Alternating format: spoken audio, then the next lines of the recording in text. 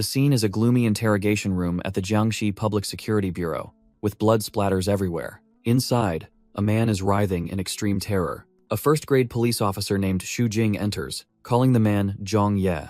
The officer's reflection is visible in Zhang Ye's bloodshot eyes, wide with fear. Handcuffed to the chair, Zhang Ye frantically screams, demanding that the door be closed immediately. Xu Jing calmly closes the door and advises him not to get agitated. As the interrogation begins, Zhang Ye gasps, saying that Xu Jing won't believe what he tells him. Losing patience, Xu Jing shouts, accusing Zhang Ye of using tricks to evade criminal responsibility. The officer presents a photo on his phone, showing a woman's corpse, and demands Zhang Ye think about what he did to his family. Zhang Ye is stunned upon seeing the photo, but then, his eyes widen again due to another horror approaching. He stutters, pointing behind Xu Jing, trying to warn him about something that is there. Xu Jing turns around but sees nothing, irritably asserting that there is nothing there. With a suspicious look, the officer believes he is being mocked. While Zhang Ye fearfully hides under the table, the floor beneath begins to crack, revealing a glowing red eye. The entire floor shatters, exposing a massive, churning mass of countless eyes beneath. A tentacle from the mass reaches up and grabs the screaming Zhang Ye's head. The monstrous entity speaks, calling out Mr. Zhang Ye. Zhang Ye's face contorts in ultimate terror. Pinned under the table by the monster, he desperately screams, "Don't come here!" Held tightly by a hand, Zhang Ye yells, "Get lost!" In another scene, a man is dragged into the sea of red eyes, desperately screaming for help. The scene shifts to a modern building under a sunset sky. A voice asks, "And then what?" While images of provocatively dressed women appear. At the activity room of the Weirdness Research Society at Jiangxi University, a member begins to recount that when the police arrived, they discovered the victim had committed suicide, and it was rumored that the person's entire tongue was about to be ripped out. Li Zhongxing is frightened by the ghost story, but Xia Binbin corrects him, stating that this is a real case from the Public Security Bureau that has spread online. Xia Binbin further reveals that the source of the case is a photo, and everyone who has viewed it has died. When Li Zhongxing frantically asks what photo it is, Xia Binbin immediately takes out his phone and says he will find it for him to see. Li Zhongxing is horrified upon realizing his friend's intention. He quickly tries to stop him, shouting that if the rumor is true, they shouldn't look at it. Just then, Yuan Zhenshi speaks up, asking if they are talking about this. Both Xia Binbin and Li Zhongxing turn back blankly to look at Yuan Zhenshi. On Yuan Zhenshi's computer screen, the image of the glowing red eye appears, causing his two friends to scream in terror. Yuan Zhenshi calmly reassures them that it's nothing. Li Zhongxing tremblingly asks why Yuan Zhenshi is so certain, and is told that the deceased probably died due to a guilty conscience. Afterward, Yuan Zhenshi stands up, saying he has something to do and will leave first, despite his friends calling him a spoilsport. His friends complain that he is leaving too early, but Yuan Zhenshi just promises to meet them next time and departs. He returns to his apartment in a high-rise building at night. Yuan Zhenshi inserts the key into the lock and opens the door to his home. His name is Yuan Zhenshi. Originally, he was just a normal university student, until a month ago, when he was drawn in by strange whispers in the school's old library. A supernatural force led him to the book, The Chronicle of Urban Legends. The book invited him to open it. As soon as he opened it, a source of dark energy violently erupted. He was sucked into the book's energy vortex. Out of curiosity, he opened the notebook titled Chronicle of Urban Legends. Its power astonished him greatly. Afterward, he transmigrated to this world and became a student at Jiangxi University. He took over a new body. The parents of this body unfortunately died in a plane crash, leaving him a large inheritance and insurance money. However, his life has been affected by this very notebook. He entered a 30-day life countdown. Returning to reality, Yuan Zhenshi touches the pendant around his neck. The dark energy of the notebook surges out from his body. He places the Chronicle of Urban Legends on the table. The notebook reveals the rules. Urban legends that are written down will become reality, and the deaths they cause will yield good and evil points. By law, he must write stories to earn points and extend his lifespan. He reveals that his first story, The Gaze in the Gap, was inspired by his two neighbors, a mother and child who were victims of domestic violence. The urban legend The Gaze in the Gap dictates that any domestic abuser who sees the cursed photo will be haunted by a red eye to the point of madness and suicide. A page in the book recounts the case of Zhang Ye, who beat his wife after getting drunk on the 7th of June 2020. The book has the ability to record the experiences of those affected by the curse, such as the image of Zhang Ye horrified upon seeing the red eye on his phone. Each victim of the curse grants the storyteller karma points and legend points, such as the case of one man who yielded 370 points. Yuan Zhenshi looked at the sinister urban legend chronicle, radiating dark energy in his hands. He thought disappointedly that the point-earning efficiency was too low, as only 92 days of lifespan had been added after a month, and he needed a new story to punish the wicked. He worried that if the countdown reached 0, he would truly die. A tragic death bound by dark forces. The scene shifted back to his daily life in Class K at Jiangxi High School. A cheerful, short-haired classmate woke Yuan Zhenxi, saying he had slept all day and inviting him to the club after school. Yuan Zhenxi tiredly woke up after a long nap in class. He walked while rubbing the back of his neck, thinking about how he had stayed up late searching for inspiration for a new story. Standing by the window, he sighed, concluding that seeking inspiration from the Ghost Club was useless since it was just a place to play games and watch anime. He decided not to go to the club today and messaged them to let them know. In the Cool Ghost Society group chat, he messaged that he was going home to catch up on sleep because he had stayed up late. Reading his friends' teasing messages, Yuan Zhenxi forced a smile, thinking they couldn't understand that this was a matter of life and death for him. Suddenly, a loud noise caught his attention, and his gaze sharpened. In an alley, he saw a group of thugs bullying another student, the leader roaring because the victim had dared to tattle to the teacher. The victim was utterly terrified, begging the one called Brother Reng for mercy, and promising that he had learned his lesson. Yuan Zhenxi spoke up, criticizing the thugs for cowardly ganging up on one person. Renga was startled that a stranger had intervened while he was threatening the victim. He angrily turned around and demanded to know who dared to interrupt, but one of his lackeys recognized Yuan Zhenxi in horror. Yuan Zhenxi coldly stepped out of the shadows, asking if the guy recognized him. The curly-haired lackey frantically tried to stop Renga, calling Yuan Zhenxi a lunatic, but Renga brushed him off, arguing that they had the numbers and had nothing to fear. The lackey quickly recounted the story from the previous semester.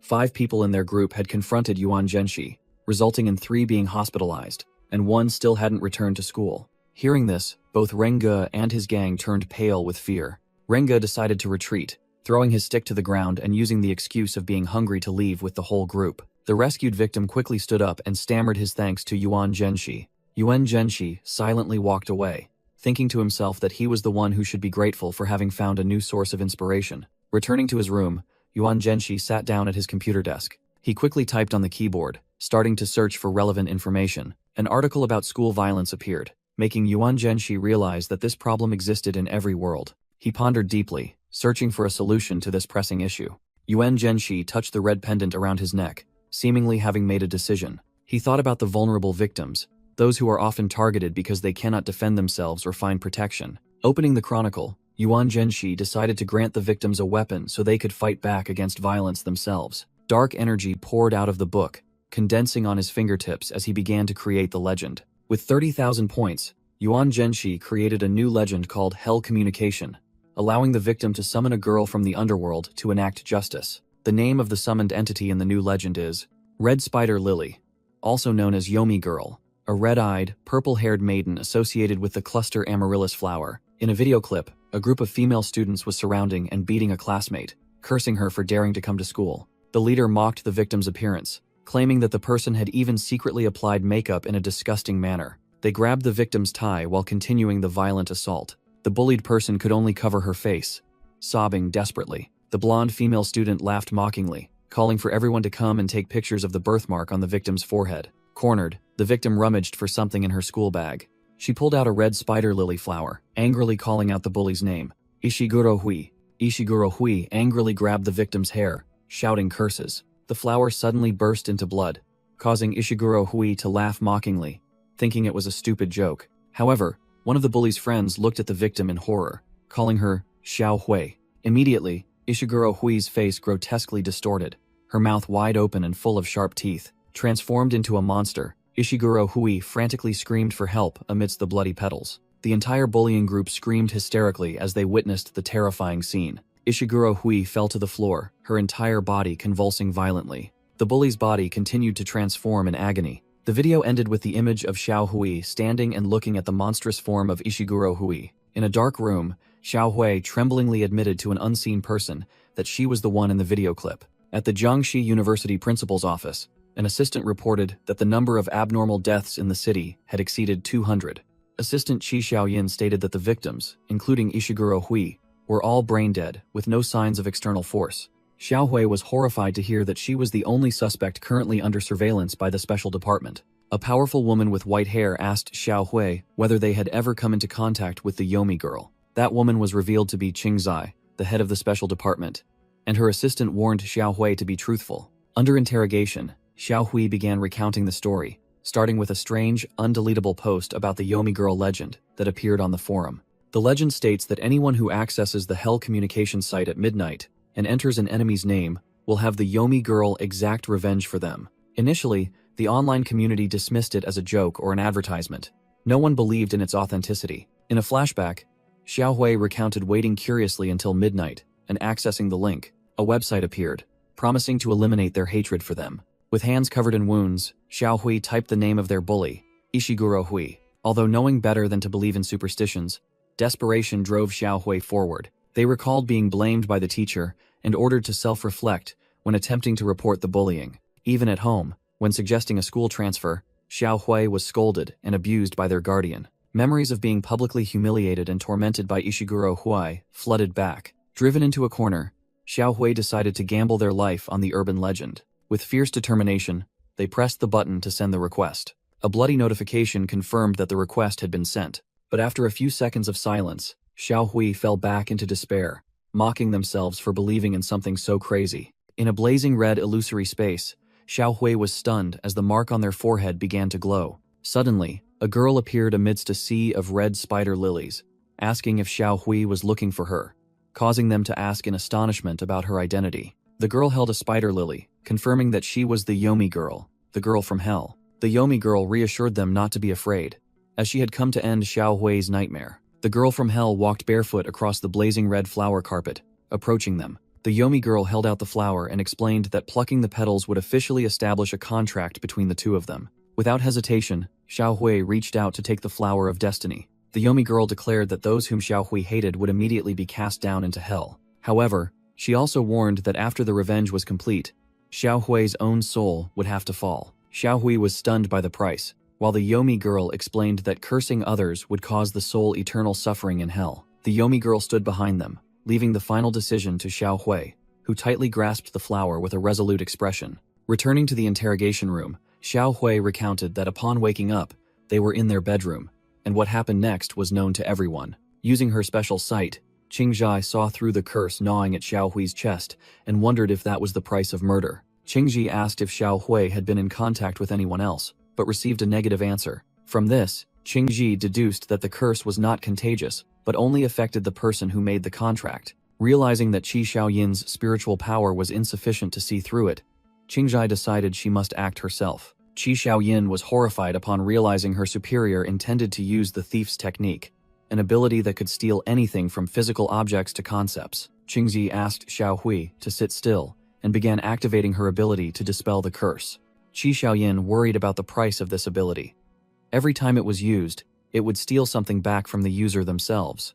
Qingzhi activated the ability, knowing it would steal something from her own body, while Xiao Hui writhed in pain as the curse was affected. Suddenly, a surge of dark energy erupted from Xiao Hui, causing Qi Xiaoyin to scream Qingzhi's name in terror. The force of the explosion shattered the office windows, blowing everything inside away. Elsewhere in the school, Yuan Zhenxi suddenly sensed an anomaly. He turned, his sharp gaze directed toward the source of the energy burst. Afterward, Yuan Zhenxi walked alone down the deserted school corridor. He activated his ability, transforming the surrounding world into a data space to gather information. In the virtual space, he overheard discussions about the sudden death of the bully Ishiguro Hui and the involvement of a student named Guria. Yuan Zhenxi determined that Guria was the first person to use the Hell communication urban legend that he had created. The Chronicle confirmed that Guria had logged onto the website and entered Ishiguro Hui's name, leading to the bully's death. He noted that the legend had spread rapidly, causing the deaths of nearly 100 delinquents and earning him 150 karma points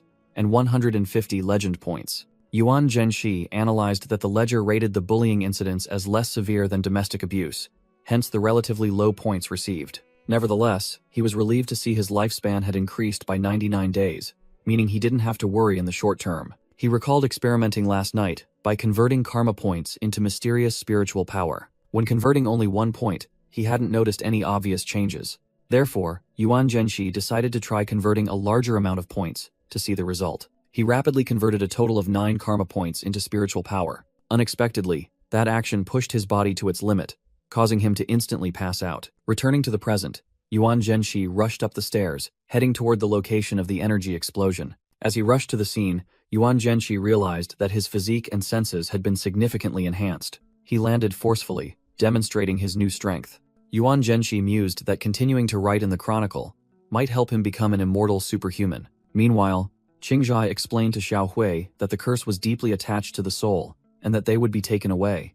But she suddenly felt something strange. From a distance, Yuan Zhenxi's red eyes were silently observing everything. Using his ability, Yuan Zhenxi saw Xiao Hui anxiously ask about their fate and received the answer that they would be isolated for observation. Qingzi reassured them that she would report the incident as self-defense, causing Xiao Hui to stammer thanks while Qi Xiaoyin expressed admiration. After resolving the situation, Qingzi ordered her subordinates to leave the scene. However, she suddenly stopped, seemingly sensing eyes watching her. Qi Xiaoyin and Xiao Hui surprisingly asked their superior what had happened.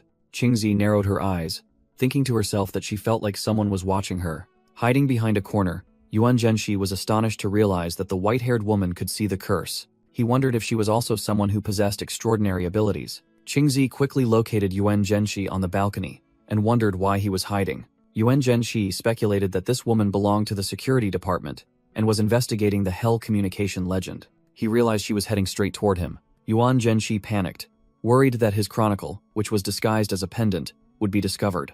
Qingzi walked decisively, without any hesitation. Yuan Zhenxi broke out in a cold sweat as the mysterious woman drew closer. A voice exclaimed, "Found you," reflecting Yuan Zhenxi's image in the eyes of the person opposite him. Yuan Zhenxi jumped in surprise when someone grabbed him from behind. However, it turned out to be two clubmates, Li Zhongxing and Xia Peng, who were gripping him tightly and scolding him for disappearing after school. Yuan Zhenxi helplessly agreed to go with them, while in the distance, Qingzi realized her mistake and turned away. Qingzi told herself that she had been overthinking things. Just then, she received a phone call and quickly answered it. After saying she would return immediately, Qingji and Qi Xiaoyin left the school area. Meanwhile, Yuan Zhenxi was dragged by his two friends to the meeting room of the Weirdness Research Club. They explained that the club needed 3 members to avoid being disbanded, which was why they had to keep him. Yuan Zhenxi apologetically apologized for being busy over the past few days. Li Zhongxing flipped the switch, revealing the room's interior. The room was messy with another female member dozing off, and when asked about his talent, Yuan Zhenxi replied that he could write novels. The posters decorating the room showed the member's interests. He added that he specialized in writing supernatural novels.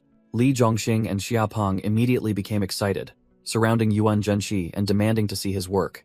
Xia Peng even showed off his shirt printed with his paper wife, while Yuan Zhenxi gave a wry smile, saying the work was still just a draft. Yuan Zhenxi secretly thought about the urban legend chronicle, a secret that no one could know. Seeing this, Li Zhongxing suggested that his friend might be running out of ideas and proposed that the topics being discussed in class could help. He started typing, preparing to talk about an urban legend spreading from Forum R. Li Zhongxing and another member excitedly introduced the underworld girl urban legend from Forum R. Moto Shinji secretly thought it was ridiculous that they intended to use his own story to inspire him. Suddenly, the computer screen showed an error, stating Forum R could not be found, causing Li Zhongxing to panic, while Moto Shinji wondered if it had crashed.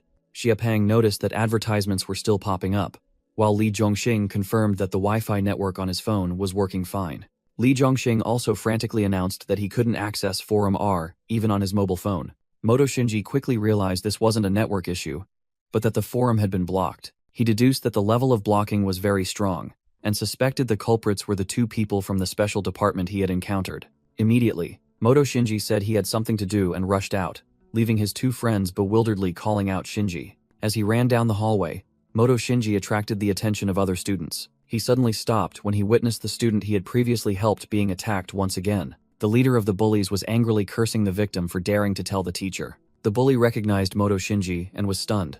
A minion also confirmed that it was their classmate Shinji. Cornered, the poor student looked up at Moto Shinji and weakly pleaded for help. However, Moto Shinji coldly replied that he wasn't free and casually walked past. The victim was stunned, his face filled with horror and despair at being abandoned. The bully burst into laughter and cruelly stomped on the victim, mocking him not to fantasize that Moto Shinji would always protect him. He continued to stomp and insult him, saying everyone knew Moto Shinji acted on a whim. The bully warned that perhaps one day, Moto Shinji himself would join them in beating him up. On the shattered, blood-stained glasses, the reflection showed Moto Shinji walking away, but one lens subtly reflected his red, meaningful eye. Yuan Zhenxi left Jiangxi High School, heading toward the Public Security Bureau. On the way, he focused his mind, trying to access the website he had created again. Using his ability, he scanned the surrounding information flow, but only found trivial conversations. He was shocked to realize that the Hell communication page had vanished, concluding that the power behind this was an extremely serious threat. Yuan Zhenxi was determined to find out their identity. Otherwise, his ability to create urban legends would be severely restricted. A dark vision appeared, showing that he would face death if he could not continue to increase his lifespan. Meanwhile, at the Public Security Bureau, Qi Xiaoyin reported to her superior, Aokiji, that they had successfully shut down Forum R. Aokiji acknowledged the report, then immediately asked about the status of the Hell communication website.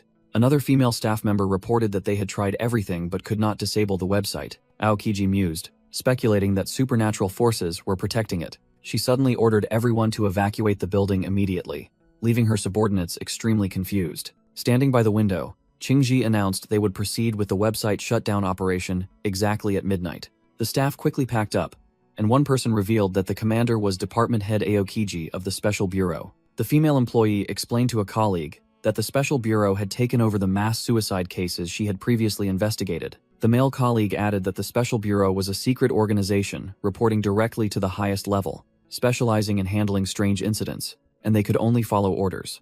As the clock struck 23:55, Qi Xiaoyin innocently asked Qingji if blocking a website was really that dangerous. After learning that Qi Xiaoyin had only been trained for 3 days, Qingji secretly sighed because her superiors had sent her a rookie. She dismissed Qi Xiaoyin's apology, bitterly remarking that the Special Bureau's seasoned assistants seemed to be dying off. Qi Xiaoyin became excited again, confidently declaring that she already knew about ghosts and strange phenomena. Qingzi began to explain that ordinary ghosts were inherently harmless. However, she warned about spirits born from resentment, the strange entities, weirdness, they had to confront. She emphasized their horror with the image of a monstrous eye. Nevertheless, Qi Xiaoyin remained optimistic, believing that the supervisors could destroy them all. Qingji merely chuckled inwardly at her assistant's naivety. Then, she decided to reveal a harsh truth. To humans, those strange entities were immortal. Qingji explained that only monsters could fight or destroy monsters. When Qi Xiaoyin asked about the role of humans, Qingji replied that they could only figure out the strange laws governing their damage. Their mission was to find those laws in order to survive and contain the threat within a specific area. Back in the office, Qingzi asked Qi Xiaoyin if she knew why she had been sent here after only 3 days of training. She revealed that assistants were merely test subjects for trial and error, where a small mistake meant death. Qi Xiaoyin was horrified upon realizing the truth, and Qingji added that she was even too weak to detect the curse at the school. Exactly at midnight, a program on the computer was ready to launch. Qingji ordered Qi Xiaoyin to release her spiritual power and press the enter key. She coldly reassured her that if Qi Xiaoyin died, her family would receive 5 million gold in compensation. Qi Xiaoyin trembled from shock and fear, unable to speak. Qingzi gave her another option: give up, leave the room, and quit the Special Bureau. Qi Xiaoyin's hand trembled as it hovered over the keyboard, facing the life or death choice. Finally, with a scream, Qi Xiaoyin decisively pressed enter, releasing a surge of energy while Qingzi silently watched. A fierce burst of energy erupted, shattering the Special Bureau office. At the epicenter, Qingzi deployed a protective shield, sheltering the screaming and panicked Qi Xiaoyin. Qingzi maintained the shield with a calm expression, despite the debris flying around.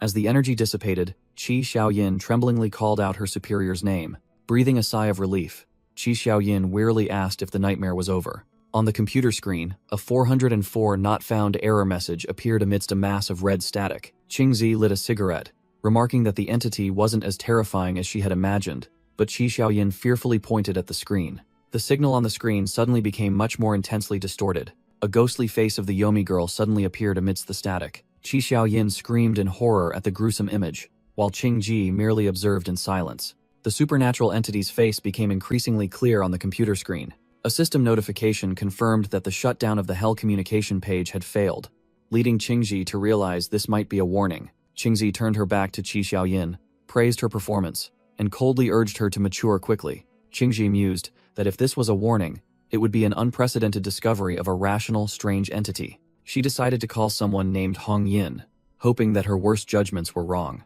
Elsewhere, Hong Yin, a person with bright red hair, picked up the phone when Qingji asked her to investigate the Huangquan girl case and look at a cursed photograph. Hong Yin laughed gleefully, revealing that the photo had killed nearly 200 people by mentally torturing them to death. While playing a game, Hong Yin casually told Qingji that since she was immune to curses anyway, they should just let the others look at it. Hong Yin complained about Qingzi's cold attitude and suggested they should cooperate on this case. Hong Yin called Qingzi, proposing they investigate the two strange cases together, believing that having a companion would be better. Qingzi seriously agreed, on the condition that Hong Yin must come to her location to investigate the Yomi girl first. Immediately after ending the call, Qingzi ordered the security bureau to assemble, surprising Hong Yin on the other end due to her haste. 10 minutes earlier, at 23:58, Moto Shinji realized that the forum shutdown was intended to prevent his urban legend from spreading. He was annoyed by this interference. Holding the magical book, he decided to check the response at midnight to see if that mysterious organization could block his ability. Exactly at 0, a notification appeared on his computer screen. The book in Moto Shinji's hand lit up, showing that the Hell communication page was still active, which surprised him. A report appeared, revealing that the Jiangxi Special Bureau and someone named Qi Xiaoyin had failed to block the website. Moto Shinji sighed in relief, believing that his opponents had not yet found a way to control the legend he created. He pondered, trying to connect the dots between the Special Bureau and the two women he knew. Immediately, Moto Shinji began searching for information about this organization online. However, the search results for the Jiangxi Special Bureau were completely empty. He realized there was no information about special departments on major forums or social media. Standing up from the desk, Moto Shinji resolved that to continue living, he could not let them hinder his power. He took a deep breath, preparing to increase his power. Sitting on the bed, he began channeling his energy, even though he knew his body had reached its limit last time. Enveloped in dark energy, he wondered what his body would endure this time, as his life stats and power points appeared. With blazing red eyes, Moto Shinji affirmed his belief that power was the only guarantee of survival. A massive surge of red energy erupted from Moto Shinji, shaking the entire room. The energy continued to swirl violently as he braced himself for the transformation. He felt his body change, with a surging source of power welling up inside. A notification appeared, confirming the successful level up, increasing his spiritual power, but simultaneously deducting 100 morality points. Moto Shinji realized that it wasn't his body, but his soul itself that was expanding and growing stronger. After the process concluded, he clicked his tongue, noticing that not only were there no side effects, but his body felt relaxed, and his senses were sharper. Suddenly, his red eyes flashed as he noticed something unusual. He looked toward the wardrobe, where a strange red streak of light had just swept past. Moto Shinji felt a gaze watching him, and the floor beneath his feet transformed into a horrifying sea of red eyes. He realized that thanks to his enhanced spiritual power, he could now pinpoint the location of the gaze he had occasionally felt before. He walked over and placed his hand on the wardrobe door. Opening the wardrobe, Moto Shinji muttered that he had almost forgotten the presence of someone inside a cardboard box. He pushed the box aside, revealing a person hiding behind it. The person flinched upon being discovered. A close-up showed a black-haired person with a chain around their neck, looking at Moto Shinji with terrified eyes. Moto Shinji abruptly slammed the wardrobe door shut. He used force to push the wardrobe tightly against the wall. Then he smiled, patted the box lightly, and asked the person inside why they were so worried. Finally, Moto Shinji hugged the cardboard box, ignoring the confusion of the person trapped inside. Yuan Zhenshi smiled, reassuring the trembling creature in the cardboard box, saying that he was the one who shouldn't worry. Arriving home, he gently placed the box on the floor and sighed in relief. A fleeting illusion showed the horrifying scene when the box was opened in the past, revealing a terrifying entity. In that illusion, a figure kicked the creature into the box, initiating its birth. Inside was a gruesome mass of flesh with countless bloodshot eyes churning. Back in the present, the box was placed on the sofa, facing the TV, which was playing a cartoon in the dark living room. A small, adorable, one-eyed creature poked its head out of the box, curiously mimicking the sounds coming from the TV. It seemed highly amused, happily humming along to the tune. Suddenly, the creature flinched and changed shape when it sensed someone approaching. Yuan Zhenshi walked over with snacks, gently asking if it wanted a late-night meal. He sat down next to it, suggesting that it could come out for a walk to relieve boredom. Hearing this, the creature inside the box trembled again in fear, whimpering and calling for Mom. Yuan Zhenshi merely smiled, thinking to himself that despite its terrifying appearance, it was actually just a shy child. As he was eating noodles, the creature curiously peeked out to watch, when his phone suddenly rang. Still mid-meal, Yuan Zhenshi sluggishly picked up the phone to answer the call. He immediately froze when the person on the other end screamed, urging him to watch a live stream immediately. The person announced that a streamer nicknamed Magic Young Man Gen G Sauce was publicly revealing the rules regarding the Huangquan girl. The camera lens lit up, signaling that the risky live stream was about to begin. On screen, the streamer, with a crazed expression, screamed, praying for the Huangquan girl to come and take away all the fools. The streamer laughed gleefully, announcing that the good show was about to start. From the computer screen, he explained that many people failed because they believed the Huangquan girl did not exist. Yuan Zhenxi quietly watched the livestream with a thoughtful expression. The streamer yelled that they were all wrong. He revealed the reason for their failure was that they hadn't met the sufficient conditions to summon her. To meet the Huangquan girl, the summoner must harbor a deep hatred and be at their wits' end. He laughed maniacally in the dark room. With a gruesome smile, the streamer asserted that these were the rules of the Huangquan girl. Yuan Zhenxi smirked,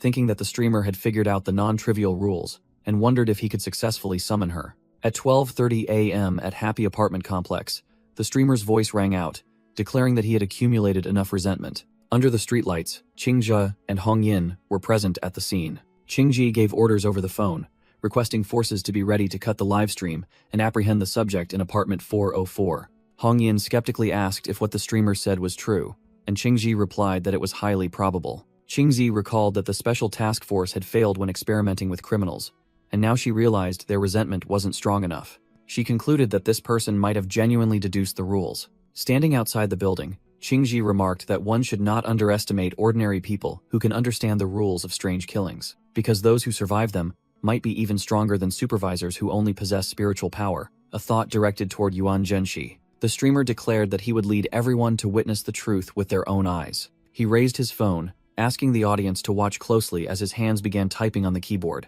On the screen, the Hell communication interface appeared, promising to dispel resentment, leaving the audience both excited and skeptical. The streamer laughed maniacally, triumphantly declaring that he had succeeded. He raised his phone, assuring the audience that they were about to witness the appearance of the Huangquan girl. With a tense expression, he stared intently at the brightly glowing phone in his hand. Suddenly, the space in front of him transformed into a black and red abyss, echoing with laughter and repeated words of death. Sweating profusely, the streamer tremblingly placed his hand on the keyboard, preparing for the final step. He screamed in a frenzy, calling this the moment for everyone to witness a miracle. The mouse cursor decisively clicked the send button, completing the summoning ritual. Immediately, the livestream ended, leaving tens of thousands of viewers confused and disappointed. At his home, Yuan Zhenxi noticed the sudden interruption of the livestream and decided to use his notebook to investigate the incident. He opened the Urban Legend Chronicle, and it immediately emitted a stream of dark red energy. Red light enveloped the room as Yuan Zhenxi called out a name into the void. He continued looking at the book, asking if it was Xiao Yan, seemingly attempting to contact a spirit. His computer screen suddenly displayed a hellish scene of a sea of blood and shipwrecks. Through the screen, Yuan Zhenxi witnessed the streamer's feet dangling, a sign of a tragic death. From the darkness, an entity with long hair and glowing red eyes appeared. It was the Huangquan girl. Yuan Zhenxi immediately recognized the newly summoned entity. Unexpectedly, the girl flew straight out of the computer screen and lunged toward Yuan Zhenxi. The Huangquan girl reached out her hand toward Yuan Zhenxi, making him confused and wonder why she had appeared here with him. In a chained room, a glowing eye stared out from the darkness. It was an imprisoned student, weeping and desperately begging for freedom. The boy collapsed onto the floor, dropping his mobile phone. The cracked phone screen displayed his happy family photo at 23:59. The boy froze when he saw the photo. With a hand trembling with resentment, he reached for the phone and whispered that all of them deserved to die. In a fit of extreme rage, he screamed that he would send everyone to hell, using the power of Red Spider Lily. Suddenly, the phone screen in his hand went dark, leaving him stunned. The scene shifts to a flashback. The boy is lying on the floor after being beaten, mocked by a bully about urban legends. The bully, Renga, grabbed him and demanded an answer. The student could only grit his teeth and endure the pain. Renga clenched his bloody fist, threatening to strike first if the boy dared to seek revenge. Cruelly beaten, the boy desperately screamed that he wouldn't do anything. With a savage smile, Renga mocked that Moto Shinji had only stood by and offered no help. He continued to provoke, asking if the boy hated Shinji for that indifference. Consumed by hatred, the boy yelled that Shinji was the one at fault and entered his name into the phone to send the curse. Returning to the present, Yuan Zhenxi realized that someone had used his own urban legend to try and assassinate him. He looked up to face Red Spider Lily, who was standing right in front of him. Looking straight into Yuan Zhenxi's eyes, the girl unexpectedly asked if he would take her to hell. Red Spider Lily silently watched Yuan Zhenxi, her red eyes glowing. She closed her eyes, and dark energy began to surge forth. She explained that although someone had written his name on the hell page, her power was granted by him. A metaphorical image appeared, showing Yuan Zhenxi standing above the rules, holding the scales of fate, deciding the outcome of the contract. Yuan Zhenxi let out a breath, indicating he understood the situation clearly. He then asked Red Spider Lily who had written his name, and she replied that it was Qin Shaoshan. Yuan Zhenshi confusedly wondered who Qin Xiaoshan was, while Red Spider Lily merely observed silently. Meanwhile, the actual summoner, a student wearing glasses, was furious because he had clearly written Shinji's name, yet he had not been dragged to hell. Yuan Zhenshi calculated that if he cancelled the contract immediately, he might run into the special bureau. With a sinister smile, he decided that the summoner should be the one to go to hell. But then he changed his mind at the last minute. Yuan Zhenshi commanded that he wanted to meet the person first, and Red Spider Lily immediately obeyed. The summoning student suddenly felt a sharp pain in his eye. His eye seemed to be invaded by an invisible force. Immediately, he found himself transported to an unfamiliar place, sitting on a wooden floor in a dark space. Red Spider Lily appeared before him, holding a pole like a ferryman on the Yellow Springs River. The student panicked upon realizing he was on a boat amidst a sea of red spider lilies, angrily demanding why it was him and not Shinji. A ghostly shadow of Yuan Zhenshi appeared, welcoming him and asking if he was truly Qin Xiaoshan to begin the conversation. Too terrified, the student backed away, pleading that he wasn't ready to die and pressing about Shinji's fate. Realizing the situation, the student frantically asked if Yuan Zhenshi was also cursing him.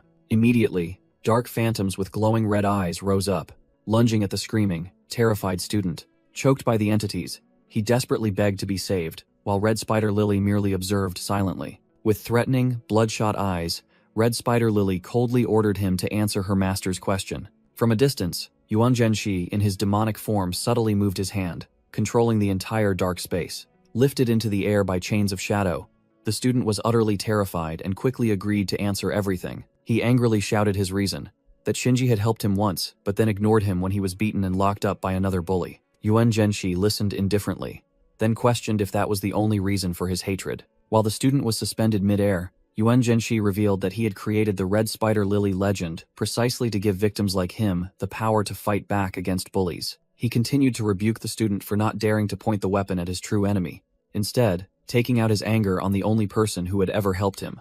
Yuan Zhenshi declared that the bully would certainly be punished, but the student himself could not escape a corresponding penalty. Horrified by the verdict, the student screamed in desperate denial. Thrown into a dark abyss, he frantically screamed, admitting he was wrong. He flailed his hand into the void, as his body continued to plummet into the darkness. With eyes wide with terror, he screamed his final confession before being swallowed by the darkness. The student suddenly woke up, gasping for breath on his floor, the nightmare seemingly over. In another office, Qingji commented on the coldness of a flower, and asked Hong Yin to try using her spiritual power.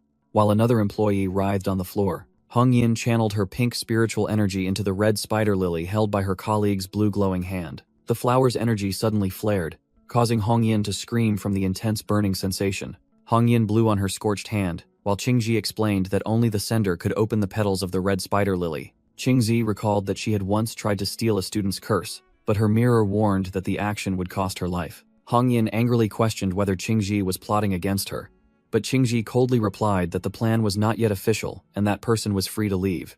Hong Yin remained silent, her eyes thoughtful after hearing Qingji's words. In another vision, the dark energy source from a restrained man was extracted and absorbed into Yuan Zhenshi's body. At the Special Bureau, members with extraordinary abilities were carrying out their duties. A female investigator reported that Moto Shinji had still not been found, while another commander received a new assignment. The scene shifts to the Special Bureau's interrogation room, where a man tied to a chair screams, "Murderer!" The man continued to call Hong Yin an executioner, while Qingzhe questioned why an ordinary person would be so angry at Hong Yin. Hong Yin casually admitted that it was probably because she had killed the man's daughter, prompting Qingzhi to ask if it had been a weirdness-related incident. Hong Yin confirmed this, and began recounting the story from when she first joined the Special Bureau. In the flashback, a younger Hong Yin stood under the pouring rain with a resolute expression. Hong Yin recalled that, while shopping, she sensed a faint, strange aura surrounding a female student walking alone in a deserted alley. Upon following, Hong Yin discovered that a strange entity had possessed the body of the female student, who was supposedly long dead. After destroying the entity, Hong Yin stood over the girl's corpse and recounted that she had screamed before dying. A demonic face appeared, screaming "no" in the entity's final moments. The girl's plea, "Don't kill me," echoed in Hong Yin's mind.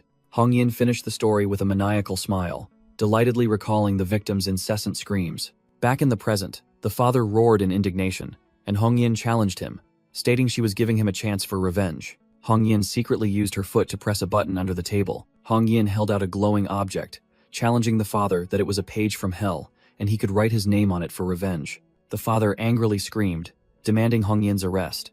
But Qingzi coldly ordered all other personnel to leave first. Despite the man's rage behind her, Hong Yin maintained a terrifyingly calm expression. Outside in the corridor, an agent nervously asked if it was all right to leave the father alone with Captain Hong Yin. Qingzi explained that no one was allowed to stay, as the room contained the Special Bureau's most important secret, surprising Qi Xiaoyin. She revealed a strange item called the Death File, which could instantly kill anyone using just their photo, name, and date of birth. Qingzi added that both Xi and Hong Yin used aliases. Their real names were top secret, and Qi Xiaoyin had no right to know them. When Qi Xiaoyin questioned the father's fate, Qingzi sternly reminded her to discard her useless selfishness. Qingzi explained that the man had suffered a mental breakdown long ago, and they were choosing a useful death for him. Suddenly, the interrogation room door emitted a fierce red light, signaling an unusual event occurring inside. An invisible pressure descended, and Qingzi's eye glowed blue as she activated her ability. Qingzi was astonished as she sensed a strange power. Red petals began to float in the air. In her vision, she saw herself standing in the middle of a field of blazing red spider lilies, where two hands were reaching for a flower. The vision shifted to a desolate scene where the underworld girl was seizing a red soul, leaving Qingzi stunned. The underworld girl, the entity from the urban legend, had truly appeared in the ritual space. The entity's red eyes flashed powerfully and menacingly. Back in reality, Qingzi screamed the name of her ability, Death Mirror. In extreme shock, she staggered and slammed her hand against the door, causing Qi Xiaoyin to call her name in panic. Colleagues rushed over to support Qingzi as she collapsed, unable to understand what had just happened. Supported by Qi Xiaoyin, Qingzi struggled to reassure them that she was fine. Suddenly, Qi Xiaoyin was terrified as a red-eyed phantom appeared behind her, and she quickly called out her superior's name. The young girl's eyes widened, reflecting the horrifying scene she had just witnessed. In the corridor, the team anxiously inquired, and Qingzi concluded that it was a warning. Determined to proceed, Qingzi opened the interrogation room door, while a colleague silently prayed that nothing terrible had happened. Inside, both Hong Yin and the father were unconscious, leading Qingzi to realize the entity was sentient, and secretly hoping Hong Yin was still alive. The scene abruptly shifted to an anomalous space, blazing red like hell. Here, Hong Yin woke up, found herself bound by chains of shadow, and wondered if this was hell. The underworld girl suddenly appeared, looking down at the astonished Hong Yin. Amidst the field of spider lilies, a voice echoed, declaring that it would show the reckless ones the consequences. Following the command to act, a demon mask with blazing red eyes appeared. The underworld girl transformed into a ghostly entity and lunged straight toward Hong Yin. A finger glowing fiery red pointed directly at the agent's forehead.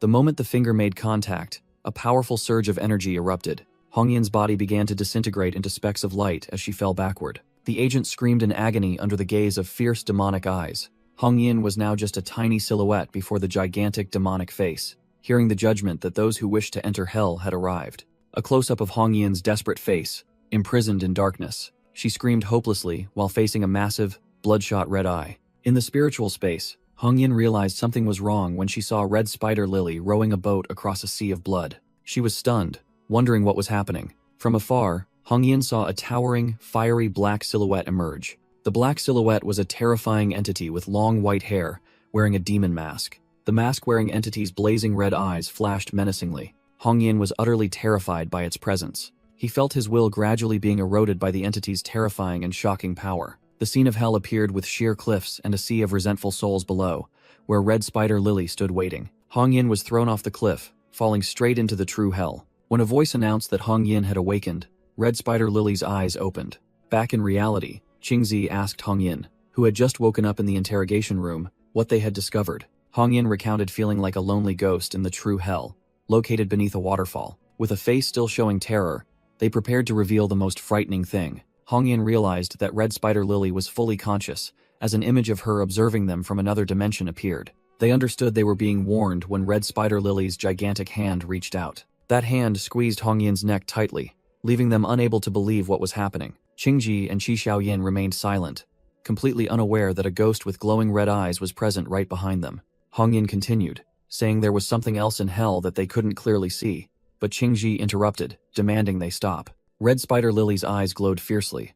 While in the real world, Qi Xiaoyin frantically asked what they should do now. In the interrogation room, Qingzi wondered if Red Spider Lily, now conscious, would still follow the rules, while Qi Xiaoyin feared that the apocalypse would arrive if all the weirdness entities joined forces. Decisively, Qingzi announced that she would report immediately to her superiors. In another space, Red Spider Lily anxiously asked her master if the recent action was truly alright. She expressed concern that actually killing Hongyin would cause a lot of trouble, but Yuan Zhenxi only responded indifferently. Yuan Zhenxi then received information that the Special Bureau had sealed Red Spider Lily's file, and realized this was an organization specializing in dealing with weirdness entities. He realized he still knew too little about this world when he saw information about a disaster-level entity. Yuan Zhenxi mused that Hongyin mistakenly believed they escaped hell using their own abilities, while in reality, the rules of entities like Xiao Ai always have loopholes. Meanwhile, Xiao Ai was whining atop Red Spider Lily's head, calling her mother while she called Yuan Zhenxi master.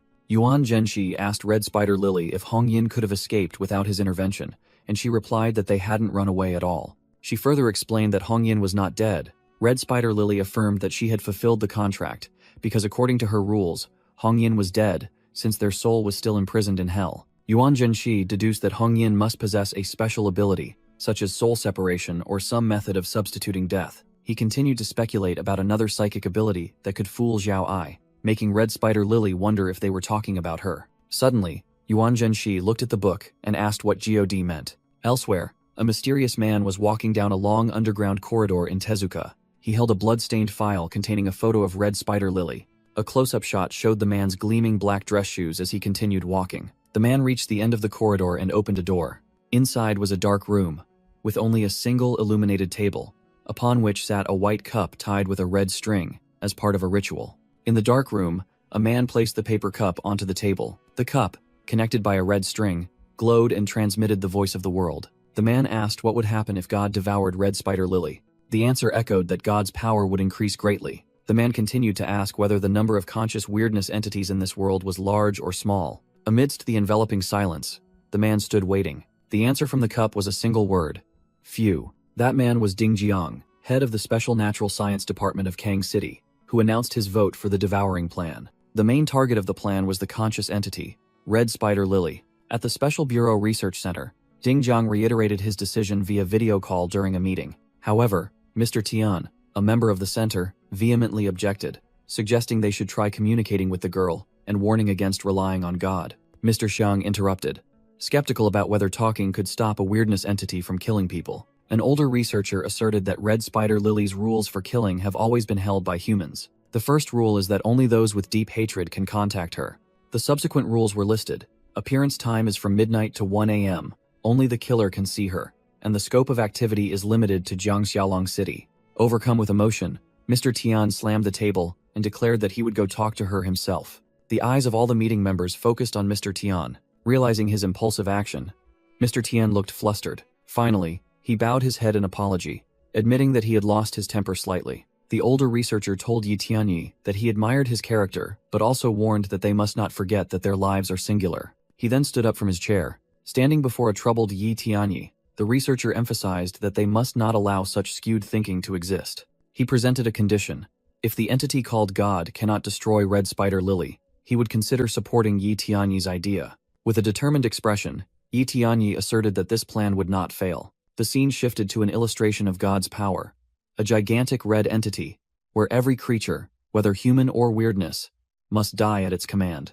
This entity, manifested as a colossal red eye, was described as the most inexplicable weirdness. Meanwhile, at the school, Yuan Zhenxi, Li Zhongxing, and Xiaopeng stood bewildered by the chaotic scene. A massive crowd of students was frantically pushing and shoving outside the Weirdness Research Society's clubroom door. From the members' perspective, the frenzied crowd appeared as a black mass, with countless glowing red eyes staring intently at them. Overwhelmed, Yuan Zhenxi yelled for everyone to run. The three were immediately surrounded by the crowd, who thrust out application forms and bombarded them with questions, making Yuan Zhenxi secretly think that fools know no fear. After escaping, the three collapsed onto the stairs, exhausted. Li Zhongxing and Xiaopeng lamented the loss of their peaceful sanctuary since the club had become famous. Just then, a female student approached and greeted them. The girl named Xin Hui timidly asked if her club application had been accepted, which surprised Yuan Zhenxi. Li Zhongxing suddenly remembered, exclaiming that he recognized her. He and Xiaopeng happily welcomed Xin Hui, reiterating that both she and her close friend had submitted applications. Xin Hui bashfully asked if they could both join the club together, and Yuan Zhenxi agreed. Xiaopeng and Li Zhongxing enthusiastically welcomed Xin Hui to the club, while Yuan Zhenxi observed from a distance. Suddenly, Yuan Zhenshi's pendant glowed as he received a new system message. Confused, he wondered what was happening when he saw the other members also checking their phones. Noting that Xin Hui's screen showed unusual signs, Yuan Zhenshi approached and asked Xin Hui if she was talking to the friend she had mentioned. Xin Hui quickly denied it, explaining that it was a group chat, not a private conversation. She explained that a ghost storytelling game was trending in the group chat, attracting many participants due to its convenience. During her narration, images of the participants appeared, entangled in ghostly red threads. The game was controlled by a bizarre entity, which announced that it was the next player's turn. Returning home, Yuan Zhenshi realized that with his level 2 spiritual power, he could sense strange things, while small, carton box-shaped creatures walked around the room. Holding his small creature, Yuan Zhenshi speculated that Xin Hui's phone might also contain a weirdness. The small creature immediately opened a book, revealing a warning not to be curious when sensing something unusual. Yuan Zhenshi wondered if this was a warning directed at him. Just as his phone on the table vibrated, he picked up the phone and saw Xin Hui inviting the group to play a game tomorrow, making him secretly think that this girl was asking for trouble. While Yuan Zhenshi was thinking, his small creature turned into a liquid form and enveloped his head. The creature, whom Yuan Zhenshi called Xiao Yan, wrapped around him and called Mom. But he told it to wait a moment. Ignored, Xiao Yan sulked and fell silent. It continued to act spoiled by wrapping around Yuan Zhenshi, forcing him to remind it not to cause trouble. To get attention, Xiao Yan transformed into a giant liquid mass with countless eyes, covering Yuan Zhenshi as a surprise. After its mischief, Xiao Yan lay exhausted on the floor, panting. Having used up all its energy, Xiao Yan lay flat on the table, panting. It immediately lifted its head, whining for Yuan Zhenshi to get his attention. Instantly, Xiao Yan transformed into a giant red slime mass with countless eyes, covering Yuan Zhenshi's lap, much to his astonishment. That gruesome slime mass constantly squirmed. Afterwards, it returned to its original small form and jumped up proudly. Yuan Zhenshi affectionately called Xiao Yan's name. He gently picked up the small creature with both hands.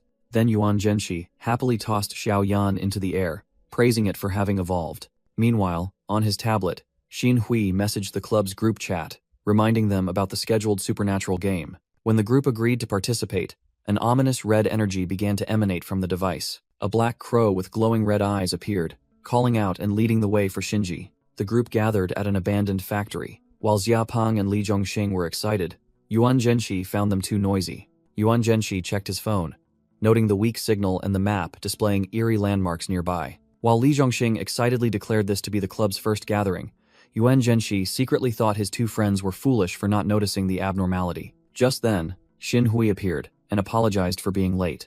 Xiapeng and Li Zhongxing were visibly delighted, already holding gifts and flowers to welcome her. However, Xin Hui did not come alone but was accompanied by another friend, who introduced himself as Qi Hairen. When questioned by the other members about their relationship, Qi Hairen appeared awkward and hesitant. He blushed, scratched his head, and insisted that he and Xin Hui were just good friends. Witnessing the pair's affection, Li Zhongxing and Xiapeng cried out of jealousy. Yuan Zhenshi merely observed silently with glowing red eyes. As the group arrived at an abandoned building, Yuan Zhenshi secretly pondered how to decline the invitation to play the It's Your Turn game.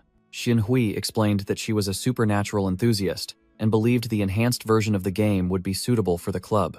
Contrary to Yuan Zhenshi's hesitation, Li Zhongxing and Xiapeng were extremely excited, urging Xinhui to explain the rules. Xiapeng secretly warned Li Zhongxing about the potential danger, but Li Zhongxing dismissed it, believing it was just innocent affection and that they should help. Qi Hairen enthusiastically supported the idea, determined to play alongside Xin Hui, who simply stated that it was purely a game. Provoked by Li Zhongxing, Yuan Zhenshi reluctantly agreed and led the group inside the strange structure. He secretly thought he had no other choice. If he didn't participate, everyone else would likely be in danger. The group stood on a long talisman, covered in blood-written characters. As they walked together, Yuan Zhenshi suggested starting the game. Xin Hui and Qi Hairen agreed, asking Yuan Zhenshi to explain the rules. Looking down at the group, Yuan Zhenshi wondered if his decision was correct, while a giant spiderweb lay beneath them. He tightly gripped the red crystal pendant in his hand. Standing alone, Yuan Zhenshi pondered the true nature of the It's Your Turn game and its level division. He began to explain that the high-level version required at least 4 live players. According to the rules, 4 people would stand facing the wall in a dark room and take turns telling ghost stories to the person next to them. Hearing this, Xiapeng was so terrified that he burst into tears in the dark, calling for his mother. He stood alone in the hallway, panicked and wondering whether he should go upstairs. While the rules further revealed that each person would occupy a floor if more than 4 people participated. Li Zhongxing trembled in the darkness, anxiously wondering where everyone had gone. He screamed in terror when Jia Peng suddenly appeared from behind, shining a flashlight on him and saying, "Here you are." Realizing it was his friend, Li Zhongxing sighed in relief. Xia Peng announced the start of the game, introducing himself as number 1, Xia Bin Bin, and then told a gruesome riddle about 3 brothers. Li Zhongxing tensely replied that he did not know the answer. Xia Peng revealed the story's horrifying conclusion, that the protagonist had chopped his brother in half so he could sleep in the middle. While Xia Peng burst into delighted laughter, Li Zhongxing screamed in horror, calling him a pervert. After finishing the story, Xia Peng declared his turn was over. He pointed toward the dark staircase and said it was the turn of number 2, Li Zhongxing. The scene shifted to a dilapidated spiral staircase, shrouded in darkness and spiderwebs. In another corner of the building, the red crystal pendant on Yuan Zhenxi's neck subtly vibrated. He sat alone, wondering why the others hadn't arrived yet, and why the pendant wasn't reacting. Suddenly, Yuan Zhenxi's phone displayed a low battery warning and shut down, causing him to curse under his breath. Immediately after, he heard footsteps and saw the silhouette of Xin Hui descending the stairs. Yuan Zhenxi called out Xin Hui's name, explaining that his phone had died and asking her to turn on her flashlight. Xin Hui calmly agreed and took out her phone. Under the faint blue light from the screen, she smiled and introduced herself as number 4. Yuan Zhenxi narrowed his red eyes, silently observing her. The two faced each other in the desolate hallway, and Xin Hui began to tell her story. Xin Hui began her story about a rainy night when 4 boys were walking with a girl. Under the pouring rain, the 4 boys were drenched, but the girl accompanying them was completely dry. With a mysterious smile, Xin Hui asked number 5, Yuan Zhenxi, if he knew why. Yuan Zhenxi was silent for a moment, his red eyes gleaming with concentration. He replied that the girl was dead and was lying in the coffin that the 4 boys were carrying. An image appeared of a deceased girl lying in a coffin covered in talismans. Xin Hui praised Yuan Zhenxi for guessing correctly and thanked him. She urged him to return to the first floor to tell his story to number 1, who was waiting there. In the abandoned building, 2 figures stood separated in the suffocating air, with a strange red puddle beneath them. Yuan Zhenxi confirmed that he had thought of his story and prepared to leave. He said he would go down to the first floor first, and asked if Xin Hui would join him, but she refused, stating she had to return to the 4th floor according to the rules, and offered to lend him her phone. Yuan Zhenxi declined the offer, only telling Xin Hui to be careful as he watched her ascend the stairs. Upon reaching the 1st floor, Yuan Zhenxi saw no one, and wondered where everyone had gone. He decided not to wait any longer, and would go outside to find them. As soon as he stepped outside, he saw the whole group, including Li Zhongxing, Xia Peng, and Qi Hairen, waving happily that he was safe. Xin Hui's face showed clear surprise and worry upon seeing Yuan Zhenxi. Yuan Zhenxi narrowed his eyes, questioning Xin Hui why she was here instead of returning to the 4th floor. Xin Hui appeared frightened, explaining that it was because she was too panicked. She recounted that Qi Hairen had tried to call Yuan Zhenxi from the 4th floor staircase but received no reply, and feeling that something was wrong, they had quickly gathered together. Under the gaze of a black crow, the group stood outside the abandoned building. Yuan Zhenxi suddenly broke the tension with a smile, saying he was just kidding. Xia Peng and Li Zhongxing immediately reacted harshly, scolding him for scaring Xin Hui. However, Yuan Zhenxi just smiled mysteriously, suggesting that these things were what made the game more interesting. He stepped forward, moving closer to Xin Hui. Then he leaned close to her, whispering an offer to spend the night together if she was scared. Xin Hui blushed and awkwardly backed away, while Qi Hairen behind them looked utterly astonished. Yuan Zhenxi remained silent, looking at her with a meaningful gaze. Finally, he burst out laughing, and explained that he meant the whole club would stay up all night together. He further explained that, according to urban legends, splitting up always leads to trouble. Xin Hui, still embarrassed, excused herself by saying she felt unwell and wanted to go home to rest. She turned to ask Qi Hairen to take her home, and he immediately agreed. After praising Yuan Zhenxi's performance, the group said goodbye and split into 2 directions. The next day, the scene of the building appeared in the daylight. Li Zhongxing and Xia Peng excitedly invited Yuan Zhenxi to go back and play, but he remained silently contemplative. Suddenly, Yuan Zhenxi's eyes sharpened as he realized something was wrong. He wondered, if the Xin Hui outside wasn't lying, then who was the person he met inside the building? The distorted image of an entity impersonating Xin Hui flashed through his mind. Yuan Zhenxi looked toward the building, sensing the presence of a gigantic, demonic eye inside. He decided to go back and check, despite his friend's worried calls, while also wondering when the others had left. When Yuan Zhenxi mentioned Xin Hui and Qi Hairen, his friends looked bewildered and asked who he was talking about. Li Zhongxing and Xia Peng confusedly insisted that it had only ever been the three of them, and they were planning to go to the internet cafe, not this place. Yuan Zhenxi was stunned as he realized the terrifying truth. He fearfully wondered, who exactly were Xin Hui and Qi Heiren? Despite his friend's worried calls, Yuan Zhenxi rushed alone toward the dangerous abandoned building. Meanwhile, at the special bureau, a report indicated they had found the person who spread the photo of the eyes in the crack as payback for the underworld girl incident. Qingji held up a photo of a gruesome red eye, which the culprit himself had taken. When Hongyin asked about the plan to deal with the underworld girl, Qingji replied that she had not yet received notification. Qingzai explained that the superiors would only use an extreme method as a last resort. They planned to use social influence to drown the urban legend in a sea of trivial information, causing people to gradually forget it. If no one talked about it anymore, the resentment fueling the underworld girl would weaken, turning her into a passing anecdote. However, Hongyin was skeptical, arguing that a death would always attract public attention. Qingzi countered that people don't care about the tragedies of others as long as it doesn't happen to them. This issue would be handled by the superiors and the intellectual elite.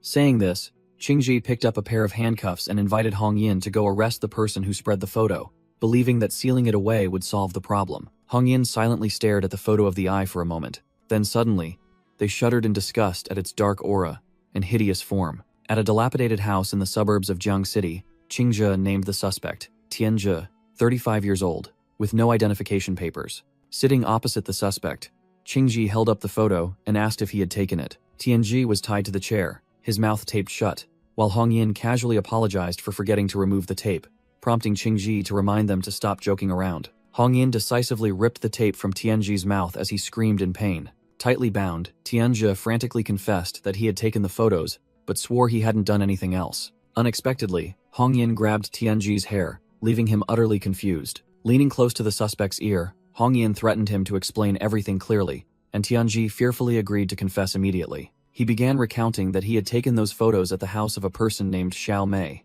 In the flashback, Tianzhe was intimate with Xiao Mei, a woman with pink hair. He recounted that, just as he was about to enter the bathroom, he heard strange noises coming from the closet in the room.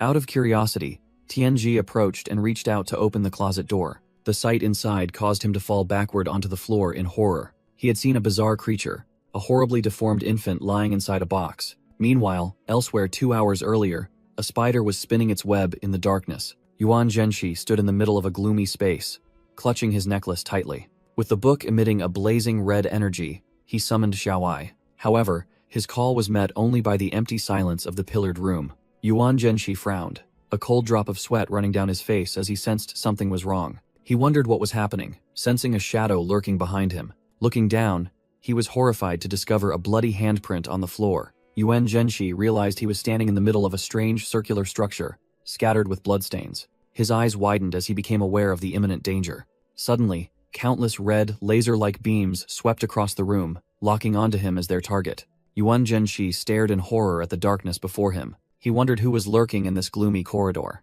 Standing in the shadows, Yuan Zhenxi clutched the book, emitting a red light, waiting silently. Suddenly, a tall, lanky shadow with glowing red eyes appeared, whispering that it wanted to die, leaving Yuan Zhenxi stunned. The shadowy entity repeated its plea for death hauntingly. Suddenly, Yuan Zhenxi clutched his head, writhing in agony as a strange sound assaulted his mind. He collapsed to the floor, succumbing to the extreme pain in a space bathed in red light. Images of his friends in the occult research club flashed through his mind like shards of broken glass. Gasping on the ground, Yuan Zhenxi struggled to recover from the mental assault. In his panic, he realized he had absolutely no memory of why he was in this place. Meanwhile, Li Zhongxing and Xia Pang were also standing in front of a strange building, confusedly wondering where they were. Neither of them understood why they were there, and Xia Pang vaguely felt he had just called someone. Elsewhere, under the pouring rain, a person carrying a red umbrella walked down a deserted alley. A hand wearing a black glove pressed the doorbell of an apartment. A pink-haired woman named Heshui Mei irritably opened the door, annoyed at being disturbed in the middle of the night. In front of her were Qingzhe, Hongyin, and a restrained Tianzhe. Qingzhe greeted her using her real name. Heshui Mei was stunned upon recognizing the uninvited guests. Qingzhe held up her special bureau ID card to prove her identity. Entering the apartment, Qingzhe coldly announced they were there to investigate Heshui Mei's son. Heshui Mei was completely confused, asserting that she had never had a son. Qingzhe presented a photo of a deformed child and asked Heshui Mei if she recognized it. Under the gaze of the detained Hongyin and Tianzhe, Heshui Mei froze upon seeing the photo. With horrified eyes, He Shui Mei admitted the child was dead, prompting Qingzhe to immediately interrogate her about when it happened. Qingzi continued the interrogation, asking directly if He Shui Mei herself had killed the baby 2.5 months ago. He Shui Mei cried out in panic, claiming she couldn't kill her child and that the baby was already dead when she returned home. After hearing He Shui Mei's excuse, Qingzi coldly demanded the location of the body. The team was led to a rainforest area on the outskirts of Jiang City, where He Shui Mei indicated the burial site. At the scene, police reported the body was that of a 5-year-old boy, heavily decomposed to bone, matching the testimony of the kneeling, weeping suspect. Hong Yin felt heartbroken seeing the remains of the unfortunate child. Hong Yin wondered if the mother was truly remorseful, but Qingzhe immediately dismissed the idea. Qingzhe explained that the child did not die of accidental starvation, leaving Hong Yin stunned. Qingzi revealed that she only showed He Shui Mei the photo of the eye, and that image would haunt the woman for the rest of her life.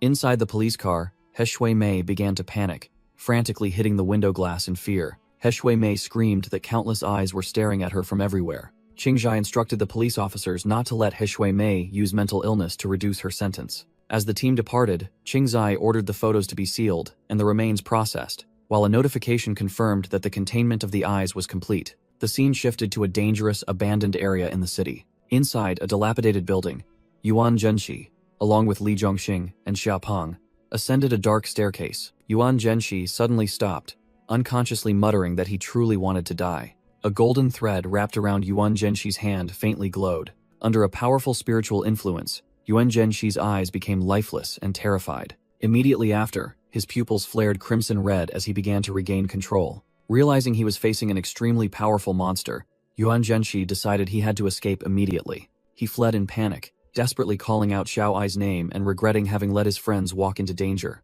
From the darkness, a sinister laugh echoed as the tracker's phone screen lit up. As Yuan Zhenxi tried to run up the stairs, a voice mocked him, and his body suddenly stiffened.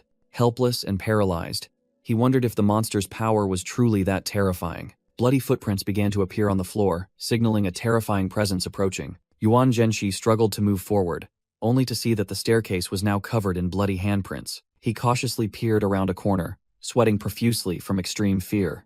In the dark and endless staircase space, Yuan Zhenxi looked small and isolated. The mysterious pursuer tracked him via phone, calling out his name in the game. Number 5, Yuan Xinji. Yuan Zhenxi angrily turned and shouted, and a familiar voice echoed, identifying itself as Xin Hui, number 4.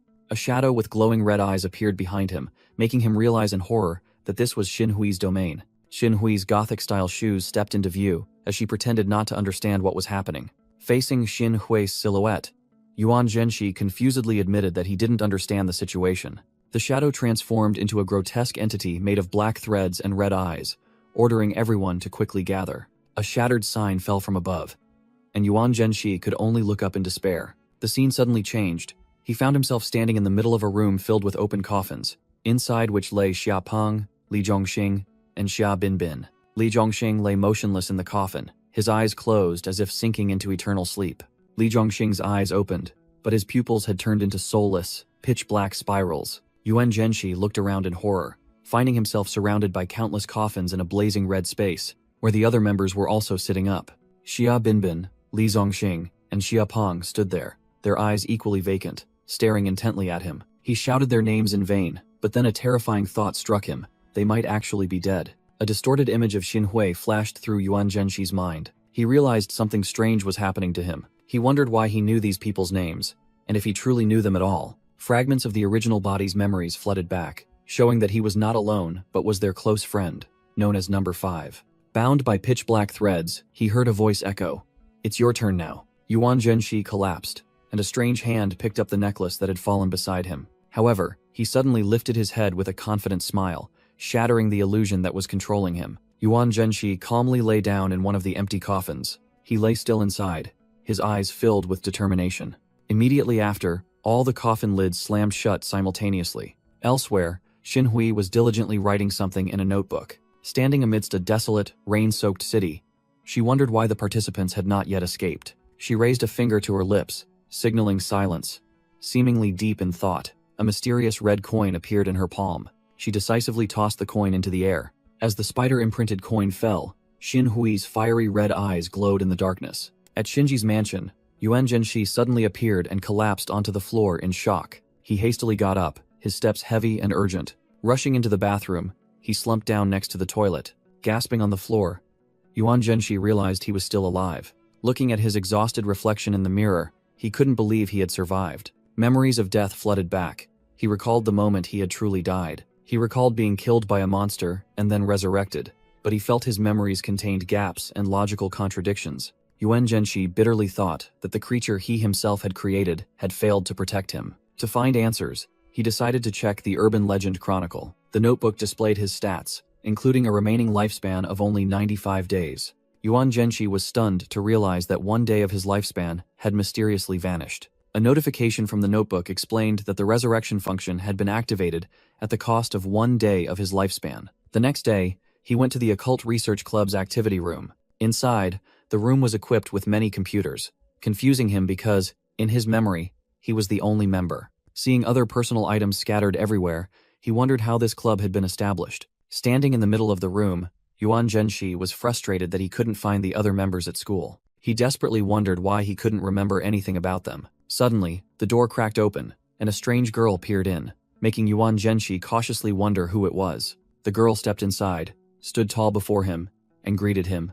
"Hello, senior." Yuan Zhenshi's red eyes narrowed as he stared at the girl. A female student introduced herself as Qian Yubai, a freshman who wanted to join the club out of interest in the supernatural, making Yuan Zhenshi secretly realize she possessed spiritual power. Yuan Zhenshi coldly confronted her, stating that the club was about to disband and questioning Qian Yubai's true intentions. Qian Yubai frantically held out a diary, asserting that the club still had other members, and that they had disappeared after going with him to the abandoned building. Hearing this, Yuan Zhenshi's eyes widened in astonishment. He flipped to the diary entry, dated the 18th of April 2020, which described the writer following Shinji, Xia Binbin, Li Zongxing, and a girl named Jin Jing to that building. As he read the words, a vague memory began to surface in his mind. Images of his old friends gradually appeared in the depths of his red eyes. He recalled a group photo featuring Moto Shinji, Xia Binbin, Li Zongxing, Xia Peng, and Jin Jing. A flood of memories rushed in, showing moments with the club members, including Xin Hui and Qi Heiren, and he realized they had all been affected by a monster. He turned to another page detailing the writer's loneliness, causing Qian Yubai to hastily ask him not to read further. Yuan Zhenshi decisively closed the diary, startling the blushing Qian Yubai. Qian Yubai quickly explained that although the diary contained private matters, she genuinely wanted to join the club and meant no harm.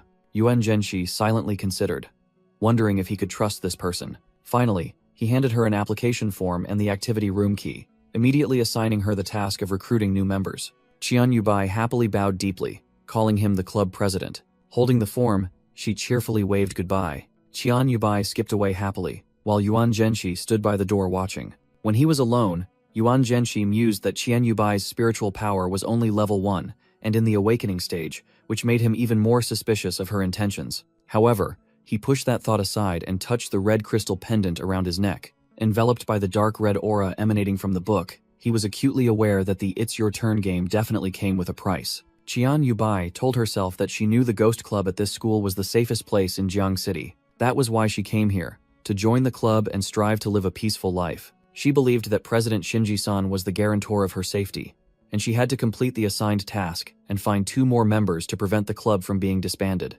Qian Yubai reaffirmed her resolve. She realized this world was very dangerous, and that she must follow Shinji, even harboring the hope of becoming his wife in the future if she proved herself worthy.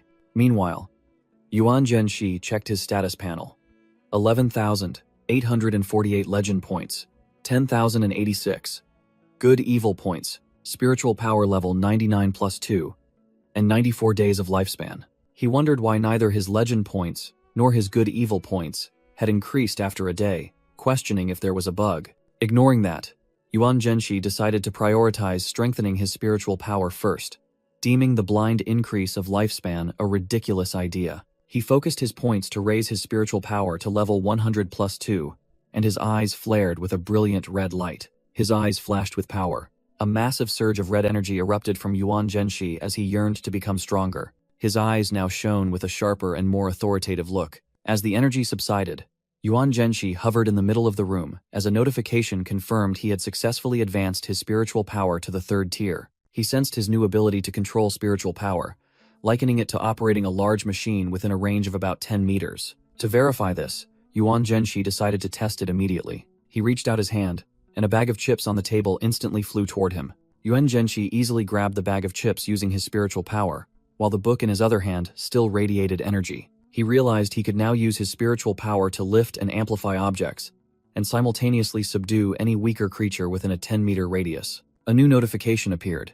He had unlocked the ability to use the rule-based powers he had created at will, but it cost 100 legend points per second. The system offered another option, paying an unspecified price, leading Yuan Zhenshi to abandon using this power due to the high risk. Yuan Zhenshi came up with the idea of writing an urban legend that could resurrect the dead. However, the system notified him that he lacked sufficient legend points, and he had to admit the price was too steep. Putting that intention aside, he began to walk while contemplating another issue. He shifted his attention to the Your Turn game, recalling that Xia Binbin, Li Zhongxing, and Qi Hairen had never been exposed to it. Only Xinhui had played it previously. Standing in his apartment, Yuan Zhenshi wondered about the game's killing mechanism, recalling that the order of death, according to his memory, was Xinhui, Qi Hairen, Xia Binbin, himself, and then Li Zhongxing. However, he realized the floor order in the game was completely different. He ruled out the first possibility. The order of death was unrelated to the sequence in which they joined the game. Yuan Zhenshi analyzed that the game originally only took place in an online chat group, but it was Xinhui who asked everyone to go to the abandoned building, which he believed was the territory of the supernatural entity. The strange thing was that the current urban legend made no mention of any abandoned building. He suddenly realized that the entity had deliberately used Xinhui to lure him into its territory, perhaps because it had detected that he possessed spiritual power. Meanwhile, the little creature he was raising arrived beneath the apartment building and told itself it was home. Yuan Zhenshi opened the door, and the creature immediately jumped into his arms, happily calling out, "Mommy." Sitting on the sofa, he pondered the remaining mysteries of the monster in the Your Turn game, knowing that their old chat group had been disbanded. Along with his little creature, he decided that the only way to continue the investigation was to keep playing the game. He was confident in his immortal plot armor, and felt there was no need to interfere with the fate of the other players. Suddenly, the little creature snatched the phone from his hand. Yuan Zhenshi called it Little Eyes as it began tapping the screen repeatedly. He was utterly astonished by its actions. An idea flashed in his mind, and a slight smile appeared on his lips. Looking at the excited little creature, Yuan Zhenshi decided perhaps they could try a new method. Yuan Zhenshi called the name Xiao Ai into the void. From the shadows, Red Spider Lily materialized and asked her master for instructions. Yuan Zhenshi took her arm. He told her to come with him to a certain place. The two traveled to the outskirts of Jiang City, under the moonlight. Upon arrival, Yuan Zhenshi and the little creature on his shoulder were both astonished by the sight before them. He was shocked to realize that the abandoned building had vanished without a trace. Yuan Zhenshi suspected that the Your Turn game had altered his memories from the start, and that there had never actually been a building here. He concluded that the power of the game entity was immense if it could accomplish that. Suddenly, Red Spider Lily sniffed, seemingly having detected something. She reported that a familiar scent of some creature lingered, which surprised Yuan Zhenshi. Feeling they couldn't stay, Yuan Zhenshi took her hand and decided to return home. Yuan Zhenshi showed a determined expression, and the little creature on his shoulder agreed. He turned and asked Red Spider Lily if she was confident in dealing with this type of creature. Back in the apartment, all three sat in the living room, preparing for the new plan. Yuan Zhenshi suddenly cleared his throat. He announced that they would start playing Your Turn, with a lineup consisting of one person and two monsters. Red Spider Lily explained the plan. She would be number 1, the little creature would be number 2, and Yuan Zhenshi would be number 3, and they just needed to copy the prepared stories. However, Yuan Zhenshi declared that he would not send anything. Instead, he would lure the entity itself to their door. On the phone screen, the countdown clock began to run. In the dark room, Yuan Zhenshi, Red Spider Lily, and the creature in the box waited silently. It was the second day, and Yuan Zhenshi began to worry whether his plan would succeed. He turned to ask Red Spider Lily why his legend points weren't increasing, and she confirmed that she hadn't received any new missions lately. Red Spider Lily added that, not only that, but she also had a vague feeling of unease. She suddenly told Yuan Zhenshi that she might be about to disappear, astonishing everyone. Just then, a strange sound echoed, and the surrounding space began to distort. The group immediately became alert, turning their eyes toward the door. A streak of fiery red light began to seep out from the crack beneath the door. The doorknob slowly turned down as if an invisible force were acting upon it. When the door opened, Yuan Zhenshi knew that his prey had arrived. Pitch-black tentacles with red edges began to slither into the room. the entity of the Your Turn game revealed itself, declaring that it was number 1's turn. Yuan Zhenshi calmly called Red Spider Lily by her name, Xiao Ai. Red Spider Lily stood up to face the enemy,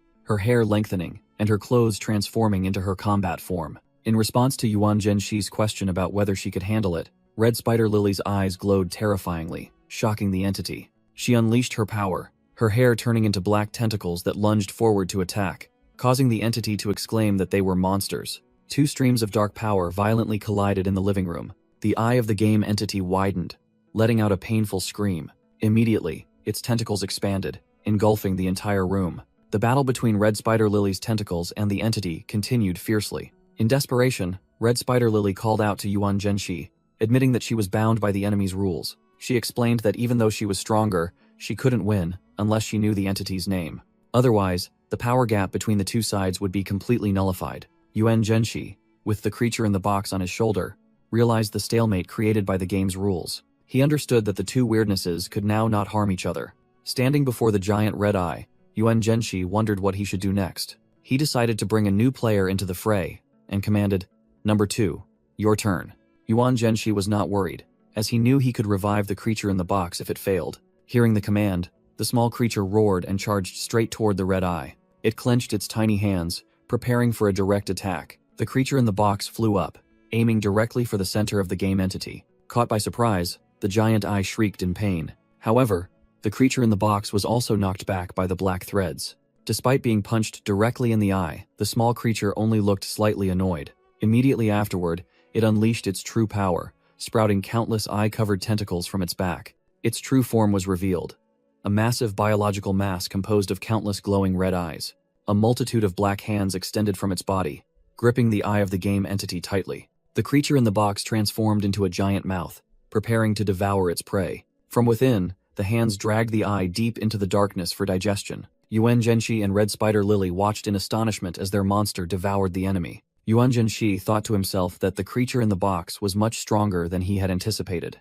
He realized that the lack of legend point increase did not affect the abilities of the creature in the box, which now let out a satisfied burp. The Chronicle announced that because the creature in the box had devoured the Your Turn monster, all effects of that urban legend would now be attributed to Yuan Zhenshi. The Chronicle revealed that this monster had claimed many lives by erasing players' memories, simultaneously awarding Yuan Zhenshi 100,000 legend points, 12,000 good evil points, and unlocking a new ability. Returning to his apartment, Yuan Zhenshi heard a strange voice from outside asking if anyone was home. He wondered why someone would be knocking at 2 in the morning. Standing up cautiously, he wondered if this was another trick from the Your Turn game. However, he quickly dismissed the thought, believing that the Chronicle would not have provided so much information if the game hadn't been completely neutralized. Looking through the peephole, Yuan Zhenshi saw a man who introduced himself as Xiaosong, a new neighbor, saying he heard a loud noise and came over to check. Yuan Zhenshi opened the door and explained that he was just exterminating pests in the house.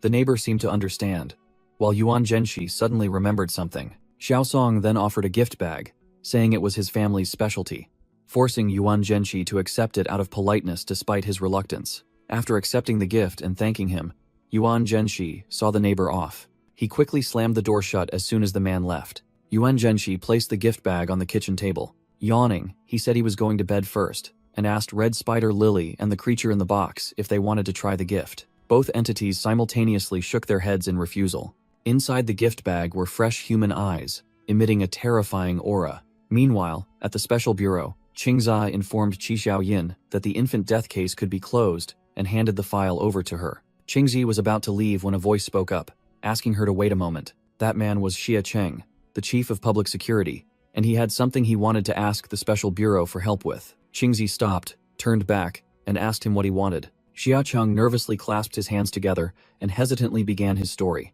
He suddenly asked a strange question. Whether Qingzi knew if he had a child. Qingzi looked annoyed, suggesting they weren't close enough for such a private conversation. Xia Cheng quickly apologized, explaining that he lived every day in a state of extreme unease. Qingzi listened silently, her gaze becoming focused. Xia Cheng recounted that he and his wife clearly had no children, yet there was a room in their house dedicated to a son. Initially, he thought work stress had made him forget the room prepared for a future child. But the room contained too many signs of someone currently living there, with belongings suitable for a teenager around 16 or 17 years old. Qingzi deduced that it might be a student. Meanwhile, Yuan Zhenshi was walking toward the Minghu apartment complex where he lived. He felt something in his pocket vibrate and glow. It was a message from Qian Yubai, warning that the Minghu complex was in danger. Yuan Zhenshi thought to himself that he had already dealt with the Your Turn incident. So why was this place still dangerous? He checked using his ability, but found nothing unusual, feeling that investigating the entire building would be too troublesome. While deep in thought, Yuan Zhenshi was suddenly blocked by someone. That person was Qi Xiaoyin. She called him directly by his name, Moto Shinji. Qingzi introduced them as being from the Public Security Bureau, making Yuan Zhenshi realize who he was facing. He thought to himself that he was completely unprepared for this encounter. Seeing Yuan Zhenshi's expression, Qi Xiaoyin immediately asked if something was wrong. Hong Yin immediately got straight to the point, asking Yuan Zhenshi if he knew Xia Binbin. That person stepped closer, clarifying that Xia Binbin was a former member of his Weirdness Research Club. Yuan Zhenshi admitted he knew her, and Qingji immediately asked him to recount the disappearance of Xia Binbin and the others. He suggested they all go back to his place to talk, as it was inconvenient here. However, just as Yuan Zhenshi turned away, Hong Yin immediately stopped him. Hong Yin insisted that they could talk right there without fear of eavesdroppers. Yuan Zhenshi firmly stated that it would be better to go to his place. Otherwise, they wouldn't get any answers. He even casually asked them to help him request time off. Yuan Zhenshi's attitude infuriated Hong Yin, but Qingzha ordered the person to be silent. Qingzi secretly analyzed that Yuan Zhenshi had quickly regained his composure and realized they wouldn't use force against a special individual. She noted that his calmness was sufficient for him to be admitted to the special bureau, not to mention the spiritual power he possessed. The group entered the apartment complex elevator together. When the elevator announced they had reached the 3rd floor, Yuan Zhenshi released his spiritual power and invited them up to his apartment. At the apartment, Yuan Zhenshi set the condition that he would answer everything if they also answered his questions, and Qingji agreed. He told himself that his recent experiences had taught him a lot, but the information was still incomplete. Yuan Zhenshi was secretly pleased that their coming directly to him would help him clarify the situation instead of having to guess. Yuan Zhenshi decisively placed the glass of water on the table. He asked directly if they were perhaps not from the Public Security Bureau. Yuan Zhenshi smirked, secretly guessing they were from the Special Bureau. All 3 Special Bureau members were stunned by his insight. He smiled, admitting he had guessed correctly, and that he was the one who had misled them. He explained that a world with monsters and psychics must necessarily have a special agency, which angered Hong Yin. Hong Yin angrily smashed the cup, but Yuan Zhenshi calmly demanded 1,000 yuan in compensation for the item. Qingzi cleared her throat, promising to compensate him for all damages. She confirmed they were from the Special Bureau and began a serious exchange. Qingzi said she had something she needed to tell him. She warned that even though monsters had rules, they could not be completely destroyed and could kill him at any moment if he let his guard down. Yuan Zhenshi remained silent for a moment, then agreed to exchange information. The two began negotiating. Yuan Zhenshi requested that Qingzi answer his question first, in exchange for the information he possessed. Qingzi smiled faintly, seemingly having calculated her move. She internally assessed Shinji as someone with potential but lacking experience, then agreed to answer his question. Yuan Zhenshi asked about spiritual power, specifically what happens upon reaching the 3rd level. He wanted to know which abilities would manifest in the later stages. Qingzi explained that there would be no new abilities. Advancing levels only helps expand the range of spiritual pressure. She added that the stronger the spiritual power, the greater the range of spiritual pressure. Yuan Zhenshi asked about the necessity of upgrading spiritual power, and Qingji affirmed that it was essential for survival. Before explaining further, Qingzhai requested that Yuan Zhenshi disclose how he had survived. Yuan Zhenshi confessed that he had died twice before finding a way to escape death using his abilities. With a confident look, he suggested returning to the original topic. The Special Bureau members were astonished. Qingzhai guessed that his ability was a life substitute, while Qi Xiaoyin was envious because it resembled Hong Yin's. Qingji continued to explain that to deal with the weirdness, they needed similar abilities, but they came at the cost of the soul. She added that the more abundant the spiritual power, the higher the quality of the soul, allowing the ability to be used more frequently. That is precisely why they must continuously raise their spiritual power level. Yuan Zhenshi listened silently, his eyes fixed on Qingji. After a moment, he casually asked if she had any other questions. Yuan Zhenshi thoughtfully took a sip of water. He secretly thought about the limitations of Little Eyes and Red Spider Lily. Realizing the Special Bureau was targeting Red Spider Lily, Hong Yin grew impatient, worrying that if they couldn't destroy the weirdness, humanity would eventually perish. This person burst out, suggesting the Special Bureau should have a bolder solution, such as using weirdness to destroy weirdness. Hong Yin's words suddenly brought Yuan Zhenshi to a realization. A knowing smile subtly appeared on his lips. Yuan Zhenxi declared that all his questions had been answered, and he was ready to provide information about the game. He placed a piece of paper on the table, revealing the game's name. It's your turn. Suddenly, a sound from the doorway made both Yuan Zhenxi and Qingji turn to look. Yuan Zhenxi cautiously opened the door after hearing a knock. Standing before him was a strange man with a mysterious smile that Yuan Zhenxi seemed to recognize. The man introduced himself as the new neighbor, Xiao Song, and asked to borrow a pair of scissors, making Yuan Zhenxi secretly suspicious. Suddenly, Yuan Zhenxi was horrified, realizing something was abnormal about the neighbor. He saw a menacing shadow entity hiding behind Xiao Song and a slip of paper warning of danger taped to the door. Hiding his panic, Yuan Zhenxi calmly agreed and told the neighbor to wait a moment. As he turned back inside, Xiao Song glimpsed Qingji sitting on the sofa. Qingji's special eyes glowed, as she also sensed a powerful energy surge from outside. Yuan Zhenxi narrowed his eyes, quickly assessing the current dangerous situation. He realized that the Special Bureau members seemed completely unaware of the threat posed by Xiao Song. Looking at the neighbor's back, Yuan Zhenxi knew that either he was mistaken, or only he could see through his true nature. He returned with a pair of scissors, secretly giving a warning not to rush to return them. Xiao Song accepted the scissors gratefully, while Qingji secretly acknowledged that his power far surpassed all of theirs. Yuan Zhenxi slammed the door shut, ending the tense encounter. Returning to the living room, he announced the arrival of the talented new neighbor and suggested continuing the conversation briefly. However, Yuan Zhenxi still wondered why the others hadn't sensed anything unusual, deciding he would have to investigate it himself. He took the document folder from Qi Xiaoyin to begin taking notes. As he prepared to write, Yuan Zhenxi's mind was flooded with images of the game's gruesome weirdness,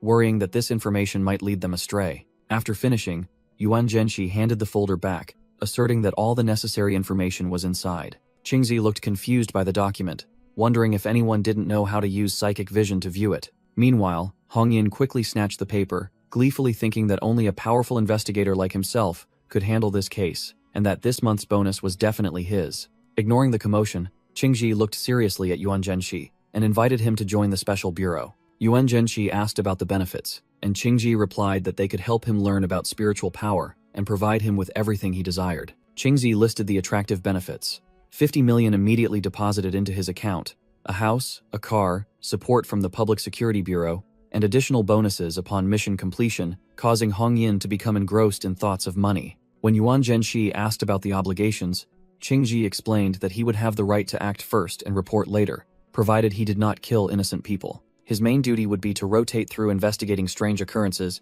and he could not refuse when it was his turn. Qingji warned that investigators often lose their lives, and power and wealth were the price paid for wagering their lives. She added that the rotation system was calculated based on the start time of the investigations. Qingji revealed a harsh truth. Except for the chief, no investigator she knew had survived more than 10 years. And this system was established to ensure the Bureau remained operational, while also asserting that they would not force him. Hearing this, Yuan Zhenxi smirked, asking if he had any other choice. Qingji confirmed that he could become an independent investigator, establish his own organization, but still had to assist the Bureau when necessary. Hongyin and Qi Xiaoyin immediately chimed in. One propositioned splitting commissions, the other suggested he really could form his own team. Hongyin immediately snapped, demanding that Qi Xiaoyin be quiet. Qingji extended her hand and emphasized that humanity's enemy was the weirdness, not humans themselves. She continued, suggesting that after a long time investigating the weirdness, he would realize how ridiculous human conspiracies were, which stunned Yuan Zhenxi. Yuan Zhenxi smiled, agreeing with her perspective. The two shook hands, officially reaching a cooperation agreement. Yuan Zhenxi firmly declared that he had made his decision. He would form his own team, and in a fleeting memory, he recalled two childhood friends and named the team Ghost Team.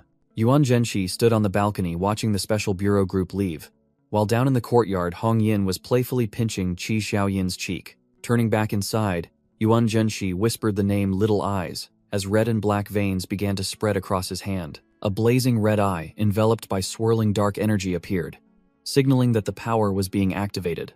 Dark energy engulfed Yuan Zhenxi, and a gruesome eye sprouted from his palm while a faint voice called out, "Mother." Yuan Zhenxi's eyes also turned blazing red, reflecting determination as he mastered the new power. He told himself that he had implanted the power of Little Eyes into his body before the Special Bureau arrived, but had not yet tested the results. He believed this would be an effective layer of protection, perhaps even a deadly weapon, if he had to confront them in the future. Returning to his apartment, he explained to Red Spider Lily and Little Eyes that because both of them were restricted, he was forced to use this method to prepare for the upcoming dangers. A notification appeared, confirming that he had successfully implanted the eyeball in the crack ability, a skill with no target limitations. Yuan Zhenshi realized that although Little Eye's rules were limited to punishing abusers, his new ability was not bound by that restriction. He did not hesitate to accept the deduction of 100 legend points per second to activate the ability. After the points were deducted, his vision improved significantly, allowing him to see the supernatural world teeming with ghostly entities. But he knew this power was still insufficient to destroy them. Nevertheless, Yuan Zhenshi smiled contentedly, knowing that he had at least gained an additional means of self-protection. With newfound confidence, he decided to take a walk around the area with his two subordinates to search for clues. Meanwhile, at Jiangcheng University, a female student named Qian Yubai was inviting her friends to visit a newly opened antique shop at the Asakawa shopping center. Sitting alone in the deserted classroom afterward, Qian Yubai flipped through a notebook with a pensive expression. She worried about not seeing Chairman Shinji, or Yuan Zhenshi, in class that morning. After checking both the club room and sneaking into the office to look at the permission slip, she became even more confused upon learning he was involved with the Public Security Bureau. Anxiety was evident on Qian Yubai's face as she pondered the chairman's mysterious absence. Worried about the chairman, Qian Yubai decided to go straight to his house to check on him. Suddenly, the ringing of her phone startled her. She realized it was a message from her mother. Her mother reported that the neighbor girl, Xiao Ling, had come over to give her a doll and instructed her to buy a reciprocal gift. Qian Yubai remembered Xiao Ling and thought she should buy the gift first so as not to disappoint the girl. She thought about the traditional doll she had received, then decided to go to the Asakawa shopping center, which was near the chairman's house. Meanwhile, at Qian Yubai's house, her parents were chatting. They looked at the family photo and happily commented that their daughter had become much cheerier recently. Both believed that moving here and making new friends had helped her change, as she was no longer silent and withdrawn like before. As the father spoke, he placed the doll gifted by Xiao Ling onto the desk in his daughter's room. While they were discussing how their daughter was a bit special, the doll silently stood in the doorway behind them, without their knowledge. In the darkness, the doll stood motionless alone, radiating an eerie feeling. Its lifeless face slowly curved into a chilling smile. Its eyes suddenly emitted a strange purple light, making the smile even more sinister. The clock in the house struck 5:59 p.m. At the same time, Qian Yubai had arrived at the Asakawa shopping center. She was debating between choosing a stuffed cat and a stuffed rabbit as a gift. Exactly at 6 p.m., a mysterious line of text appeared before her eyes, leaving her bewildered. The chimes from the large clock tower in the main hall rang out, signaling that a strange event was about to begin. In the middle of the shopping center, Qian Yubai and her classmates heard a chilling song, while a ghostly voice whispered from above. Feeling uneasy, Qian Yubai recalled the rumor that this place was built on an abandoned infant farm, and the song was likely meant to appease the vengeful spirits. Feeling her heart beat strangely, she decided she had to find a quiet place to perform a divination in case of unforeseen danger. Meanwhile, two other people seemed excited that the urban legend was real, but the man simply decided to put on noise-canceling headphones to ignore it. Qian Yubai found a secluded corner, reassuring herself that no one would notice her here. She took out a special coin hanging on a string, preparing for her ritual. As the coin swung, magical characters appeared, and the image on the coin transformed into a spider. Suddenly, the string snapped and the coin fell. Qian Yubai was startled by the music, which was growing louder. She realized in horror that she was no longer in her original location, and frantically wondered where she was. A mysterious voice asked her if she had discovered anything. Qian Yubai replied that everything was still peaceful and she hoped it would remain that way. She then saw two strangers radiating spiritual energy, discussing the control of vengeful spirits, making her wonder if they were similar to Chairman Shinji. The divination coin fell to the ground as Qian Yubai collapsed, realizing that although the two strangers were not like the chairman, they were still very dangerous. She reached out to pick up her coin. As soon as she grasped the coin, she felt her hand warm up. A black, skinny hand suddenly gripped hers, and a child's voice called out, "Big sister." Qian Yubai spun around, startled by the unexpected grip and voice. She looked toward the source of the voice with a stunned expression. Her eyes reflected the image of a small shadow entity. In front of her was a child-shaped entity made of shadow, complaining that it was too hot here and wanted to go outside. Qian Yubai fearfully pushed away a gigantic, ghostly eye. Meanwhile, the two psychics accompanying her were sucked into a swirling void and screamed a final warning. Qian Yubai stared up in shock as a massive mass of black hair descended upon her. A female vengeful spirit with a hideous face appeared upside down, whispering to ask if she had seen its child, then used its deformed arms to grab the two psychics and wrapped its hair around Qian Yubai. The young girl was surrounded by countless ghosts lunging at her. Extreme horror was reflected through her cracked glasses, Dragged away by the spirit's hair, Qian Yubai was helpless amidst a horde of demons. She briefly saw countless other souls also trapped in suffering. Qian Yubai tried to reassure herself that it was all just an illusion, but she quickly realized that the ghostly woman was real. Panicked, she decided to run for her life, wondering where the safest place could be. She rushed into the women's restroom, hoping to find a hiding spot. Inside, she desperately searched for a place to hide but couldn't find one. Losing all hope, Qian Yubai collapsed in a corner, curled up in fear. Suddenly, violent banging echoed from a nearby toilet stall. Another long-haired vengeful spirit emerged from the darkness, weakly pleading for help. The spirit's black hair poured out like a waterfall from a running faucet, while she continuously begged Qian Yubai to turn it off. Despite her fear, Qian Yubai closed her eyes, trying to calm down and consider the plea. Without her glasses, Qian Yubai realized in a panic that she couldn't see anything clearly around her. She stumbled through the restroom, trying to move closer to the sink area. When she reached it, the spirit's black hair from the faucet surged out and wrapped tightly around her. Despite the terror, Qian Yubai reached out and turned off the running faucet. Immediately, the horrifying stream of black hair stopped. The long-haired spirit flashed a sinister smile and whispered a malicious thank you. Looking into the mirror, Qian Yubai was horrified to see her reflection, surrounded by countless wicked spirits. She felt death approaching. Suddenly, another vengeful spirit with a massive, tooth-filled mouth appeared and swallowed her whole, while Yuan Zhenshi's red eyes observed from the shadows. A stream of blazing red energy shattered the wall, hurtling straight toward the attacking monster. The energy sphere was about to collide with the spirit, startling the restrained Qian Yubai into astonishment. The red light from the attack reflected in the girl's terrified eyes. After the explosion, Qian Yubai stood amidst the smoke and dust in the partially destroyed restroom.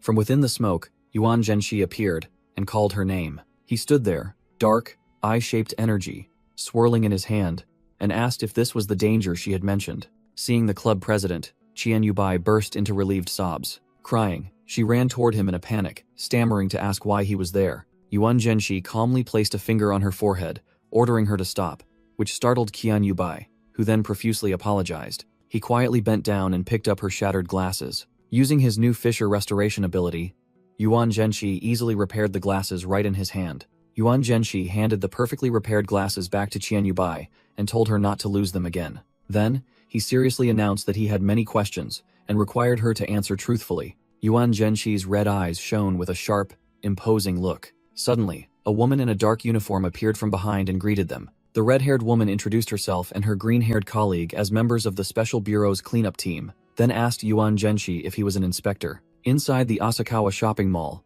the clock read 6:15 p.m. In the main lobby, a fake horror scene was set up, and staff members posing as a film crew were assuring the public that these were just props. These staff members tried to disperse the curious crowd, citing image rights to prevent them from filming or taking photos. Yuan Zhenshi turned and asked the red-haired woman if these people were her subordinates. She confirmed they were colleagues, responsible for diversion, and then said they had only come to thank him for his assistance. The green-haired colleague added that Yuan Zhenshi was the only one here capable of destroying the vengeful spirit, drawing his attention to the device she was holding. The red-haired woman explained it was a spirit pressure generator, a device that uses soul orbs to help ordinary people deal with vengeful spirits. Yuan Zhenshi curiously asked what a soul orb was. She revealed that it was the item he received after destroying the red-robed vengeful spirit, prompting Yuan Zhenshi to reach into his pocket. He pulled out a small, glowing black orb, and the red-haired woman immediately eagerly requested it back, as it was a very useful resource. She explained that soul orbs could be used to enhance spiritual power, as shown by the image of a man absorbing energy. Yuan Zhenshi intently observed the soul orb in his palm. However, when he tried to absorb it, he realized he couldn't, and wondered if it was due to the limitations of the notebook. Nevertheless, Yuan Zhenshi merely smirked, deciding it was no big deal. Yuan Zhenshi had a mischievous thought, wondering if he should let Qian Yubai try absorbing the soul orb, which made her blush in confusion and question his gaze. Afterward, Yuan Zhenshi thanked the two Special Bureau staff members and politely took his leave. Qian Yubai stood alone, smiling awkwardly as she watched them depart. Meanwhile, the two female staff members whispered to each other, agreeing that Yuan Zhenshi was the most handsome investigator they had ever met. They even felt jealous seeing him being gentle with his girlfriend, a misunderstanding that greatly flustered the nearby Qian Yubai. Ignoring the chatter, Yuan Zhenshi assessed that the gap in spiritual power between himself and these people was quite significant. He mused about how they had to rely on soul orbs to replenish their spiritual power, while he himself had likely condensed the seed of truth, prompting Qian Yubai to speak up and check on him. Qian Yubai was caught in conflicting thoughts, both embarrassed and delighted by the misunderstanding, but then reassured herself that wasn't why he was here. On the escalator, Yuan Zhenxi explained that he had taken time off to come check the area after she warned him about the danger. Qian Yubai secretly sighed, in relief for successfully changing the subject. While Yuan Zhenxi recounted meeting psychics rushing toward the Asakawa shopping mall, he recalled a scene where a psychic was frantically reporting over the phone about a monster at the shopping mall. Yuan Zhenxi explained that he followed them and discovered it wasn't a monster, but a vengeful spirit from a decades-old case filled with resentment. He revealed that the former site of the Asakawa shopping mall was once used to dispose of the bodies of children from a nursery school. A horrifying scene appeared in the flashback, showing children's skulls being burned in a fire.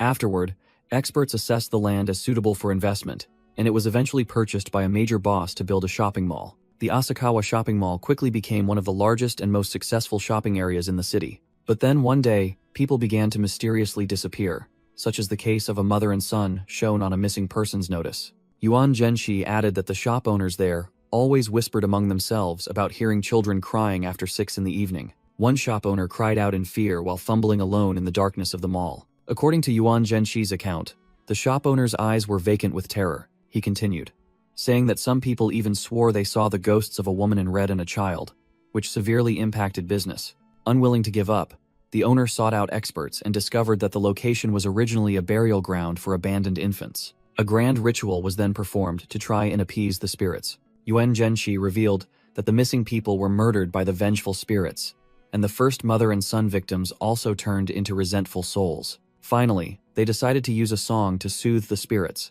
allowing the mall to continue operating without further disappearances. However, the vengeful spirits were never truly laid to rest, turning the Asakawa shopping mall into an urban legend. Returning to the present, Qian Yubai frantically recounted that she had heard the song before it turned into strange noises and caused her to hallucinate. Yuan Zhenxi stated that the Special Bureau had noted the unusual situation for several days, but it only erupted today, making him wonder if something stronger had caused this. Qian Yubai secretly thought that the worsening situation was not accidental, but due to her own presence. Yuan Zhenxi bluntly said that as an ability user, she was still too weak and would not have survived if he hadn't arrived. He explained that vengeful spirits can distort judgment, which is why she had put herself in danger. Qian Yubai bowed her head, admitting he was right. She was too naive. Overwhelmed by the feeling of weakness, she burst into tears and promised herself she would do better next time. Yuan Zhenxi abruptly changed the subject, asking if she had come here to buy something. She was extremely surprised and then delighted when he offered to accompany her. Yuan Zhenxi smirked, saying that after they finished shopping, they would continue their unfinished conversation. Qian Yubai was overjoyed and immediately agreed to his plan. The two entered a store selling strangely shaped stuffed animals. Inside the store, Qian Yubai happily hugged a strange stuffed animal, while Yuan Zhenxi stood behind her with a tired expression. She excitedly raised her phone to take a selfie with the new toy, while Yuan Zhenxi smiled watching her. Afterward, the two went to a family restaurant as it was already dark. At the table, Qian Yubai asked Yuan Zhenxi to hold out his hand, and he complied with a questioning look. She nodded in confirmation with an extremely serious expression. Immediately afterward, Qian Yubai dropped a glowing gold coin from her palm. As the coin fell, both Yuan Zhenxi's and Qian Yubai's eyes flashed with supernatural energy. The coin spun rapidly and landed perfectly in Yuan Zhenxi's palm. He immediately recognized fragments of information about his past and concluded that her ability was precognition, prophecy. Qian Yubai confirmed it, and an image of a winged, masked goddess appeared as an explanation. She then wondered if the goddess of fate in mythology was truly strong enough to deal with the vengeful spirits and monsters in the world. Yuan Zhenxi asked how to use the coin of fate, and Qian Yubai instructed him to ask a question and flip it. The head side would reveal the correct information. He was curious about what would happen if the coin landed on the other side. Tails. Qian Yubai fell silent, her expression darkening as she picked up the coin. She explained that the price was that the user would lose their memory for a certain period of time. Yuan Zhenxi suddenly realized that was why she always carried a diary, while secretly praising how she concealed the coin. Qian Yubai added that the coin was linked to her memory, and to others, it was just a normal object unless she died. Yuan Zhenxi picked up his glass of water, calmly asking if she truly trusted him that much. Then he leaned forward with a mischievous smile, jokingly asking if she wasn't afraid he would kill her to steal the coin, which stunned Qian Yubai. Qian Yubai refuted this in confusion, asserting that it was impossible because Yuan Zhenxi was a good person, and she trusted the prophecy that the Weirdness Research Club was the safest place. Yuan Zhenxi quietly drank his water, thinking to himself that this safe place had caused all the members to be wiped out, and he himself had nearly died without the notebook. He suddenly realized a possibility, wondering if that safety was something he himself had caused. Yuan Zhenshi immediately asked Qian Yubai to question the coin about his true identity beyond being a student and an inspector. Although confused, thinking he was only the club president, Qian Yubai agreed and prepared to perform the prophecy. She tossed the coin into the air. A brilliant golden energy radiated from the coin, enveloping both of them in surprise. The glowing coin landed in Qian Yubai's palm. She opened her hand, revealing the tails side of the coin, which bore the image of a black spider, signaling a negative result. Yuan Zhenshi narrowed his eyes, wondering if she had lost her memory or was lying to him. Qian Yubai explained that the coin did not answer because the previous question had caused the memory consumption limit to reach its maximum. She further explained that her ability could not answer questions requiring memories beyond 30 days. Yuan Zhenshi smiled, finding the ability not entirely unreasonable, and suggested proceeding with another question about why the club was safe. As Qian Yubai prepared to exert her power, Yuan Zhenshi stopped her and asked to try a different question. He changed the question to, "Does Moto Shinji's house contain something?" And this time the coin responded with a brilliant column of light. Qian Yubai read the result in astonishment. His house contained something very terrifying, prompting Yuan Zhenshi to calmly declare that he would pay for the meal. Standing up, Yuan Zhenshi advised Qian Yubai to leave the club because her ability, with its current limitations, was useless. In a panic, Qian Yubai quickly grabbed onto his leg. Clinging tightly to Yuan Zhenshi, she desperately stated that her coin had another ability. Yuan Zhenshi's eyes flashed with interest at Qian Yubai's declaration. Qian Yubai explained that she could expend many years of memories to change a person's short-term fate. Intrigued, Yuan Zhenshi asked her to explain more clearly how that ability worked. She said that simply identifying a person in her mind allowed her to determine their fate of life or death. Yuan Zhenshi calculated silently. If this ability were used on him, he would only lose 1 day of lifespan. But how many years of memories would she have to pay? He continued to inquire about changing long-term fate, which confused Qian Yubai. She suddenly realized something. Qian Yubai frantically asked if the club president had set a trap for her from the start. But Yuan Zhenshi bluntly replied that her behavior was too naive, and unlike a normal person. His words made her feel both abnormal and low in IQ. Seeing this, Yuan Zhenshi offered a final deal. If she wanted to stay in the club, she had to answer one question. Qian Yubai immediately agreed happily. He ordered her to use the power of the Coin of Fate to ask if there was any monster in the Minghu apartment that could endanger his life. The Coin of Fate emitted a brilliant golden light as the ability was activated. After a clink, the divination process ended. Qian Yubai opened her eyes, her expression blank. She confusedly reported that the coin had no reaction and offered further assistance. Yuan Zhenshi no longer needed it. He deduced that if the coin could sense 3 terrifying entities in his house last time, then this time, the lack of a response could only mean that a threat even stronger than them was present. He turned away, instructing Qian Yubai to keep the coin's function a secret to avoid bringing disaster upon herself. Suddenly, Yuan Zhenshi held out a black soul orb toward Qian Yubai. He explained that this was an item to enhance spiritual power, serving as compensation for forcing her to use the coin. Qian Yubai shyly thanked Yuan Zhenshi for the gift, while he reminded her not to forget to come to the club tomorrow. She bowed deeply, promising to learn more, startling the nearby disguised field agents who wondered what was happening. When Qian Yubai enthusiastically insisted on going with him, Yuan Zhenshi showed annoyance and tried to ignore her. He secretly thought that fools were scarier than monsters, while Qian Yubai persistently followed behind him. Returning to his apartment complex in the evening, Yuan Zhenshi entered his home. While resting, he was surprised to hear a knock on the door at this hour. He immediately went forward and opened the door to see who had arrived. A man introduced himself as the neighbor, asking to borrow a rice cooker because his was broken. Yuan Zhenshi silently observed the new neighbor scrutinizingly. Although he didn't sense anything unusual, he decided he must proactively investigate this person. With a sly smile, Yuan Zhenshi refused, lying that he was cooking for hungry children at home. The neighbor was silent for a moment after the refusal. Then he smiled strangely, revealing sharp teeth, and said that it was fine. The neighbor turned and left, while Yuan Zhenshi stood at the door observing, waiting to see what would happen next. He leaned out of the doorway, his vigilant gaze following the neighbor's retreating back. As the neighbor stepped into his apartment, his shadow on the wall distorted into grotesque shapes. He crossed the threshold, moving into the darkness inside. Inside the apartment, the neighbor's body began to twist and stretch abnormally in his gnawing hunger. His true nature was revealed as his head split open into a monstrous mouth, screaming in extreme starvation. In his kitchen, Yuan Zhenshi told himself that no matter how hungry he was, he couldn't let the kids starve. But then he froze when he realized a problem. The rice cooker had disappeared from its spot. He clicked his tongue in annoyance, immediately guessing that the culprit was the new neighbor, Xiao Song. Just then, a knock on the door sounded, startling Yuan Zhenxi into alertness. From outside, a voice announced himself as Xiao Song. Yuan Zhenxi replied, his right hand beginning to transform with glowing red energy as he moved to open the door. The Fisher Eyeball ability was activated, and a bloodshot red eye appeared on the back of his hand. Xiao Song stood there with a friendly smile, holding the rice cooker, and thanked Yuan Zhenxi for lending it to him. Yuan Zhenxi broke out in a cold sweat. Recalling the recent encounter, he cracked the door open, confirming that the person outside was indeed Xiao Song holding the cooker. Upon receiving the rice cooker, Yuan Zhenxi secretly thought that the opponent was definitely a monster, because even if he refused, the man could still forcibly borrow the item and then return it. Watching Xiao Song's back disappear into the dark hallway, he wondered if this was a provocation or a warning. Yuan Zhenxi realized in horror that he might have fallen into the monster's rules the moment he lent the item. He imagined a colossal form of Xiao Song towering over the city, surrounded by countless victims, and wondered how many people he had borrowed things from. Back in the apartment, the creature in the box stared blankly at the empty cooker, while Yuan Zhenxi speculated about the mechanism of Xiao Song's ability. Sitting on the sofa, he confirmed that Xiao Song's ability had grown much stronger. Now that he had confirmed the enemy's identity, Yuan Zhenxi was determined to quickly find a way to destroy him, noting the rule: accepting a gift equals joining the rules.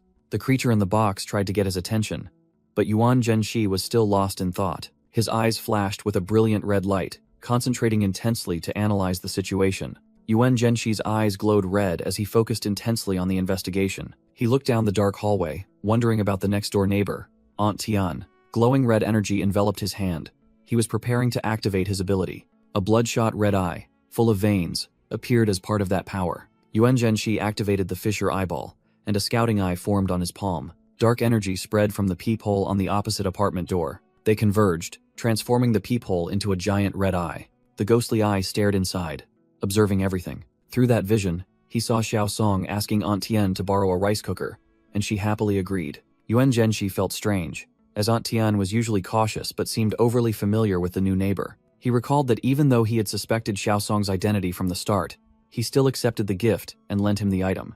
In his mind, Yuan Zhenxi envisioned Xiao Song's terrifying power, a colossal monster that easily manipulated the residents' perceptions. Looking down from above, Xiao Song walked in the hallway with the rice cooker, his shadow unnaturally elongated. He had returned, standing right in front of Yuan Zhenxi's door. The footsteps stopped right next to the door, making Yuan Zhenxi hold his breath in anticipation. Yuan Zhenxi's red eyes narrowed, ready to face anything. Suddenly, Xiao Song flashed a demonic smile, as similar red energy ripples surged around him. Yuan Zhenxi was astonished, green energy erupting around his head as he realized he had been detected. He frantically wondered if Xiao Song could actually see him.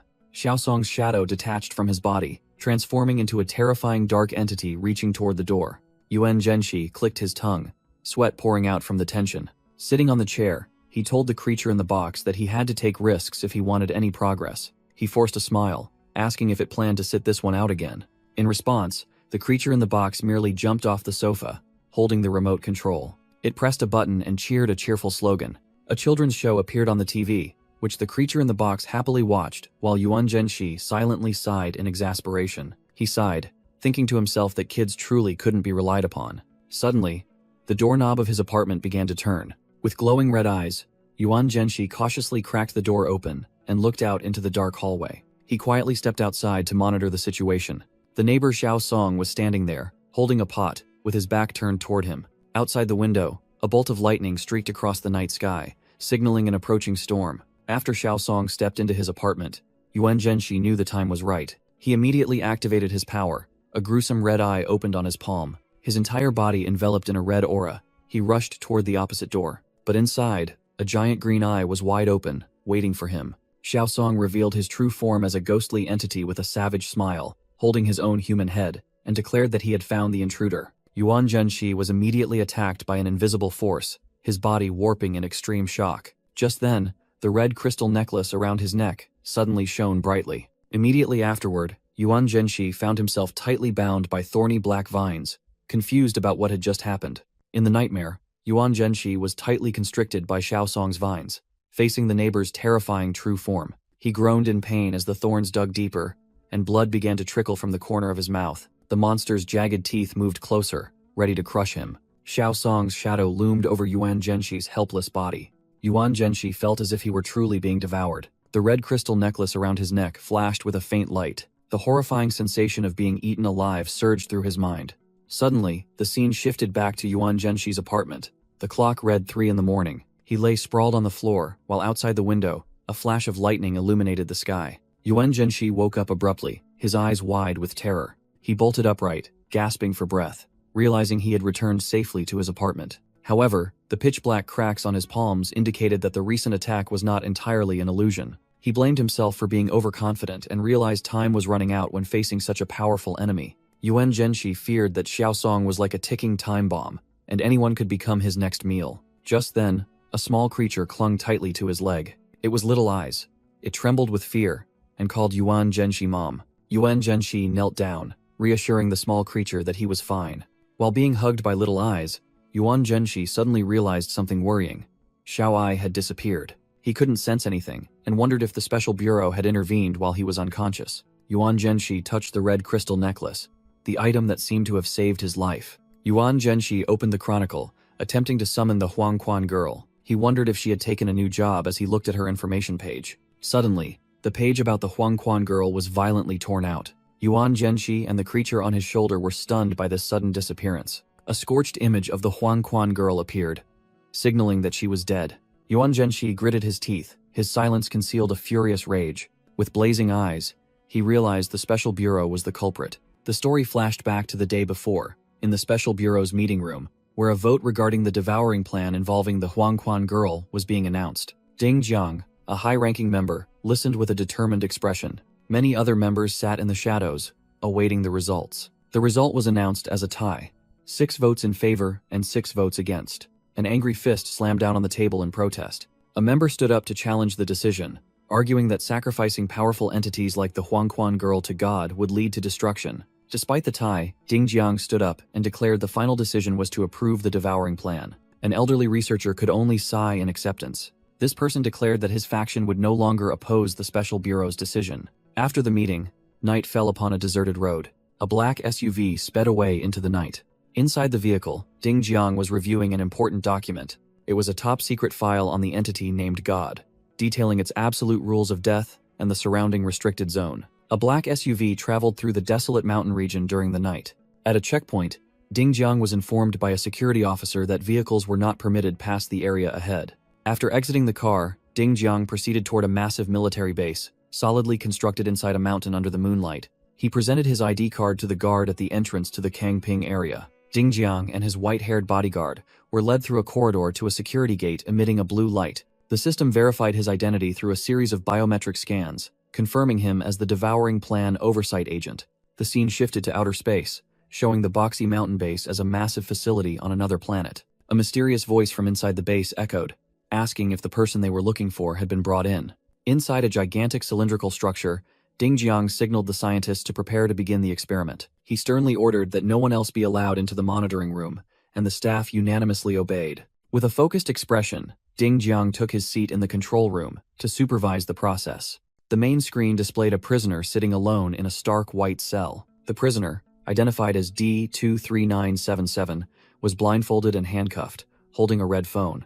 From the control room, Ding Jiang coldly ordered the prisoner to press the confirmation button so that his child could claim his ashes. Hearing the threat, the prisoner gritted his teeth in anger and despair. After a moment of silence, the prisoner sat motionless, facing the one-way mirror. A pitch-black, oval-shaped gate suddenly appeared in the cell, directly in front of the prisoner. The prisoner's trembling hand pressed the button, activating the Hell communication on the phone screen. On the monitoring screen, a shadow entity rose up and swallowed the prisoner in horror. Ding Jiang sat silently before the control panel, watching the screen, which was now just a chaotic red color. Ding Jiang's red eyes reflected the horrifying sight of the successful experiment.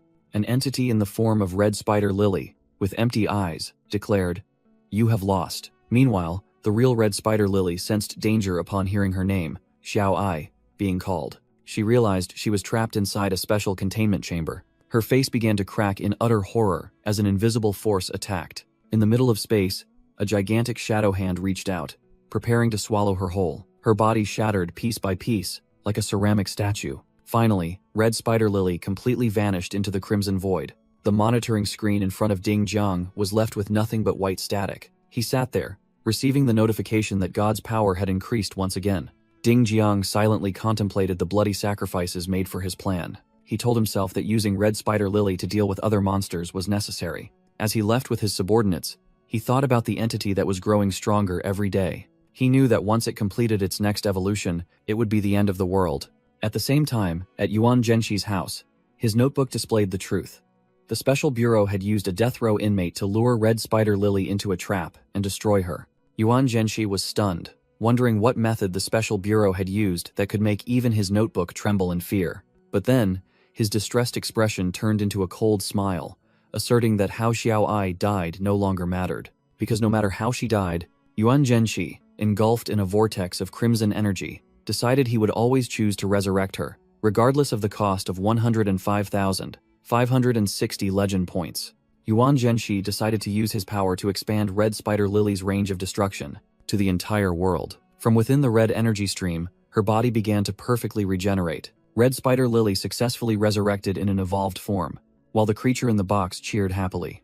Yuan Zhenshi smiled, calling her name intimately. "Classmate Xiao Ai?" The girl opened her eyes and gently replied, "I am here." Seeing her return, Yuan Zhenshi gave a satisfied smile. He ordered her to go sow surprises for their enemies, simultaneously reactivating the Hell communication globally. Hearing the command, Xiao Ai invited the terrified sinners to descend to Hell with her. At the same time, Yuan Zhenshi's eyes glowed brightly as his legend points skyrocketed. The final number stopped at 1 million points, confirming his immense influence. 10 minutes after Red Spider Lily's resurrection, a Special Bureau vehicle was speeding through the night. Inside, Ding Jiang suddenly received an urgent warning signal. The car immediately braked sharply and changed direction. A masked agent in the back seat was operating a tracking device. Standing on a hill overlooking the city, Ding Jiang and his subordinates realized Red Spider Lily had returned. Ding Jiang couldn't believe it, wondering how she could resurrect after being consumed by God. He gritted his teeth, speechless at the unexpected turn of events. Immediately, Ding Jiang ordered a level 1 alert and convened the Circle of Wisdom. 30 minutes later, at the Special Bureau headquarters, members panicked upon realizing their plan had completely failed. During the tense meeting, Ding Jiang announced that the Special Bureau was investigating and preparing to disclose their plan. A proposal was made to follow Mr. Tian and use forced feedback headphones to contact Red Spider Lily. Mr. Xiang frantically interrupted, fearing that Red Spider Lily might have allied herself with other monsters. Facing the chaotic situation, Ding Jiang's eyes shone with determination. Another member in the meeting room couldn't hide their horror. The remaining members of the Circle of Wisdom were also stunned by the turn of events. At this point, Mr. Kang Pin, an elderly researcher, began to present his proposal. He proposed a crazy plan. Use God to destroy Red Spider Lily once more, and then expand her area of influence globally to alleviate the pressure. Ding Jiang immediately warned Mr. Xiang in a stern voice to be careful with his words. Mr. Kang Pin stood up, asserting that due to his age, he would speak his mind frankly. Facing Ding Jiang, he declared that their goal was not to deliberate over fanciful notions. Another member agreed that simply eliminating the monsters was enough, while Mr. Kang Pin dismissed the concern about a monster alliance. Mr. Kang Pin continued to argue that they must drag the monsters into the light, but Ding Jiang interrupted, questioning Red Spider Lily's ever-increasing power. Ding Jiang painted a terrifying scenario where she could become so powerful that she might overwhelm even God, pushing humanity into an even more perilous situation. He paused for a moment, letting his warning sink into everyone's minds. Then, Ding Jiang loudly declared that monsters are the enemies of humanity, and relying on their power would cause mankind to collapse from within. Faced with that powerful argument, Mr. Kang Pin could only bow his head in silence. He then waved his hand dismissively, telling Ding Jiang to think for himself. Ding Jiang looked around the room, acknowledging that everyone here was an important figure, representing all sectors of society. But he concluded with a cold reminder. None of them possessed the power to deal with the monsters. Mr. Kang Pin angrily declared that the Special Bureau listens to the intellectuals for the sake of their justice. Despite the harsh words, Ding Jiang remained silent and unfazed. Mr. Kang Pin lost his temper, shouting that anyone who was dissatisfied could leave this circle of intellectuals. 10 minutes later, Hong Yin yawned widely, revealing sharp fangs. Having just woken up after an all-night gaming session, Hong Yin sluggishly opened the door and asked why old Neo had called him. As Hong Yin tiredly walked by, Special Bureau members lined both sides of the hallway and bowed in greeting. Facing Ding Jiang, Hong Yin flatly refused the moment he heard there was a new mission. However, Ding Jiang explained that this mission required someone with substitution abilities and promised to let him skip the next investigation, making Hong Yin reconsider. Ding Jiang instructed Hong Yin to stay at the bureau for a few days, saying he would have someone teach him how to utilize resentment, grudge emotions. Hong Yin was stunned upon hearing the two words resentment, grudge, sensing something ominous. In his mind, he saw himself sitting in an armchair, gradually realizing Ding Jiang's intentions. Immediately after, the terrifying image of Red Spider Lily appeared, vaguely enveloping him. Meanwhile, at Yuan Zhenshi's house, Red Spider Lily was sitting on the sofa. She complained about being exhausted from gaming, still holding the creature in the box and a controller. Yuan Zhenshi teased her, wondering why a monster that uses clones for work could still get tired, prompting the creature in the box to declare that it was a monster with dreams. Switching to a serious topic, Yuan Zhenshi asked if she and the creature in the box could defeat Xiao Song, but she admitted she still didn't understand his rules. Nevertheless, Yuan Zhenshi secretly thought that resurrecting Red Spider Lily was the right move, as she was stronger and useful for his investigation. He crushed a red magical item in his hand, releasing a crimson energy surge. Lying on the bed, Yuan Zhenshi used his power, sensing that Xiao Song had just gone upstairs again to borrow something. His ability showed an image of Xiao Song holding a rice cooker in the elevator, accompanied by the faint sound of a neighbor's inquiry.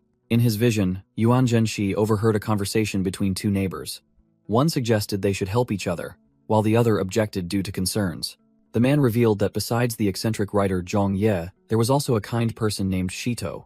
While Yuan Zhenshi's eyes glowed as he gathered information, he deduced that the writer Zhong Ye might have avoided death, and the image showed a messy room with cabinet doors wide open. But regarding Shito, Yuan Zhenshi believed this person's fate would be the same as the other victims.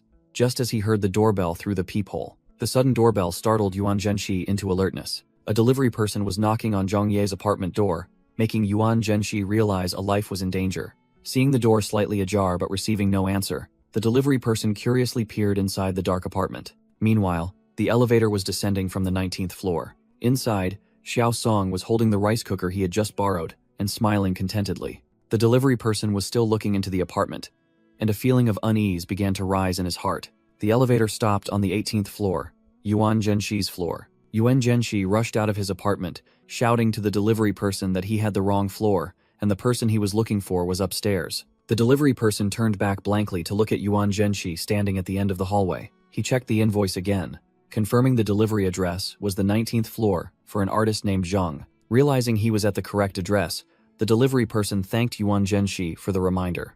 Yuan Zhenshi desperately tried to warn him, urging the delivery person to hurry up because the resident had mental issues. Suddenly, Yuan Zhenshi's eyes widened in horror as he saw a figure appear behind the delivery person. Xiao Song had silently appeared right behind the delivery person, his green eyes glowing in the darkness. The delivery person let out a piercing scream and fled in panic, while Xiao Song remained still, and Yuan Zhenshi approached. Yuan Zhenshi confronted Xiao Song, who smiled and casually asked if he had interrupted something. With glowing red eyes, Yuan Zhenshi ordered the astonished delivery person to leave immediately. He smirked smugly after resolving the immediate danger for the delivery person. Yuan Zhenshi turned to face Xiao Song and requested to see his apartment. Xiao Song replied with a monstrous grin, agreeing to Yuan Zhenshi's request. He opened the door wide, revealing an interior space covered in an eerie green light. Xiao Song politely invited Yuan Zhenshi to step into his domain.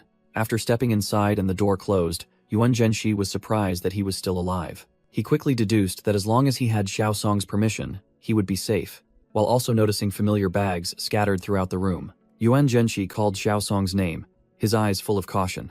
Xiao Song replied in a drawn-out voice and a gruesome smile, with drool dripping from the corner of his mouth. Yuan Zhenshi immediately fabricated an excuse, saying he needed a bag to hold a gift. Xiao Song feigned surprise, asking again if he needed a bag. To test the limits, Yuan Zhenshi reached toward a bag and asked if he could take it. He thought to himself that everything was proceeding exactly as he had predicted. Yuan Zhenshi continued to deduce that, without Xiao Song's permission, everything in this room, which was covered in ghostly roots, could kill him. He smiled amiably, saying that if he couldn't take it, it was fine, and he wouldn't take anything without permission. Immediately, Xiao Song hurriedly handed Yuan Zhenshi a bag, saying that of course he could take it. Upon receiving it, Yuan Zhenshi felt something inside and wondered if this was a gift Xiao Song hadn't had time to give yet. Xiao Song suddenly said that he had to return the rice cooker to Mr. Shito, making Yuan Zhenshi realize this was a hint for him to leave. Yuan Zhenshi decided to leave immediately to avoid dying again. He politely thanked him and turned away. Suddenly, Xiaosong spoke in a cold voice, demanding he stop. He appeared right behind Yuan Zhenxi, whispering and asking why he hadn't tried the local specialties. Xiaosong's bony hand reached into Yuan Zhenxi's pocket and pulled out a biscuit stick. With an unsettling grin, he pushed the biscuit stick close to Yuan Zhenxi. Xiaosong's mouth suddenly split open into a jagged maw of teeth as he invited Yuan Zhenxi to try the accompanying jam. Yuan Zhenxi realized in horror that he was being forced to eat. He guessed that entering the house as a guest had triggered something. He reasoned that the outcome would be the same whether he accepted or refused. So he decided to accept in order to discover the new rules. Yuan Zhenxi took a bite of the hard object. Immediately, he realized this was not a biscuit. Yuan Zhenxi's body convulsed, his eyes rolled back, and foam appeared at his mouth, while Xiaosong behind him calmly enjoyed the specialty. Collapsing onto the floor, Yuan Zhenxi realized in terror that what he had just eaten was a human finger, and a terrifying shadow entity was appearing in the reflection. Meanwhile, at the Special Bureau, a commander asked Qingzi about the plan to deal with the resurrected Huangquan girl. Qingzi replied that Hongyin's shadow technique was the best option, but they had encountered a new psychic whose pressure was stronger than most supervisors. Hearing this, Ding Jiang listened intently, as Qingzi revealed that the individual's special ability was resurrection and demanded more information. In his consciousness space, Yuan Zhenxi received a notification that he had eaten the evil neighbor's rotten finger and comprehended his rules. The urban legend chronicle appeared, detailing the rules regarding becoming neighbors, receiving gifts, and Xiaosong's increasingly escalating requests to borrow things. After resurrecting in his apartment, Yuan Zhenxi finally grasped the set of rules he had just paid with his life to obtain. He was contemplating how to deal with Xiaosong when he was interrupted by a sound. Turning around, Yuan Zhenxi was stunned to see the Huangquan girl and the creature in the box happily eating human fingers.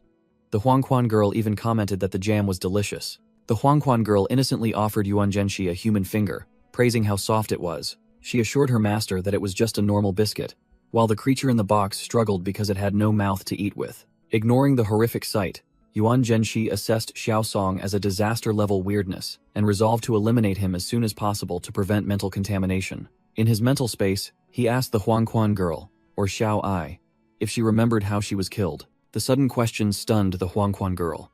Her blood-red eyes widened in silence. She sadly apologized to her master for being unable to answer, and the creature in the box hugged her for comfort. In a vague fragment of memory, she only recalled seeing something amidst a sea of blazing red spider lilies before losing consciousness. Seeing her struggling to recall under the gaze of terrifying red eyes in the darkness, Yuan Zhenxi quickly stopped her, suggesting this might be the Chronicle's way of protecting her. He pondered the options available to him. Yuan Zhenxi considered the Special Bureau. Although they shared a common goal, they remained a potential danger if they discovered his ability to create weirdness. He decided to leverage the Special Bureau's resources, as they likely held records on Xiaosong. The Huangquan girl silently listened to her master's decision. Yuan Zhenxi realized that if the Special Bureau captured Xiaosong first, a direct confrontation between the two sides would be inevitable. In Jiang City, Hongyin smiled while driving a supercar, asking his passenger how it felt. Yuan Zhenxi was surprised to see Hongyin had come to pick him up, and was teased about not liking a boring old woman like Qingji. Highly annoyed by Hongyin's attitude, Yuan Zhenxi just wanted to get out of the car immediately. Hongyin explained that he was on vacation, revealing the mission was called The Last Supper, and hinting that it involved the Huangquan girl. The name Huangquan girl immediately caught Yuan Zhenxi's attention. He pretended to ask if the Special Bureau had already dealt with that disaster-level urban legend, as he hadn't heard any news about it recently. Hongyin remained silent, not answering Yuan Zhenxi's question.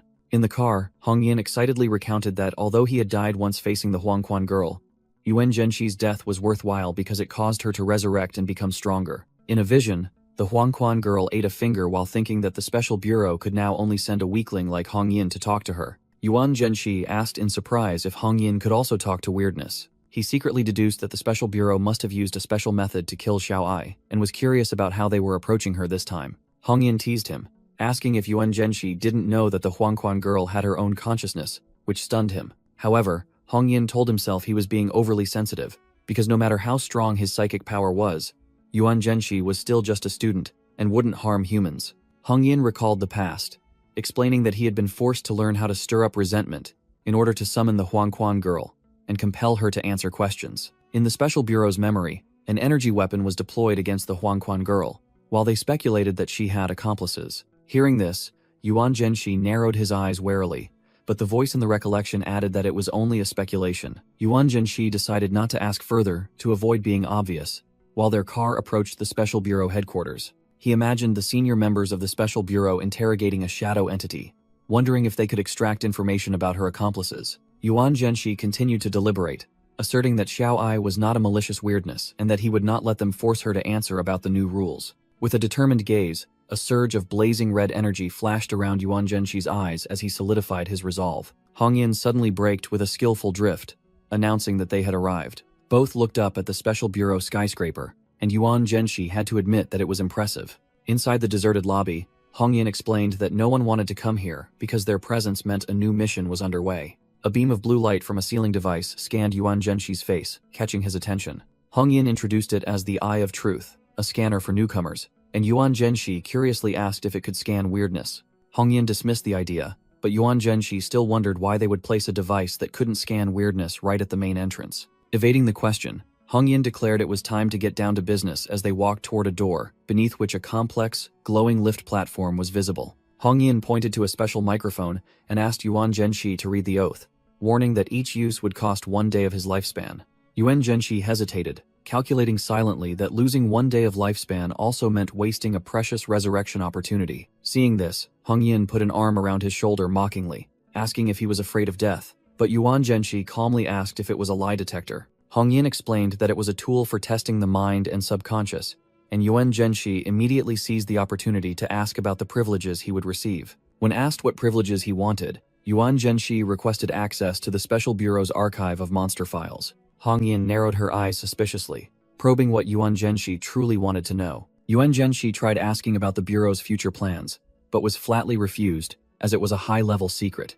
He quickly corrected himself, saying he just wanted to learn more. Hong Yin agreed to grant him access to information appropriate for his current level, but also implicitly threatened him if he dared to pull any stunts. Having reached an agreement, Yuan Zhenshi smiled and took the microphone to begin the test. He raised the microphone to his mouth and began reading the Oath of Loyalty to Humanity. As he finished speaking, a fierce purple energy burst from the microphone, enveloping Yuan Zhenshi. The device reacted violently, astonishing Hong Yin, who shouted in disbelief. The energy continued to explode fiercely, creating red and purple lightning bolts that pushed both of them away. A piece of jewelry on Yuan Zhenshi's hand shattered and bled, revealing a bloodshot red eye, making him realize the anomaly. Despite the chaos, a notification appeared stating that Yuan Zhenshi had passed the test.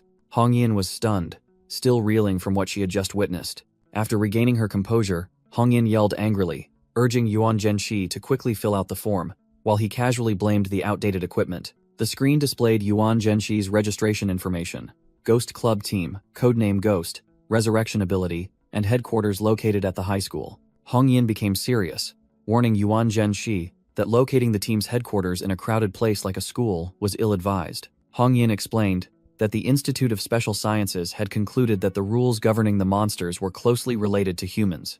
The more people present, the higher the probability of their appearance. Yuan Zhenshi listened intently as Hong Yin continued her analysis. Hong Yin gave the example of the "It's Your Turn" entity, which uses the internet to enforce its arbitrary killing rules. Next was Xiao Song, who exploited his neighbor status to forcibly borrow objects in order to murder others. The underworld girl, or Xiao Ai, relies on resentment within interpersonal relationships. Meanwhile, Little Eyes' murders are triggered by discordant family relationships.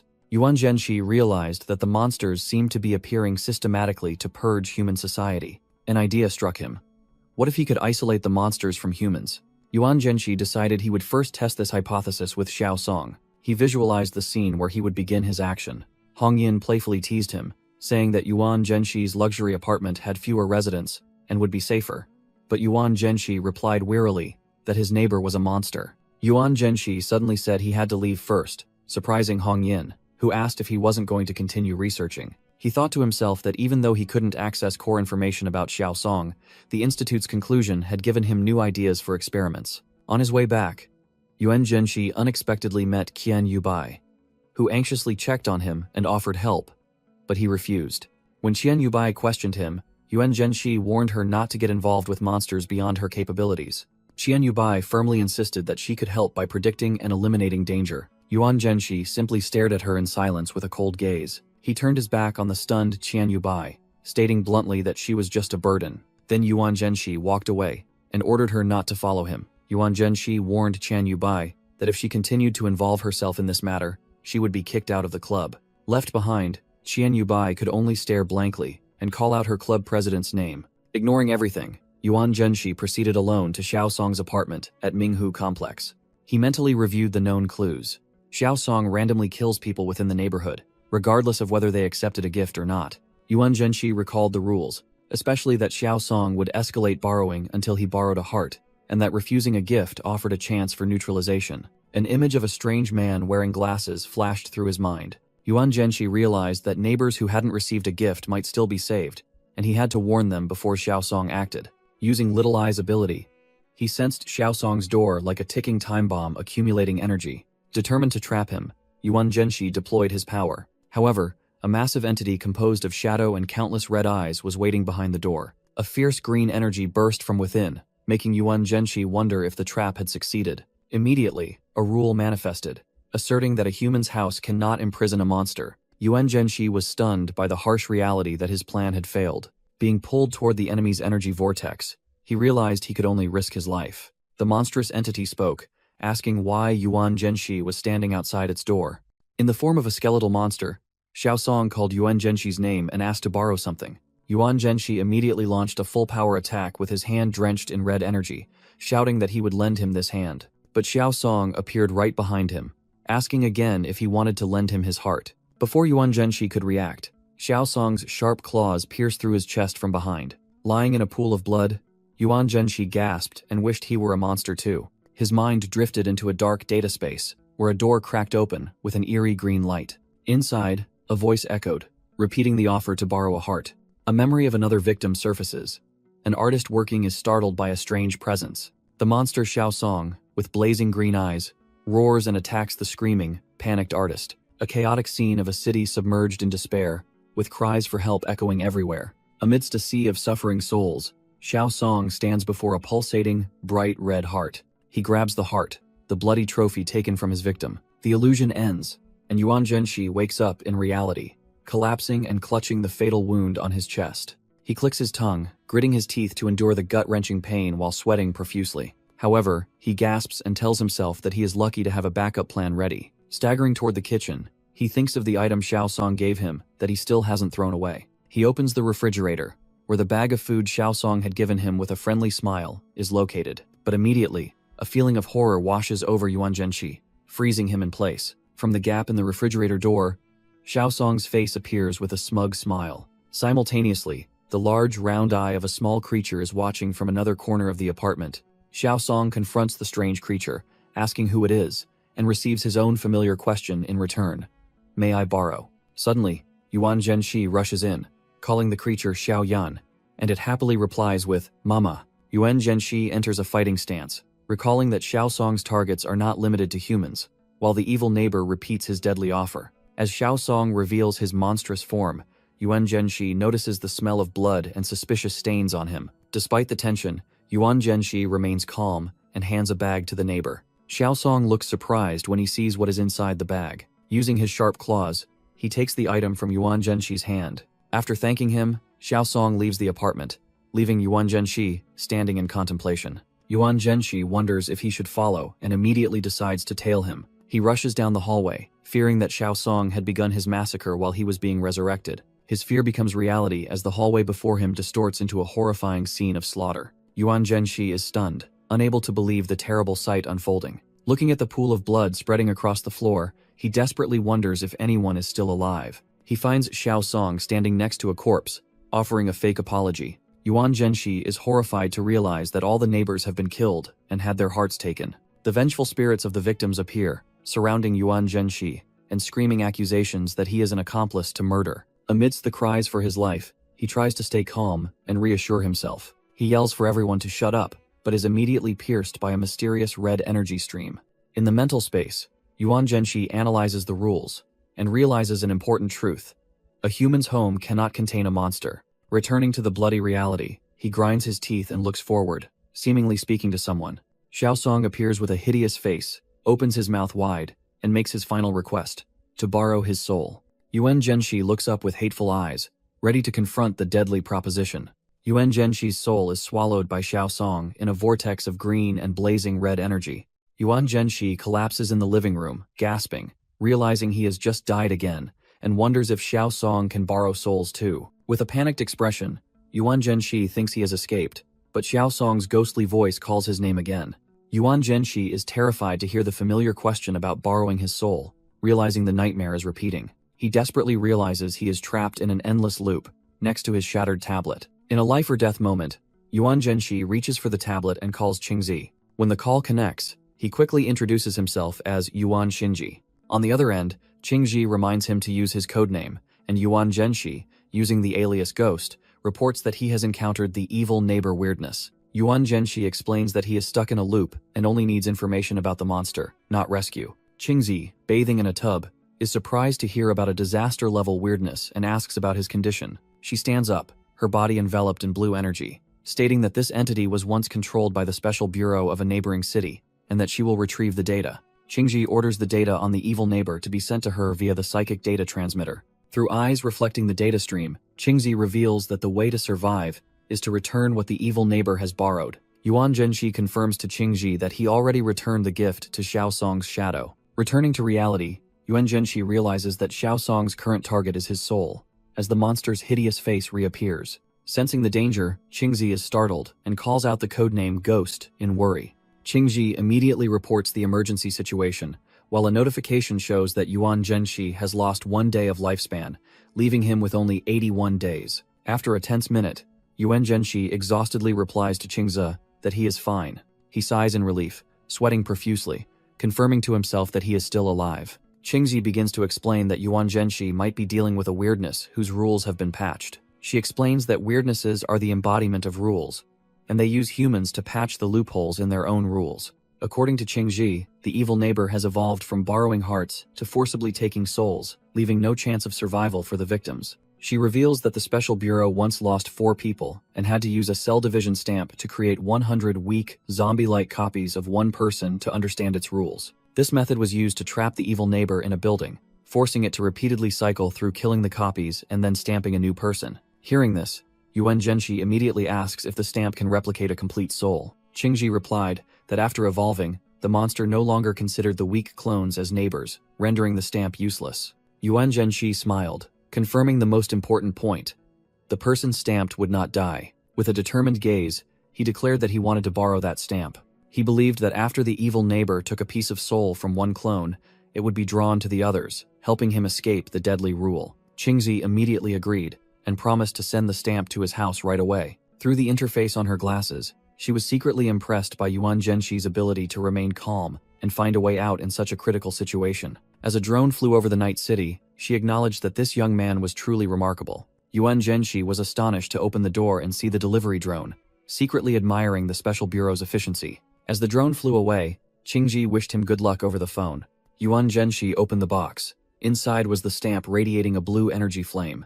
Without hesitation, he pressed the stamp directly onto his chest. The energy from the stamp exploded, forming a vortex that enveloped his body. A system notification appeared, confirming that Yuan Zhenshi's body and soul had been split into 100 clones. In the distorted space, a voice called Yuan Zhenshi's name as the apartment door creaked open. Inside, dozens of Yuan Zhenshi's clones stood silently in the hallway, all possessing glowing red eyes. One of the clones received the entirety of the evil neighbor's rules, witnessing the monstrous image of him devouring souls. The system notification revealed the enemy's true name as Song Yongju, and Yuan Zhenshi realized that even though his heart was borrowed, his soul persisted, thanks to the other clones. This clone decided to act as if all the soul fragments were one, in order to reclaim them. Transforming into a more monstrous form, he decided to commit suicide to reset the loop, declaring that it was his turn to counterattack Song Yongju. A burst of fiery red energy erupted as Yuan Zhenshi's clone self-destructed.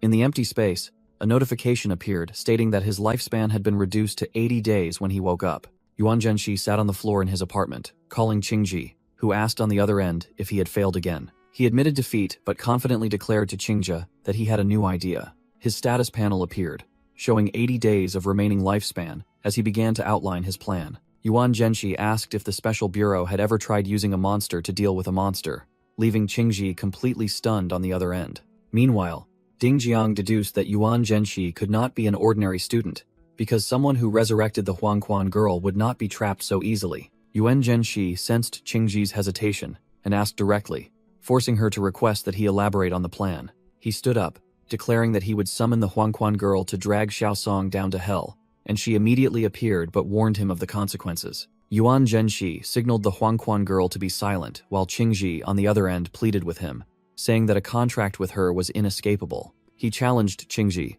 asking if she had a better plan. Qingji admitted his logic was sound, recalling that the Special Bureau had previously used rule-based artifacts to imprison monsters. She reminisced about a specific case where they used the ghost Buddhist statue to seal a tyrannical-level entity named the Girl That I Can See. Yuan Zhenxi confidently asked over the phone if such a rare item could be obtained. On the other end, Qingji fell silent for a moment before admitting that he was right. Yuan Zhenxi pretended to sigh heavily, while Red Spider Lily secretly praised her master's acting skills. Qingji stood alone, accepting the plan and secretly thinking about Yuan Zhenxi's sacrifice in being willing to imprison his own soul to trap the monster. She concluded that he was someone worth following, just as Yuan Zhenxi ended the call. Immediately, Yuan Zhenxi announced the start of work, releasing energy from his book with Red Spider Lily by his side. With fiery eyes, he was determined to patch the rule and evolve the Huangquan girl's ability. The system confirmed the use of 900,000 legend points, upgrading the rule so that the cursed person could never escape hell. A surge of dark energy erupted from Red Spider Lily when the doorbell suddenly rang. Both were sitting in the room when someone knocked on the door and called Yuan Zhenxi's name. The strange visitor asked to borrow something, and Yuan Zhenxi handed a Red Spider Lily flower to the figure standing at the door. Xiaosong revealed himself with a monstrous face, and Yuan Zhenxi called him by his true name, Song Yongzhu. Enveloped in red energy, Yuan Zhenxi clenched the flower and declared that it was time for him to pay the price. Song Yongzhu's green eyes widened, filled with astonishment and fury. Yuan Zhenxi reached out toward the apartment below, cursing him to find a permanent home in hell. Song Yongzhu's monstrous face was trapped between the two giant red eyes of Red Spider Lily. The scene of hell appeared with a waterfall of fresh red blood. On the river of blood, Red Spider Lily rode the cursed man, Zhang Ye, deeper inside. Zhang Ye looked up in horror, his eyes emitting a ghostly green light. Red Spider Lily rode Xiaosong toward a blood waterfall in hell. In a flashback, Yuan Zhenxi held out a blood-stained paper bag and greeted him. He introduced himself as Xiaosong's new neighbor and brought a small specialty, while beneath the river, countless red-eyed vengeful spirits waited. Immediately, shadowy arms reached up from the water, grabbing the utterly astonished Xiaosong. He let out a desperate scream as he was completely submerged by the shadowy entities. Witnessing the scene, Red Spider Lily calmly remarked that it seemed they were welcoming him. She told Xiaosong's retreating soul that her master had arranged everything, that he would have many neighbors, and that he should thank him for it. The next morning, Yuan Zhenxi felt a sharp pain when he touched the Red Spider Lily flower mark that had just appeared on his chest. Looking in the mirror, he decided to keep this mark so the Special Bureau would not suspect anything. Suddenly, he heard the sound of Mama echoing in his head. Turning around, he saw Red Spider Lily holding the creature in the box, and she reported that the evil neighbor had settled down in hell. Red Spider Lily complained that the bastard was still distributing trash to the souls in her domain. Yuan Zhenxi immediately stopped her, telling her not to bring those disgusting things out, which made Red Spider Lily apologize awkwardly. He gently patted her head, reassuring her that Xiaosong's speed of distributing souls couldn't compare to her speed of acquisition. Yuan Zhenxi asserted that she is the mistress of hell, her word is law, and Xiaosong can do nothing to her. He picked up his phone with a cracked screen and read a message from Chief Qingzhai requesting him to see a psychiatrist. Yuan Zhenxi showed annoyance, wondering who would want to go to the Special Bureau building for no reason. Looking out the window, he saw people from the Special Bureau and the real estate company. Red Spider Lily explained they had been cleaning up since last night. Yuan Zhenxi realized that once the neighbors signed the non-disclosure agreements, they would be forced to leave. A voice echoed in the hallway. A woman introduced herself as Sherry, the new psychiatrist. Sherry, the Special Bureau's psychiatrist, smiled warmly and asked if she had come to the wrong address. Yuan Zhenxi introduced his codename, Ghost, and Sherry cheerfully announced that they were neighbors now, stunning him. The two words neighbors terrified Yuan Zhenxi, and cold sweat broke out on his face. In his mind, the horrific scene of the hallway filled with corpses and the shadow of the former neighbor flashed. Snapping out of the memory, Yuan Zhenxi skeptically wondered if this place was truly habitable anymore. Unaware, Sherry cheerfully invited him to see her new apartment, which was Xiaosong's former residence. Yuan Zhenxi realized the Special Bureau had cleaned up all traces and suspected this was actually a form of surveillance. He showed impatience, wanting to finish quickly, but Sherry smiled and explained that things weren't that simple. Sherry reassured him that she was sent to help because he was an important figure, and she already knew about last night's incident. She gently took Yuan Zhenxi's hand, asking him to relax and trust her. However, Yuan Zhenshi's sharp gaze showed that he remained completely vigilant. Sherry suggested they become friends, but Yuan Zhenshi immediately recognized this as a ploy to lower his guard. He decisively pushed open his apartment door, determined to face the therapy session. Yuan Zhenshi frankly stated his willingness to cooperate and wanted to start immediately, which slightly surprised Sherry. After entering the apartment, Sherry put down her bag and said she wanted to chat a bit first. Yuan Zhenshi was surprised to see Sherry start taking off her outer jacket. She knelt beside the sofa and asked him to lie down, leaving Yuan Zhenshi completely confused. Following Sherry's instructions, Yuan Zhenshi raised both hands, palms up, officially starting the therapy session. Sherry began the session by instructing Yuan Zhenshi to take deep breaths. Lying on the couch, Yuan Zhenshi looked skeptical and remained silent. He secretly thought that this whole thing felt like a scam. Sherry then opened a small black box. She took out a blue crystal and asked Yuan Zhenshi, whom she called Mr. Ghost, to hold it. The moment Yuan Zhenshi touched it, Sherry was utterly astonished. The crystal in his hand had turned pitch black, emitting a terrifying red aura,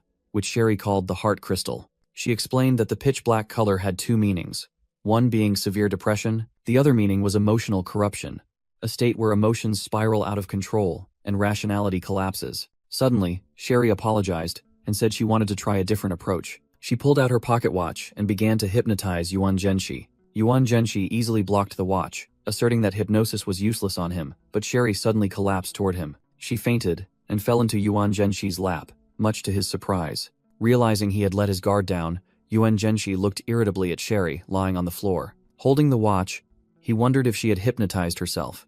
After placing Sherry on the couch, he observed her sleeping soundly. Suddenly, the pocket watch began to move. The watch face became distorted and chaotic. In a red subconscious space, Sherry woke up with altered eyes, horrified to realize she was sinking deep.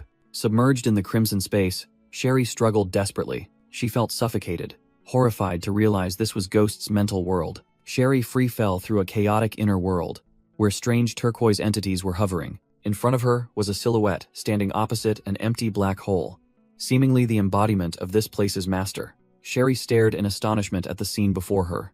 A giant red eye covered the entire sky, symbolizing a brutal war for survival between humans and monsters. Witnessing the souls being incinerated, she feared that Ghost had begun to disregard human life. Sherry determined that Ghost would become a danger to society if left unchecked, and resolved to find his subconscious self. She suddenly sensed another presence and vigilantly turned around. A child-shaped shadow entity suddenly appeared from below with a giggle. Sherry immediately took a defensive stance, ready to face the threat. Suddenly, a gigantic monster appeared, trapping Sherry within its eye and hungrily remarking that she looked very delicious. Sherry was astonished, wondering what kind of monster this was. White beams of light shot out from a flower-like entity, binding her tightly. Sherry gritted her teeth in resistance, releasing a stream of green energy from her eyes. She touched her hip, seemingly activating some special ability. A silvery white light emanated from the ring on her hand, a tool from the Special Science Institute designed to help psychics mitigate mental attacks. Surrounded by dark tentacles, Sherry remained calm, realizing that all these phenomena were merely illusions, like smoke. Her silvery white energy focused its attack on a twitching pink mass of flesh, which appeared to be the monster's weak point. Yuan Zhenshi's inner world shattered into pieces after Sherry's attack. Afterward, Sherry found herself standing alone amidst a vast, cold expanse of water. She shivered as she felt the bone-chilling cold of this unfamiliar subconscious space. Sherry realized this was Yuan Zhenshi's subconscious, the deepest part, and she had to venture in to uncover the truth. Looking into the distance, she saw a mysterious ferryman on the crimson water and anticipated the difficulties ahead. Suddenly, Red Spider Lily appeared on a boat, blocking her path and asking if Sherry had come here to meet her master. Sherry was astonished to realize that the entity before her was the legendary Underworld Girl. She wondered if the Underworld Girl had truly become Yuan Zhenshi's subordinate in the future. After a moment of contemplation, Sherry smiled bitterly, seemingly having accepted this reality. Sherry questioned Red Spider Lily about why she was there, and Red Spider Lily replied that she had come to tell the truth. Red Spider Lily's words echoed across the still water. Suddenly appearing behind her, Red Spider Lily warned that Sherry would be trapped forever if she didn't speak the truth. While Sherry secretly hoped Yuan Zhenshi was not a monster, Sherry turned to face her, voicing her hope that Yuan Zhenshi would not turn into a monster. Red Spider Lily coldly questioned her in return, reminding Sherry that she was speaking to a monster. Sherry firmly asserted that this was her true feeling. She mused aloud, explaining that despite fearing Yuan Zhenshi was a threat, she selfishly wished a good person like him would not be corrupted. Red Spider Lily sighed sympathetically and began to untie the red ribbon on her collar. She handed the ribbon to Sherry, saying that since she was not her master's enemy, this item might help. Even though Sherry might die here, the ribbon immediately transformed into a dark entity that shot away, which was a part of the underworld girl's power. Deep within the subconscious, a gigantic nightmare entity attacked Sherry, roaring an accusation that she had betrayed it. Sherry was terrified but bravely faced the entity's hateful, glowing red eye. The dark tentacles swirled, forming a vortex that completely submerged Sherry. Thrown back, Sherry sank deeper into the subconscious space, realizing in panic that she had just narrowly escaped death and needed to find a way out. From the dark abyss below, countless ghostly hands began to reach up toward her. A sea of vengeful spirits rose up, screaming that all psychics were evil and trying to drag Sherry down to die with them.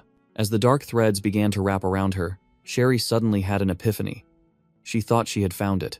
Amidst the endless darkness, she spotted a faint point of light and realized it was the knot of Yuan Zhenshi's soul. Sherry decided to act in her own way, placing both hands on her chest to focus her energy. She closed her eyes, activating her dream-weaving ability to begin interfering with the subconscious. Returning to reality, Yuan Zhenshi stood looking at the unconscious Sherry on the sofa, sensing something unusual and worrying that she was dying. While Sherry trembled and sweated, Yuan Zhenshi tried to reassure himself that the Special Bureau would handle it if an accident occurred. Suddenly, a psychic shockwave hit, terrifying Yuan Zhenshi. He staggered back a step from the unexpected shock. Clutching his head and gasping, Yuan Zhenshi realized this woman was more dangerous than he had thought. Sherry's ability pulled Yuan Zhenshi's consciousness into a memory of his messy student room, where an underworld girl doll sat on a chair. In that memory, he slumped onto his desk after using the computer. His tired red eyes opened slightly when he heard someone call his name and complain about the noise. It was Li Zhongxing and Xia Peng, two friends from the club,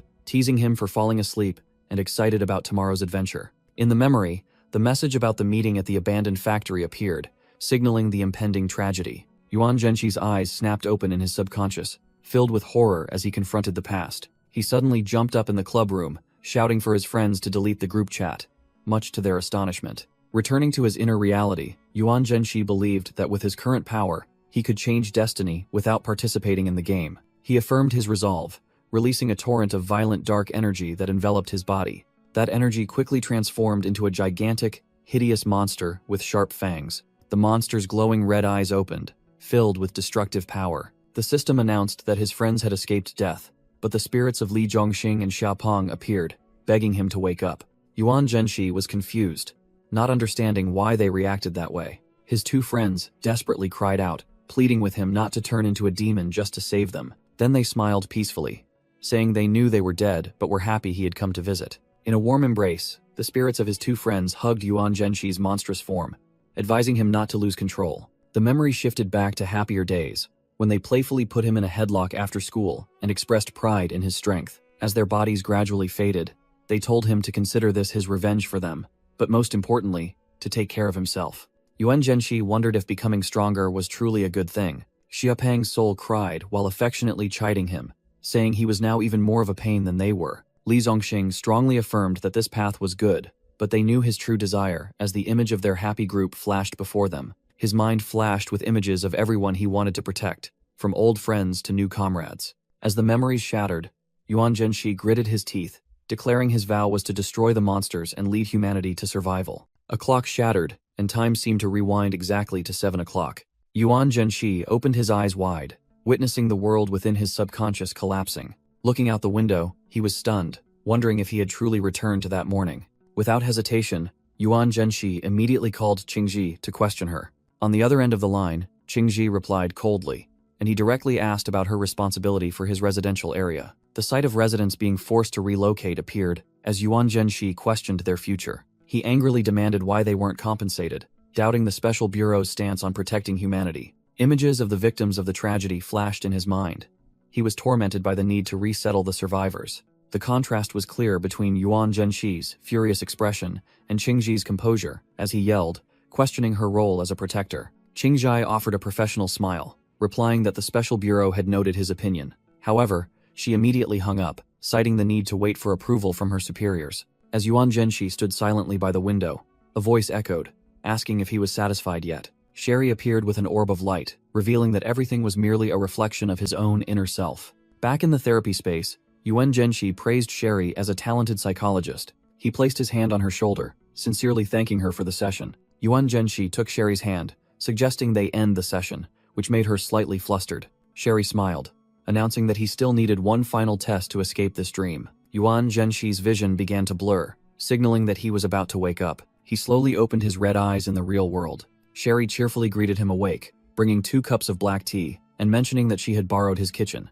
After waking up, Yuan Zhenshi drank a glass of orange juice prepared by Sherry. Sherry suggested starting the therapy session, but Yuan Zhenshi refused, so she shifted the discussion to handling the aftermath of the evil neighbor incident. She explained that the victims would receive adequate compensation, both material and emotional. Afterward, Sherry handed Yuan Zhenshi a glowing crystal, saying it was the result of the inspector's contributions to the special bureau. Yuan Zhenshi took the crystal, optimistic that his crisis was over. However, he crushed it and asked about the consequences if the heart crystal had remained black. Sherry replied that, as Ghost, he should already know the answer. Yuan Zhenshi silently listened to her explanation. She warned that if he died in a battle with a weirdness, there was a chance he would also be transformed into one of them. Deep down, Yuan Zhenshi thought Sherry was only half right. He knew clearly that in the dream, he had actively chosen to transform into a weirdness. He recalled spending 100 million legend points to transform his body into an unnamed entity. His monster form appeared, submerged in dark energy.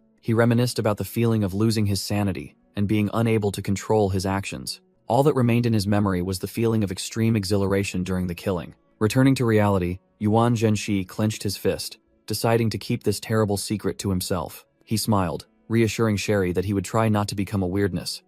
And just then, the doorbell rang. Sherry offered to open the door for him. She walked over and opened the apartment door. Standing outside was Qian Yubai, who awkwardly held out a gift box and explained that she came to visit because she was worried about the president. Qian Yubai looked up with a flushed face, her head spinning after an unexpected collision. What she had bumped into was the chest of Sherry, who was standing in the doorway. Completely flustered, Qian Yubai quickly handed the gift box to the strange woman. Thinking she had the wrong address, she hesitantly asked for Sherry's identity. Sherry gracefully introduced herself as the new neighbor, just as Yuan Zhenshi appeared, and Qian Yubai joyfully exclaimed upon seeing him. Yuan Zhenshi urged them not to block the doorway, and both women quickly stepped inside. While sitting on the sofa, Qian Yubai secretly admired Sherry's beauty and gentleness, but also felt suspicious about her relationship with someone as aloof as the president.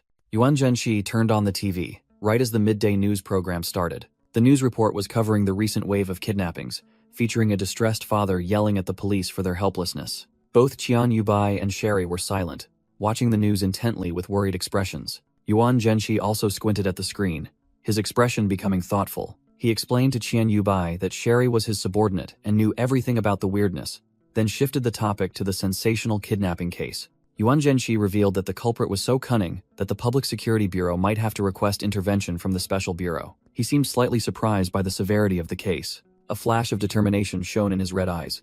Yuan Zhenshi silently looked towards the bedroom, where a shadowy figure emitting a terrifying aura was slowly materializing. It was Red Spider Lily, her glowing red eyes staring coldly out from the darkness. He told the 2 girls to chat freely, then stood up and walked toward that room. Yuan Zhenshi entered the room and closed the door, leaving the 2 women in the living room. Inside the dark room, a stream of crimson energy in the shape of a ghostly butterfly poured out from his chest. In his private room, Yuan Zhenshi realized that the high-profile kidnapping case was affecting Red Spider Lily's work, significantly slowing down the legend's growth rate. He checked the Urban Legend Chronicle again and confirmed that despite investing many points, Red Spider Lily had gained almost nothing tonight. Red Spider Lily, with a dejected expression, answered her master and secretly cursed the kidnappers for ruining everything. She flipped through the book and admitted that he was right. One couldn't always expect good things to happen. However, a sly smile suddenly appeared on Yuan Zhenshi's lips as he came up with the idea of adding fuel to the fire. He told Red Spider Lily that he had an idea, making her look up curiously. Yuan Zhenshi asked if she wanted a new friend to keep Little Eyes company, while a sphere of dark energy formed in his hand. After Qian Yubai and Sherry left, Yuan Zhenshi sat down at his computer and began to act. He recalled an urban legend from his old world called the Phantom Caller, an entity that would send a voice message predicting death to its victims. Determined to create a new legend, he searched online and unexpectedly stumbled upon a video of a blonde girl. The video was playing the song A New Beginning, a cheerful melody set against a heartbreakingly tragic background. He investigated and learned that this song, which was regaining popularity, was the final work of the child prodigy composer Yuxuan. 5 years ago, fame brought tragedy to Yuxuan when she was kidnapped by a group of people for ransom. Although her family paid the ransom, A reporter exposed the incident, forcing police intervention, which led to a tragic outcome. Ironically, during her captivity, Yuxuen was provided with tools to compose, and her song contained innocent dreams about the future. After her death, the story gradually faded into oblivion, leaving only a few loyal fans who still mourned her. Yuan Zhenxi realized he could combine this tragic story with the legend he intended to create. He closed his eyes, concentrating his entire spirit to begin the creation process. Crimson energy flared as Yuan Zhenxi established the rules.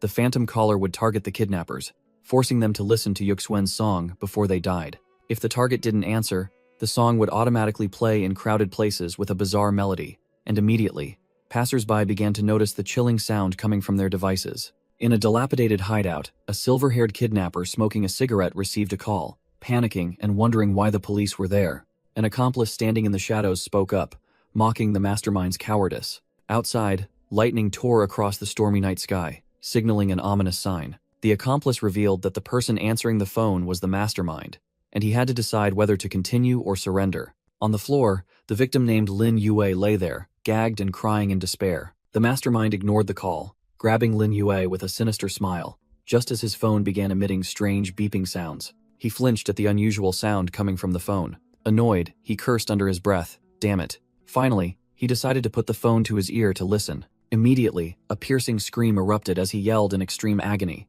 In a panic, he violently threw the phone to the ground, shattering it, while Lin Yue watched in astonishment. His vision began to distort, signaling an ongoing supernatural attack. From the broken phone, red musical notes poured out, wrapping around his convulsing body. He gasped in pain as the ghostly musical lines tightened around him, his face contorting. Before Lin Yu's eyes, the kidnapper's body began to mutate into a grotesque form. His eyes bulged out, bloodshot from the pain and transformation. His body swelled hideously, and countless red eyes began sprouting from his chest. His face disintegrated in a dying scream. His entire body exploded into black fragments amidst a surge of crimson energy. Lin Yue sat motionless, utterly terrified as she watched her captor vanish into thin air. Only the kidnapper's bare feet remained after his body exploded, and a small red device fell into the darkness. Lin Yue, with tear-filled eyes, was completely stunned by the horrific scene that had just occurred. She numbly recalled his scream, unable to believe what she had just witnessed. In the darkness, a ghostly entity with glowing red eyes and a sinister smile appeared,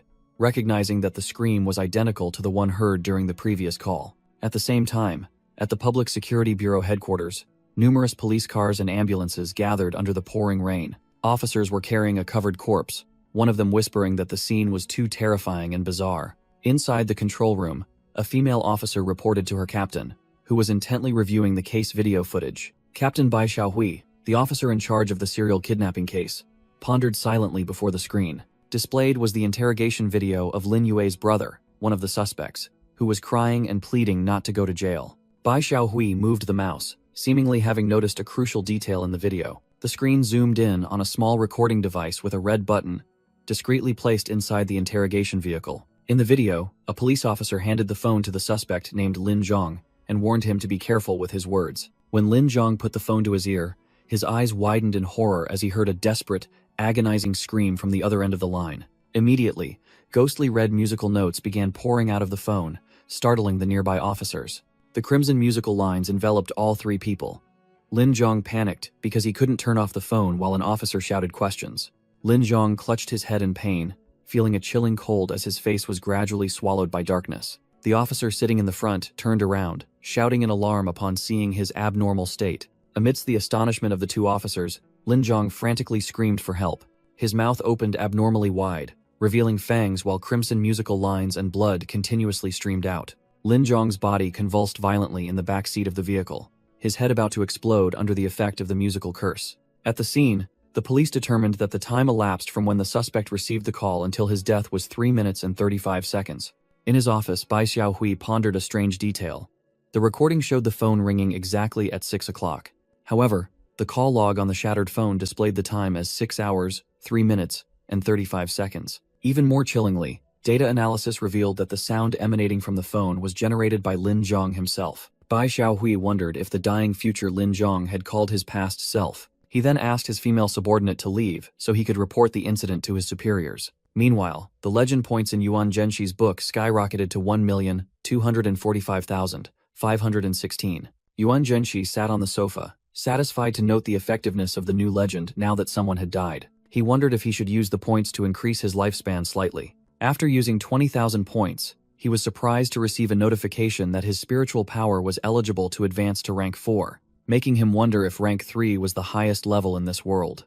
2 hours after the incident, someone announced that the Special Bureau would take over the kidnapping case. Nevertheless, Bai Xiaohui was determined to participate in the investigation to find the truth. Chief Qingzi appeared and explained that this case was not related to vengeful spirits but to a monster. Bai Xiaohui, confused, asked about the concept of a monster as they sat opposite each other in the meeting room. Qingzi explained that monsters are the embodiment of rules. They kill people according to those rules, and once activated, death is certain. She suggested that Bai Xiaohui could withdraw, as her team had already sent people to interrogate the kidnapped victims. In the interrogation room, a female officer was taking a statement from Lin Ye, who was still terrified. Investigators at the second crime scene confirmed that both suspects died in the exact same manner. Information about the new urban legend was compiled. It was named the Phantom Caller, killing people by making them hear their own screams for 3 minutes and 35 seconds, and had caused 328 deaths. Bai Xiaohui bowed his head while on the phone,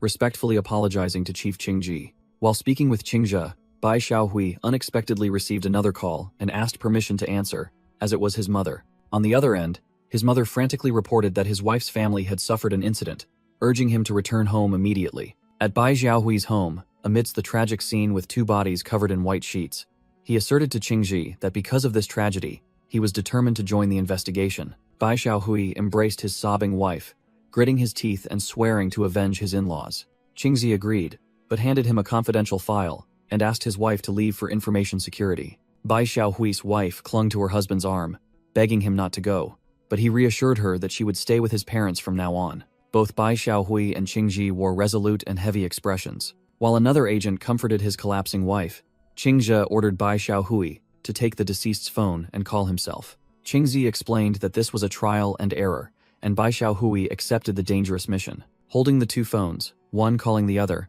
Bai Xiaohui wondered if he was truly about to die just because of a phone call. He nervously swallowed and then picked up the phone to answer. The call connected, and he said "hello" into the phone pressed against his ear. 8 hours after the incident, Qingzi announced that he had not died, while Qi Xiaoyin brought a towering stack of files to Bai Xiaohui's desk, reporting on the death toll over the past half hour. In the office, Bai Xiaohui asked about the total number of deaths, and Qi Xiaoyin replied with the horrifying figure of 1,362 people, admitting that they still had no leads. Qi Xiaoyin unexpectedly presented a gift box, saying that Chief Qingzhe mentioned his wife had given this to the Special Bureau, which surprised Bai Xiaohui. She explained that it was a diary belonging to his in-laws, found in a crack in the wall, and his wife had decided to hand it over after a long period of deliberation. Bai Xiaohui carefully unwrapped the cloth covering the diary, while Qi Xiaoyin said it might help the case. As soon as he opened it, he was utterly horrified by what he saw. The diary entry dated the 28th of April 1999 began with a shocking confession. "I was the one who killed that child," recounting how his daughter Aya had been brutally beaten by a classmate. The father recounted that when he went to demand justice, he was insulted and driven away by the bully's family, so he returned to his hometown and sought help to kidnap the child. In the diary, the father detailed how the kidnapping plan went smoothly, with a perfect alibi, determined not to let a child ruin his family. He confessed to burying his daughter's bully alive. Unexpectedly, his wife discovered this cruel act while working in the fields. Despite witnessing the horrifying scene, she maintained an expressionless face, her eyes sunken in shadow. Without a word of reproach, the wife silently helped her husband complete the crime during the storm. They made a pact. They would confess once their daughter grew up and had a stable life, and this diary was proof of their destiny. After reading the story, Yuan Zhenxi mused on the concept of fighting fire with fire, using poison to cure poison, and conceived the idea of adding a new rule. He noticed that the Phantom Caller legend was highly effective, and the legend points spent had almost been recouped. Thanks to this legend, the good and evil points received were significantly higher, allowing him to unexpectedly advance to spiritual power, rank 4 with ease. The status panel appeared, confirming his spiritual power had reached rank 4 and his lifespan was 100 days. His body also feeling lighter and stronger. With his new strength, Yuan Zhenxi decided to try modifying the Phantom Caller's rules within the Chronicle. He stood in the living room, using his power to add an exemption clause for kidnappers acting with the intent of fighting fire with fire. The core rules of the legend remained unchanged. The targets are kidnappers and robbers, who will be haunted by their own screams and an unturn-offable melody. Yuan Zhenxi's eyes flashed with determination as he performed the modification. However, his attempt was blocked by a backlash of energy, accompanied by a notification that he lacked sufficient legend points. Yuan Zhenxi clicked his tongue, accepting that his current point total was indeed insufficient. Despite the failure, he maintained his composure, smiling faintly. Suddenly, a strange voice called out from outside the door, addressing him as Big Brother, and Yuan Zhenxi replied, inviting the person in. He calmly took his phone out of his pocket. However, the voice outside sounded ominous, asserting that they knew he was home before beginning to pound violently on the door. While Yuan Zhenxi was tense, the creaking sound of the door echoed. A shadow figure with glowing red eyes appeared in the house, accusing him of being a troublemaker. Yuan Zhenxi decisively opened the door to confront the uninvited guest. However, standing before him was a small, bewildered blonde girl. Without a word of explanation, he grabbed the girl by the collar. Then, he mercilessly threw the girl into the living room. With a dark demeanor, Yuan Zhenxi threatened to lock the girl permanently in the notebook if she dared to scare him like that again. The girl, Xiao Xun, sat up, rubbed her head, and said she had something to report. Xiao Xun explained that the rule Yuan Zhenxi had just tried to change required at least 2 million legend points. She comforted him, saying he didn't need to save everyone, which made Yuan Zhenxi feel complicated being consoled by the very weirdness he created. Suddenly, Xiao Xun's eyes flashed as she sensed something. She realized that another human had just entered the range of her rule. Her gaze fixed on the door as a strange sound echoed. With a demonic smile, Xiao Xun transformed into a ghost and announced she was leaving first. The girl's sudden disappearance stunned Yuan Zhenxi and the two remaining entities. Yuan Zhenxi secretly thought that Xiao Xun was intentionally trying to scare them again. Meanwhile, the Special Bureau had guided public opinion to believe that the Phantom Caller legend was merely an online virus spreading through the song A New Beginning. Qingji reported that tests on prisoners confirmed the curse's targets were indeed the kidnappers. The experiment showed that the curse would automatically forward the call to the number of another criminal in the contact list, creating a chain of death. Ding Jiang listened and pointed out a suspicious, but also good point.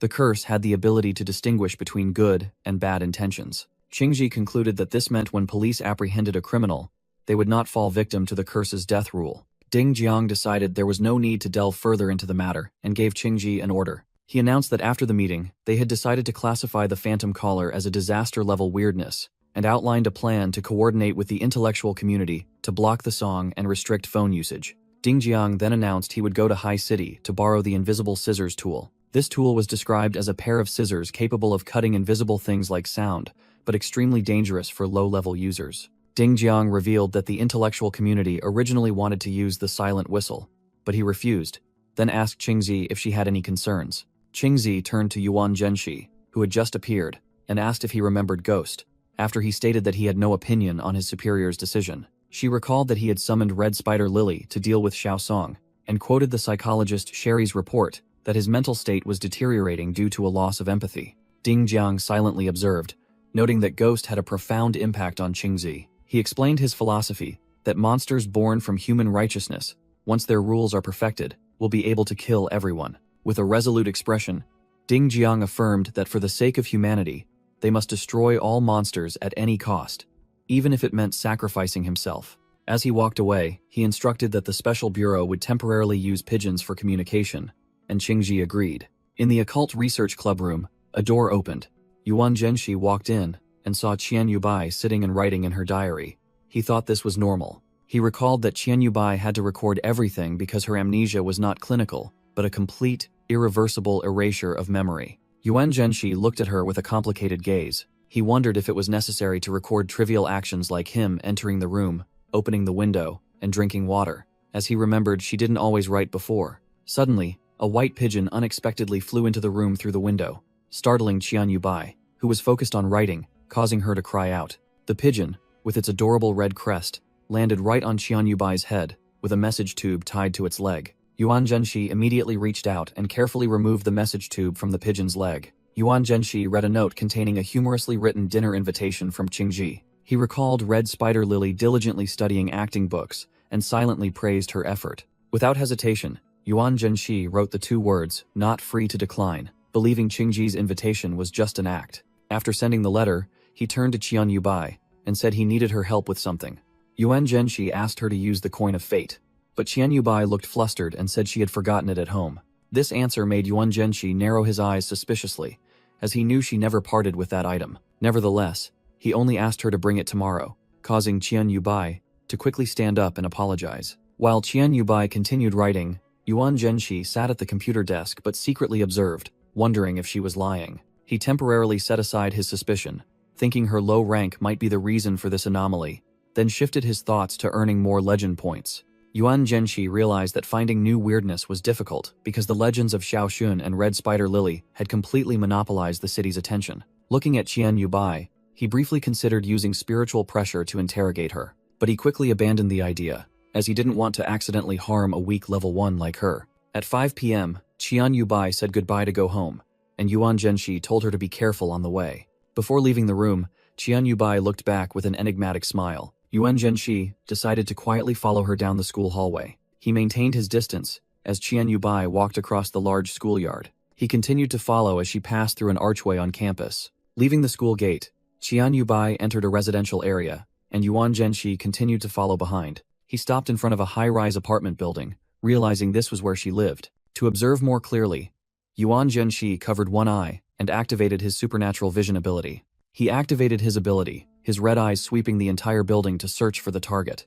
Yuan Zhenxi's supernatural vision transformed the entire apartment complex into a massive data schematic. He quickly locked onto the location, apartment number 8003. The scene outside the 8th floor hallway appeared, quiet and unremarkable. Inside the apartment, Qian Yubai's mother was reading when she heard a knock and got up to open the door. She was surprised to see a strange young man in a school uniform standing outside her door. Yuan Zhenxi smiled politely, greeted her, and said he was looking for someone named Xiao Bai. The mother looked confused and asked about the relationship between him and her daughter. Without hesitation, Yuan Zhenxi confidently declared that he was Qian Yubai's boyfriend. The mother was completely stunned by this sudden confession. Still bewildered, she secretly wondered when her daughter had gotten a boyfriend. Just then, Qian Yubai walked out of her room and surprisingly called him club president. Yuan Zhenxi quickly replied, saying she didn't need to call him that anymore because he was now her boyfriend.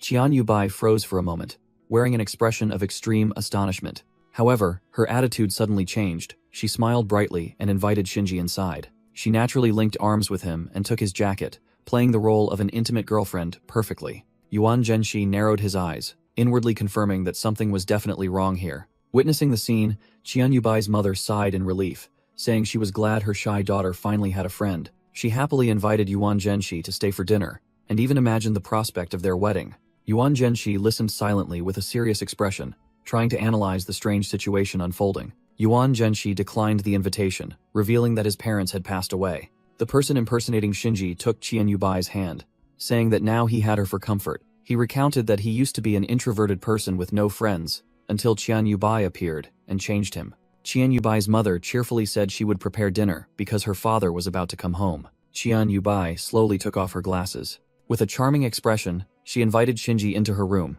and he agreed. Yuan Zhenxi realized that the entity possessing Qian Yubai had automatically switched to girlfriend mode after he established the fake relationship. He observed that every expression, tone of voice, and emotion in her eyes looked very real, but that only further proved that the Qian Yubai standing before him was a monster, and it turned back with the face of a ghostly doll to ask him what he wanted to do. Yuan Zhenxi deduced that only Qian Yubai was possessed by the monster. Her parents were safe, and the monster's behavior was merely a perfect imitation. The reflection in the mirror showed a shadow entity putting the uniform jacket onto Qian Yubai's body. He feared that the real Qian Yubai might already be dead, and that the monster's ultimate goal was to infiltrate and murder her entire family. If she was truly dead, Yuan Zhenxi was determined to retrieve the coin of fate. He recalled his previous request, asking her to use the coin of fate to determine which location was in danger. The entity disguised as Qian Yubai looked confused, lied that she had forgotten the coin at the club room, and promised to make it up to him later. Yuan Zhenxi pretended it was fine, but his smile showed that he had seen through the lie. Suddenly, the eyes of the antique doll on the table opened wide. Yuan Zhenxi also noticed the change and was surprised. He asked about the doll, and the entity impersonating Qian Yubai explained it was a gift from the neighbor girl and agreed to let him take it. Yuan Zhenxi held the doll, thinking that perhaps he was mistaken since the killing rule had not been activated. However, he immediately dismissed that thought when he sensed a trace of spiritual power inside the doll, wondering if it was alive. Yuan Zhenxi figured that only because he had reached level 42 could he perceive this faint source of spiritual power that others would easily overlook. Meanwhile, Back in the apartment, the entity impersonating Qian Yubai announced she was home and introduced Yuan Zhenxi as her boyfriend. Qian Yubai's father stood at the door, stunned, repeating the two words, boyfriend.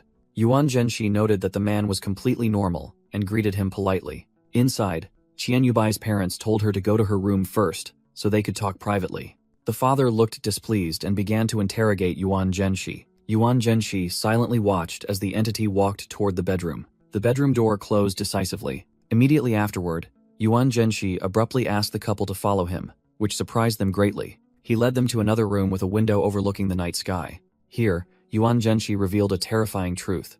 The Qian Yubai living with them was not their daughter. He asserted that the entity was not even human, causing the couple to demand an explanation in shock. Yuan Zhenxi reminded them that since they knew about Qian Yubai's coin of fate, they must also be aware of the existence of monsters. He explained that the entity was just a monster that couldn't use the coin, then showed them a way to test it. Tell the entity they were Qian Yubai's aunt and uncle. Yuan Zhenxi gave his phone number to the couple and advised them to leave, while the father remained worried about his daughter's fate. He instructed them to stay put and remain calm, so as not to be exposed while he called the entity out. Returning to the living room, the father executed the plan, introducing himself as the uncle and asking about Yubai's parents, which made the entity look confused. Immediately, a strange woman appeared, replying that the parents were not home and inviting the aunt and uncle inside to wait. Yuan Zhenxi told Qian Yubai's parents that he would send them off, leaving them stunned. He turned to the entity impersonating Qian Yubai and coldly told it to leave immediately. Outside, Qian Yubai's mother broke down, sobbing as she asked her husband if their daughter was truly dead. In the bedroom, the entity was taking off the uniform, asking in surprise why Shinji had returned so early. Yuan Zhenxi stepped in, red dark energy enveloping his hand as he declared he would teach it how to be human. Immediately, he lunged to attack and roared that he would show it how humans die, causing the entity to scream in terror. Yuan Zhenxi's energy-infused hand clamped tightly around the entity's head. Under his power, the fake body began to disintegrate into wisps of white smoke. The entity lowered its face, unable to resist, as its body continued to vanish. It lifted its face, revealing its grotesque true form, with glowing blue eyes and a sinister smile, admitting that it had been exposed. Its entire monstrous body melted into a puddle of blue liquid. From the remnants, an ancient-style doll fell out, making Yuan Zhenxi realize the enemy's true form. The doll puffed out its cheeks in anger, seemingly controlled by some invisible force. Red Spider Lily's red eyes flashed as she called out her club president's name.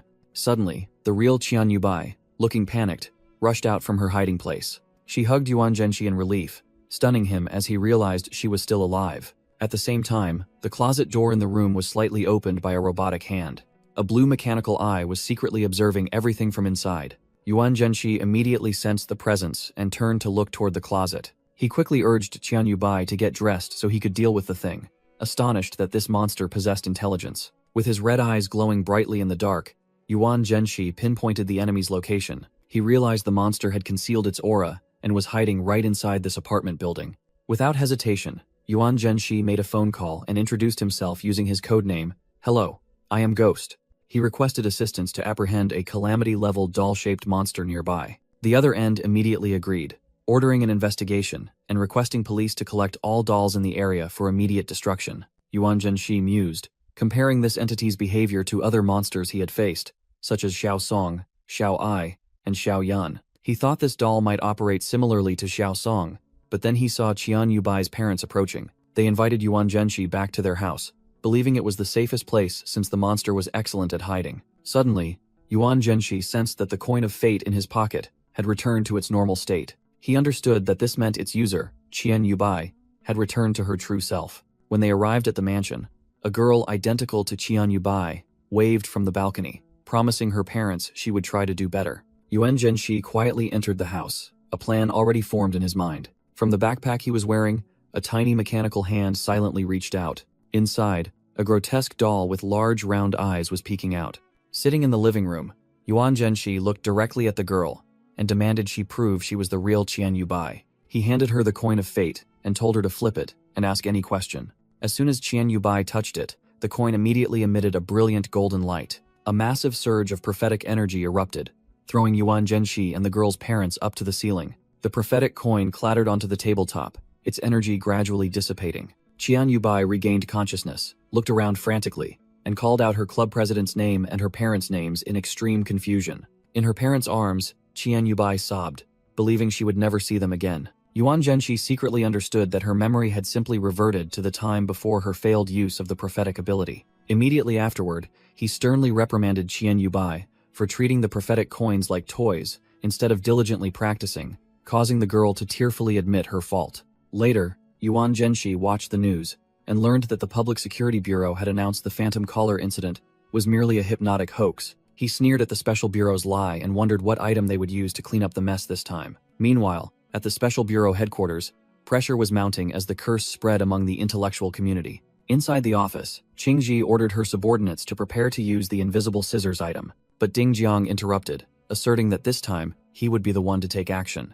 Qingji narrowed her eyes at her superior's sudden decision. The silver-haired assistant tried to dissuade him, but Ding Jiang explained that he had a list of terminally ill people willing to sacrifice themselves in exchange for financial support for their families. Qingzi immediately offered to do the job herself if necessary. Ding Jiang dismissed her, saying that young people like her had more in common than she thought, and then turned and walked away. He ordered his assistant to prepare and meet him in the basement. On the way, Ding Jiang was confident in his superior spiritual power, hoping to solve the problem without anyone having to die. He also coldly reflected on the Bureau's tight budget, concluding that replacing personnel with machinery would be much cheaper. Nevertheless, he felt a familiar excitement, similar to his early days joining the organization. In the basement, a prisoner was tightly bound to a chair, panicking as Ding Jiang, Qingji, and another staff member prepared to conduct the experiment. Suddenly, a letter on the table emitted a stream of ghostly energy in the form of red musical notes. Ding Jiang held the invisible scissors tightly, the item radiating a powerful blue light. He activated the scissors' power, transforming them into a giant blade of light and slashing directly at the musical curse. The blade of light from the invisible scissors slashed through Ding Jiang, severing the red musical notes of the curse. From behind the bars, Qingjia and Qi Xiaoyin anxiously watched the horrifying scene. Ding Jiang's eyes widened, distorted by extreme pain. He threw his head back and screamed in agony as his body violently trembled. Other Special Bureau members screamed in horror, calling out for the chief as they saw his shadow collapse. At the same time, Yuan Zhenxi arrived home to find Red Spider Lily and the creature in the box standing next to a pile of rubble. Red Spider Lily asked if he could sense the external interference, and Yuan Zhenxi silently confirmed it. He realized that the blonde entity on the floor was not dead, but merely restricted. With a determined look, Yuan Zhenxi prepared to act. He summoned the Urban Legend Chronicle, declaring that everything would soon be over. Yuan Zhenxi decided to use the legend points he had just earned to upgrade his ability. Spending 30,000 points, he perfected the rules of the Phantom Collar, expanding its range nationwide and making it impossible to interrupt. A malicious smile appeared in the darkness, showing his satisfaction. However, Xiaosun suddenly panicked and hugged Yuan Zhenxi, crying out that her body felt like it was being torn apart and the calls were being interrupted. At the Special Bureau, Qi Xiaoyin was utterly shocked by what was happening. Xiaosun was still trembling, confusedly asking what had happened. The Special Bureau's action was successful. They used the invisible scissors to restrict the legend, while simultaneously sacrificing 10,000 people using the silent trumpet. Yuan Zhenxi patted Xiaoshun's head to comfort her, thinking that the Special Bureau's price was too high and he didn't have enough points to counter it. At the hospital affiliated with the Special Bureau, night had fallen. Inside the intensive care unit, Qingjia sat silently beside Ding Jiang's bed. He was unconscious and completely wrapped in bandages. Lying in the hospital bed, Ding Jiang woke up and wondered if the plan had been activated. Standing nearby, Qingzi confirmed that the silent trumpet had been activated, successfully restraining the Phantom Collar. She explained that the official story would be a terrorist incident involving the poisoning of the water source in Jiang City's slum area. Concurrently, a large compensation sum and a non-disclosure agreement were given to the affected residents to keep the truth hidden. All of this was done to protect the interests of the elite. Back in the hospital room, Ding Jiang, now in a wheelchair, inquired about Hong Yin's condition. Qingji reassured him that Hong Yin was ready and suggested a farewell party. Ding Jiang firmly ordered them to call Ghost Yuan Zhenxi's codename and prepare a contingency plan if he refused. Qingzi hesitated briefly, wondering if this decision was truly appropriate. However, she believed that with Yuan Zhenxi's abilities, even the most terrifying challenges would only be stepping stones for his growth. She concluded that, regardless, they should help him. Afterward, a lavish meal was served in the Special Bureau's cafeteria. Yuan Zhenxi seemed surprised to be invited to dine at the Bureau's cafeteria. Hong Yin immediately enthusiastically defended the food quality, boasting that the chefs were 5-star masters and the prices were extremely reasonable. Hong Yin then burst into tears of excitement, revealing that they were about to meet the underworld girl, Red Spider Lily, and asked Yuan Zhenxi to treat her well, leaving him only able to wish them success. When Yuan Zhenxi asked about the real purpose of the meeting, Hong Yin awkwardly slumped onto the table, and Qingzi confirmed there was another reason. Qingzi presented a membership card for the website, acceptling.com. She explained that this was a platform run by the financial elite, used to post high-level exorcism missions. Yuan Zhenxi wondered why he was receiving this. Qingzi revealed that the ultra-rich were also not immune to supernatural entities, and they often went through the special bureau to hire people to handle these missions. Qingzi explained that the special bureau was not short on money, and usually didn't have time for sympathy. They wouldn't go there unless it was a mandatory request. Yuan Zhenxi still held the card, asking again why they gave it to him when his question hadn't been answered. The short-haired female colleague cheerfully explained that after restraining the evil neighbor, Ghost's reputation had spread among investigators. She added that many strange things had been happening lately, and since Yuan Zhenxi was capable, fearless, and wanted to protect the weak, they wanted him to receive more recognition. Yuan Zhenxi listened silently, as he was told that he would be a pillar among investigators in the fight against monsters. Qingzi suddenly changed the subject, saying that his obsession was understandable, but she always wondered if he had anything to do with the disappearance of the It's Your Turn game. Yuan Zhenxi's eyes flickered slightly at the direct question. Meanwhile, the short-haired colleague was burning with curiosity, excited by the dramatic turn of events. Yuan Zhenxi thought to himself that they were being cautious because he was too aggressive toward the monsters, and Qingzi had begun to suspect he had ulterior motives. He smiled, put the card away, and cleverly replied that perhaps It's Your Turn got scared and ran away when it realized he was a psychic. In a restroom, Little Eyes was happily flushing the toilet, having completely digested It's Your Turn and made it a part of itself. Yuan Zhenxi stood up, asserting that he had passed all the tests and would accept their kindness, regardless of whether they believed him or not. He thought to himself that he needed to take on more missions to accumulate legend points, and he should thank them for giving him the opportunity to free Xiaosun. Qingzi accepted the answer, saying that those were just a few questions she wanted clarified. Afterward, the colleagues helped the drunken Hong Yin leave, waving goodbye to Ghost. Before leaving, Qingzi revealed that the person seeking him this time was Mr. Xiang, who was paying a large sum to investigate his missing nephew. Previous investigators sent there had also vanished without a trace, leaving behind only shattered souls. At home, the clock read 23:33, and Yuan Zhenxi wondered if Xiao Ai was okay, as Hong Yin would arrive at midnight. Red Spider Lily appeared in a graduation outfit, confidently declaring that she had completed her acting course and was ready for any test. Yuan Zhenxi suggested that Red Spider Lily could let Xiaoxun and the creature in the box test her acting skills, while he contemplated a matter concerning the special bureau. He felt exhausted just thinking about how troublesome it would be to deal with yet another monster. Suddenly, Yuan Zhenxi's eyes flashed with a strange blue light. Through his hazy vision, he heard Red Spider Lily, Xiaoxun, and Little Eyes anxiously calling his name. Yuan Zhenxi suddenly collapsed onto the floor, a bloodstain appearing on his chest after taking an invisible attack. His soul was separated from his body, and he realized he was trapped in a strange space, completely powerless. In the darkness of the new space, Yuan Zhenxi's soul form opened its glowing red eyes. He found himself in a room resembling an art studio, surrounded by countless photographs containing souls screaming in agony. Amidst the desperate screams demanding release, a male soul trapped in a photo maintained an unusual calm. That soul showed annoyance at the noise, and decided to examine who the newcomer was. A blue-haired man with grotesque teeth appeared, remarking that the calm soul didn't look like a monster, and asking why he wasn't afraid. The blue-haired man, He Qian, picked up the man's photo, showing disgust at the arrogant demeanor of the imprisoned soul. He Qian ground his jagged teeth menacingly. He began to crumple the photo, inflicting pain on the soul inside. As the man's image began to crack, He Qian declared this was punishment, and demanded to know why he wasn't afraid like the others. Completely unaffected, the soul in the photo calmly confirmed his tormentor's name. He Qian. Is that right? He Qian mocked the man's attitude, revealing that a person surnamed Tian had paid a high price to hire him for this murder. He laughed gleefully, threatening that soon the man would also beg for his life like the other souls. With a maniacal expression, He Qian decided he would give the person surnamed Tian a 30% discount. While Yuan Zhenxi silently memorized the information about the hired killing, the soul of Tian Zhongze wondered if he knew such a person. He decided there was no need to care about the madman's words, but then his soul began to feel scorching hot and disintegrate.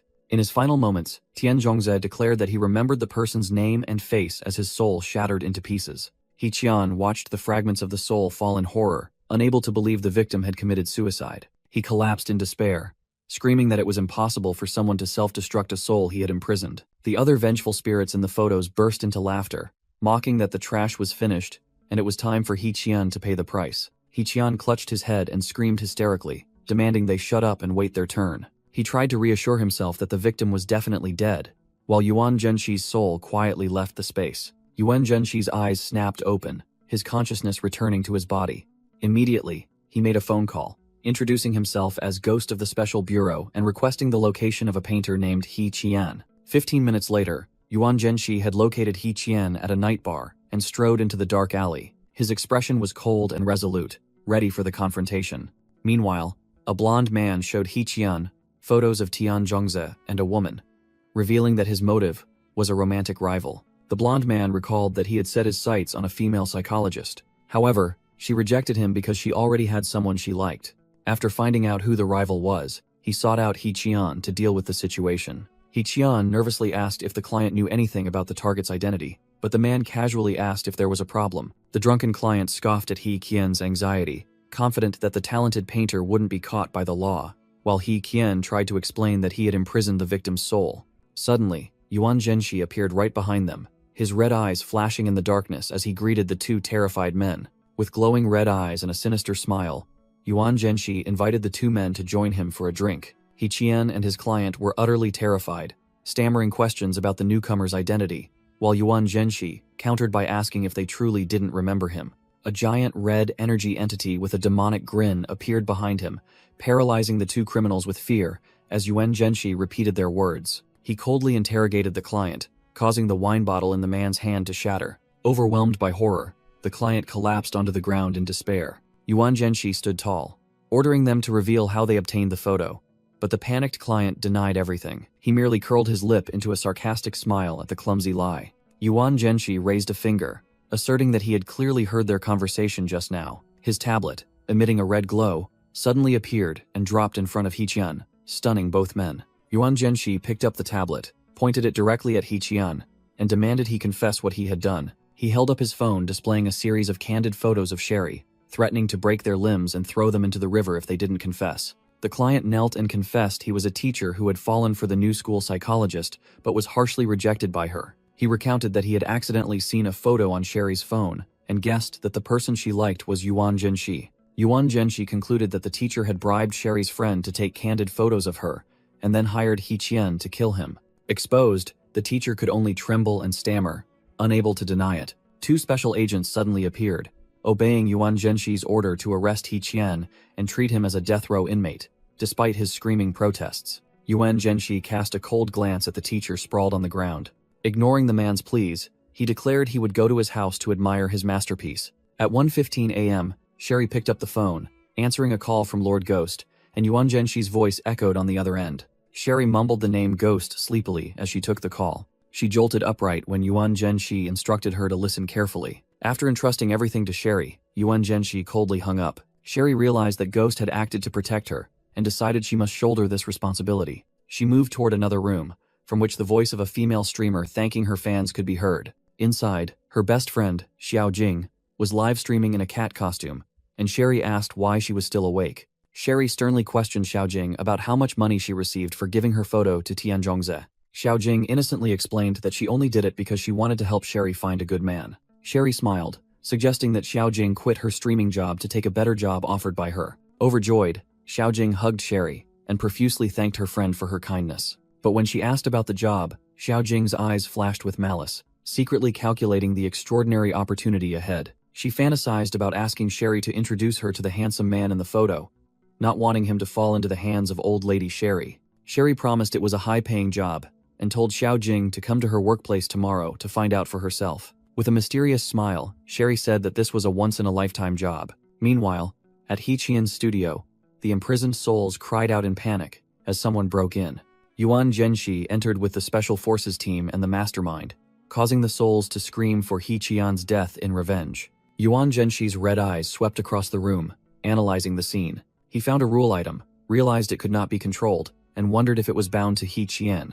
Yuan Zhenxi confronted the restrained He-Qian, demanding he reveal the price required to use the item, while the souls mockingly cheered. When He-Qian stubbornly remained silent, Yuan Zhenshi questioned the pencil's method of torture, secretly surprised that an ordinary person could use a rule item. Yuan Zhenshi smirked, speculating that tearing up the painting would also mean tearing up the soul imprisoned within. He Qian let out a desperate cry, while a red spectral entity began to materialize from Yuan Zhenshi's power. Yuan Zhenshi's eyes glowed blood red, signaling an imminent explosion of rage. He unleashed terrifying spiritual pressure, summoning Red Spider Lily to torture He Qian with her soul-gathering ability, and declared he would slowly torment him. Yuan Zhenshi realized that his level 4 spiritual power, combined with Red Spider Lily's ability, had created a new skill perfect for torture. He stood above the writhing He Qian, explaining that he would torture him methodically to inflict maximum pain without letting him die. Unable to bear it any longer, He Qian collapsed, clutching Yuan Zhenshi's leg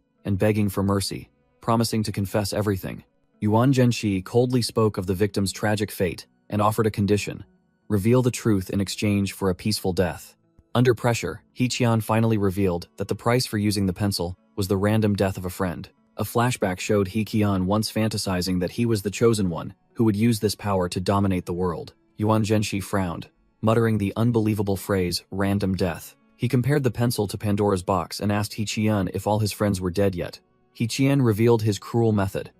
He constantly made new friends at entertainment venues, just to turn them into sacrifices for the pencil. Just then, a special agent reported that they had found a piece of the painting, and the soul inside wanted to speak with Yuan Zhenshi. The soul in the painting introduced himself as Xiang Zhen of the Xiang family, surprising Yuan Zhenshi with the ability to communicate from within the item. He Qian realized he had been tricked and frantically lunged to attack Yuan Zhenshi, while Xiang Zhen secretly gloated that his plan to attract the special bureau had succeeded. A spectral entity with a gruesome smile appeared beside Yuan Zhenshi, reflecting his rage. Xiang Zhen questioned He Qian, and in desperation, the artist screamed that he had helped Xiang Zhen kill his own brother. From within the painting, Xiang Zhen explained that when a soul is imprisoned, he can only reveal certain information to survive, but he deliberately omitted details about Yuan Zhenshi. Yuan Zhenshi coldly ordered Xiang Zhen to be returned to the Xiang family and arranged a humane death for He Qian, causing the artist to panic and beg. As he was dragged away, He Qian desperately screamed that he would serve Yuan Zhenshi, revealing that the pencil could create a painting exactly like a real person. Yuan Zhenshi looked at the magical pencil on the floor, thinking that such a powerful item could not be wasted. He smirked, a thought flashing through his mind. With glowing red eyes, Yuan Zhenshi asked if the pencil could imprison monsters as well. He Qian was confused but insisted that as long as he drew the monster, he could imprison its soul within the paper. Yuan Zhenshi sneered, saying that was a shame. As Yuan Zhenshi's shadow loomed, He Qian horrifyingly realized the truth that monsters do not possess souls, and all his hope shattered. Yuan Zhenshi ordered He Qian to be escorted away, while the artist frantically screamed that soulless creatures couldn't exist. Looking at the pencil, Yuan Zhenshi thought that, since it was too difficult for him to use, it would be better to destroy this serpent in the Garden of Eden before it was too late, and he crushed it with red energy. Afterward, Yuan Zhenshi sat alone, recalling how Hong Yin had used coercive headphones to ask how he could return from the dead. He recalled answering only 3 words, beyond the rules, while his subordinates, Xiao Shun, Red Spider Lily, and the one-eyed creature, lined up awaiting orders.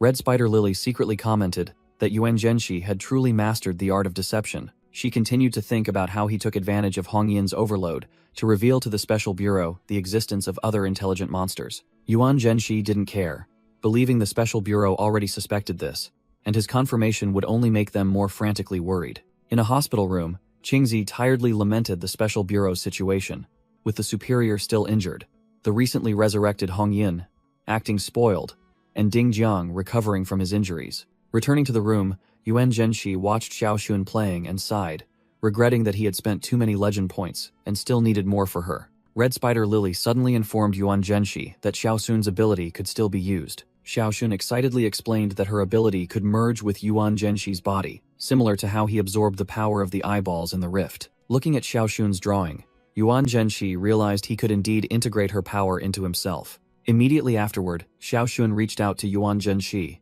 and a stream of dark red energy from her began to flow into the urban legend chronicle. Yuan Zhenshi's book glowed brightly, consuming 5,000 legend points to begin the absorption process. Yuan Zhenshi's eyes flared red as he received the new power. When the process was complete, he gained the new skill, Absolute Hearing, a musician's ear that could distinguish things seemingly imperceptible. Yuan Zhenshi's ear faintly emitted a red light, signaling the awakening of his ability. Sensing the new power, Yuan Zhenshi immediately requested a practical example of its capability. A blurry, glowing red image of blood droplets appeared in his vision. The image quickly solidified into a crude drawing of Xiaosun, helping Yuan Zhenshi understand how the skill worked. Yuan Zhenshi mused that if he had possessed this skill earlier, the weirdness in the pencil case would not have been able to escape, thus concluding the incident. The next day, he was secretly requested by the head of the Xiang family to investigate a new case at a luxurious mansion.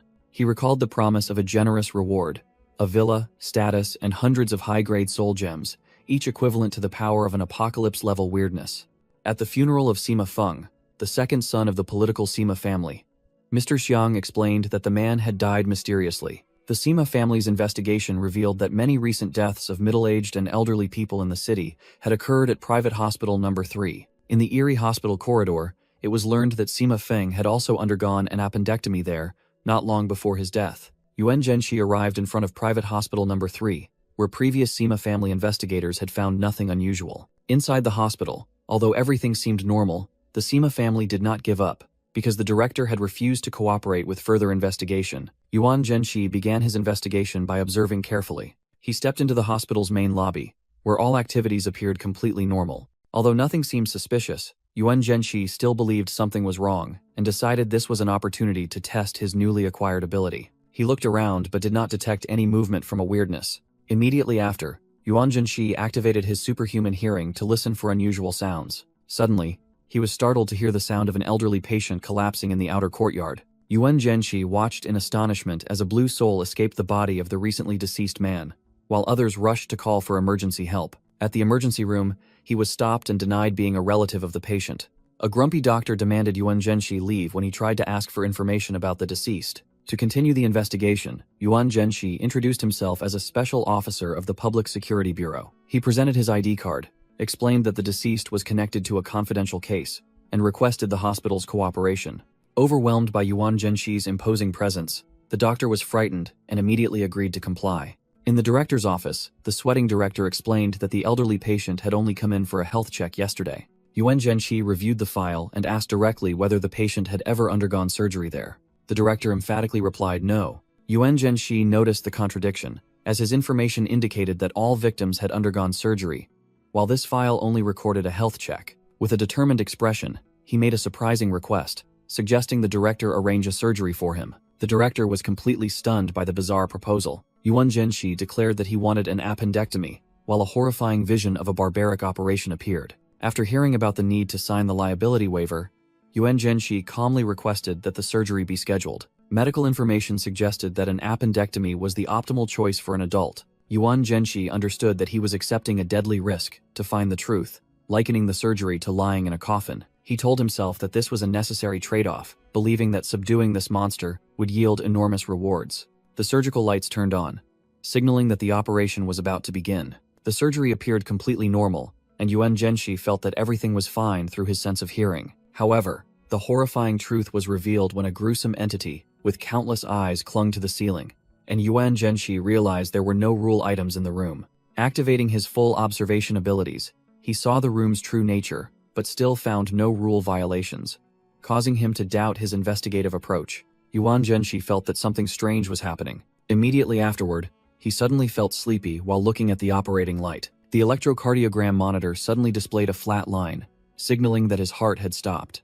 Yuan Zhenshi unexpectedly woke up in a hospital bed and was told by a female nurse that he had just regained consciousness. While listening to the nurse's instructions, he concluded that his defeat could only be attributed to an irresistible force. He smiled, realizing that this experience had brought him closer to becoming a monster. Without hesitation, Yuan Zhenshi immediately asked the nurse about other surgeries scheduled for the day and learned that a heart transplant was imminent. He declared that he would go observe the operation, which worried the nurse, but she still had to comply. As she left, the nurse recalled the director's order to fulfill every request made by this young man. She wondered who Yuan Zhenshi truly was while he sat alone in the room, deep in thought. Yuan Zhenshi checked again and found that his remaining lifespan was still 100 days, deducing that he had merely fallen asleep due to the automatic midnight recovery mechanism. He visualized his remaining time using a clock, while also sensing a vague discomfort in his body that wasn't caused by regeneration. In the operating room, a doctor ordered the patient's chest to be opened.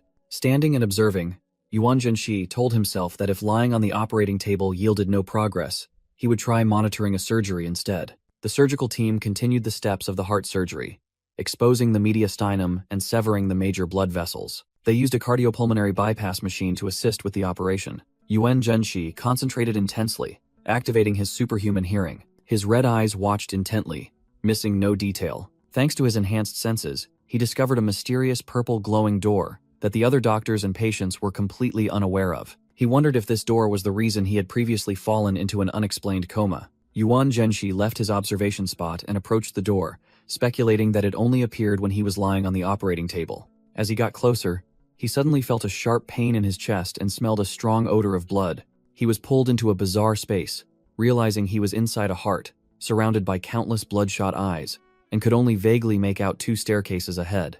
Before him were 2 choices, one staircase leading up and one leading down, and he was confused about the difference between them.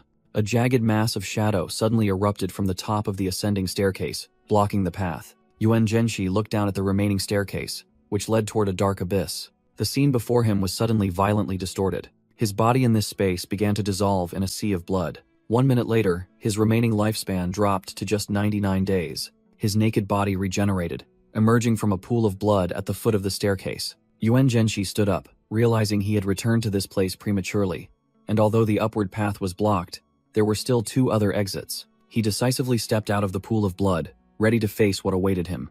In the subconscious space, Yuan Zhenshi faced 2 options: descend deeper or return to the beginning. He decided to move forward, reaching out toward the door of light. With a determined expression, he rushed through the darkness to escape the place. A fleeting image of a mysterious white-haired, red-eyed entity appeared before he fully woke up. Yuan Zhenshi opened his eyes and found himself in the hospital bed, facing 2 medical staff members who were secretly hiding scalpels behind their backs. He was horrified to realize he couldn't move, suspecting that he was bound by the monster's rules. Yuan Zhenshi deduced that escaping the door in his subconscious had directly led him into a mandatory surgery. Immediately afterward, a medical team with vacant eyes entered, confirming his fear that he was trapped within their rules. He noticed something was wrong, wondering if these were the same doctors he had seen earlier. From Yuan Zhenshi's perspective, the doctors prepared to use a saw to open his chest while he screamed helplessly. Amidst the extreme pain, he realized a terrifying truth. These people were still alive. They were human. The heart rate monitor next to the bed suddenly switched to a flat line. He felt his heart being pierced by a sharp object. Lying motionless in a pool of blood, Yuan Zhenshi was stunned as a notification appeared stating that his heart had been taken and his lifespan was now only 98 days. In the midst of despair, the necklace around his neck suddenly shone brightly. Yuan Zhenshi suddenly sat bolt upright, gasping for breath, and saw 2 giant red eyes observing him from the darkness. He covered his mouth with his hand, still trembling after escaping the near-death experience. Meanwhile, a mysterious man dressed in black was walking down the corridor, heading straight toward the operating room. The man glanced toward the room with a meaningful look. Immediately, Yuan Zhenshi sensed that presence, his eyes flaring with red energy as he wondered who that person was. In a panic, Yuan Zhenshi sprang up from the hospital bed, causing the nurse and doctors to scream in terror that there was a ghost. Realizing they were just humans, he breathed a sigh of relief. The angry nurse pointed at Yuan Zhenshi, demanding he leave for scaring the patients, while an old man remarked that the shock actually made him feel better. Kicked out of the room, Yuan Zhenshi stood silently as the nurse glared at him angrily through the glass window. He looked down the hospital corridor, wondering how this monster operated. Yuan Zhenshi realized that everyone in the hospital might be bound by rules or hypnosis, and what was certain was that a black door would appear if he consciously witnessed a surgery. He closed his eyes, recalling what had happened. The memory of the horrifying surgery resurfaced. He remembered the rule that, if he watched, his heart would be taken, and he was determined to refuse it. Returning to reality, Yuan Zhenshi confusedly placed his hand on his chest. He was horrified to realize his chest was empty, completely lacking a heart. Yuan Zhenshi's mind descended into chaos with the thoughts that humans cannot live without a heart, and that he was surely going to die. His blood-red eyes widened, reflecting extreme fear. A beam of red light shone down, and a brilliant red flower, like a spider lily, bloomed on his chest. In the space of consciousness, he decided he had to replace his missing organs, and a notification appeared requesting 20,000 legend points to regenerate his heart and appendix. Yuan Zhenshi's shadow form with glowing red eyes accepted the transaction.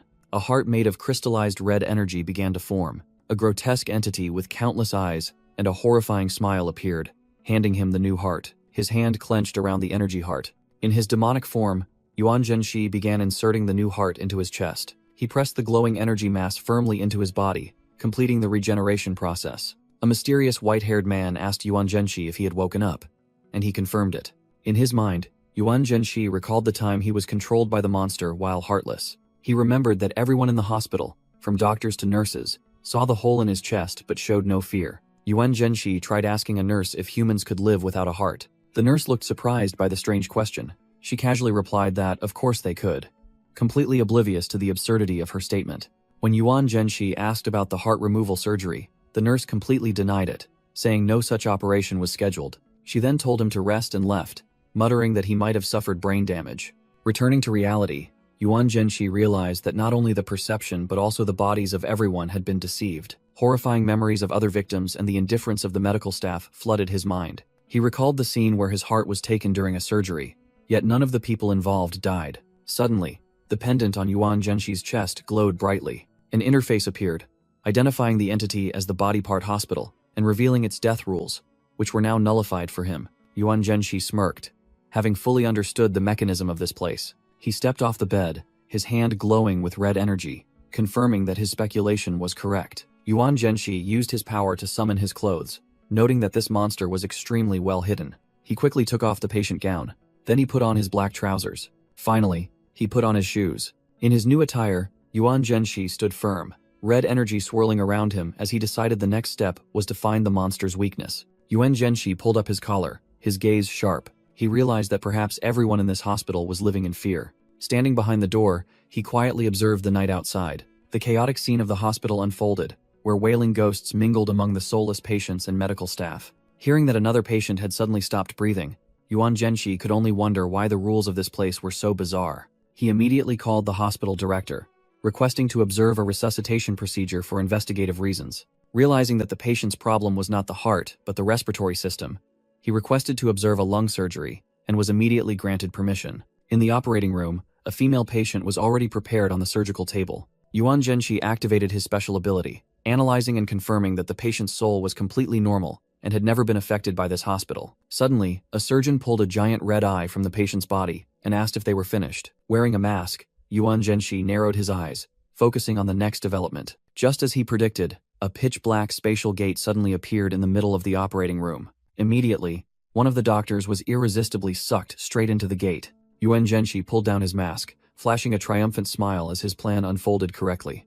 With dark energy surging over his arm, he confidently stepped into the mysterious spatial gate. Inside was an endless staircase, and at the very top, a red energy entity was gradually forming. The entity suddenly rushed down at terrifying speed, catching Yuan Zhenxi by surprise. His eyes flashed with determination as he faced the incoming threat. He hurriedly rushed up the stairs but quickly realized he was running into a dead end, and it was too late to maneuver. Backed against the wall, Yuan Zhenxi showed clear tension as the deadly energy stream rapidly approached. Suddenly thrown into a dark red space, Yuan Zhenxi was astonished to see blood splattering above him. He realized he wasn't free-falling but sliding on some surface, and the drop didn't seem as deep as he had imagined. Blazing red energy streaks enveloped Yuan Zhenxi as he prepared to land. He landed steadily, exhaling as the energy gradually dissipated into a circle beneath his feet. Standing in a dark corridor, Yuan Zhenxi discovered a glowing purple door marked with the character Gan Liver, deducing that this place was arranged according to internal organs. He recalled that he had been in the heart area last time,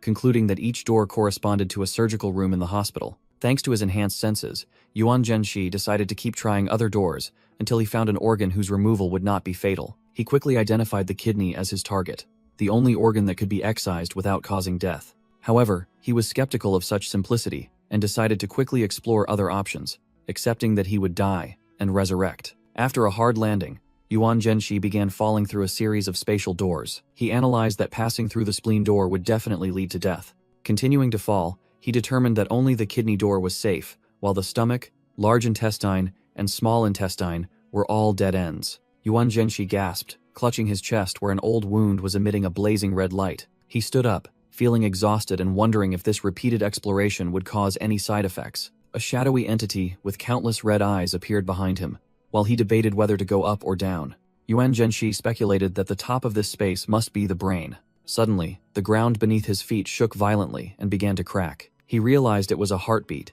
The space was collapsing infinitely, and he was falling into darkness. A fierce explosion of red and black energy erupted from where he fell, shooting out a column of dark energy. Waking up amidst the hazy smoke, Yuan Zhenshi clutched his head, smelling the strong scent of blood and wondering what space he had fallen into. Standing before a colossal stone door, Yuan Zhenshi realized he was once again facing the heart of this space. He discovered a tattered notebook in a pool of blood, speculating that someone else had been here before. Pressing the notebook to his chest, he was certain that its owner had not survived. Suddenly, sharp objects whizzed through the air, attacking him. Yuan Zhenshi looked up, his red eyes vigilant against the approaching threat. He saw a giant sphere of darkness. Realizing it was the heart supported by all the doors in the hospital, deciding it was time to act, he summoned a stream of blazing red energy from his hand. Immediately, a sharp pain struck, as he felt his heart being violently pulled by an invisible force. Doubled over in agony, Yuan Zhenshi couldn't bear it as the red energy began to pour out. Energy exploded from his chest. He screamed that he couldn't hold it back anymore. In the final moment, his body vanished amidst the energy explosion. Yuan Zhenshi lay motionless in a pool of blood. The system announced his death and 96 days of remaining lifespan. In the darkness, his red eyes snapped open, confirming the successful resurrection. Revived in the same spot, he realized his death seemed to have activated some mechanism. A notification appeared, giving him the option to leave the old path and find a new way. He immediately agreed. The pendant around his neck shone brightly, guiding the path ahead. Yuan Zhenshi stood up, preparing to follow the pendant's guidance. He dashed forward, believing this was the only way to avoid death. Along the way, he was horrified to realize countless human bodies were being controlled by sinews connected to the giant heart sphere. Finally, he arrived before a new door, engraved with the word uterus, leaving him utterly confused. Yuan Zhenshi decided to face the opening door. He was astonished to see the ground behind him beginning to collapse, swallowed by something red. With no time left to think, he plunged straight into the pitch-black gate beneath the word uterus. He stepped into the undefined darkness. Yuan Zhenshi free fell from above, relieved to realize he had escaped, and was now right outside the hospital gate. Under the full moon, the hospital building appeared quiet. Sitting on a stone bench, he pondered the meaning of the word uterus and why it served as the exit to life. He wondered if it was because his body inherently lacked that organ. Suddenly, he remembered the object he was holding. He realized it was Qian Yubai's notebook, now soaked in blood.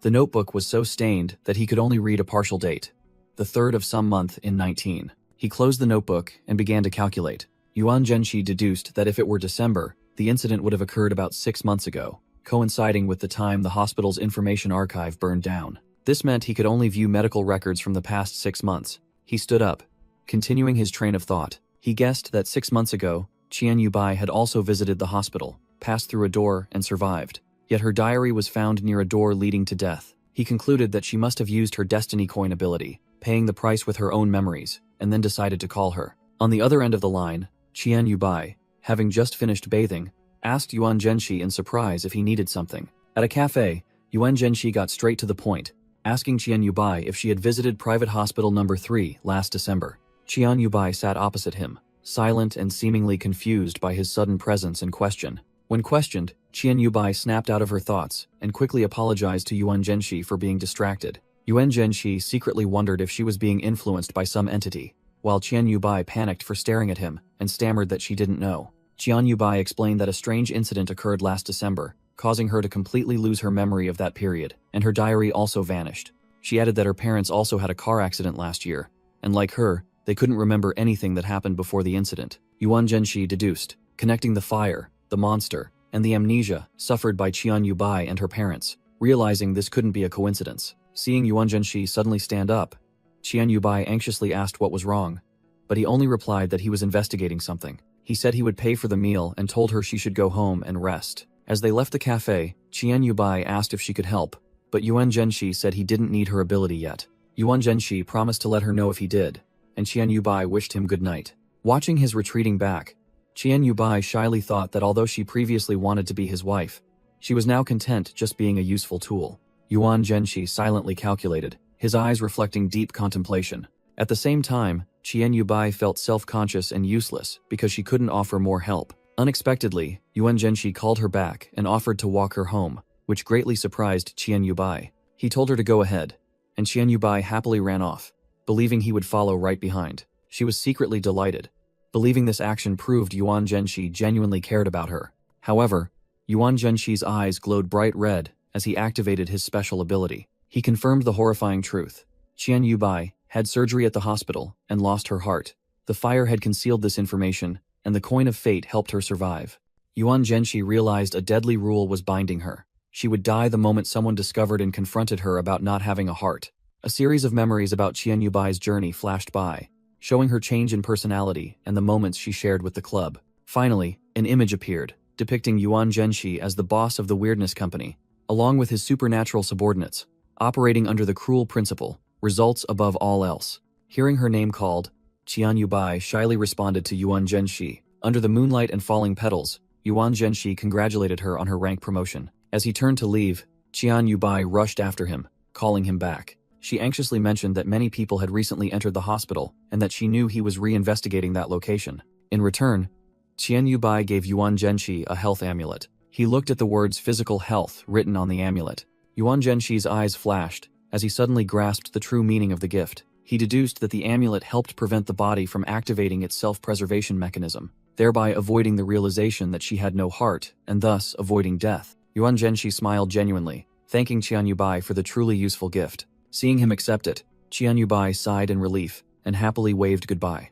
Immediately afterward, Yuan Zhenxi received the hidden item, Qian Yubai's diary, which revealed the core rules regarding the hospital. He immediately called the hospital director, requesting to observe a lung surgery. The operating sign outside a room lit up. Inside the operating room, a spatial portal opened, signaling Yuan Zhenxi's appearance before the surgical team. He calculated that, to avoid detection by the Weirdness Hospital's heart, he had to enter through the door of an organ he did not possess. Yuan Zhenxi stepped out of the spatial portal, standing firm within a purple aura. He faced a long staircase leading to the hospital's core entity, determined to find its true purpose. As the red entity began to shake, Yuan Zhenxi advanced without hesitation. Standing before a magical gate, he realized that to proceed, he first had to abandon his own heart. Lying on the operating table, Yuan Zhenxi opened his red eyes wide as a flower of blood bloomed on his chest. From his perspective, the ghostly surgical team proceeded to brutally remove his heart. Submerged in a chaotic space, Yuan Zhenxi painfully realized his heart was gone. Immediately afterward, his red eyes shone with iron determination. A shadowy self whispered, confirming that he could now live without a heart, signaling the success of the self-hypnosis process. The hospital clock struck 6 a.m., and Yuan Zhenxi realized that thanks to this, he hadn't died. The surgical team was astonished when a black and red spatial portal suddenly opened in the middle of the operating room. Stepping into the anomalous space, Yuan Zhenxi told himself that the next step was to wait for the monster and find the core space. He used all his strength to push open a gigantic dark wooden gate, sealed by purple magical characters. Inside the gate was a massive, pulsating purple organic mass, connected by countless vascular lines. Yuan Zhenxi's hand reached out without hesitation, touching the gigantic entity. Standing before the glowing red organ mass, he declared that he had seized it. With fiery eyes and gritted teeth, Yuan Zhenxi began to absorb the terrifying energy source. Streams of red, black, and purple energy violently collided and merged. Yuan Zhenxi stood firm amidst the energy storm, his body becoming the focal point, drawing in all the power. Breathing heavily but with a look of satisfaction, he realized the plan had succeeded. With his face obscured by shadow, he looked at the stitches on his chest and the purple heart in his hand, confirming he was still alive. Finally, Yuan Zhenxi took off his coat, preparing to implant the new heart into his body while a flame of purple energy erupted. He pressed the new heart into his chest, where it began to integrate with his body. Yuan Zhenxi braced himself against the excruciating pain as he implanted the new heart. The vascular threads of the weirdness heart began to weave deep into his chest. He gritted his teeth as the new heart painfully merged with his body. The extreme pain caused him to roar uncontrollably. Yuan Zhenxi resolved to seize this heart and make it his own. The grotesque heart finally completely fused into his body. A massive surge of purple energy erupted from Yuan Zhenxi's chest. His eyes glowed intensely purple as the new power flooded his cells. After successful absorption, he fell freely through an empty space of consciousness. The system announced that he had controlled the hospital weirdness, received countless bonus points, recovered his lifespan, and agreed to upgrade his spiritual power to level 5. Simultaneously, a powerful 4.4 magnitude earthquake shook Xiang City. At an emergency meeting, members of the Special Bureau received an alert about a new weirdness in Xiang City. Satellite data confirmed the earthquake's epicenter originated from the sacred mountain base. The source of this disturbance was determined to be caused by the god entity. Outside the base, Dingjiang confirmed to a woman that the location was precisely the god entity's containment cell. The woman, Interim President Nanbo, stated that this event had alarmed the entire world and that the International Weirdness Institute would soon send representatives. Dingjiang replied that half a month had passed without any predicted strange occurrences. He lit a cigarette, saying it was just a thinking weirdness that had been previously devoured by the god entity. Nanbo appeared astonished by the information she had just heard. Nanbo anxiously reminded Ding Jiang that his body had not yet recovered, and furthermore, the current special forces were insufficient to replace him. Ding Jiang walked away in the rain, suggesting they should temporarily keep the existence of the self-aware weirdness a secret from international powers. Nanbo disagreed, arguing that if they could find such a weirdness, other nations could too, so why not cooperate? Ding Jiang coldly countered with the hypothesis that other countries might have also found it and chosen to conceal the information as well. He continued to express suspicion about Red Spider Lily, suggesting she might not be under control, and that the existence of a thinking weirdness was an omen. Ding Jiang posed a terrifying question. If weirdness can think like humans, can humans turn into weirdness? Nanbo vehemently objected, asserting that if a human becomes a vessel for a weirdness, the vessel itself would lack consciousness. As the ground shook, Ding Jiang dismissed Nanbo's words and asserted that whether they succeeded or failed, they must begin dealing with the changing god entity. In another space, a mysterious man with black hair and purple eyes sat in contemplation. This person was sitting with Yuan Zhenxi and two other strangers in a deserted waiting room. In his inner world, Yuan Zhenxi woke up and wondered what had happened after he implanted the heart into his body. He deduced that the weirdness's body parts might be attracting each other to form a complete body. Yuan Zhenxi realized the heart was only one piece of the rule set, and other pieces across the city were also self-correcting just like it. He understood that they would continue to combine until a new weirdness was formed, and realized this could become a major problem. The status panel appeared, showing Yuan Zhenxi's spiritual power had reached level 5, but he still pondered his original goal, the Phantom Caller. Returning to reality, Yuan Zhenxi saw the hospital was still operating normally. Fortunately, the changes in perception prevented people from dying upon realizing the truth. Under the alias Ghost, Yuan Zhenxi called to report that the cause of Sima Feng's death had been found and dealt with. The man on the other end sighed in relief, while his assistant was astonished, wondering if Ghost possessed some special item to tame a weirdness so quickly. Standing under the moonlight, Yuan Zhenxi agreed after arranging to send the remaining promised soul gems. At 2:22 a.m. in an internet cafe, a notification for a game match sounded. Inside, a gamer was enthusiastically typing, muttering curses and discussing strategy with his teammates. Suddenly, his eyes widened in astonishment at the developments on the screen. Immediately after, he slumped onto the desk and fell asleep, ignoring his teammates' angry shouts for being abandoned mid-match. Elsewhere, Qian Yubai was sleeping when she was awakened by a mysterious voice announcing that the time had come. She replied wearily, sweat beading on her forehead as if she were having a nightmare. In her dream, Red Spider Lily and Xiaosun, dressed as nurses, along with the box weirdness, arrived to prepare her. Qian Yubai found herself lying under the operating room lights, panicked upon hearing she was about to receive a heart transplant, though she didn't understand why. Although the scene was strange and terrifying, she felt an indescribable sense of safety. An illusion appeared, showing that the surgery was actually a ritual for transferring the source of life. At the same time, in reality, Yuan Zhenxi's chronicle glowed intensely as he used its power. Returning to the apartment, Xiaosun sat sulking in a corner, visibly annoyed. She used her finger to draw a pig face on the floor to vent her anger. Red Spider Lily approached to report to Yuan Zhenxi, but he coldly dismissed her if she intended to ask him to comfort Xiaosun. Yuan Zhenxi explained that he had consulted the chronicle, but the points from the body part hospital were insufficient to free the person they had just saved. Red Spider Lily shook her head, saying she wanted to report something else. She asked if Yuan Zhenxi remembered what happened when he tamed the hospital, and he only replied that he remembered placing the heart into his body. Yuan Zhenxi mused, recounting the feeling after waking up. A significant amount of time seemed to have passed, as if he had died or been unconscious. Red Spider Lily began to reveal that, concurrently with Yuan Zhenxi taming the hospital, another event had occurred. Red Spider Lily said something had happened to it. She revealed that the god entity had made a move. Red Spider Lily informed Yuan Zhenxi that she had received a summons and needed to leave immediately, causing him to wonder if it was the Special Bureau. She confirmed that the summons came from the General Bureau of the Special Bureau, and a red spatial rift began to open behind her. Yuan Zhenxi silently watched Red Spider, Lily, and Xiao Chun step into the summoning space. In that space, a strange woman gave Red Spider Lily a spider lily flower. This woman, representing the General Bureau, proposed cooperation with Red Spider Lily and her alliance of monsters. The cooperation proposal aimed to find common ground to jointly fight against God, who could resurrect at any moment. Red Spider Lily explained God's absolute death rule. Looking, touching, imagining, or approaching within 100 meters will result in death. Yuan Zhenxi wondered if there was any connection between his absorption of the hospital's heart and God stirring at the same time. Red Spider Lily declared that there was no need to answer to the special bureau, as that so-called god was born to be destroyed. Yuan Zhenshi decided to take the initiative, realizing he wasn't strong enough to face God, and resolved to become stronger. The next day, Yuan Zhenshi returned to school, immediately becoming the center of gossip among the other students.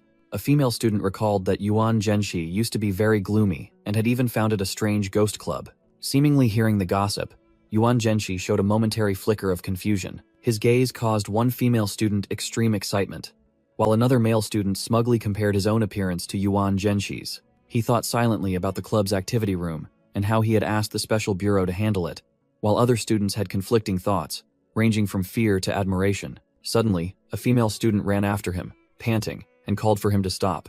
Yuan Zhenshi turned around and asked who the strange female student was. When asked who she was by Yuan Zhenshi, a flustered female student introduced herself as the class president and mentioned the upcoming school festival. The class president timidly asked if he could help out with the school festival. The class president's face flushed red as she waited silently. She urgently tugged at Yuan Zhenshi's sleeve. She excitedly described the school festival as a major event for self-expression and making memories with friends. Yuan Zhenshi smiled and agreed to help. Surprised by his quick agreement, the class president was about to assign tasks when Yuan Zhenshi told her to wait because he had an idea. She stared blankly as he turned and walked away in a different direction. Yuan Zhenshi thought of the school bullies and decided he would force them to do hard labor to teach them a lesson. He turned back and asked the class president for the location of the school bullies. He headed toward the sports equipment room, where loud laughter echoed from inside. Inside, Rango was bragging about his bullying exploits to his subordinates. Suddenly, the warehouse door was kicked inward. The entire group of thugs angrily turned to look at the intruder. A devastating kick flew straight toward them. Yuan Zhenshi landed, casually asking if everyone was present. After a moment, the entire group of thugs lay sprawled on the floor, and Yuan Zhenshi announced that he had come to ask for their help with the festival. With his red eyes glowing, he thought to himself that these thugs were lucky no one had to die. While the thugs were terrified, Yuan Zhenshi called the Public Security Bureau to report them. Surrounded, Yuan Zhenshi remained calm in the face of threats from the thug leader, Wang Jianren. His red eyes flashed with a deadly light. In the blink of an eye, Yuan Zhenshi struck down all the thugs, who were screaming in pain and astonishment. As he walked away, a person with a woman's physique and blonde hair suddenly appeared in the middle of the scene, causing everything to fall silent. Wang Jianren terrifyingly felt an extreme fear, his body completely paralyzed, and wondered if Yuan Zhenshi had caused it. Yuan Zhenshi grabbed Wang Jianren's collar, a terrifying shadow entity appearing behind him, whispering that the opponent finally knew how to be silent. With a calm smile, he demanded that Wang Jianren comply with the rules and accompany him to the security bureau to confess. A subordinate frantically shouted, pointing at the blonde person, and confirming that it was their boss, Wang Jianren. With a face flushed with embarrassment, Wang Jianren, in his female form, mumbled that it was true. He explained that he had woken up and turned into a woman, leaving the surrounding subordinates both astonished and amused. Yuan Zhenshi narrowed his eyes, repeating the name Wang Jianren in his head. Due to his face blindness, he completely failed to recall who this person was. Suddenly, his eyes widened as a memory flashed through his mind. The memory of the original body, Moto Shinji, surfaced, showing that Wang Jianren was the leader of these thugs. Yuan Zhenshi remained silent for a moment to process the information. He asked directly if Wang Jianren had transitioned, causing the opponent to angrily yell that his male will would never change. Wang Jianren recounted that a few days ago, after a bout of pain all over his body, he had woken up in this form. Realizing the opponent wasn't lying, Yuan Zhenshi concluded this was caused by a monster and ordered the thugs to return to work. However, he specifically called Wang Jianren to stay behind, surprising everyone. Left alone, Wang Jianren desperately called out to his departing subordinates, while the disciples merely felt pity for their boss's fate. Yuan Zhenshi turned back with a cold gaze, causing Wang Jianren to yell, both embarrassed and angry, demanding that he stop messing around.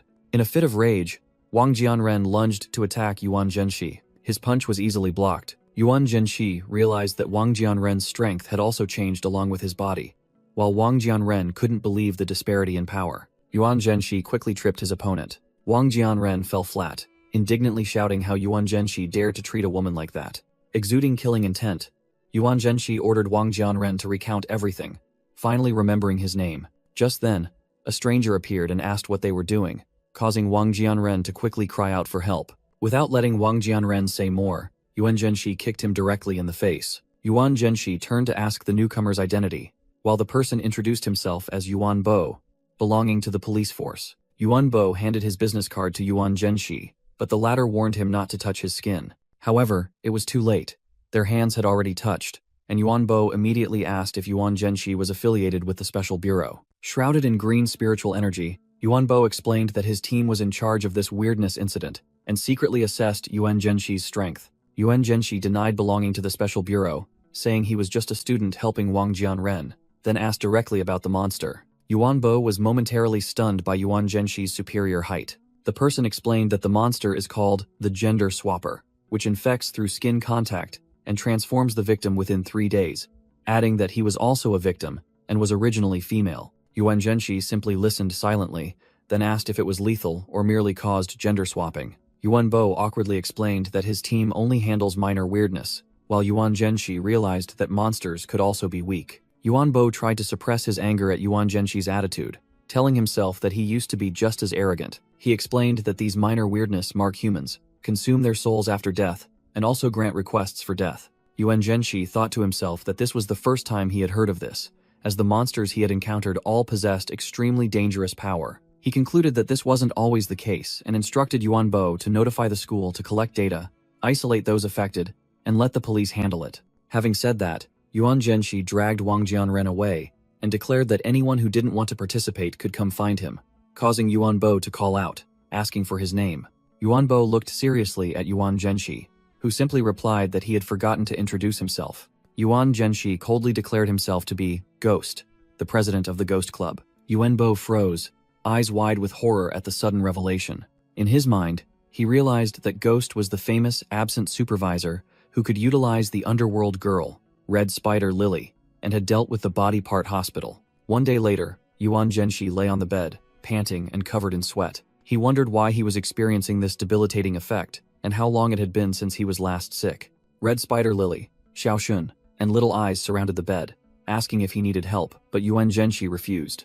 He ordered them all to leave, and the two humanoid entities quietly stepped out of the bedroom. Red Spider Lily carried Little Eyes, and both, along with Xiaoxun, looked toward the closed bedroom door. In the darkness, their true nature emerged with glowing red eyes and smiles.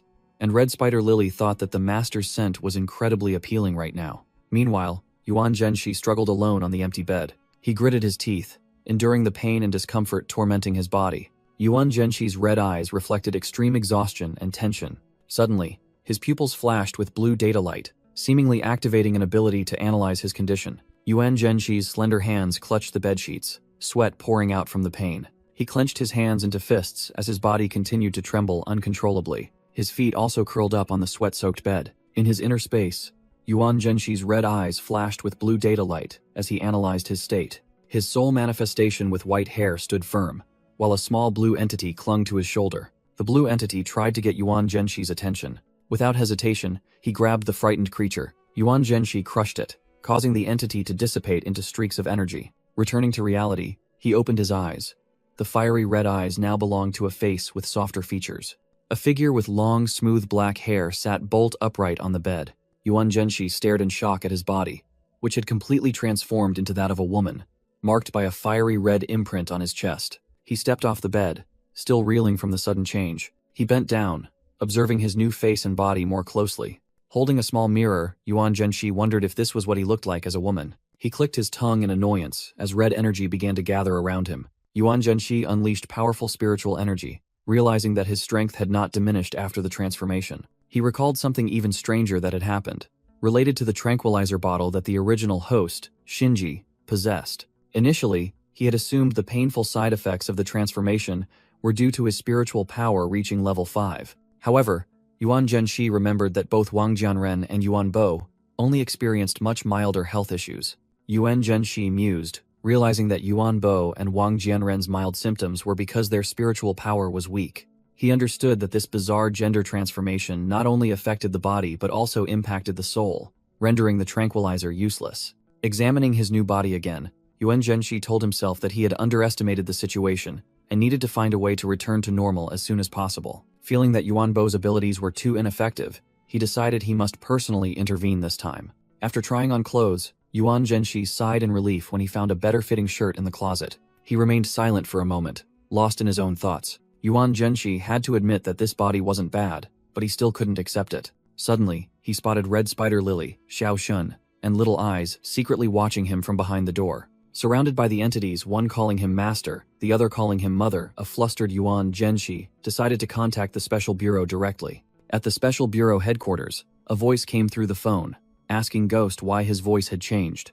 On the other end, Hongyin burst into laughter upon learning that Ghost had turned into a woman and demanded to see his face, while Qingzhai looked annoyed. Yuan Zhenshi explained that his soul had also been altered and asked Qingzhi about a rule item that could reverse the condition, despite Hongyin still teasing him. When Hongyin requested a video call, Yuan Zhenshi smirked and agreed meaningfully. Hongyin and Qingzhi were stunned into silence, staring at the phone screen.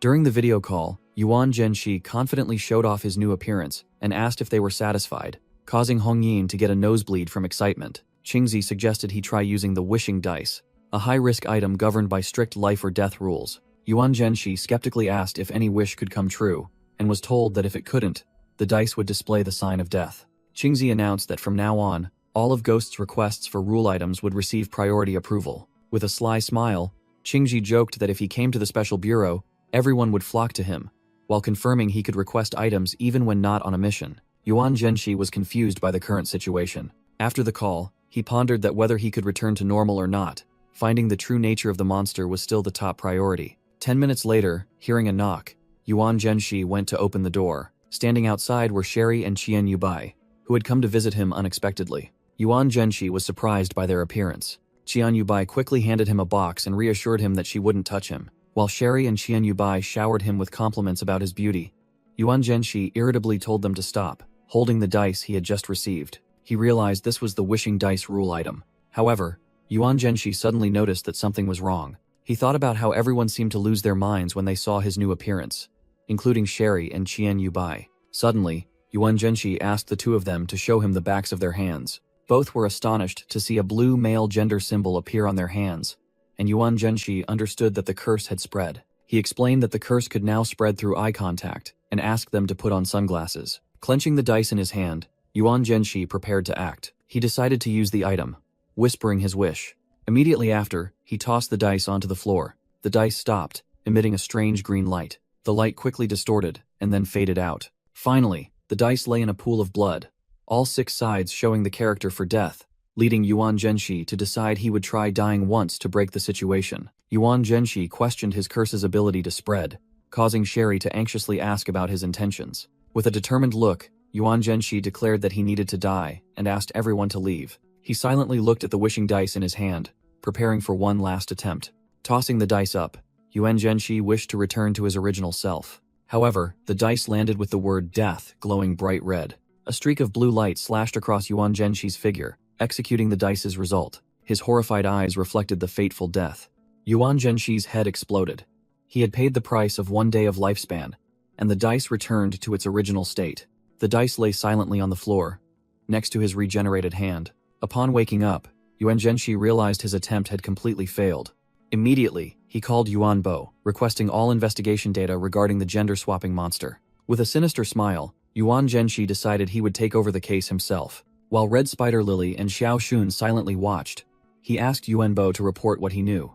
Yuan Bo revealed that the initial victims had all played the game Dream Dragon and used a feature involving a gender-swapping fairy. Yuan Zhenshi muttered about the game and the fairy, their images briefly appearing behind him. Yuan Bo confirmed that the fairy had vanished from the game, no longer residing in the gender-swapping pool. Yuan Zhenshi asked about the timing of its disappearance, and was told that a game glitch had occurred 9 days prior. He ordered Yuan Bo to track down the affected individuals, and decided to go to the game company himself to investigate. Wearing sunglasses, he demanded that they speed up the process, and declared he would mobilize the Special Bureau. Yuan Zhenshi ordered his subordinates to find the individuals who had become good-looking after the gender swap, as he had a few questions for them. 3 hours later, at the Special Bureau's interrogation area, the door slowly opened. Inside, 2 of the summoned subjects, a man and a woman, waited with defiant attitudes. Yuan Zhenshi entered with Yuan Bo, pushing another woman who was trembling and begging him to be gentle. Facing all 3, Yuan Zhenshi coldly announced that he knew about their lack of cooperation, and that it was now his turn to interrogate them. Hearing this, all 3 suspects merely smirked, smugly, and defiantly. Yuan Zhenshi's red eyes flashed behind his sunglasses as he issued a warning.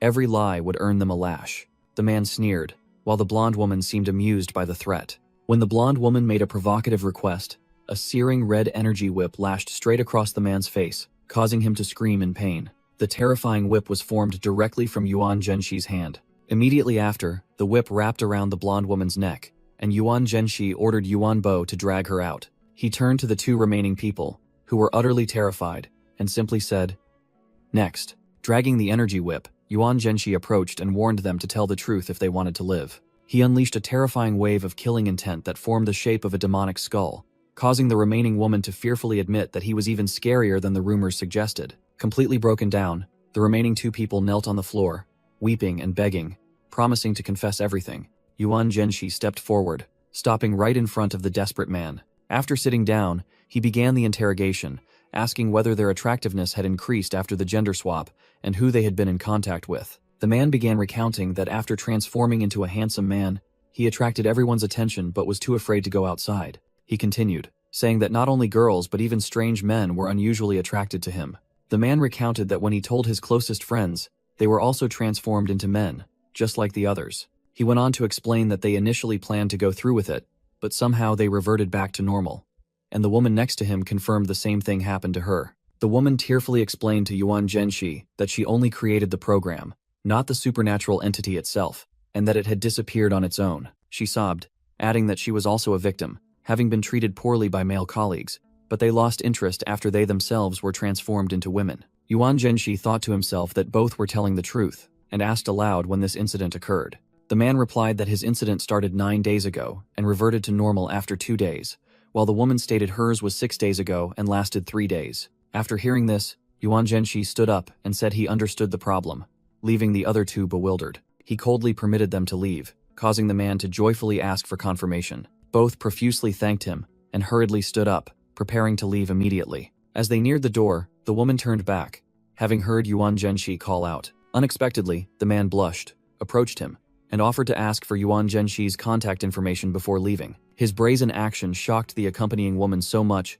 that her entire body seemed to seize up. With sharp eyes and overwhelming killing intent, Yuan Zhenxi growled, ordering him to get lost. Immediately, the man was thrown out of the room by an invisible force, accompanied by the terrified screams of his companion. After driving them away, Yuan Zhenxi calmly adjusted his glasses, confidently asserting that he had solved the problem. He took off his glasses, deducing that the reason the supernatural entity couldn't be found was because it continuously changed hosts. Yuan Zhenxi raised a hand to his lips, concluding that currently, it resided inside his own body, more precisely, in his eyes. A rift resembling an eye suddenly opened on his palm, and he told the entity that he wouldn't rush to lock it away. Yuan Zhenxi covered his face, his hand emitting a fierce red light as he became fully aware of the intruder's existence within him. Yuan Zhenxi asked Qingzi if the eyeballs in the crack's weirdness could deal with the gender swapper. In the office, Qingzi listened and asked Yuan Zhenxi if he had a plan yet. Yuan Zhenxi explained that the essence of the curse lay in his eyes,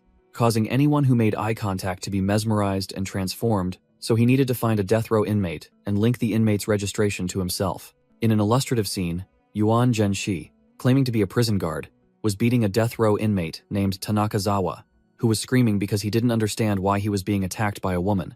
The plan was laid out. After knocking out the inmate, he would show him the eyeballs in the crack's photo, so the inmate would be drawn into its rules, just as other entities had been controlled before. Qingzi looked worried, asking if Yuan Zhenxi could bear the consequences, as looking at the photo would cause hallucinations and mental torture unto death. Yuan Zhenxi noticed her concern and commented that Qingzi had changed. He teased, asking if she had also been charmed by his appearance after he was transformed. Qingzi immediately blushed and was flustered by the teasing. She ordered Yuan Zhenxi to scram and promised to send the photo directly to him, warning him not to let anyone else see it, while Yuan Zhenxi warned that she should be grateful to him. Yuan Zhenxi cheerfully waved goodbye, leaving a still embarrassed Qingzi behind. Returning to his room, Yuan Zhenxi handed the photo of a giant eye to his creature and called it Little Eyes. Little Eyes flipped the photo over and fell silent upon seeing that the back was blank. Having just returned after disciplining the death row inmate, Yuan Zhenxi saw Little Eyes angrily throw the photo away, and asked if it didn't like the gift he had gone to the trouble of retrieving. Yuan Zhenxi took off his sunglasses and called Little Eye's name seriously. He lifted the creature up to eye level and asked if it could see the guy currently residing in his eyes. Little Eyes stared in horror into Yuan Zhenxi's eyes, its pupils dilating as it realized the truth. Countless tentacles and red eyes began to spill out of Yuan Zhenxi. He challenged the entity inside to see whose rules were stronger, and warned that he wouldn't resurrect it if it died. Yuan Zhenshi's eyes were now filled with the entity's red eyes, while his pupils displayed the male and female gender symbols. The two gender symbols glowed eerily, signaling that the confrontation between the two curses was about to begin. The two blue male and female gender symbols glowed, symbolizing the rampant curse. Faced with that power, the small entity known as the gender-swapping fairy trembled in horror. Suddenly, countless black tentacles and the blood-red eyes of the red eyeball monster erupted from Yuan Zhenshi's body. Dark energy spewed from his eyes, signaling that an even more terrifying power had been unleashed. Yuan Zhenshi covered his face. Inside his eye sockets was now a sea of furiously moving, blood-red eyeballs. In the inner space, the gender-swapping fairy frantically fled to save its life. It quickly became exhausted, panting heavily as a colossal red eye loomed up behind it. Utterly desperate, the small entity collapsed and cried out, "Mommy!" It realized in horror that it had been sucked in and imprisoned inside the pupil of the monstrous eye. Trapped, the gender-swapping fairy could only let out a silent scream. Simultaneously, the devouring ability was activated, indicated by an ancient character flashing in the eye of another entity. The monster in the box appeared, using its tentacles to firmly grasp the struggling gender-swapping fairy. Back in the room, it proudly showed off its victory to Yuan Zhenshi, happily exclaiming, "Mommy, look." Yuan Zhenshi mused, confirming that although his body had not returned to normal, the curse's infectious ability had been neutralized. He coldly commanded, "Well done. Now eat it," causing the gender-swapping fairy to shriek miserably. Obediently, the monster in the box opened its mouth wide and swallowed the entire blue entity. After the meal, it contentedly rubbed its full, round belly. With a satisfied look, the monster in the box sat down on the floor and grinned mischievously. The red pendant around Yuan Zhenshi's neck suddenly flashed with a strange light. He received a notification that the reward points would be calculated after 3 days, and silently thought that period was quite long. While the Special Bureau issued an official explanation about a virus leak, the public was buzzing about gender-swapping drugs. The incident caused chaos on the streets, where people struggled with their new genders, and Yuan Zhenshi simply wished for everything to return to normal. Just then, he heard a knock on his door. A male figure appeared in the doorway. It was Qian Yubai, who had been transformed into a boy, timidly coming to see the club president as ordered. Yuan Zhenshi spoke casually to the utterly confused Qian Yubai. He assigned Qian Yubai the task of interning with Yuan Bo's team to eliminate spirits and reprimanded him for being negligent. Then, Yuan Zhenshi applied pressure, demanding that Qian Yubai raise his spiritual power to level 3 in just 3 days. In his inner space, Yuan Zhenshi, having returned to his male form, reflected on how the recent chaos had helped him gain many legend points. 3 days later, he woke up in his bedroom, stretching his arms to welcome the morning sun. Standing by the window in his masculine form, Yuan Zhenshi declared that he was back. A system notification confirmed that the gender swapper had been tamed, while Qian Yubai, having returned to normal, began training with Yuan Bo. With the demeanor of a crime boss, Yuan Zhenshi sat at his desk, contemplating his new skills and Qian Yubai's development. Suddenly, he received a phone call from the class president, reporting an incident at the school's escape room. The class president explained that the principal had asked her to call him to the school because the situation was very serious, and the police were also present. Yuan Zhenshi narrowed his eyes when he heard escape room. The girl continued to report that 10 students and several teachers had vanished without a trace after entering. With a confident look, Yuan Zhenshi, in his muscular form, replied that he was on his way. The class president stated that the escape room was located in the Old West building, which was emitting a dark aura. At the scene, security personnel had cordoned off the area and ordered the crowd of curious students to disperse. Inside the building, the police have cordoned off the area and are conducting a scene investigation. Outside, the class president anxiously told Yuan Zhenshi rumors about a kidnapping group being behind the disappearances. Yuan Zhenshi silently dismissed that theory, believing the Special Bureau had prevented any information leaks. He reassured the class president and proceeded alone toward the escape room, which was guarded by 2 bizarre paper effigies. The class president was astonished, seemingly realizing something about his true identity. But in the end, they only hesitated before telling Yuan Zhenshi to be careful. Yuan Zhenshi nodded in response, and resolutely walked toward the eerie entrance. He calmly walked between the 2 effigies with their terrifying smiles.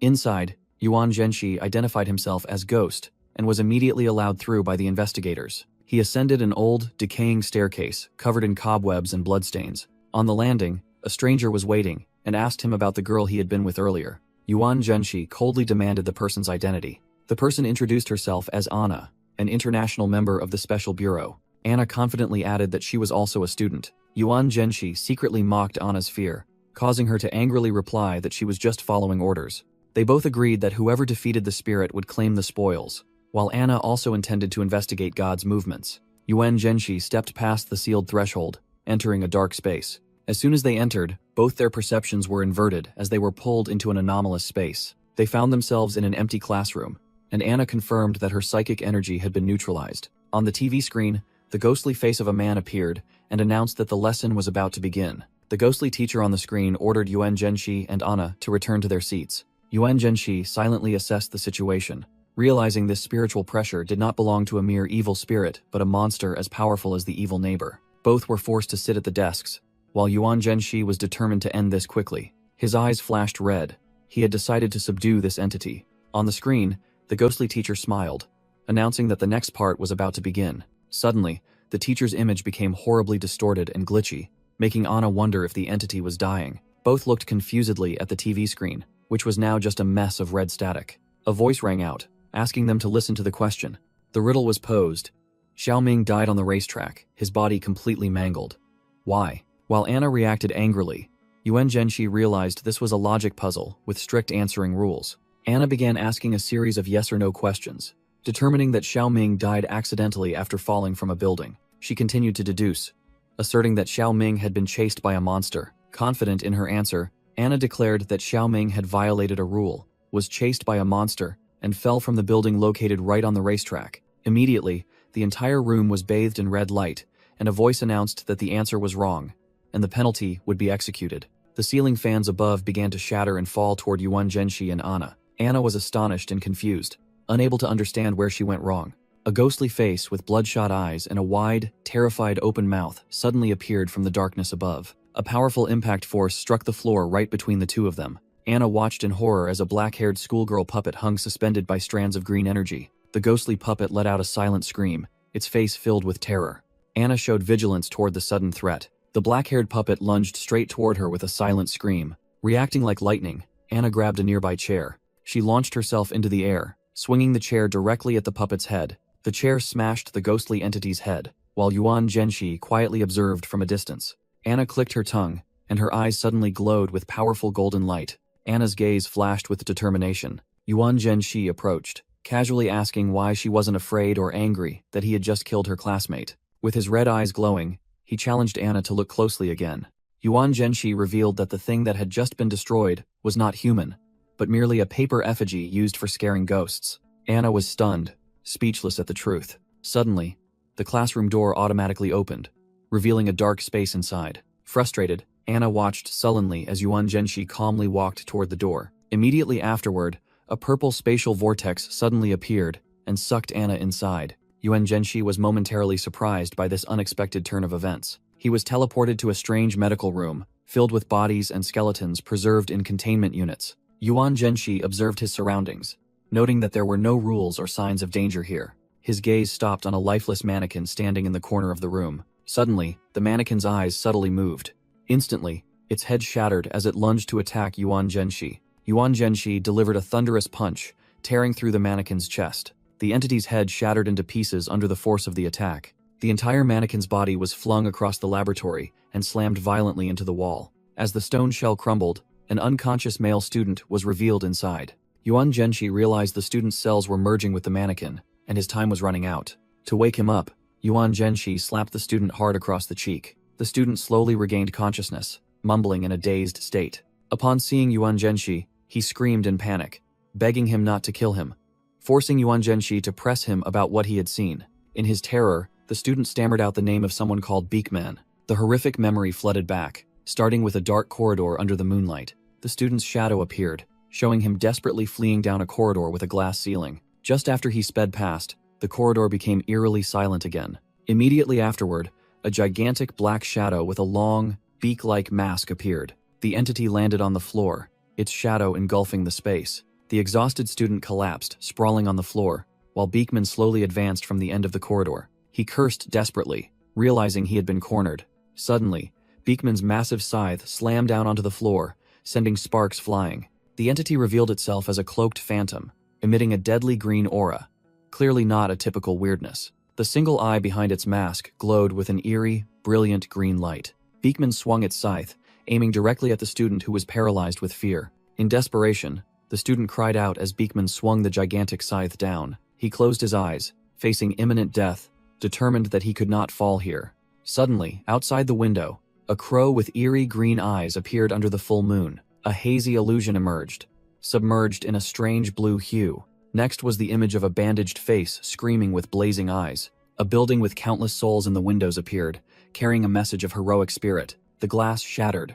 revealing screaming, resentful spirits before they vanished, leaving only the shadow of the crow flying above the blue glow. A red and black feather fell beside a streak of blood, marking the end of the chase. The scene shifted, revealing a silent laboratory under the moonlight. Inside, the severely injured student slumped down, gasping for breath amid streaks of black blood on the floor. He struggled to catch his breath, black blood still oozing from the corner of his mouth. When he collected himself, his eyes widened in astonishment at the sight before him. He realized he was in a school laboratory. He staggered to his feet, and a strange green energy suddenly enveloped his hand. The energy quickly healed and regenerated his injured leg. He read a rule on the computer screen and speculated that it was a hint, deciding not to touch anything carelessly. Looking toward the locked door, he wondered how to leave without facing the monster again. He decided to check the surroundings first, the healing energy still dripping from his hand. Suddenly, he spun around in surprise, seemingly having detected something unusual. He sighed in relief in the large laboratory, his hand still emitting green healing energy. He looked at his hand,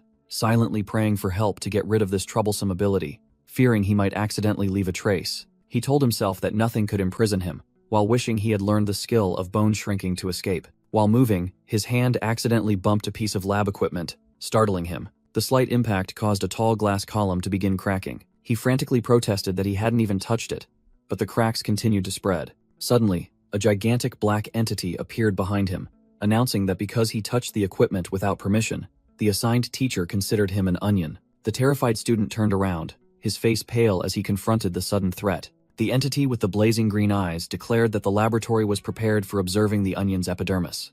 Immediately, the student's body was shrunk by an invisible force. A giant hand belonging to the Beekman entity snatched him up in his tiny form. The boy was squeezed tightly in the entity's palm, his face swelling from suffocation. The Beekman entity's eyes stared intently, questioning, "Where is the onion?" The monstrous hand opened, revealing the student had been transformed into a purple onion. The Beekman entity placed the onion on the lab table and began using a scalpel to slice it into thin pieces. The knife made horizontal and vertical cuts on the onion's surface to peel off the outer layer. A square piece of skin was carefully picked out with tweezers. That piece of skin was carefully placed onto a microscope slide. The Beekman entity held the prepared slide, ready for the next step of the horrific experiment.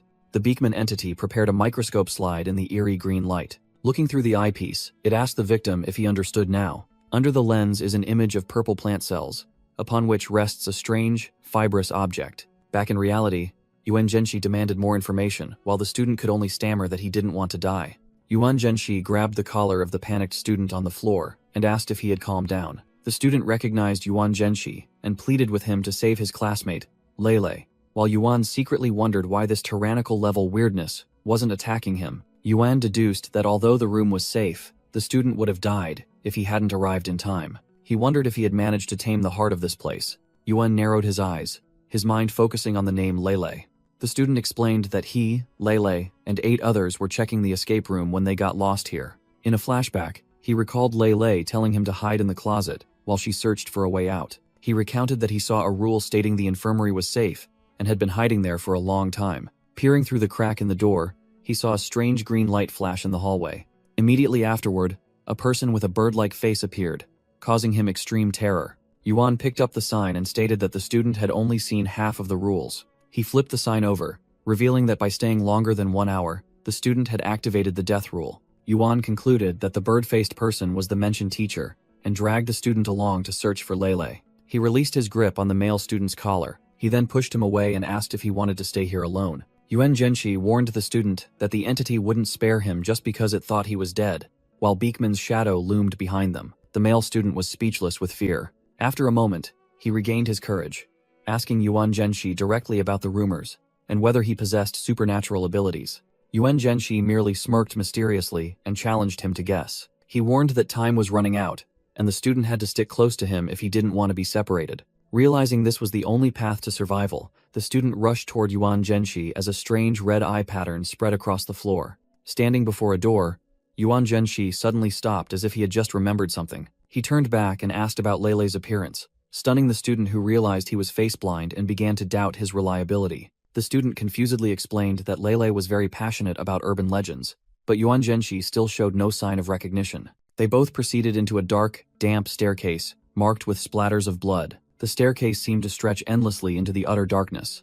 The frightened student clung tightly to Yuan Zhenxi and asked where they would find Lele, but received the cold reply that he didn't know. Yuan Zhenxi determined that no one was on the second floor and urged them to descend to the first, unaware that a shadow was lurking from above. Suddenly, Beekman appeared right behind them, causing the student to scream its name in terror. Yuan Zhenxi turned, his expression turning serious as he repeated the name, Beekman. The entity swung its giant scythe forward, and the student could only scream hysterically in Yuan Zhenxi's grasp. Yuan Zhenxi reacted instantly, pulling the student away to narrowly dodge the attack. As the scythe slashed through the empty space, he realized Beekman's target was the student accompanying him. Yuan Zhenxi looked down at the trembling student and declared that he needed to clean up a bit. Yuan Zhenxi calmly dragged the panicked student down the stairs, deducing that Beekman was a product of the secret room. He continued his analysis, criticizing the entity's design as a clumsy combination of a plague doctor and the Grim Reaper. While the student stammered in confusion, Yuan Zhenxi pointed out the monster's fatal flaws,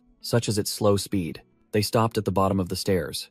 Yuan Zhenxi sarcastically mocked the supervising teacher for not providing any clues, prompting the student to anxiously ask about his intentions. Yuan Zhenxi concluded that running away was merely a waste of time and would delay the search for the others. With his eyes glowing red, he took off his jacket and declared he would destroy it, much to his companion's horror. Yuan Zhenxi tossed his jacket to the student for him to hold. While the student was still bewildered, Yuan Zhenxi darted up the stairs, attacking Beekman head-on. The student could only stand and watch, his face pale with shock and fear. Enveloped in a red aura, Yuan Zhenxi flew up, grabbed Beekman from behind, and yelled a warning. He locked the entity in a powerful chokehold, completely neutralizing its movements. Yuan Zhenxi's strength intensified, tightening his grip around Beekman's head and neck. The monster groaned as it was slammed backward, crashing into the staircase railing. Yuan Zhenxi's fingers dug into Beekman's mask, causing it to begin cracking. In desperation, Beekman roared and released green energy tendrils to bind its attacker. However, Yuan Zhenxi merely smirked confidently, completely unaffected. He sarcastically praised its effort as the energy tendrils turned back, tightly wrapping around Beekman itself. From below, the student sat stunned on the ground, watching the scene unfold at the top of the stairs. Suddenly, a hideous red mass began to swell from Beekman's chest, as if about to tear it apart from the inside. Beekman's body was ripped apart from the inside by a surge of red energy. The entity exploded into a black cloud and green liquid, leaving only the mask to fall. Yuan Zhenxi stood there, covered in green fluid, looking down thoughtfully. He was surprised to see the monster's remnants begin to melt onto the floor. However, the green liquid quickly gathered, completely regenerating Beekman's form, leading Yuan Zhenxi to wonder if it was immortal. Realizing the situation, Yuan Zhenxi immediately grabbed the screaming male student's hand and pulled him away. The two frantically rushed down a dark corridor of the haunted school. Together, they slammed through a door into another room to find shelter. As soon as they entered, Yuan Zhenxi glanced back with a vigilant expression. Before them, Beekman was already in the laboratory, sitting on a table and dissecting something. It was a severed human head, and the monster was savagely slicing it with a scalpel. The male student horrifyingly recognized the victim as Anna, but Yuan Zhenxi coldly ordered him to be silent. Right then, the red pendant around Yuan Zhenxi's neck suddenly flashed. Yuan Zhenxi deduced that Anna must have triggered a classroom rule and been killed after school. He looked up at the speaker, deciding that they had to go to the broadcasting room to ring the bell. Then, Yuan Zhenxi pointed to an empty table and instructed the terrified male student to lie down on it. He explained that the monster had finished selecting its tools and was preparing to dissect the student. With a meaningful smile, Yuan Zhenxi grabbed the male student's head and reassured him that the monster wouldn't be able to catch him. Suddenly, a nearby screen lit up, displaying the escape clue.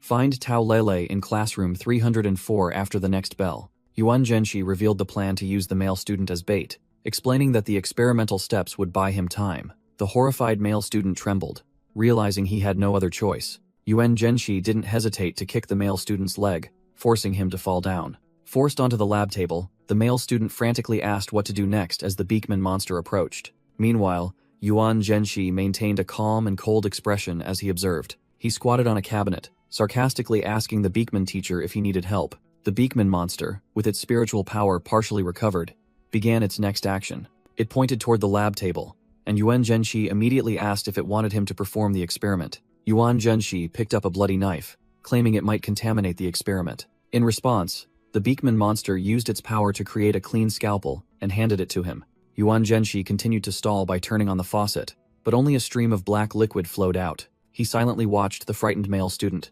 seemingly calculating his next move. The male student's gaze suddenly shot upward with extreme horror. He stammered Yuan Zhenshi's name upon seeing a giant, bloodshot eyeball appear on the microscope. Yuan Zhenshi signaled the male student to be quiet, preventing him from alerting the Beakman monster. At Yuan Zhenshi's command, gruesome tentacles sprouted from the microscope and lunged toward the male student. The tentacles wrapped tightly around the student's head, leaving him crying in despair. Yuan Zhenshi calmly placed his hand on the attacking microscope. With a single touch, he began to absorb the entire microscope entity, along with the male student and Anna's head. Yuan Zhenshi's creature, Xiao Yan, swallowed the screaming male student while he activated his power. The entire laboratory began to dissolve into a green data matrix. Yuan Zhenshi realized the space had returned to its original state, and rule number 7 regarding the use of laboratory equipment appeared simultaneously. He deduced that Anna had violated this rule, and that was the key to escape. Recalling that he had used Xiao Yan's power on the microscope, he figured that he wasn't bound by the rules since he wasn't considered food. But he still had to be wary of the teacher's reaction. Looking at his creature holding the male student captive, he secretly found it troublesome. With a determined gaze, Yuan Zhenshi turned back to face the danger. When the Beakman entity appeared above, he calmly said, "Sir, the microscope is dirty." While the monster confusedly checked the microscope, Yuan Zhenshi secretly calculated that fighting it now would be pointless. He lay down on the floor, smirking as he declared, "I'm leaving now." Yuan Zhenshi easily passed through the door, leaving the bewildered Beakman entity in the lab. Looking back, he saw the space behind the door violently distorting. Suddenly, a piercing school bell rang out. The door distorted and then returned to normal, making him wonder if the room had been erased because he broke its rule. The double doors at the end of the corridor slammed shut right in front of him. A notification appeared, congratulating him on escaping the lab and unlocking a series of new school rules. The creature Xiao Yan spat the male student onto the floor, while Yuan Zhenshi was surprised to have received 6 rules at once. On the 3rd floor of the building, the male student anxiously asked how to tell the time, while Yuan Zhenshi suggested the recent bell signaled recess. They approached a door labeled Classroom 304. Yuan Zhenshi cautiously peeked open the classroom door, while the accompanying male student explained that he knew nothing since he had only been hiding in a locker. Inside was a dark classroom, filled with students sitting motionless at their desks. The male student was astonished to recognize a friend named Lele, and wondered if everyone was here. Upon closer inspection, he horrifyingly realized that Lele's face was shattered, revealing a grotesque mouth emitting a green light. Yuan Zhenshi immediately pulled the male student back, asserting that it was not Tao Lele and identifying it as a resentful spirit. The resentful spirit roared, transforming into a ferocious purple demon with sharp claws, and lunged toward them. Yuan Zhenshi swiftly dodged the demon's pounce. Immediately after, he unleashed a streak of blazing red energy sword to counter the spectral entity. After the monster disappeared, a voice came from the loudspeaker announcing that Tao Lele was not in classroom 304. The voice suggested that Lele might be in the restroom, while a screen displayed the rules, including the one stating there are no mirrors in the restroom. Yuan Zhenshi calmly suggested going to the restroom to check. Hearing this, the male student panicked intensely, clutching his head and begging them not to go, continuously muttering Lele's name. He experienced a terrifying hallucination of the classroom, splattered with bloody handprints, believing it was Lele's warning telling them to leave. The scene shifted to a restroom, where a row of mirrors hung on the wall, directly violating the stated rule. A figure silently entered the women's restroom area. Someone wearing a red dress and red high heels stepped into one of the stalls. In another stall, the male student was hiding, his entire body covered in a layer of green slime, gasping for breath. He glanced down and spotted the red shoes in the adjacent stall. His eyes widened in horror as he looked up at his reflection in the mirror opposite him. Inside the stall, the green-haired student Anna, with sharp eyes, faced the attack. 2 hideous, long-necked, resentful spirits emerged from the toilet bowl, mocking and attempting to use green slime to engulf the student. Unfazed, the green-haired student smirked as the slime covered their arm. The 2 resentful spirits appeared confused by their prey's composure. Suddenly, the green-haired student lunged forward, grabbing the heads of both spirits and roaring in fury for daring to mess with them. With extraordinary strength, they tightly wrapped the spirits' long necks around themselves. Then, the student forcefully smashed their heads together. The student violently hurled the 2 spirits into the ventilation grate, shattering it completely. The impact continued, cracking the brick wall behind it. Standing over the defeated body of the red-dressed entity, the green-haired student declared, that this was a gift bestowed by God. They lifted the disintegrating remnants of the spirit, now transformed into a hideous, slimy mask, and called it Sweetheart.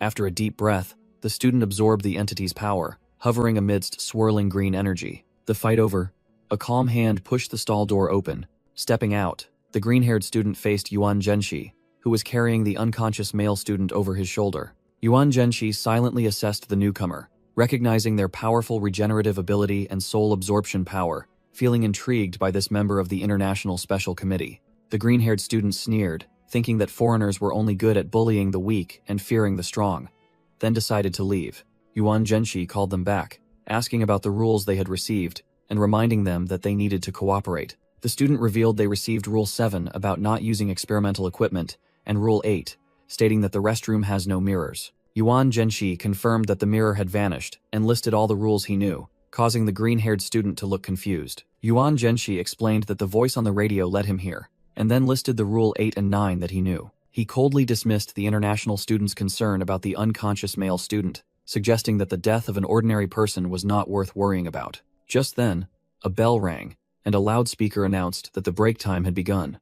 Immediately, classroom doors burst open, and a horde of grotesque students with rosy cheeks and strange red eyes flooded the hallway. They moved abnormally, crawling on the walls and ceiling, quickly surrounding Yuan Zhenxi and his companion. The entire schoolyard was also packed with these entities, creating a chaotic and horrifying scene. Yuan Zhenxi narrowed his eyes, calmly observing the chaotic situation before him. A female student wearing the class president armband suddenly appeared and pointed at them curiously. Yuan Zhenxi immediately lied that he was taking the unconscious male student to the infirmary to avoid drawing attention. After the class president left, the international student sensed a terrifying spiritual pressure, something Yuan Zhenxi seemed to have anticipated. In the schoolyard, the grotesque students gathered before a stage beneath a blazing red sun, and Yuan Zhenxi warned that something was about to happen. A mysterious figure in a black robe with white hair appeared on the stage, presiding over the ceremony. 4 plague doctor mask-wearing figures brought out an unconscious female student as the flag-raising ceremony was announced to begin. From the balcony, the international student was horrified, thinking they might have shared the same fate. While Yuan Zhenxi realized this was more than just an execution, he concluded that this was a display of intimidation. While other members of the Weirdness Research Club watched in terror as the victim was slowly lifted by a dark force, the recently awakened male student collapsed onto the floor, clutching his head in despair. Ghostly hands tightened a noose around the female student's neck, preparing for the final act. The girl's body was impaled directly onto the top of the flagpole, becoming a gruesome human flag. The recently rescued male student screamed in horror at the brutal sight, while Yuan Zhenxi and the international student merely watched in silence. The brown-haired male student screamed in terror, covering his eyes from the horrific spectacle. In his mind, an image of Lele being hanged appeared, along with a broken promise and screams demanding murder. The illusion of Lele smiled sadly before her silhouette fell, a memory tied to his pendant. Overwhelmed by shock, the male student's heart pounded so hard it felt like it would burst from his chest. Screaming Lele's name in desperation, he lost his balance and fell off the balcony railing. His body plummeted straight down to the schoolyard from the upper floor. He hit the ground with a terrible thud, his smiley face pendant shattering completely.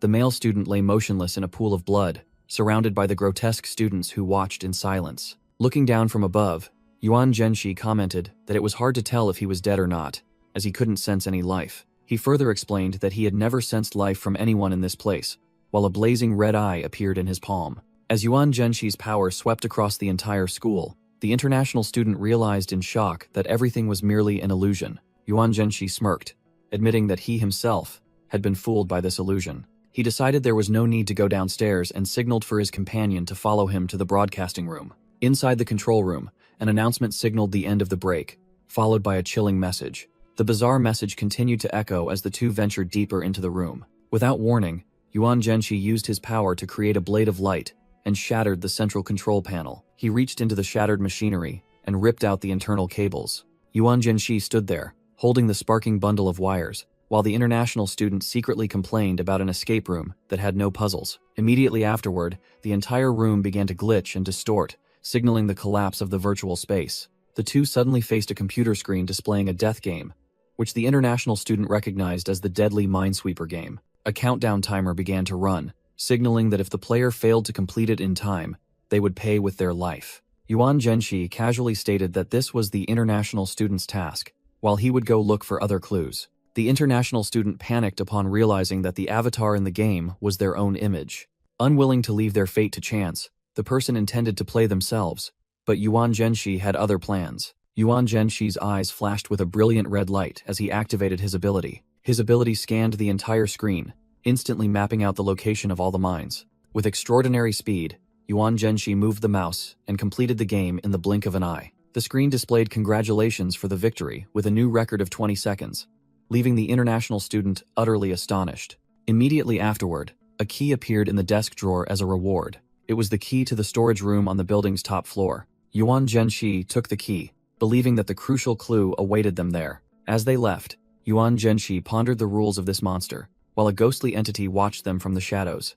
The two proceeded into a dark corridor, and Yuan Zhenshi wondered if the monster was Tao Lele. Suddenly, a tall entity wearing a black cloak and a beak mask appeared, blocking their path. Yuan Zhenshi saw this as a good opportunity, and immediately prepared to strike. A blood-red eyeball opened in his palm, accumulating dark energy. He unleashed a stream of blazing red energy, slashing directly at the beak entity. The monster's outer shell shattered, revealing the sacrificed female student inside, her face heavily bandaged and contorted in pain. The international student was stunned, realizing who the sacrificed female student was. Immediately, that person transformed, their eyes glowing and green energy enveloping their body into sharp claws. With hands transformed into scythe blades, the international student asserted that the girl was the core of this place and suggested killing her to escape. But Yuan Zhenshi suddenly appeared and declared that she could not be killed, greatly surprising the international student. He explained that the girl's subconscious was still fighting, and a scythe-wielding reaper entity hovered behind him.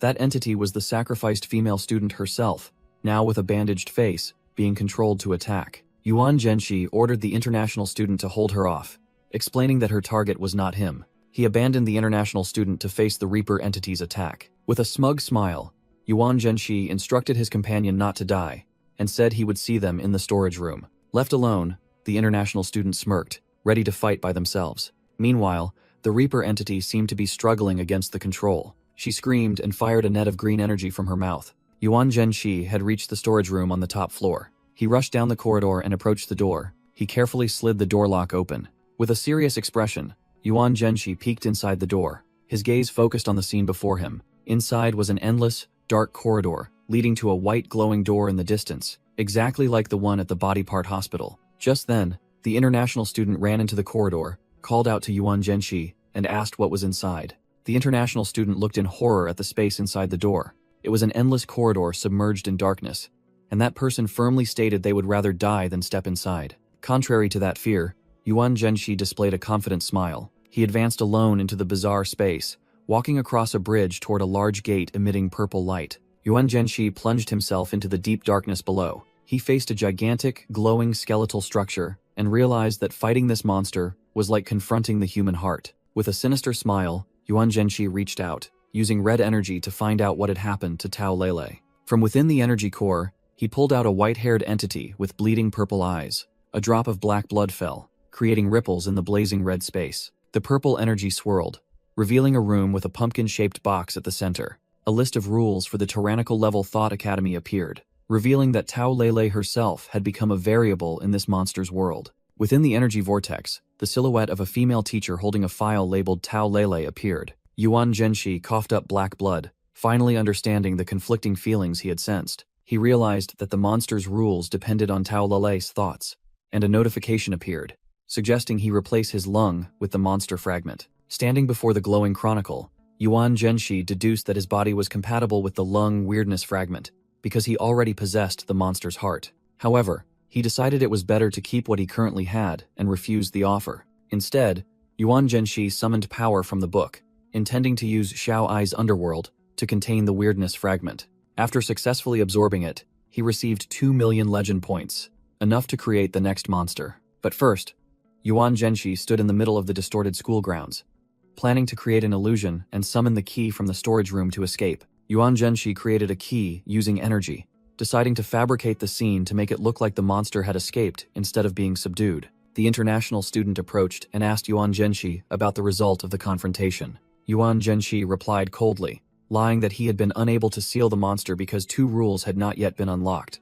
While the international student frantically asked about casualties, Yuan Zhenxi calmly locked the gate and said they would investigate once they were outside. The two left the school grounds, which were distorted by the supernatural space, together. The international student narrowed their eyes, silently doubting Yuan Zhenxi's story. Amidst the fog, they remarked that Yuan Zhenxi was very strange, and declared they would report the incident to the International Special Bureau. A day later, the students and teachers were found and taken to the hospital with a diagnosis of gas poisoning, while news of the incident was suppressed by the Special Bureau. At the Special Bureau office, Qingzi, Ding Jiang, and Hong Yin discussed the brutal case that, strangely, resulted in no casualties. In another meeting, the international student reported to the officials, claiming that the credit for saving everyone belonged to Tao Lele.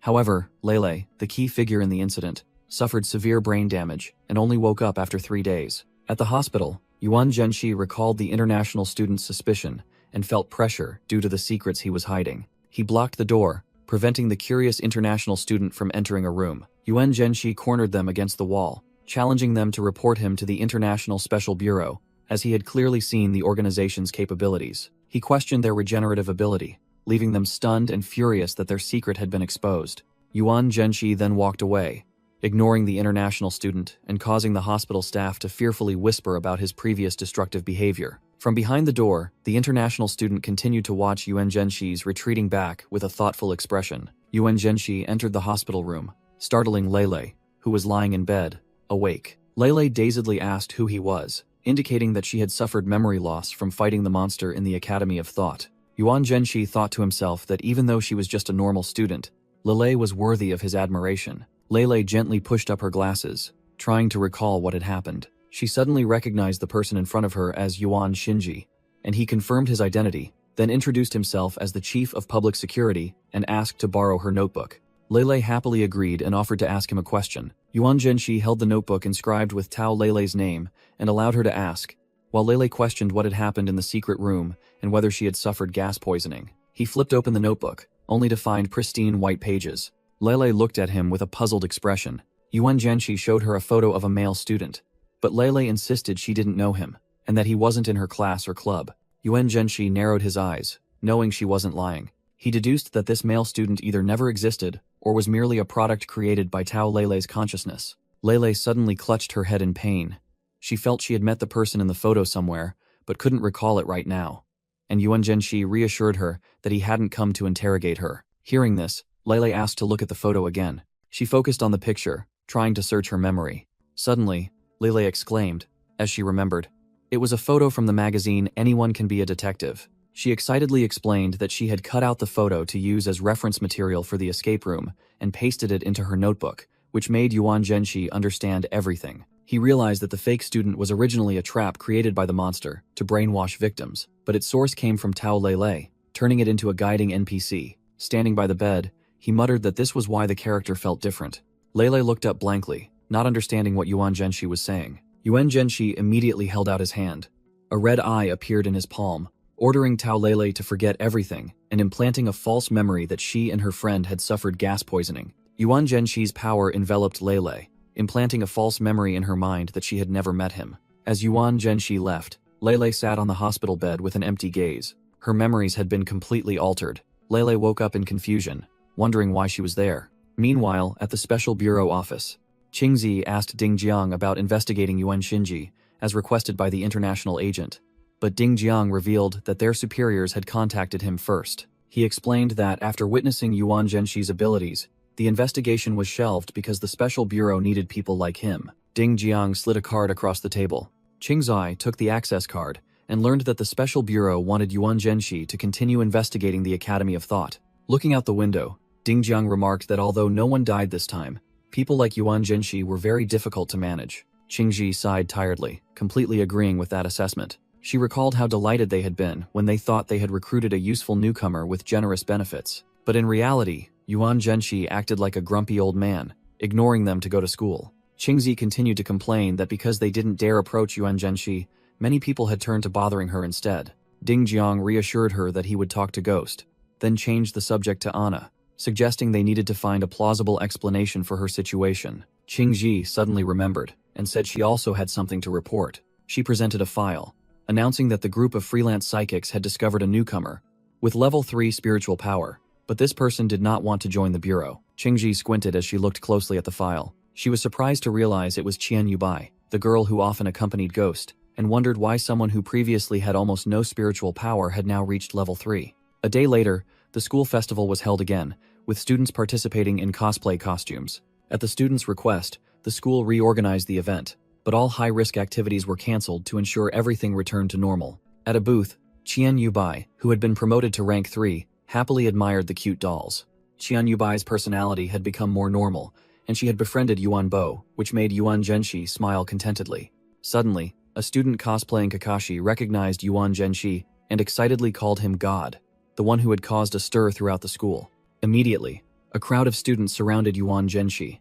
Some wanted their wives resurrected, others asked for autographs, forcing him to use his speed to flee. He continued to rush away like the wind, leaving the crowd of fans behind. Yuan Zhenxi suddenly vanished, leaving the bewildered students wondering what had happened. Standing on the rooftop, he sighed, thinking to himself that perhaps he shouldn't have returned to school. Later, in his private room, Yuan Zhenxi told Qingzi that the International Special Bureau was not the problem and asked her to keep an eye on someone named Anna. He sensed Anna watching him in the school hallway and wondered if she was causing trouble. Yuan Zhenxi closed his eyes, concentrating his mind. Then he suddenly opened his eyes wide, his red pupils flaring as he activated his ability. Using his eyes to scan the entire school, Yuan Zhenxi was surprised not to find Anna and began to feel suspicious. In a deserted hospital corridor, something was amiss. Inside a messy room, an exhausted nurse sat slumped on the floor beside a damaged door. Anna appeared with green eyes and fangs, threatening the nurse that this was her third visit and demanding she reveal everything about Yuan Shinji.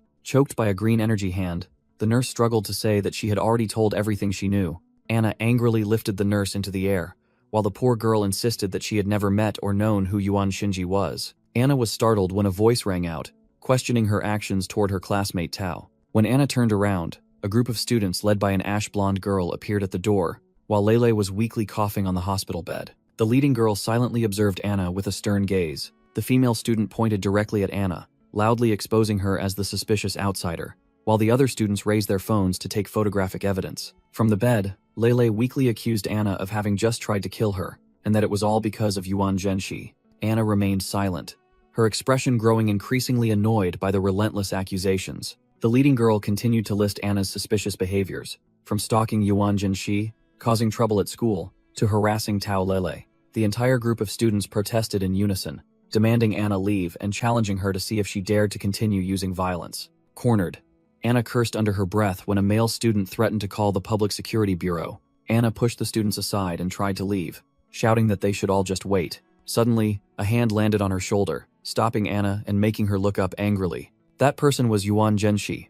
He coldly asked Anna if she truly intended to harm ordinary students and announced that he had sent an urgent request to the Special Bureau. He announced that Anna had been transferred back to the International Special Division, must leave Jiang City immediately, and would have her reward resources deducted due to her actions. Anna couldn't believe her ears, and just then, the phone in her pocket vibrated. Looking at the phone screen, Anna was stunned to realize that Yuan Zhenxi's words were true. Now, in a different outfit and sitting in the back of a car, Anna angrily demanded someone get out of the way. Afterward, Yuan Zhenxi held meetings with the head of the Jiang City Special Bureau and the International Special Division. In the meeting room, Ding Jiang, on behalf of the International Special Division, extended an invitation to Ghost, who was once known as Yuan Zhenxi, to join their organization. Yuan Zhenxi silently listened to the proposal. Another international official explained that the world needed inspectors with special abilities like him, and his authority would be extended globally. After hearing the proposal, Yuan Zhenxi thoughtfully asked a single question. He wanted to know if this was an invitation or a demand,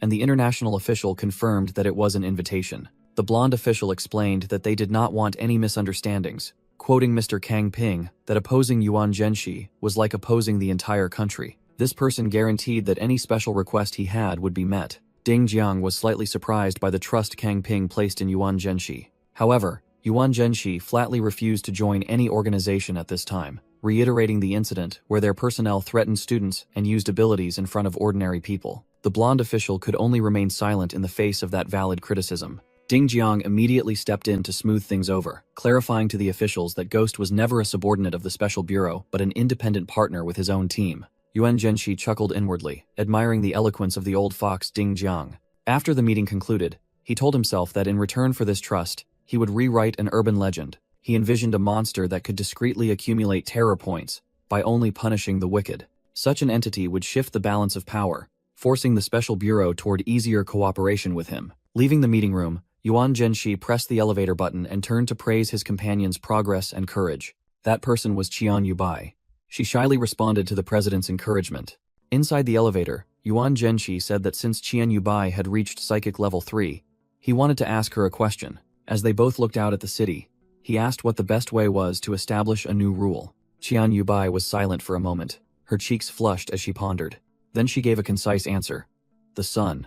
Yuan Zhenshi was surprised, not understanding the meaning behind the answer. As the elevator doors closed, Qian Yubai explained that it was the way to end a war without anyone knowing. Standing beside Yuan Zhenshi, Qian Yubai believed that a bright tomorrow awaited them. Reinforced by Qian Yubai's belief, Yuan Zhenshi felt destiny guiding him and resolved to change the world. Qian Yubai smiled, reaffirming her absolute trust in the president. In another dark room, someone engrossed in typing on the computer heard their mother call them for dinner. That person happily replied and stood up, leaving the desk. When the room became empty, a voice questioned, and a strange doll sitting on the desk appeared in the dim light. Suddenly, a close-up showed the doll's purple eyes opening wide in a terrifying manner. In his apartment, Yuan Zhenshi convened a family meeting with Xiao Xun, Red Spider Lily, and Little Eyes to announce his final decision. He declared his plan to create a new urban legend, which initially made Xiao Xun extremely excited. However, her excitement quickly turned into extreme shock when she realized she was not the center of the plan. Immediately afterward, Xiao Xun burst into disappointed sobs. Red Spider Lily quickly comforted the girl, while telling herself that the master had his reasons and warning about the risk of being sealed away by humans again. Yuan Zhenshi began to explain, admitting that when he created Xiao Xun, he hadn't fully considered the need to maintain balance with the order protected by the Special Bureau. He analyzed that the new monster must be discreet, cause no panic, and could not be defeated by sacrificing civilians, unlike Red Spider Lily, who is limited to the internet. He pointed out that Xiao Xun herself had exposed supernatural power, causing social instability, and would certainly be stopped by the Special Bureau. Yuan Zhenshi came up with a key idea to solve this problem. The only solution was to create a monster that even the Special Bureau could not stop. After finishing his train of thought, Yuan Zhenshi called Red Spider Lily, while Xiao Xun remained sulking on his head. Red Spider Lily happily responded and clasped her hands, preparing to use her power. She opened a portal leading to the amusement park version of the Academy of Thought in the underworld, treating it as a compensatory gift. Xiao Xun and Xiao Yan excitedly rushed into the spatial gate, leading to the amusement park. Yuan Zhenshi sighed in relief, finally having seen them off, while Red Spider Lily watched silently. He pondered the existing urban legends but couldn't find one suitable for his plan, until Ruyua Station caught his attention. Yuan Zhenshi recalled that he had heard of this legend before. He remembered the story of Ruyua Station, a legend about a strange train and a non-existent station, and realized that trains are a common mode of transport today. Looking at the city's complex railway network map, he concluded that the Special Bureau would never be able to control all the routes. With a confident smile, Yuan Zhenshi decided to modify this legend slightly, believing it would be enough to give Qingji and the others a massive headache. He began writing the new rule. Starting today, a space-traversing train named the Ruyue train would appear, originating from Jiang City. The train would circle the world in 24 hours, stopping at all cities with the highest crime rates, before returning to Jiang City to complete a closed loop. Under the moonlight, a train with eerie, glowing red windows stopped at a station in Jiang City. Any criminal who steps onto the train will be pulled into the Ruyue train, where they must face terrifying shadow entities. At the same time, the only surviving teacher from the Thought Academy incident was discharged from the hospital and immediately threw himself into work. Meanwhile, a student burst into tears out of despair over the endless test, a lingering effect of what had happened. The other students had returned to school after the break, and although they remembered nothing about the Thought Academy, they all unconsciously avoided mentioning the escape room. Yuan Zhenshi silently observed his classmates, who now treated the items from the game as ordinary toys without knowing why. Only Lele was the sole person who still held intense interest in that legend. She sat in her room, sketching Yuan Zhenshi's image in her notebook.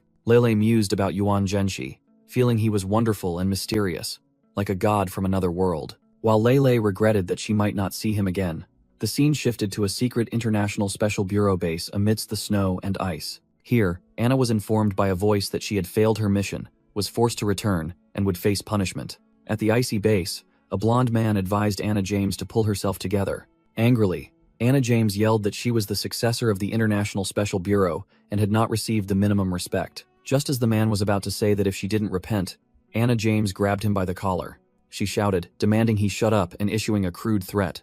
Anna James then sullenly turned and walked away across the snow-covered aircraft carrier deck. In her mind, Yuan Zhenshi's image appeared as she secretly swore revenge so as not to disgrace her family name. The blonde man silently watched Anna James's retreating figure. His golden eyes shone with determination. He quietly pulled out a small vial containing a glowing green liquid. Opening the vial, a green mist emanated from the Eastern toxin, which had paralyzing and controlling effects. Immediately, the poisonous mist rushed toward Anna James, causing her to turn back in surprise. "You!" Anna James exclaimed in shock upon realizing she had been attacked. Her eyes widened as the poison quickly took effect. Her consciousness slowly faded, and Anna James collapsed, thinking of her unfinished business. Her limp body slipped off the edge of the ship's deck. Just then, the blonde man rushed forward to catch Anna James, and a system notification confirmed her status as temporarily suspended. Meanwhile, in a cozy apartment, Yuan Zhenshi was relaxing, while Xiao Sun and Xiao Yan played with a toy train. Simultaneously, at a luxurious hotel late at night, a notification indicated that a group of criminals had boarded the Ruyu train. Elsewhere, a white-haired man with a scarred body looked bored. He left the bedroom, abandoning the two women on the bed and grumbling that women were still not interesting enough. At a train station late at night, an announcement echoed about the last train departing soon. Amidst the crowd, the white-haired man with the scarred body stood waiting on the platform. Inside the crowded train car, the man known as Inspector Bai Mao muttered to himself that what he was looking for must still be here. The large scar running across his face further enhanced his dangerous appearance. Bai Mao approached a young man engrossed in his phone, smiling as he thought things were about to get interesting. Suddenly, an illusion with giant cat eyes appeared behind Bai Mao, terrifying the young man into paralysis. The train car began to shake violently. The scenery outside the window transformed into a hellish world, with a blood-red sky and ferocious lightning bolts. The train continued to shake relentlessly. Bai Mao sat down, his face flushed with excitement, as he sensed that something was wrong. Another passenger with strange eyes also noticed the anomaly. Soon after, most of the passengers on the train fell unconscious, lying scattered on the floor and seats. Bai Mao irritably clutched his head, assuming he had bad luck running into some kind of monster. He stood up, complaining about a pungent odor, while looking at the remaining unconscious people. As a few people began to wake up in panic, Bai Mao welcomed them to the movie world. The remaining passengers, including office worker Tong Gang, old man A Tai, the girl Xiao Liang, and research student Bai Shu, all woke up in extreme confusion. Bai Mao explained that this was not the movie world, but a nightmare space, a dream world. He warned the group that if they died here, they would also die in real life. Meanwhile, Bai Mao secretly planned to intimidate these people so they would rely on him, then exploit their mistakes instead of his own. Suddenly, the train stopped, startling the surviving group. The train car door suddenly opened in the silent space. Bai Mao silently observed, showing no sign of flinching. From the darkness, a female resentful spirit wearing a red dress slowly materialized, leaving a sticky black trail on the floor. The spirit took a step toward the group. Immediately after, a boy's resentful spirit with deeply sunken eyes also floated up beside her. Both entities bared their jagged teeth and flashed a malicious smile. Tong Gang, A Tai, and Xiao Liang simultaneously screamed in horror. In stark contrast, Bai Mao calmly dismissed them as mere resentful spirits and wondered if he should intervene. Unexpectedly, the female spirit spoke, inviting the group to sit down, which stunned them even further. Bai Mao secretly found it strange that these spirits were so clearly conscious, while Tong Gang frantically asked him what to do. Bai Shu timidly asked Bai Mao if he had a way to deal with them, making Bai Mao secretly think that this kid seemed useful. Bai Mao then revealed that they were trapped in a movie world called the Ghost Train. Bai Shu exclaimed in surprise that he had seen that movie before. Not wanting to waste energy, Bai Mao ordered Bai Shu to recount the movie's plot, and he happily began explaining a past fire incident on the train. Meanwhile, Bai Mao secretly observed, noticing that something was wrong when one person in the group had absolutely no spiritual power.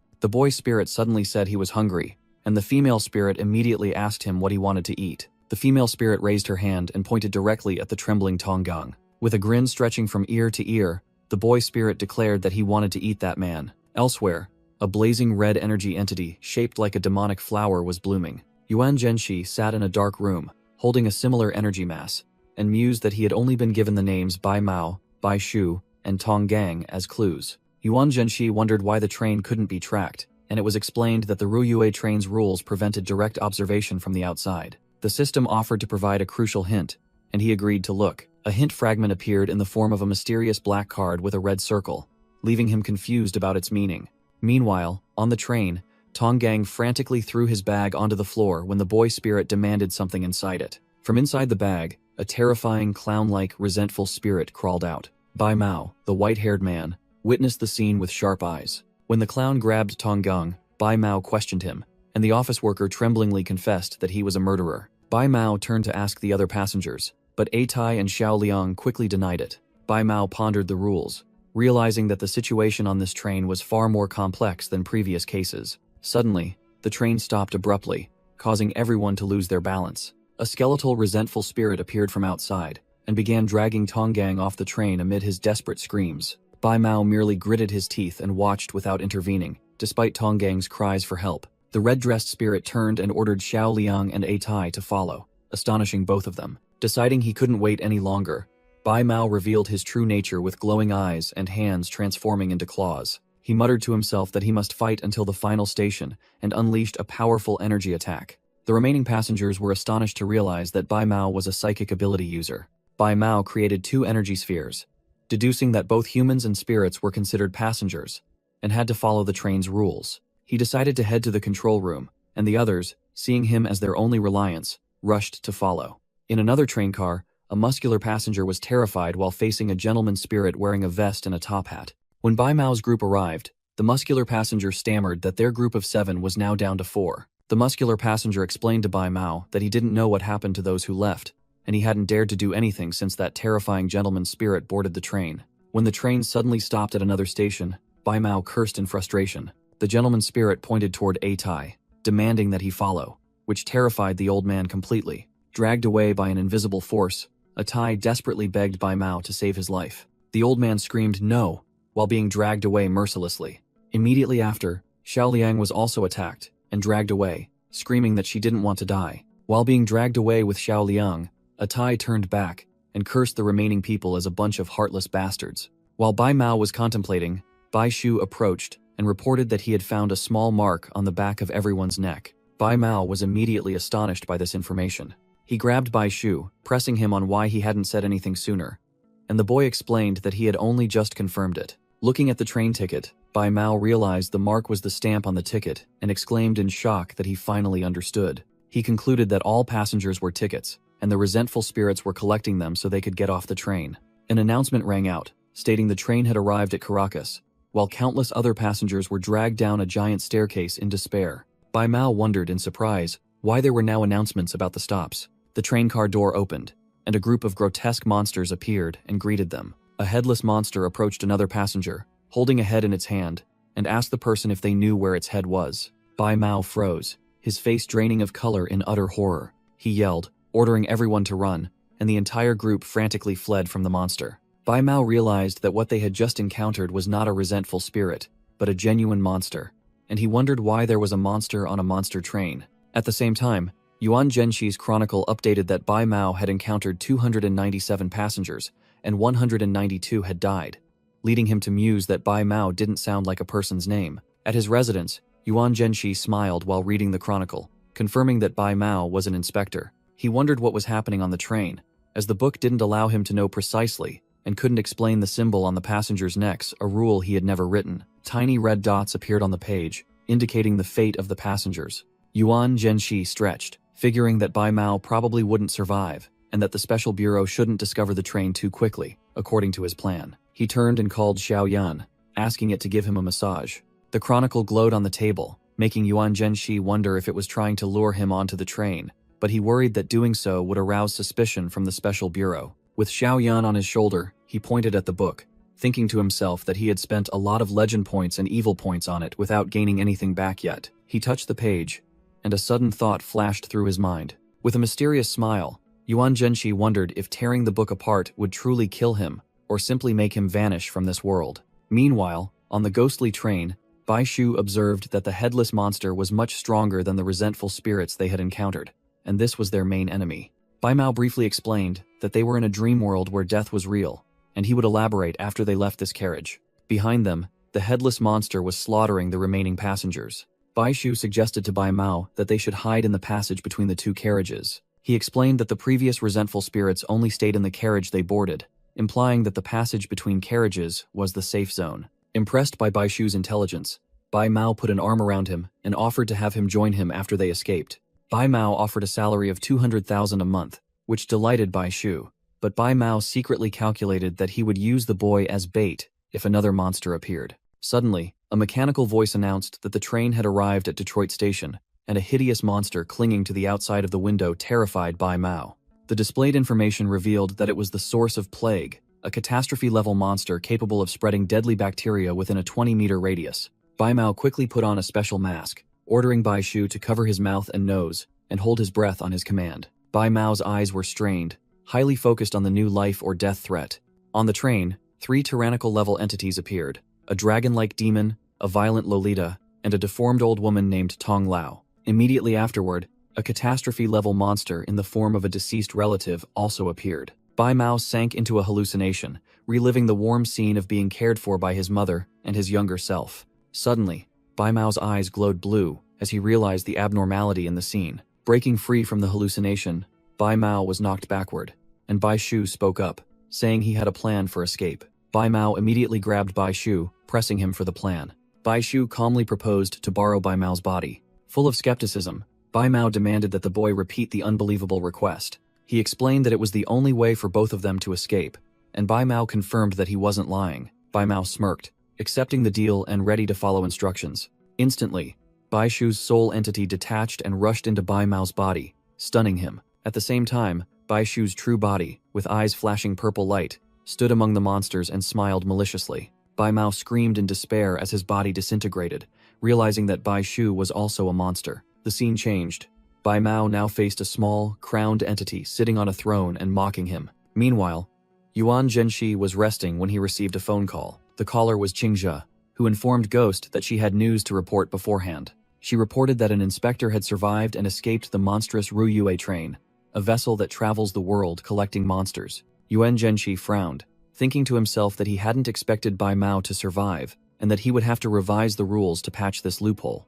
Qingzhe mentioned that an international conference would be convened to discuss the matter before hanging up. Yuan Zhenxi deduced that the Special Bureau had known about the train beforehand, but was powerless to control it. Yuan Zhenxi mused that the Ruyue train was a vital mode of transport and thus could not be publicly monitored, and shutting it down would cause major consequences, while the special bureaus were merely arguing. He realized that, although everyone knew the danger, no one wanted to take responsibility for dealing with this ghostly train. Suddenly, Yuan Zhenxi looked surprised by a piece of information. He read on his phone that the ghost train had been sighted months ago, and wondered how that could have happened. Yuan Zhenxi decided he had to board the train himself to ensure that guy remained under his control. Lying on the bed, he felt annoyed, recalling how he had strangely fallen asleep after touching his book. He sat up and confronted the floating chronicle, asking if that was an act of revenge. When the book didn't react, Yuan Zhenxi wondered if it was playing dead, and declared that he would go to the Ruyue train immediately. Meanwhile, at an international conference, delegates argued over who should be responsible for the train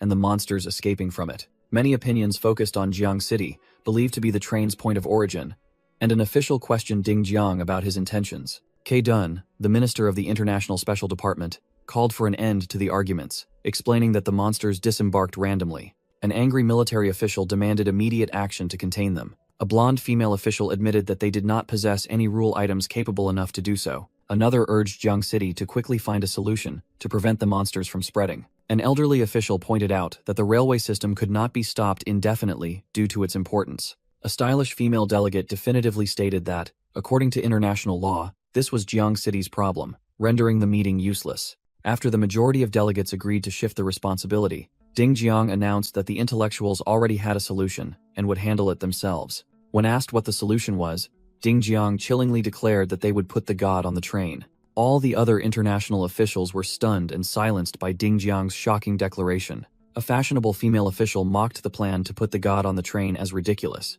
but Ding Jiang asserted that it was feasible. Ding Jiang explained that they could use a shrinking flashlight to shrink the god, and then send an inspector to place it on the Ruyue train. Mr. Xiang reassured them that the monsters on the Ruyue train are restrained by rules, so there shouldn't be any issues.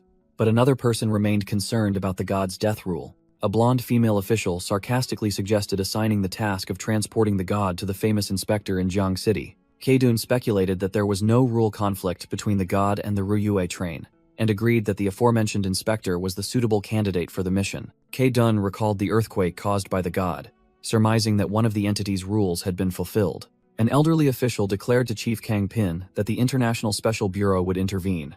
A military official proposed that each city send an inspector to form an investigation team, and local branches must take responsibility if their monsters appear. After a moment of silence, the international delegates successively voiced their agreement with the joint proposal. Ding Jiang silently accepted the decision of the International Council. Meanwhile, in Jiang City, a news report on a large screen at the subway station was refuting supernatural phenomena, calling them AI-generated videos. Amidst the crowd discussing the fake news, Yuan Zhenshi quietly entered the station. He swiped his card and passed through the turnstile. Standing on the platform, Yuan Zhenshi looked down at the tracks glowing with red energy, determined to board the Ruyue train. His red eyes shone with iron determination. Upon entering the train car, he saw a desolate scene with passengers lying scattered across the floor. Yuan Zhenshi silently observed the deadly scene around him. He decided to proceed to the cockpit, where he had set up the monitoring system for the entire train. As he advanced, blazing red energy began to emanate from his body. A blazing red mark appeared on the back of Yuan Zhenshi's neck.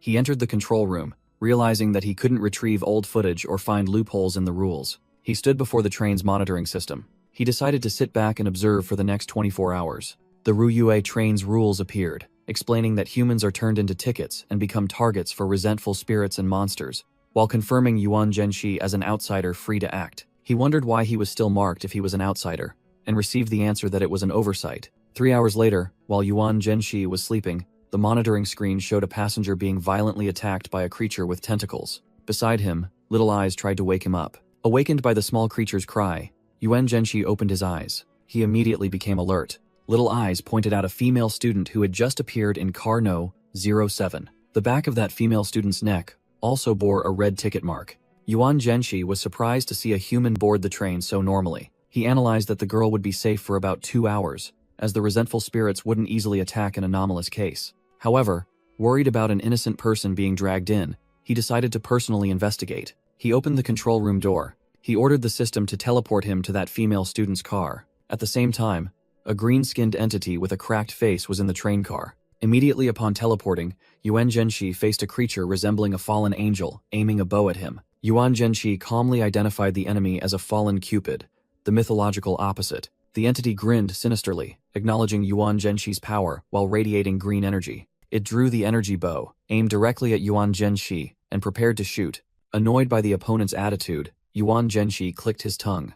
As the green arrow shot forward, Yuan Zhenshi darted away at incredible speed, dodging the Cupid's mischievous attack. He moved like a streak of red light, easily evading the incoming arrow. The red streak and the green arrow dangerously grazed past each other in the air.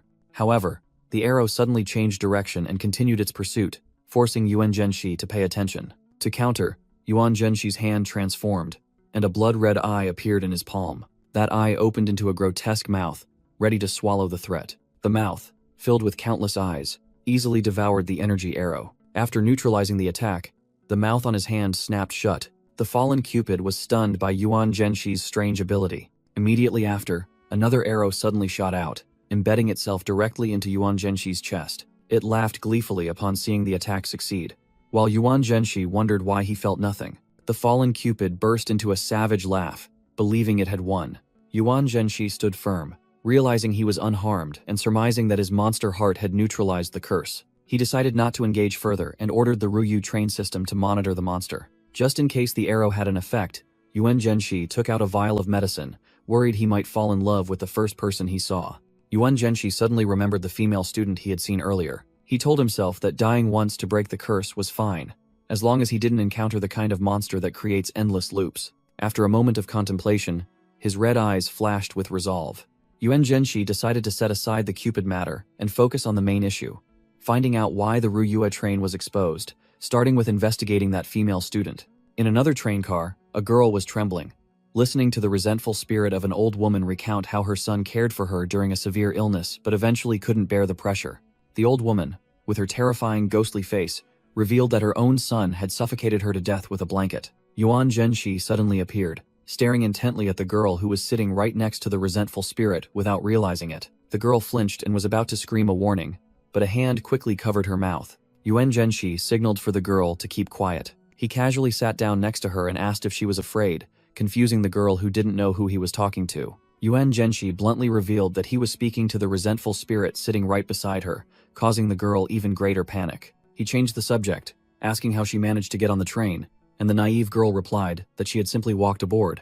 Yuan Zhenshi explained that only she and the resentful spirits had directly boarded the train, while everyone else had been teleported here. The girl was horrified to realize that she was the only special case. Panicked, she wondered if she had died like in the urban legends, but Yuan Zhenshi reassured her that she was still alive and asked her to recall anything strange that had happened. However, the girl could only think about her boring daily routine and couldn't recall anything unusual. Yuan Zhenshi then asked her to check the contents of her backpack for any strange objects. The girl was surprised to pull out a one-way ticket that she didn't remember owning, and Yuan Zhenshi immediately recognized that as the problem. The ticket listed the destination as unknown with a bloodstain, and Yuan Zhenshi identified it as a monster or its product, while the girl insisted she had bought a ticket to Ling City. Yuan Zhenshi explained that even if the girl threw the ticket away, it would return. The ghostly ticket flew back into the schoolgirl's hand, causing her to panic and ask what to do. Yuan Zhenshi suggested she tear up the ticket, but warned that it was a dangerous gamble she had to decide for herself. Too terrified,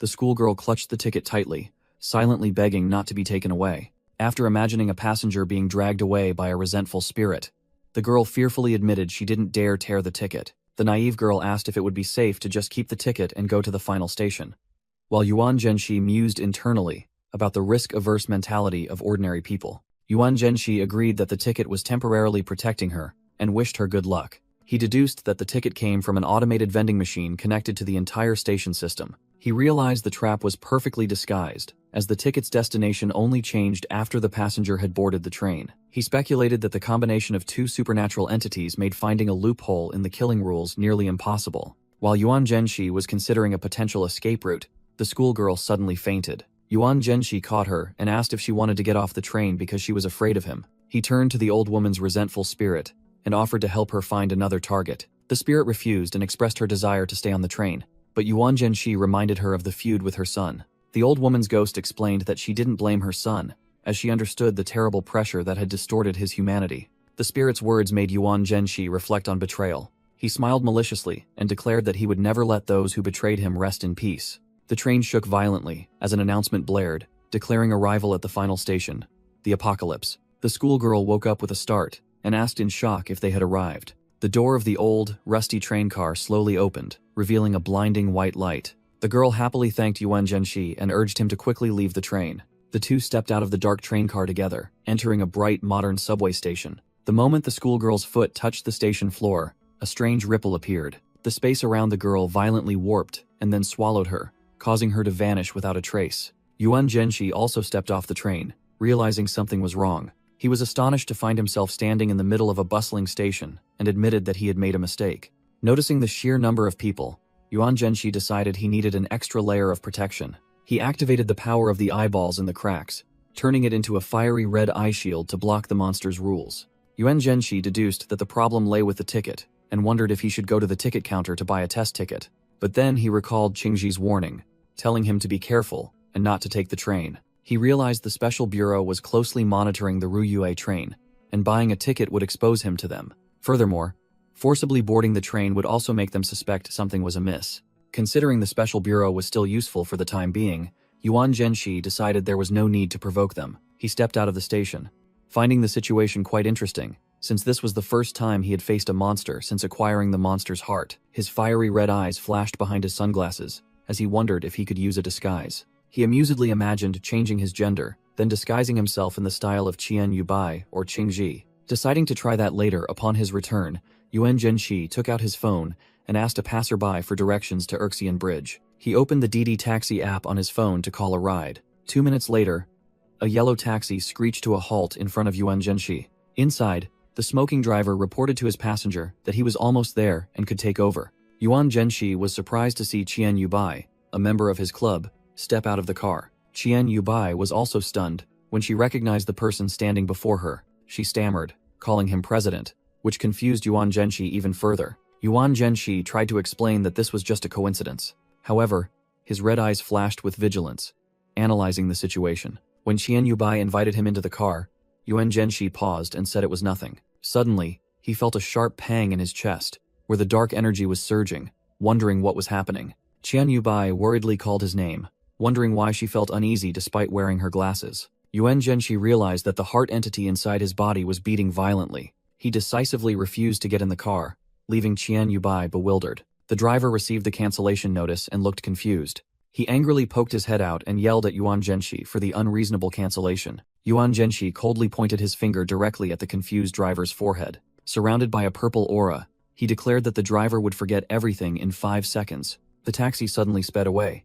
Qian Yubai, astonished, asked Yuan Zhenshi what was wrong and if she could help. While she was still worrying, Yuan Zhenshi suddenly grabbed her hand tightly. Qian Yubai was completely stunned by his sudden action. Yuan Zhenshi asked Qian Yubai about her plan, and then offered to go with her. Startled by the sudden hand-holding, Qian Yubai blushed in confusion, her mind reeling. She wondered if she was hallucinating, given how proactive the club president was being. Internally, she was torn between fear and secret delight, as this was exactly what she wanted. After a moment of silence, Qian Yubai decided to enjoy the moment. She told Yuan Zhenshi that she was going for an interview and invited him to join her. Yuan Zhenshi asked in surprise, as he thought she was already a member of his team.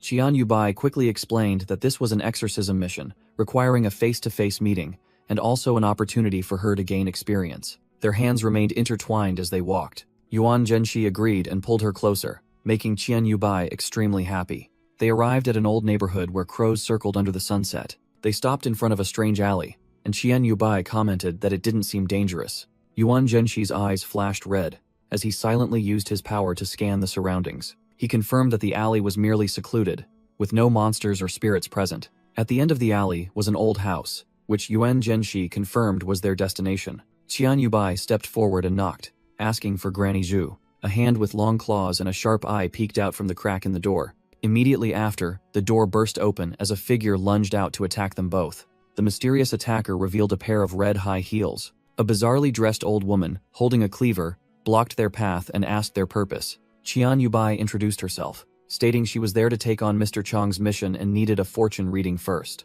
After looking at the paper, the old woman invited them both inside. She led them into a courtyard and said that Mr. Chang's guests would receive the service for free. The old woman pointed to a chair, telling Qian Yubai to sit down so she could begin the fortune-telling. When asked for her birth date, Qian Yubai hesitantly confessed that she couldn't remember it clearly. Meanwhile, Yuan Zhenshi silently assessed that the fortune-teller had no spiritual power, even though there were several psychic items in the room. The old woman began the ritual by drawing red symbols on her arm with a brush.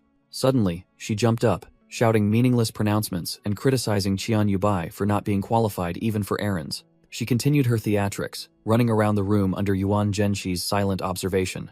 Standing on a mat with a glowing magic circle, she muttered about the gods of fortune. With a sinister smile, the old woman declared that Qian Yubai's fate was Yi Yu, a suitable destiny. However, she leaned closer and whispered that Qian Yubai's destiny had a flaw, signaling a difficult life, and then offered to change both their fates for a small price. Yuan Zhenshi suddenly appeared like a ghost behind her, questioning her about fortune-telling and changing destiny. He grabbed the old woman's arm, demanding she stop feigning innocence, and asked Qian Yubai about the rule items. Qian Yubai pointed out the vases on the shelf as psychic items. She further identified the most important item as the mat beneath their feet, where the magic symbols were glowing. Yuan Zhenshi twisted the old woman's arm hard, growlingly accusing her of daring to use rule items on authorized inspectors. In pain, the old woman cried and begged for her life, claiming she was only earning money to support herself because her son wouldn't take care of her. Yuan Zhenshi threw the fortune-teller to the ground and declared he would spare her life this time because she hadn't committed murder yet. He warned that if she relapsed, she would face the consequences, as he was not someone who respected the elderly or cherished the young. While the fortune-teller kowtowed and promised not to reoffend, Yuan Zhenshi told Qian Yubai not to worry and prepared for them to leave.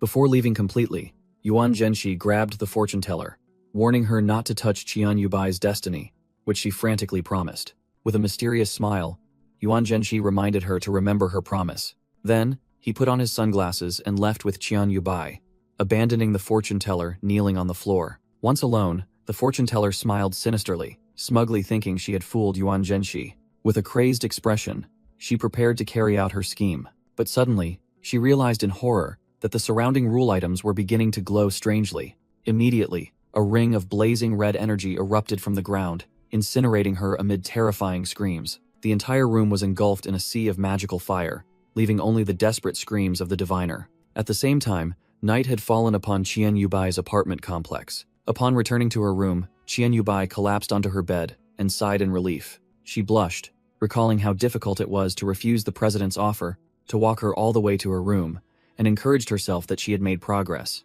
She thought about Yuan Zhenxi's current state, and the image of him gently calling her Xiao Bai reappeared. Overwhelmed by embarrassment, Qian Yubai shot up, covering her flushed face with both hands, telling herself to stop having wild thoughts. She calmed down and took out her notebook. She sat on the bed and began taking notes, recalling Yuan Zhenxi's instruction not to alarm those who were caught in the rules without realizing it themselves. Finally, she concluded that the president's only concerns were monsters, vengeful spirits, and psychic energy, and nothing else. Beneath the blood moon, a solitary figure wondered when the change had begun. Meanwhile, at her home, Qian Yubai held her notebook, her heart full of worry, and sighed. Feeling uneasy, she decided to call Yuan Bo for advice. On the other end of the line, Yuan Bo cheerfully answered, surprised that Qian Yubai had initiated contact. Qian Yubai hesitantly presented her concern, suspecting that the president had become entangled in a monster's rules. Yuan Bo seemed surprised and asked if she had noticed anything unusual about him. At that question, Qian Yubai blushed and stammered. She confessed that Yuan Zhenxi had confessed his feelings to her, leaving Yuan Bo momentarily speechless. Immediately afterward, Yuan Bo became extremely excited, bombarding Qian Yubai with questions about every detail of the confession. Swept up by the questions, Qian Yubai sank deep into thought, while a giant red eye seemed to observe her curiosity. In her mind, Yuan Zhenxi's image appeared with a meaningful smile, calling her Xiao Bai. Yuan Bo laughed, saying he didn't have the special bureau's information, and advised Qian Yubai not to get involved with them. However, she considered this a miracle, and offered to ask for help, then found Ghost's private phone number. Yuan Zhenxi picked up the phone and heard Yuan Bo tease that Shadow was worried he was caught in a monster's rules. He calmly replied that Qian Yubai was just too stressed, then blamed himself, thinking he might have put more pressure on her. Hearing these words over the phone, Qian Yubai was stunned and flushed crimson. Yuan Zhenxi secretly thought that he wanted to live a little longer and perhaps should propose to her, causing Yuan Bo to quickly warn him not to move too fast. Upon hearing the two words "get married," Qian Yubai was completely flustered and quickly said, "Thank you." Yuan Zhenxi asked if there was anything else, while his phone screen displayed the caller ID as Yuan Bo, weak and clumsy. While Qian Yubai was blushing from the conversation, Yuan Bo continued to tease that Yuan Zhenxi was only interested in her. Yuan Bo charmingly teased the cute Xiao Bai, asking how she intended to repay him, causing Qian Yubai to nervously hang up to prepare for her mission. After the call, Qian Yubai lay on her bed, reassuring herself that this was just a normal exorcism mission, so there would be no problem. Nevertheless, she confusedly reached her hand out into the air, lost in thought. She wondered if the president was truly serious and liked her, as the image of a blazing red eye appeared in her mind.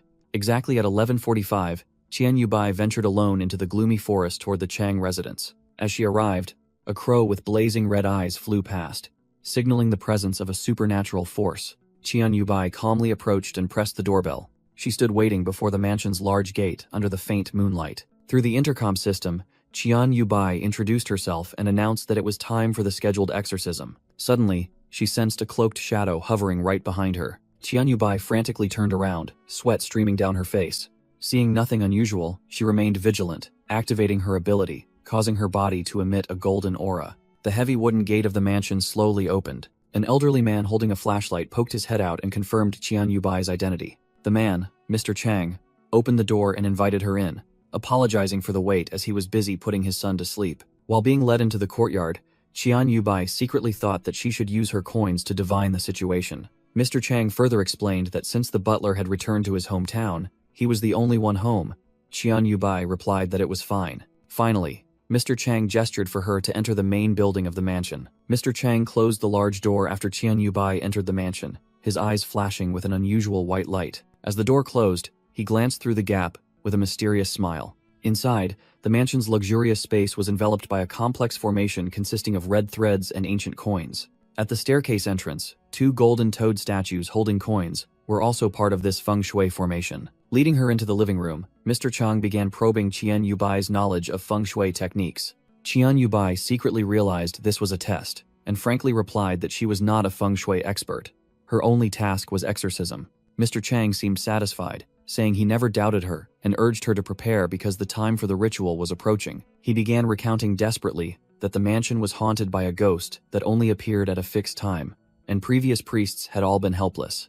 Mr. Chang reminisced about the past, when his jewelry business flourished, and his family lived in complete happiness. But then he recounted painfully that a strange entity had haunted his family, and everything good had collapsed. Just then, the pendulum clock in the room emitted an eerie light, signaling that the time had come. Sensing the evil energy, Qian Yubai took a defensive stance, her hair fluttering in the strange wind, and she quickly urged Mr. Chang to hide. But when she turned back, she was astonished to realize that Mr. Chang had vanished without a trace. At the same time, the eyes of the two golden toad statues suddenly glowed a brilliant red. Qian Yubai raised her head and froze when she saw a familiar figure standing on the second-floor balcony, bathed in eerie red light. Without hesitation, she immediately channeled her spiritual energy, condensing a brilliant orb of light in her hand, ready for combat. The shadow on the balcony revealed itself to be Mr. Chang, but he was now aiming a bizarre, candelabra-shaped weapon directly at her. Qian Yubai immediately realized that the situation had become extremely dangerous. Immediately after, Mr. Chang's face distorted into a horrifying visage, his mouth wide open in a scream as black blood splattered everywhere. The pendulum clock, splattered with black blood, stopped. Qian Yubai stared blankly at the scene before her. Immediately after, Mr. Chang's distorted body dissolved into a shadow and collapsed onto the floor. Suddenly, a strange man with red eyes was already sitting on the sofa. Qian Yubai was stunned to realize it was her president, Yuan Zhenxi. While Mr. Chang's corpse lay sprawled on the floor, Yuan Zhenxi calmly told her to look behind her. When she turned around, she was horrified to find 3 vengeful spirits, a woman and 2 children hovering there. Yuan Zhenxi began to reveal the truth, explaining that Mr. Chang had killed his eldest daughter in a staged accident. He explained that Mr. Chang used his daughter's ashes to create a wealth-attracting toad charm, and then hired someone to murder his wife and son, though the son miraculously survived. Finally, Mr. Chang personally murdered his son and hid the body in the attic to complete the evil ritual. Yuan Zhenxi revealed that all these actions were taught by Mr. Chang's mother,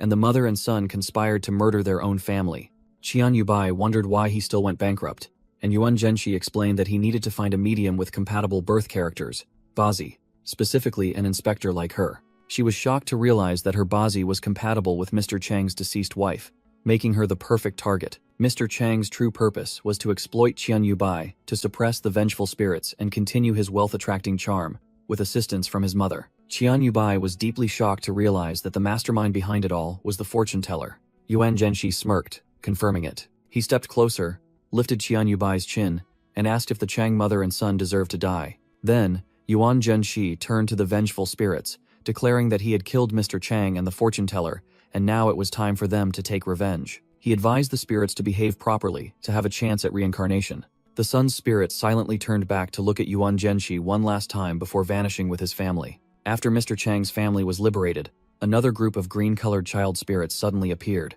repeatedly calling Qian Yubai sister. One of those spirits reached out, attempting to touch Yuan Zhenxi from behind. Yuan Zhenxi's eyes suddenly glowed fiercely green. Qian Yubai was astonished as Yuan Zhenxi lunged forward at terrifying speed. His hand, enveloped in dark red energy, tightly seized the terrified green spirit. Qian Yubai stared blankly at the violent scene unfolding before her. After destroying the spirits, Yuan Zhenxi turned back to ask Qian Yubai if she was okay, and reassured her that he wouldn't let anyone harm her. Qian Yubai asked if those spirits had been liberated, causing Yuan Zhenxi to counter-ask why she didn't trust him. He irritably asked if she was suspecting him of killing them. While nearby, a horrific mannequin head peeked out from a bucket. Yuan Zhenxi coldly stated that they had been dead for a long time anyway, and turned his back to walk away. He smirked, thinking it was interesting that a vengeful spirit was filled with love, then recalled the Cupid demon that had attacked him previously. He invited Qian Yubai to leave, but she remained standing silently, observing. Qian Yubai pondered Yuan Zhenxi's change, thinking that he hadn't been this possessive before. She confusedly wondered, as there was no way she could be the reason for his intense possessiveness and obsession. Qian Yubai quickly walked over, suggesting Yuan Zhenxi take her home because it was late. She linked arms with him, deciding internally not to provoke him right now, and to find an opportunity to contact the special bureau. Before leaving, Yuan Zhenxi used his finger to generate a red energy blade. He launched it toward the mansion, causing a terrifying explosion that incinerated the entire house. The two left the area together as the flames raged fiercely behind them. While walking, Yuan Zhenxi suddenly asked Qian Yubai if she had been close to Yuan Bo lately, startling her. Qian Yubai explained that she only took assignments for Yuan Bo, but Yuan Zhenxi coldly replied that he had noticed the two of them talking a lot. With sharp eyes, Yuan Zhenxi thought to himself that he would not allow it. In his mind, a shadow with glowing red eyes tightly embraced a frightened Qian Yubai. asserting that the person closest to her could only be him. Yuan Zhenxi warned Qian Yubai that Yuan Bo was not a good person and demanded she cut off all contact, or else she would have to go exercising with him. Forcing her to reluctantly agree, Qian Yubai secretly took out her phone, telling herself that she couldn't expose herself yet and had to obey the president's every command for now. She feared that if she didn't comply, Yuan Zhenxi might kill Yuan Bo, and she began deleting her friend's phone number. Seeing this, Yuan Zhenxi smiled contentedly and offered to take her home. As they walked together under the moonlight, Yuan Zhenxi's shadow morphed into a hideous monster, causing Qian Yubai to shudder as she recalled his murderous gaze. She glanced at Yuan Zhenxi with a worried and confused expression. A metaphorical image appeared, showing Qian Yubai bound by countless red threads emanating from a ghostly entity. She wondered how he knew about her relationship with Yuan Bo. Back in her room, Qian Yubai lay restlessly on her bed, debating whether to inform Yuan Bo to contact the special bureau. She recalled Yuan Zhenxi's words and realized that he definitely had some way of monitoring her. Lying under the covers, she nervously looked up at the ceiling, where a cluster of gruesome red eyes was watching, making her panic and wonder if her room was being monitored. She tried to reassure herself, hoping that Yuan Zhenxi had other things to do. Suddenly, an idea struck her, and she looked up Sherry's contact information.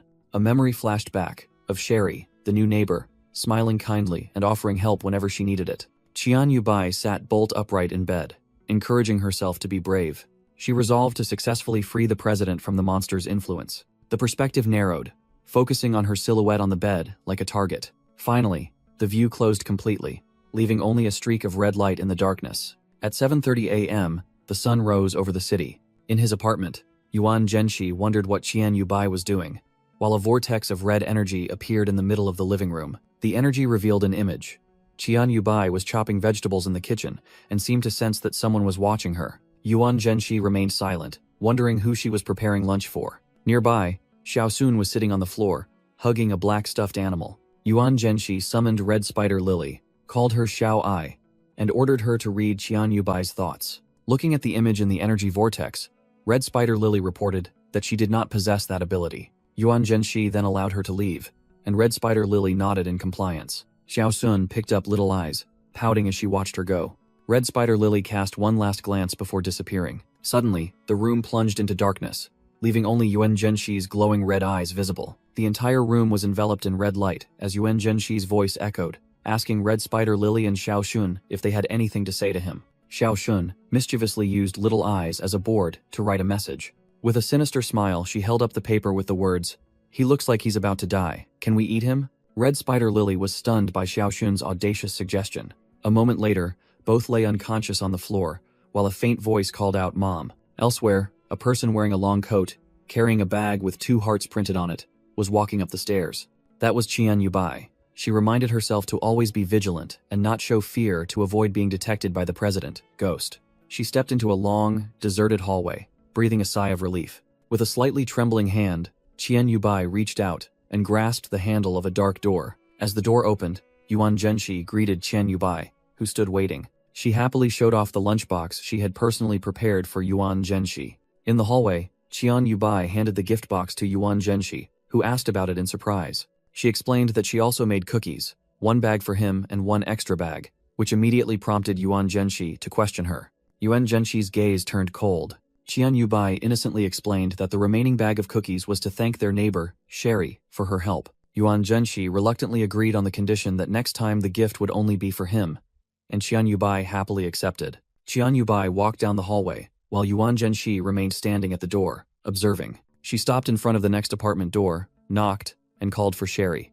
Yuan Zhenxi suddenly realized he had forgotten that another member of the special bureau lived right next door. He ordered a small eye-shaped entity to follow and monitor them. The eye entity silently flew along the ceiling, trailing Qian Yubai. Sherry happily opened the door and was given the bag of cookies by Qian Yubai to thank her for previous help, all under the surveillance of the spying entity. Sherry invited her inside for tea, but Qian Yubai declined, citing her busy schedule with the president, Yuan Zhenxi. Qian Yubai smiled and waved goodbye. Sherry turned and closed the door. In the living room, she placed the bag of cookies on the coffee table. She opened the bag, marveling at the pretty cookies inside. Sherry picked up a cookie, looked up toward the entity hiding on the ceiling, and smiled in praise. Through the eye of the spying entity, everything appeared completely normal. Sherry took a bite of the cookie, her smile full of hidden meaning. She thought to herself that something might be wrong with Yuan Zhenshi. At Jiang City University, voices rang out welcoming Professor Sherry. 2 male basketball students happily ran up and waved hello to her. Sherry gave a friendly smile and waved back at them. As she walked away, the students whispered to each other that the professor looked very happy to see them. But as soon as she was out of their sight, Sherry's expression immediately became extremely serious. She realized that Ghost's problem must be very urgent, or else Shadow wouldn't have transmitted the message in such a special way. Recalling Shadow's warning that they seemed to be monitored by Ghost, Sherry placed her hand on the scanner to enter a secure facility. Reflecting on the moment she received the gift, she decided that this situation must be reported immediately. The security door opened, and Sherry decisively stepped inside. In a dark conference room, Ding Jiang announced that Inspector Ghost was suspected of being trapped by a monster's rule, based on reports of sudden psychological changes from Shadow. He added that this change was not like the usual corruption process, and Ghost had committed many violent crimes.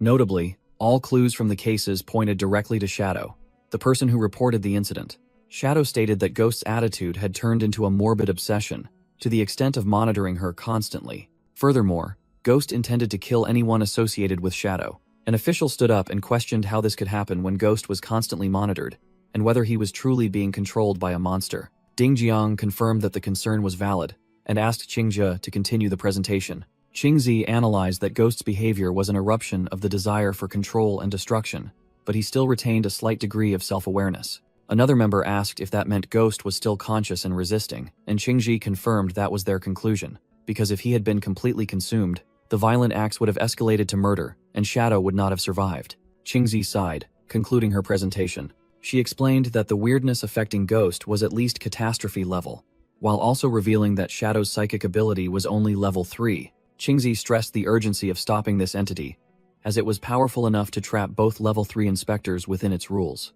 Unexpectedly, Ding Jiang revealed that Ghost had actively intervened with the Ruyue train, which led to him getting trapped in the first place. This information stunned and confused the other members of the meeting, including Mr. Tian and Mr. Xiang. Ding Jiang continued, citing Sherry's report that Ghost had fallen into an endless loop while confronting the evil neighbor. He revealed that, despite the successful treatment, Ghost still harbored an unconscious death wish, and turned to Mr. Xiang for confirmation. Mr. Xiang agreed, recalling that Ghost had unusually accepted the mission at the haunted hospital, a place where any other inspector would have hesitated. Another researcher analyzed that Ghost must have intentionally allowed himself to be trapped, indicating a complex internal conflict between his hatred for the weirdness and his desire for death. However, that person also affirmed that parallel to his destructive desires, Ghost possessed a fierce will to survive, and never stopped fighting.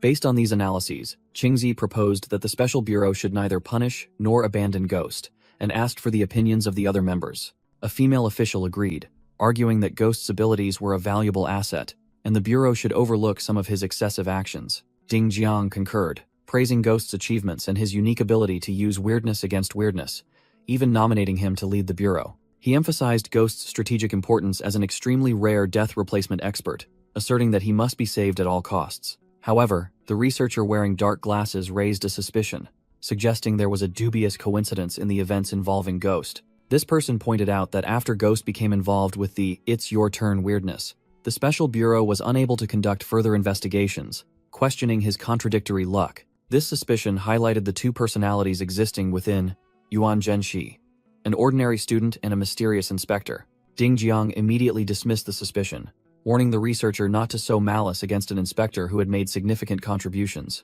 Finally, Qingzi announced the plan. They would send someone to approach Ghost, while a death row inmate would be ordered to use the death record item, and the psychological team would monitor remotely. Ding Jiang concluded the meeting, announcing that there would be another meeting if Ghost's situation did not improve. After the meeting, Ding Jiang ordered the Special Bureau members to remain vigilant and prepare for the worst-case scenario. Meanwhile, in a dark bathroom, Yuan Zhenshi suddenly collapsed onto the sink and coughed violently. He covered his mouth but couldn't stop a black liquid from spilling out, running through the gaps between his fingers. His hands were covered in the gruesome liquid as it dripped onto the white sink. Yuan Zhenshi looked up, gasping for breath, his face pale with black streaks still clinging to his mouth. In an uncontrollable rage, he threw a powerful punch at the mirror in front of him. The mirror shattered, each fragment reflecting countless green eyes staring back at his fist. Yuan Zhenshi pulled his hand out of the shattered mirror, leaving a hole and splatters of black liquid. He grinned savagely, sensing the presence of a fear. Holding a shard of broken mirror, He muttered that Xiao Bai seemed terrified to see him in this state. As an illusion of Qian Yubai appeared with a worried expression, Yuan Zhenshi held the shard to his neck, thinking that perhaps he should kill her himself. A surge of supernatural energy erupted, causing him to collapse onto the floor.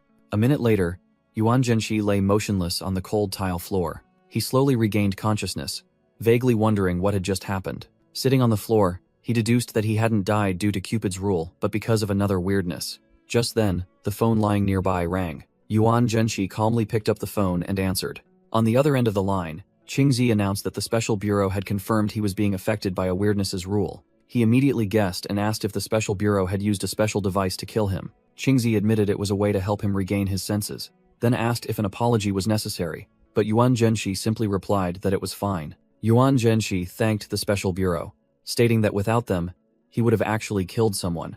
But Qingzi interrupted to announce that the chief and the intellectual council wanted an immediate meeting. He agreed and sat down on the sofa, immediately followed by a three-dimensional screen activating in front of him. The image showed a long conference room where the Special Bureau members simultaneously stood up, bowed, and addressed him as Mr. Ghost. Yuan Zhenshi listened in silence. Ding Jiang began the meeting, stating that according to their analysis, he was trapped in a rule related to emotions and asked him to elaborate. Yuan Zhenshi confirmed the issue was emotional, explaining that his feelings for Qian Yubai had been amplified to a pathological degree, overwhelming all other thoughts. He recounted that all his actions revolved around Qian Yubai, and even though he was aware he was being controlled by the weirdness, he only felt happy and excited. After hearing Yuan Zhenshi confess that he was completely blinded by love, Ding Jiang remained silent, and Yuan Zhenshi asked in turn about what they had investigated. He asked why the rule only took effect when he saw Qian Yubai, and if there was a specific pattern.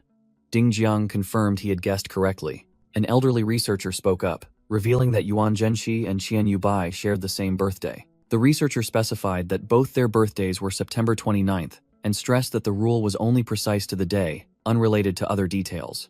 Yuan Zhenshi suddenly recalled the girl on the train, and realized that was why he hadn't been affected by the fallen Cupid's rule at the time. He worriedly wondered if he would fall into the rule's trap again if he met Qian Yubai. The researcher then brought up an unconfirmed point, whether the rule only applied to the opposite sex or could also be triggered by the same sex. Hearing this, Yuan Zhenshi was speechless at the bizarre possibility. Suddenly, he realized something important.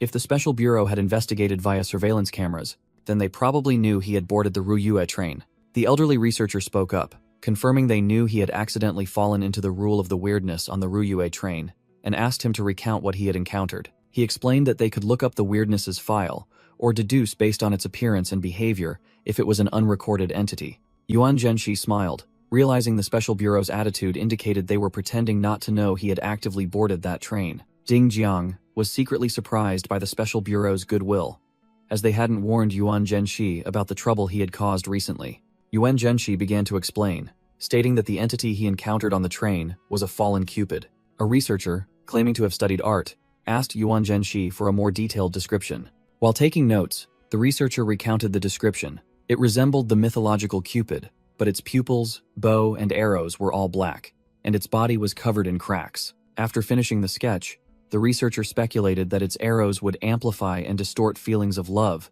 but would not be lethal. Yuan Zhenshi denied this, revealing that he had started coughing up black blood and had not yet found a way to escape death. He asserted that he might die within the next few days, illustrated by an image of a bathroom splattered with black blood. Ding Jiang and Qingzi were both stunned by the severity of the situation. Yuan Zhenshi explained that although he had escaped the Ruyue train's rules, he was still bound by the Cupid's rules. The other researchers, including Mr. Tian, were all shocked. The remaining members in the meeting room could only listen in silence, their faces filled with anxiety. Yuan Zhenshi's red eyes flashed with a sharp gaze as he continued speaking. He confirmed that the arrow's effect was still active, that he was only temporarily lucid, and demanded that everyone quickly find a solution, or he would die. He warned that this situation would be detrimental to both him and everyone present. Ding Jiang narrowed his eyes, seemingly having grasped the crux of the problem. He asked directly if the cause was related to his heart, and Yuan Zhenshi immediately confirmed it. Yuan Zhenshi stated that this was top-level classified information, but he believed everyone in the room already knew about it. He revealed that his current heart was the body part hospital weirdness. He recalled reporting to the Special Bureau that he had used the weirdness's core to replace his old heart in order to escape death. However, Yuan Zhenshi admitted to hiding a crucial piece of information,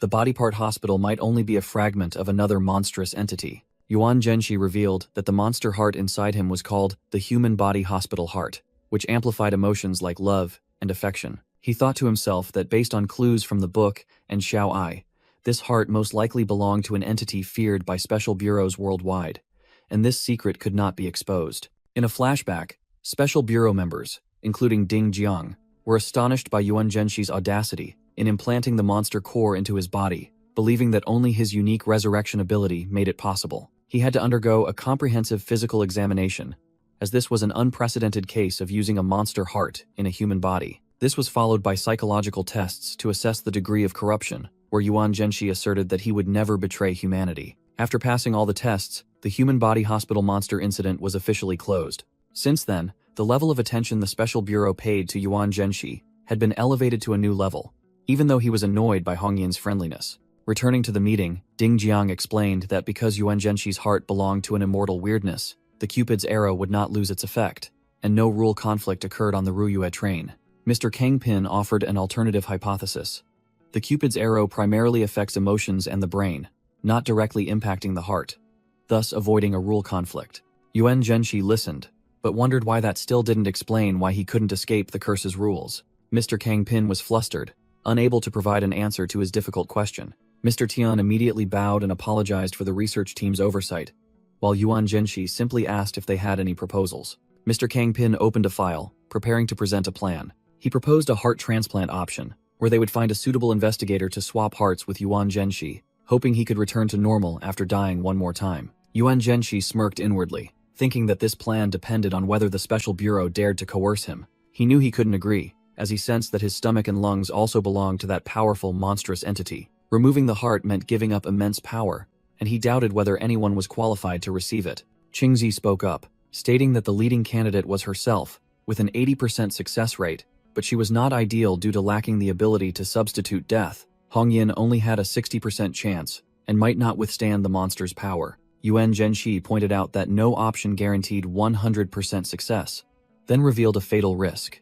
If the heart was separated, heart resonance within a certain range could cause death in mere seconds. A horrifying vision appeared, showing both Yuan Zhenxi and the heart recipient dying on the operating table, along with the entire surrounding medical team, demonstrating the plan's catastrophic failure. Yuan Zhenxi decisively rejected the heart transplant plan, suggesting they focus instead on understanding the Cupid's rules. He secretly worried whether his reasoning was convincing enough. Unexpectedly, Ding Jiang from the Special Bureau's meeting room agreed and asked Mr. Xiang to draft a new plan. This overly quick agreement made Yuan Zhenxi suspicious, feeling as if they had expected him to refuse from the start. On screen, Mr. Tian and the other researchers bowed in gratitude, praising Yuan Zhenxi's courage for using his own body as a prison to contain the weirdness. Yuan Zhenxi found it ridiculous to be regarded as a selfless hero, as only he knew that this monster heart also had its own benefits. Mr. Kangpin immediately presented a new hypothesis. The method to evade death might lie in the 3 stages of confession, dating, and marriage. Yuan Zhenxi crossed his arms, silently listening to this surprising plan. Mr. Kangpin explained that they would experiment by finding a girl with the same birthday as Yuan Zhenxi nationwide for him to choose from. He reassured them that all candidates were either investigators or had signed confidentiality agreements with the Special Bureau, illustrating this with images of 4 female silhouettes. Hearing this, Yuan Zhenxi subtly curled his lip into a meaningful smile. He secretly mocked this method, imagining himself as a king selecting concubines. Mr. Kangpin continued to present the steps for the confession, dating, and marriage experiments. Since all the candidates belonged to the Special Bureau, Yuan Zhenxi did not object and agreed to proceed with the plan. His gaze sharpened, ready for the upcoming challenge. Yuan Zhenxi realized that the rule's timer had begun, and wondered who would be his contact person. Immediately, Qingji appeared on the screen, adjusted her glasses, and announced that she would be the contact person in charge. Yuan Zhenxi raised his hand as if holding a phone and calmly accepted. The online meeting concluded, and the screen on the coffee table went dark. Yuan Zhenxi sat alone in the quiet room, contemplating what was about to happen. The first trial round began, and the sound of a ticking clock echoed. In a symbolic space, Yuan Zhenxi stood in the middle of a glowing red clock face, facing a gigantic demonic entity. On the first day, he only felt discomfort, until night, when he started coughing up some black blood. By the second day, Yuan Zhenxi's condition visibly worsened. Every hour that passed, he endured a painful bout of hemoptysis, clearly feeling his life force draining away. Thick, black blood flowed down the drain, carrying away his life. On the third day, the situation became critical as he coughed up blood every 10 minutes. With black blood streaming down his neck, Yuan Zhenshi muttered that it was time to act. He picked up his phone and placed a call to Qingzi. On the other end of the line, Yuan Zhenshi could only utter a weak hello in his exhausted state. Qingzi, sitting in her office, received the call from Ghost and informed him that she had news for him. She seemed surprised upon hearing Yuan Zhenshi report his current situation. Looking at the screen, Qingzi analyzed that if a suitable target wasn't found within 24 hours, the curse would activate the rapid coughing phase. She continued her deduction. The coughing frequency increased hourly on the second day, and every 10 minutes on the third day, matching the current state of the desk cluttered with bloody papers. Yuan Zhenshi confirmed that at this moment, he was close to death. Qingzi understood, and asked if he was ready for Phase 2 of the trial. Yuan Zhenshi asserted that Phase 1 was about to end, and he would proceed with Phase 2 immediately after reviving. Hearing this, Qingzi agreed to immediately send him the list of female candidates for him to choose from. Suddenly, Yuan Zhenshi doubled over, spitting out a large mouthful of blood. Over the phone, Qingzi froze, her eyes wide with shock at the sound of him collapsing. Black blood spilled from the corners of Yuan Zhenshi's mouth as the curse reached its peak. He fell onto the sofa, his body convulsing after vomiting a large pool of blood. On the other end of the line, Qingzi listened silently, her expression unchanged. Her gloved hand pressed a stopwatch, starting the countdown. Yuan Zhenshi's body twitched on the couch, and his chest exploded horribly. His eyes closed, and his last breath faded. After a moment of stillness, life completely left his body. Suddenly, a blazing red mark flashed from the fatal wound on Yuan Zhenshi's chest. Crimson red energy surged, rapidly regenerating his destroyed body. A fiery soul separated, and then merged back with the body, announcing that the soul had been restored and his remaining lifespan was 99 days. Amidst the pool of black blood, Yuan Zhenshi's fingers twitched slightly. He slowly opened his eyes. His hair was now noticeably longer after the resurrection. Qingzi looked at the clock. Exactly 1 minute had passed, and calmly asked if he was alive. Through the surveillance screen, she saw Yuan Zhenshi was fully recovered and muttered contentedly. Yuan Zhenshi stood up, stretched, and declared it was time to begin the next phase. Qingzi quickly typed, sending him a list of the 4 most suitable candidates compiled by the intelligentsia. A holographic screen appeared, displaying the profiles of the 4 women. Qingzi's voice explained that these were the best candidates who had been carefully selected. Yuan Zhenshi frowned, wondering why all 4 women looked strangely familiar. Then he suddenly realized they all seemed to resemble one single person. Yuan Zhenshi explained that he didn't want to arbitrarily decide the life and death of others, because the love in his heart, once distorted, would become uncontrollably violent. He recalled the last time, if not for the resistance of his subconscious, Shadow, along with her family and friends, would have been killed by his own hands. From the other end of the line, Qingzi replied that she respected his opinion and would randomly select one person who would arrive in about half an hour. Yuan Zhenshi interrupted, instructing her to ensure the woman carried surveillance equipment so that if he intended to kill her, she would still have a chance to survive. Half an hour later, as Yuan Zhenshi was sitting and reading with Xiao Sun and Little Eyes, the doorbell rang, accompanied by a woman's voice asking if anyone was home. Yuan Zhenshi stood up, remarking that she arrived quickly, and her voice sounded quite similar to Qian Yubai's, startling Red Spider Lily and the other entities. Outside, a slender hand pressed the doorbell again. A young woman with wavy hair stood at the threshold, bewilderedly asking again if anyone was inside. Yuan Zhenshi opened the door, his gaze cold as he looked at the arriving guest. The moment he saw her, his eyes flashed with a strange green light. He suddenly swung his arm, punching the wall right next to the woman's head, causing it to crack open. The woman screamed in terror as Yuan Zhenshi, surrounded by a dark aura, lunged toward her. But immediately after, he smiled charmingly, and the woman, blushing, introduced herself as Lin Yu. She shyly added that he could call her Lin Yu or Xiao Yu. Lin Yu secretly thought that Yuan Zhenshi was even more handsome in person than in the photo, and this contract was definitely worth it. With his eyes still faintly glowing green, Yuan Zhenshi returned her greeting, affectionately calling her Xiao Yu. Meanwhile, at a secret facility, the door to the surveillance room appeared. Inside, Ding Jiang asked Qingzi about the situation, as she sat in front of a bank of monitoring screens. Qingzi reported that Ghost had fallen into the rule immediately upon meeting Lin Yu.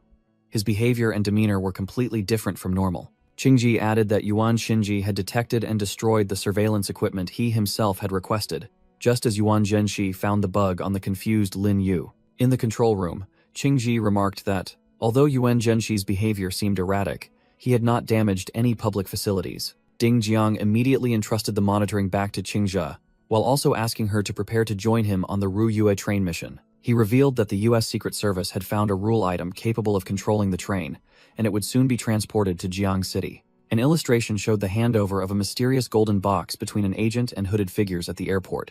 Therefore, Ding Jiang emphasized that they must accelerate the progress of Ghost's Cupid case so they can focus on the threat posed by the Ruyue train. Qingzi confirmed that the train originated in Jiang City and expressed hope that there would be no unexpected incidents. However, she pessimistically admitted that the probability of failing to contain this monster was very high, up to 9 out of 10. Ding Jiang decided to continue observing Ghost for a few more days before the handover, and Qingzi agreed to stay in contact to update the progress. Meanwhile, through the surveillance screen, they saw Yuan Zhenxi and Lin Yu being welcomed by an employee as they entered a store. Ding Jiang speculated that perhaps Ghost could find a solution to the curse on his own. However, he expressed doubt about Lin Yu's experience when he saw Yuan Zhenxi intimately feeding her. Qingzi merely adjusted her glasses, silently refuting her superior's skepticism. She explained that among the top psychic power users, Lin Yu was the one whose characteristics most resembled shadows. The second trial round began the next day, with Lin Yu seen cleaning the apartment. She happily swept the floor and sang, while Yuan Zhenxi sat quietly on the sofa. From a hidden corner, Red Spider Lily, Xiao Sun, and Little Eyes peeked out, one of them wondering if this was the new dad. Xiao Sun turned and asked Little Eyes something. Immediately after, Xiao Sun became furious, her eyes glowing red, and she violently shook Little Eyes while Red Spider Lily merely watched. She angrily pointed at Little Eyes, who was terrified and blushing. Finally, Xiao Sun sat down at the drawing table, punishing Little Eyes by making it appear distorted in her imagination. Meanwhile, Xiao Sun irritably held up a sign, suggesting that Yuan Zhenxi and that boring woman were about to bring disaster upon themselves, and urged her teammates to act. Red Spider Lily calmly signaled silence, setting the time for action to be 1 minute later. Both turned their eyes toward the room where Yuan Zhenxi was sitting alone on the sofa. Red Spider Lily observed silently with a thoughtful expression. For a moment, Yuan Zhenxi's image flashed with blazing red energy as he decided that tomorrow would be the right time. The claw-shaped necklace on his chest also glowed strangely. Suddenly, Yuan Zhenxi felt an inexplicable wave of anxiety even though he knew Lin Yu was very satisfied, and he instinctively called her name. Hearing the call, Lin Yu stepped out from another room and anxiously asked about Shinji's well-being. Yuan Zhenxi quickly hid his emotions, suggesting they go shopping together tomorrow, which delighted Lin Yu immensely. He lifted her chin, remarking that she was too easy to appease, and Lin Yu replied that for him, she was willing to do anything. Lin Yu was immersed in happiness, thinking to herself that Mr. Ghost was not scary at all, but rather gentle, considerate, and possessed a domineering aura. She continued to admire his perfect face and physique, unable to believe her own luck. Lin Yu contentedly rested her head against Yuan Zhenxi's chest. Yuan Zhenxi embraced her, but his eyes glowed with a ghostly blue hue and a sinister smile, while Lin Yu only thought that as long as she kept him alive, she would be with him forever. On the third day of the second trial round, the two were in a fitting room at a clothing store. Lin Yu walked around in her new red bow high heels. She happily twirled in her new beige dress, telling Shinji that she really liked it. Yuan Zhenxi merely watched her silently with emotionless red eyes. He coldly said, "No," causing Lin Yu to freeze in confusion. Then, Yuan Zhenxi pointed to another dress held by the employee and decided they would buy that black and white outfit because it suited her better. Unexpectedly, Lin Yu flatly refused the striped outfit Yuan Zhenxi had chosen for her. She explained that the colors were too outdated, and she didn't like it at all. The female employee standing nearby could only look awkward in the tense situation. Immediately, Yuan Zhenxi's eyes flashed with furious green light as he threatened, "Are you rejecting me?" Lin Yu froze in terror as he continued to press, asking if she disliked him. She hurriedly explained in panic, but a surge of dark energy erupted from Yuan Zhenxi, throwing her far away. The female store employees immediately tore off their disguises, revealing tactical armor. They were embedded agents, rushing to shield Lin Yu and shouting warnings for everyone to flee. Enveloped in chaotic energy, Yuan Zhenxi coldly stated that Lin Yu had betrayed him. With eyes flashing with distorted light, he growled that since she didn't like him, then let everything be destroyed in his wrath. Suddenly, a bolt of blue energy lightning struck down, tearing through the spreading dark aura. A silver-haired, glasses-wearing man with a calm expression appeared to intervene. That person's fist gathered a brilliant blue energy surge. The man lunged to attack and called out Yuan Zhenxi's codename directly, Ghost.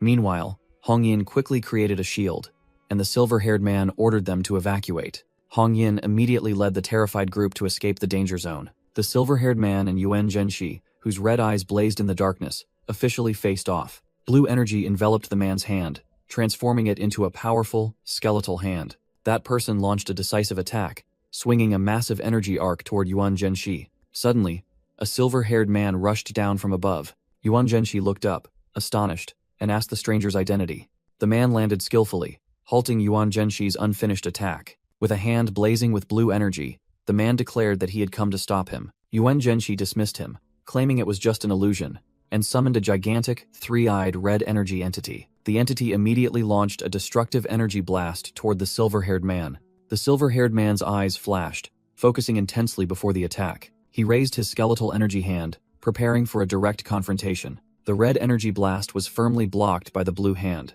He calmly reported via radio that Ghost could not be awakened and ordered the activation of the fake death protocol. He then pressed a small device held within his skeletal hand. Suddenly, a gigantic phantom with a terrifying grin and blazing red eyes appeared right behind him.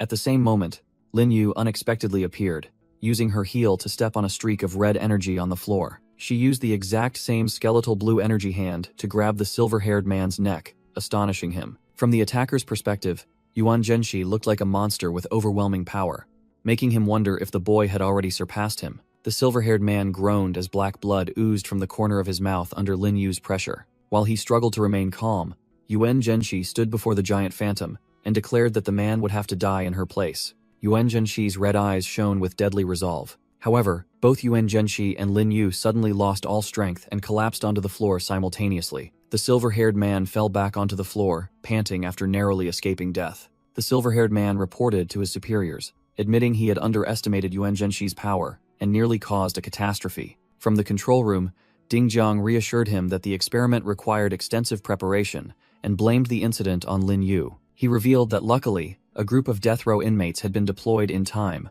or the consequences would have been disastrous. Both noted that Yuan Zhenxi's power had increased again and agreed to adjust the plan after he woke up. The silver-haired man recalled that the initial plan had failed because Yuan Zhenxi's loss of control far exceeded all expectations. Meanwhile, Yuan Zhenxi's hand, lying on the floor, twitched slightly, signaling his revival. Suddenly, Yuan Zhenxi stood up, startling the silver-haired man as he stated that he had overheard part of the conversation. After a moment of surprise, the silver-haired man decided to start the mission debriefing immediately. Via a holographic screen, Ding Jiang analyzed that although Yuan Zhenxi was proactive in the test, he did not use the Covenant language. An illustration showed their deduction regarding the 3 stages of the curse: confession, dating, and marriage. They concluded that since Yuan Zhenxi had never confessed, the Covenant language must be initiated by the other party. The silver-haired man admitted he hadn't thought things through, which explained his own anxiety during the test. The red pendant on Yuan Zhenxi's chest began to glow. Yuan Zhenxi explained his realization. The Cupid's love is not one-sided. If it is not reciprocated, only despair remains. He smiled, confirming that he had figured out the problem.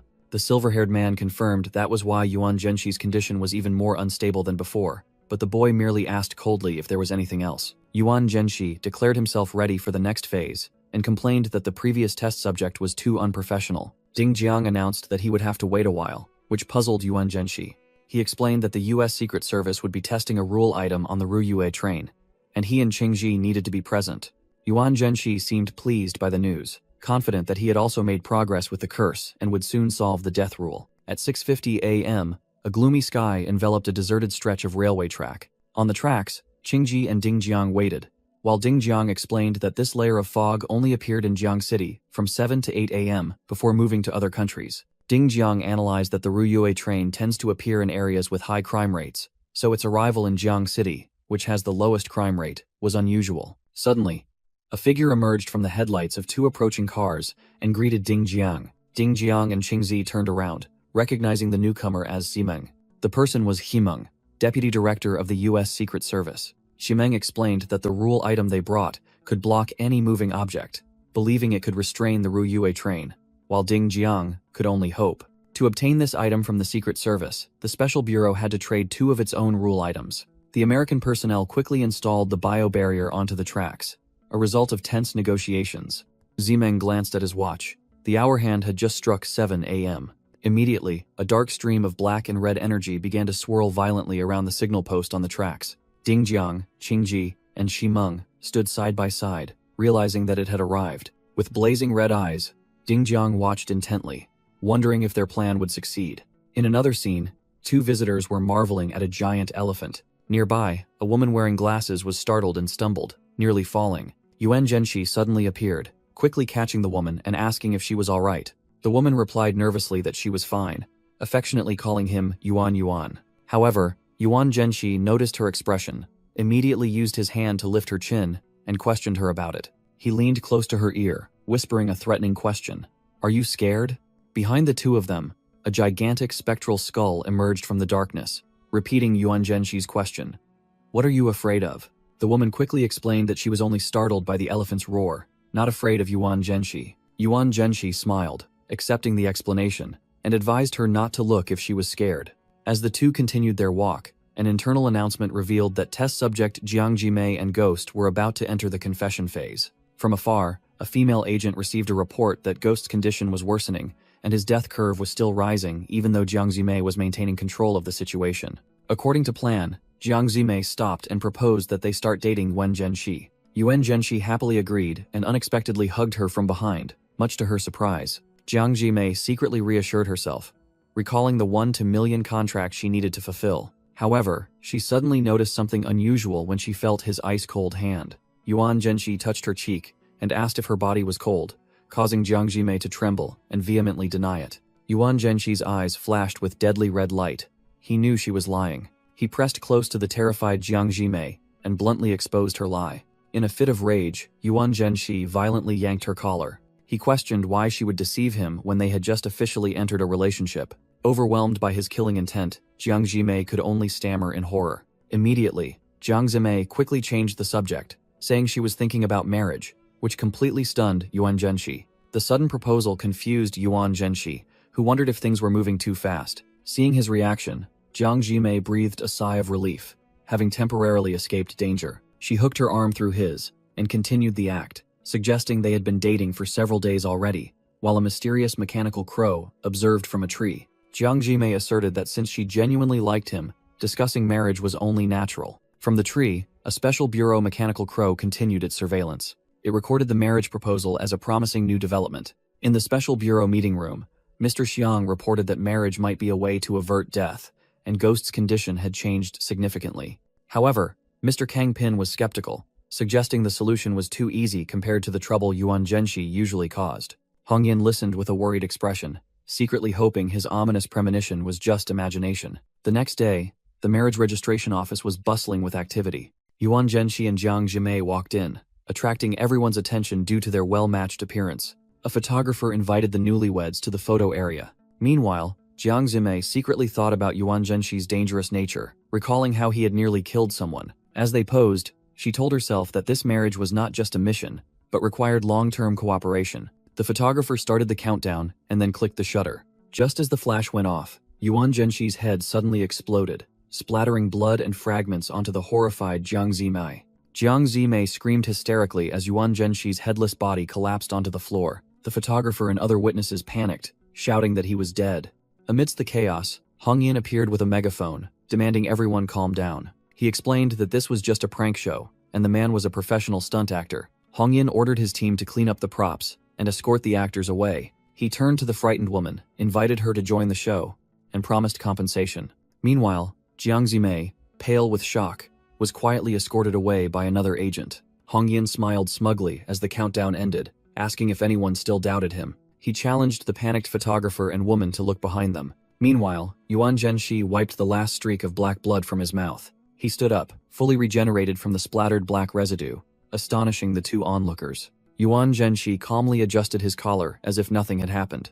Hong Yin pointed to his head, proud of the successful regeneration test. Later, at an apartment, Yuan Zhenshi admitted the recent test was another failure, and asked for opinions on using marriage to avoid death. Via the screen, an elderly researcher explained that they might have missed some necessary conditions, which annoyed Yuan Zhenshi. Yuan Zhenshi reflected on previous interactions, concluding that the affection in those relationships was not genuine. Hong Yin teased that after all this time, no girl truly loved him, causing Yuan Zhenshi to fall silent. The researcher clarified that if he married without love, Yuan Zhenshi would still die, and suggested they must resort to special methods. Hong Yin brought up the idea of the gender-swapping ability, but Yuan Zhenshi immediately pointed out the drawback. He explained that the power would vanish the moment he returned to his male form. Furthermore, he would have to live the rest of his life in the opposite gender. Yuan Zhenxi also expressed concern about the psychological effects the transformation might cause. His red eyes flashed as a new idea sparked in his mind. He suddenly turned and asked Hong Yin if he would volunteer for the experiment,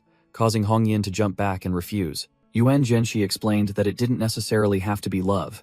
A little affection would suffice. Finally, he realized that his physical state was improving, and his emotions could now influence it, prompting him to reconsider his previous failed interactions with Lin Yu and Jiang Zimei. During the discussion, Hong Yin suggested bringing Shadow in, which made Yuan Zhenxi curious. Hong Yin reiterated that the first time Yuan Zhenxi had a positive reaction to the curse was when he was with her. Hong Yin pointed out that Yuan Zhenxi's condition was more stable when he was with Qian Yubai during the first test. Yuan Zhenxi looked surprised, saying he hadn't noticed anything unusual at the time. An elderly researcher interjected, believing that Qian Yubai held genuine affection for Yuan Zhenxi, even if only a little. Hong Yin also recalled Qian Yubai trying to convey a message of concern to him. However, Yuan Zhenxi dismissed it, claiming it was merely an act of self-preservation and asserting that she was his subordinate. Faced with Yuan Zhenxi's callousness, Hong Yin secretly thought he was foolish and insane. Hong Yin cheerfully changed the subject, announcing that they had successfully placed restrictions on the Ruyue train.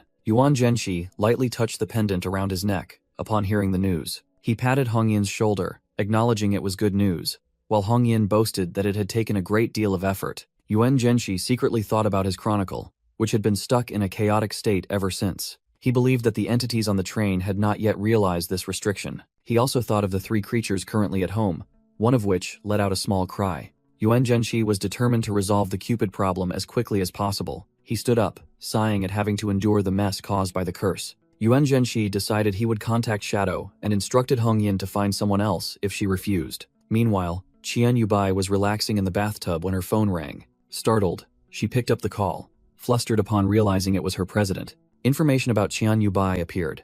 19 years old, female, 165 centimeters tall. She is a member of the Ghost Club with the codename Shadow, possessing the Coin of Fate.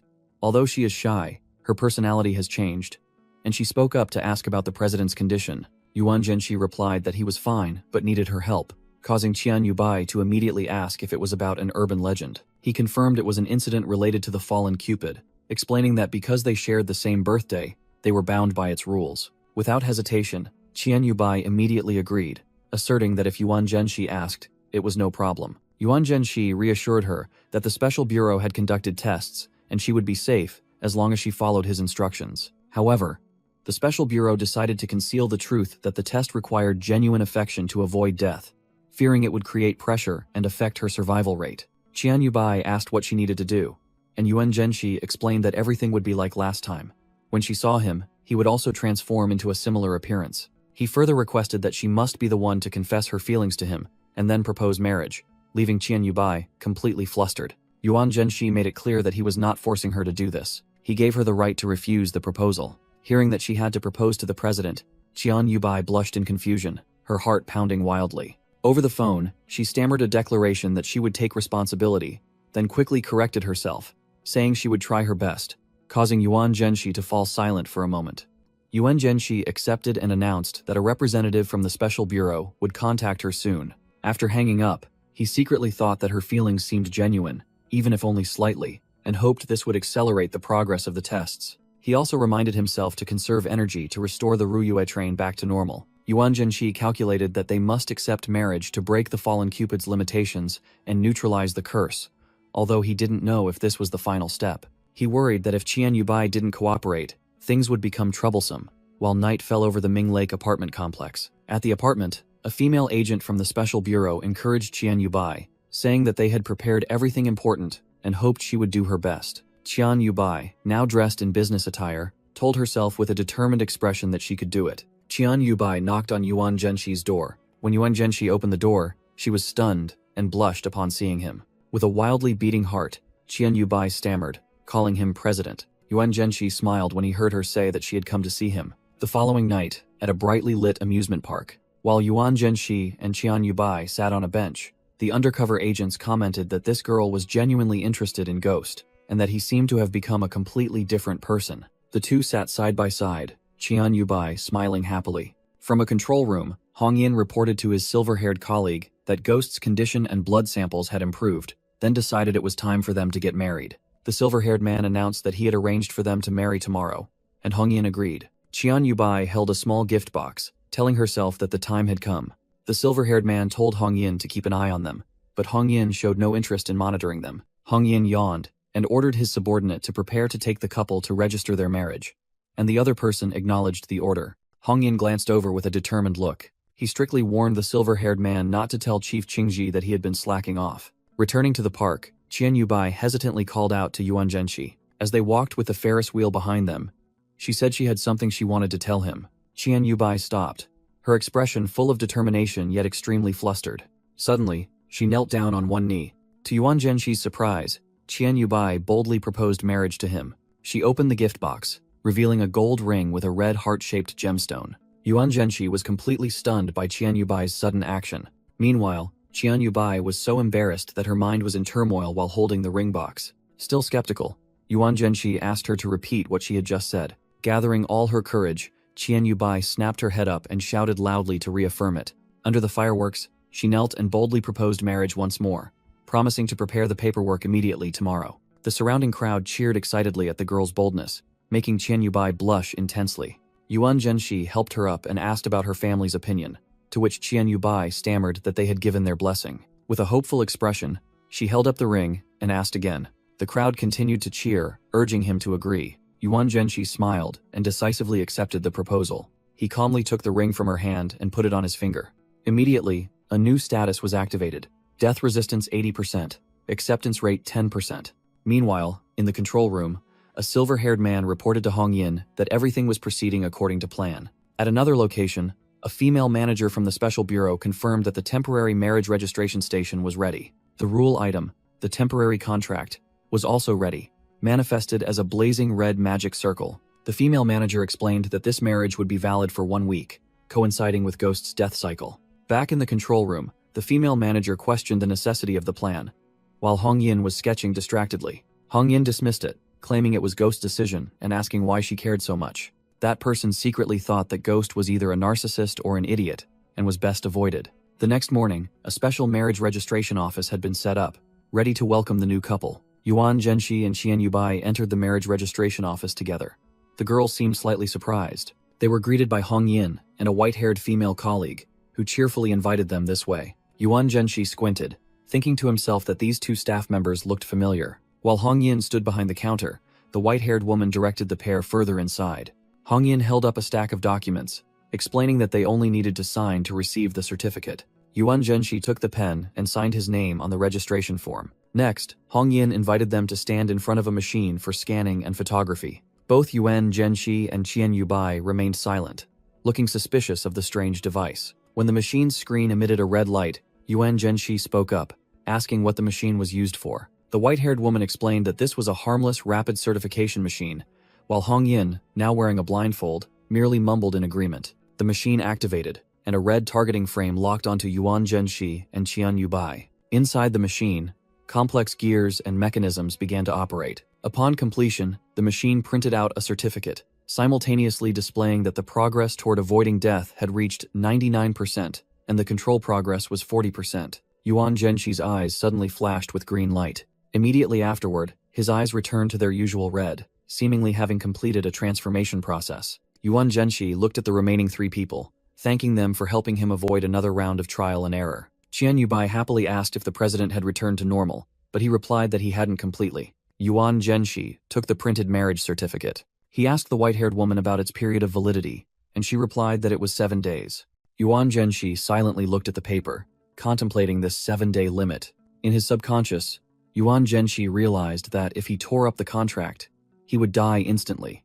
Its sole purpose was merely to extend his life by 7 days. Returning to reality, Qian Yubai cheerfully offered to use her coin to help if he needed it. Yuan Zhenxi coldly refused, saying that since there was no immediate danger, there was no need to use it. He turned and walked away, leaving Qian Yubai standing with Hong Yin and the white-haired woman watching. Qian Yubai optimistically said that perhaps they wouldn't need 7 days, but inwardly felt pathetic for relying on a fake marriage. Yuan Zhenxi glanced back, seemingly sensing her disappointment. He let out a soft sigh. Yuan Zhenxi told Qian Yubai to go first, and that she could follow if she wanted to continue talking, while Hong Yin amusedly wondered if she should follow too. Outside the building, Yuan Zhenshi admitted to himself that he had only just realized her romantic feelings. Qian Yubai blushed in confusion, stammering in front of him. She bit her lip, trying to muster her courage. Qian Yubai suddenly asked if he would accept her feelings if she confessed right now. Yuan Zhenshi stood there silently, his face shrouded in shadow. He slowly closed his eyes. Yuan Zhenshi flatly replied,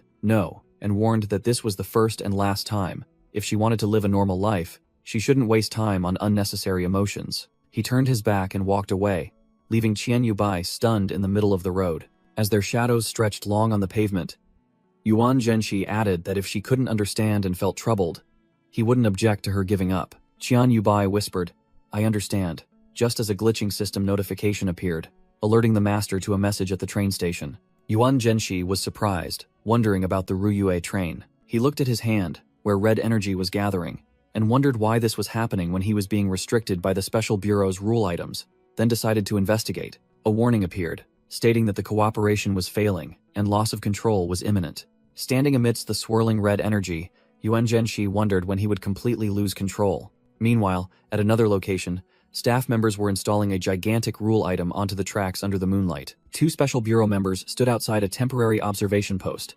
monitoring the ongoing work. Suddenly, a staff member in the control room shouted, reporting abnormal activity on the Ruyue train and ordering a switch to combat mode.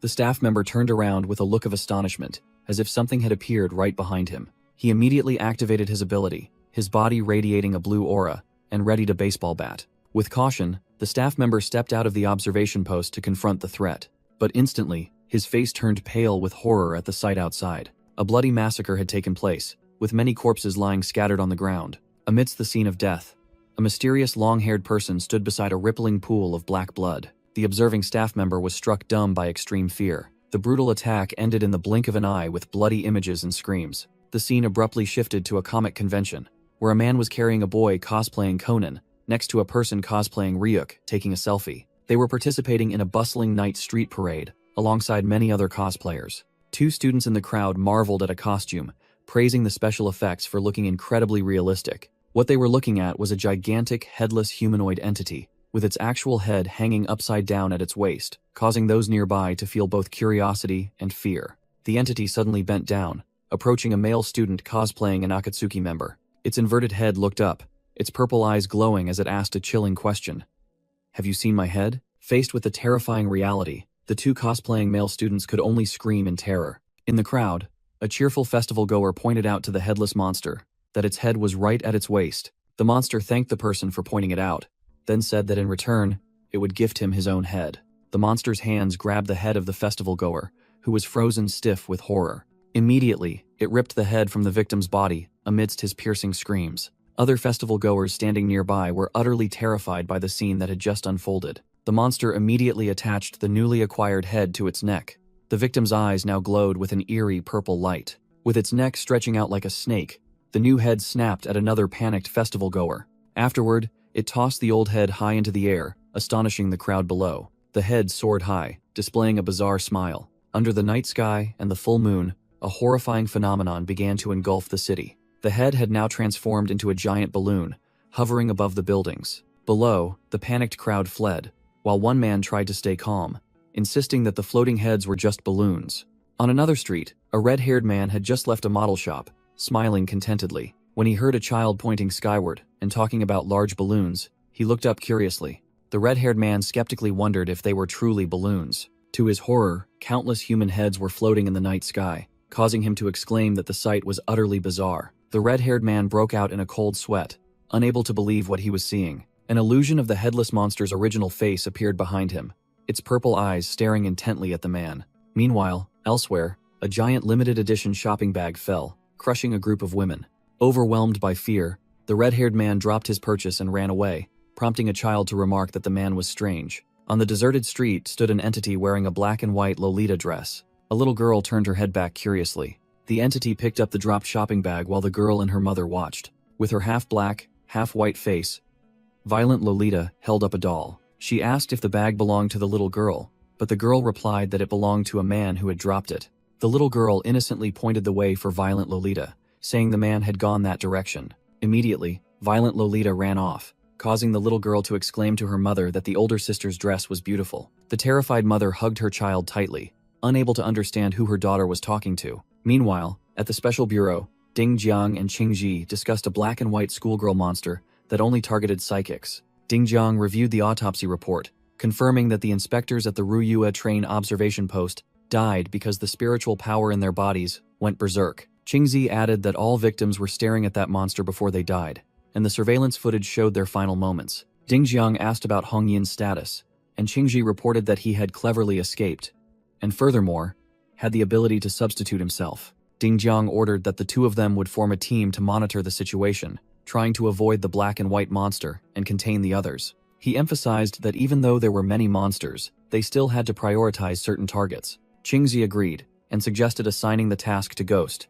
as his main target was definitely Cupid. Elsewhere, Yuan Zhenxi sped away, telling himself that his target was Cupid. He landed softly on a rooftop, his body still trailing streaks of red energy. Yuan Zhenxi's expression was focused as he tracked the target. Standing atop the building, he realized he was heading toward Jiang City University. Yuan Zhenxi smirked, thinking it was truly a wonderful place for that monster to shine. With an evil smile, Yuan Zhenxi decided to combine the abilities of the entities under his command. A stream of blazing red energy enveloped Jiang City University, converging into a sphere of power. He began testing the surveillance effect of level 5 spiritual power, launching a beam of light that swept across the entire campus. The energy swirled, forming a faint silhouette before transforming. Finally, it materialized into a giant, fiery eye in the sky, focusing on the designated target. Yuan Zhenxi opened the Urban Legend Chronicle, the book radiating dark power. His necklace also glowed, signaling that the ability had been activated. He smirked as he pinpointed the monster's location.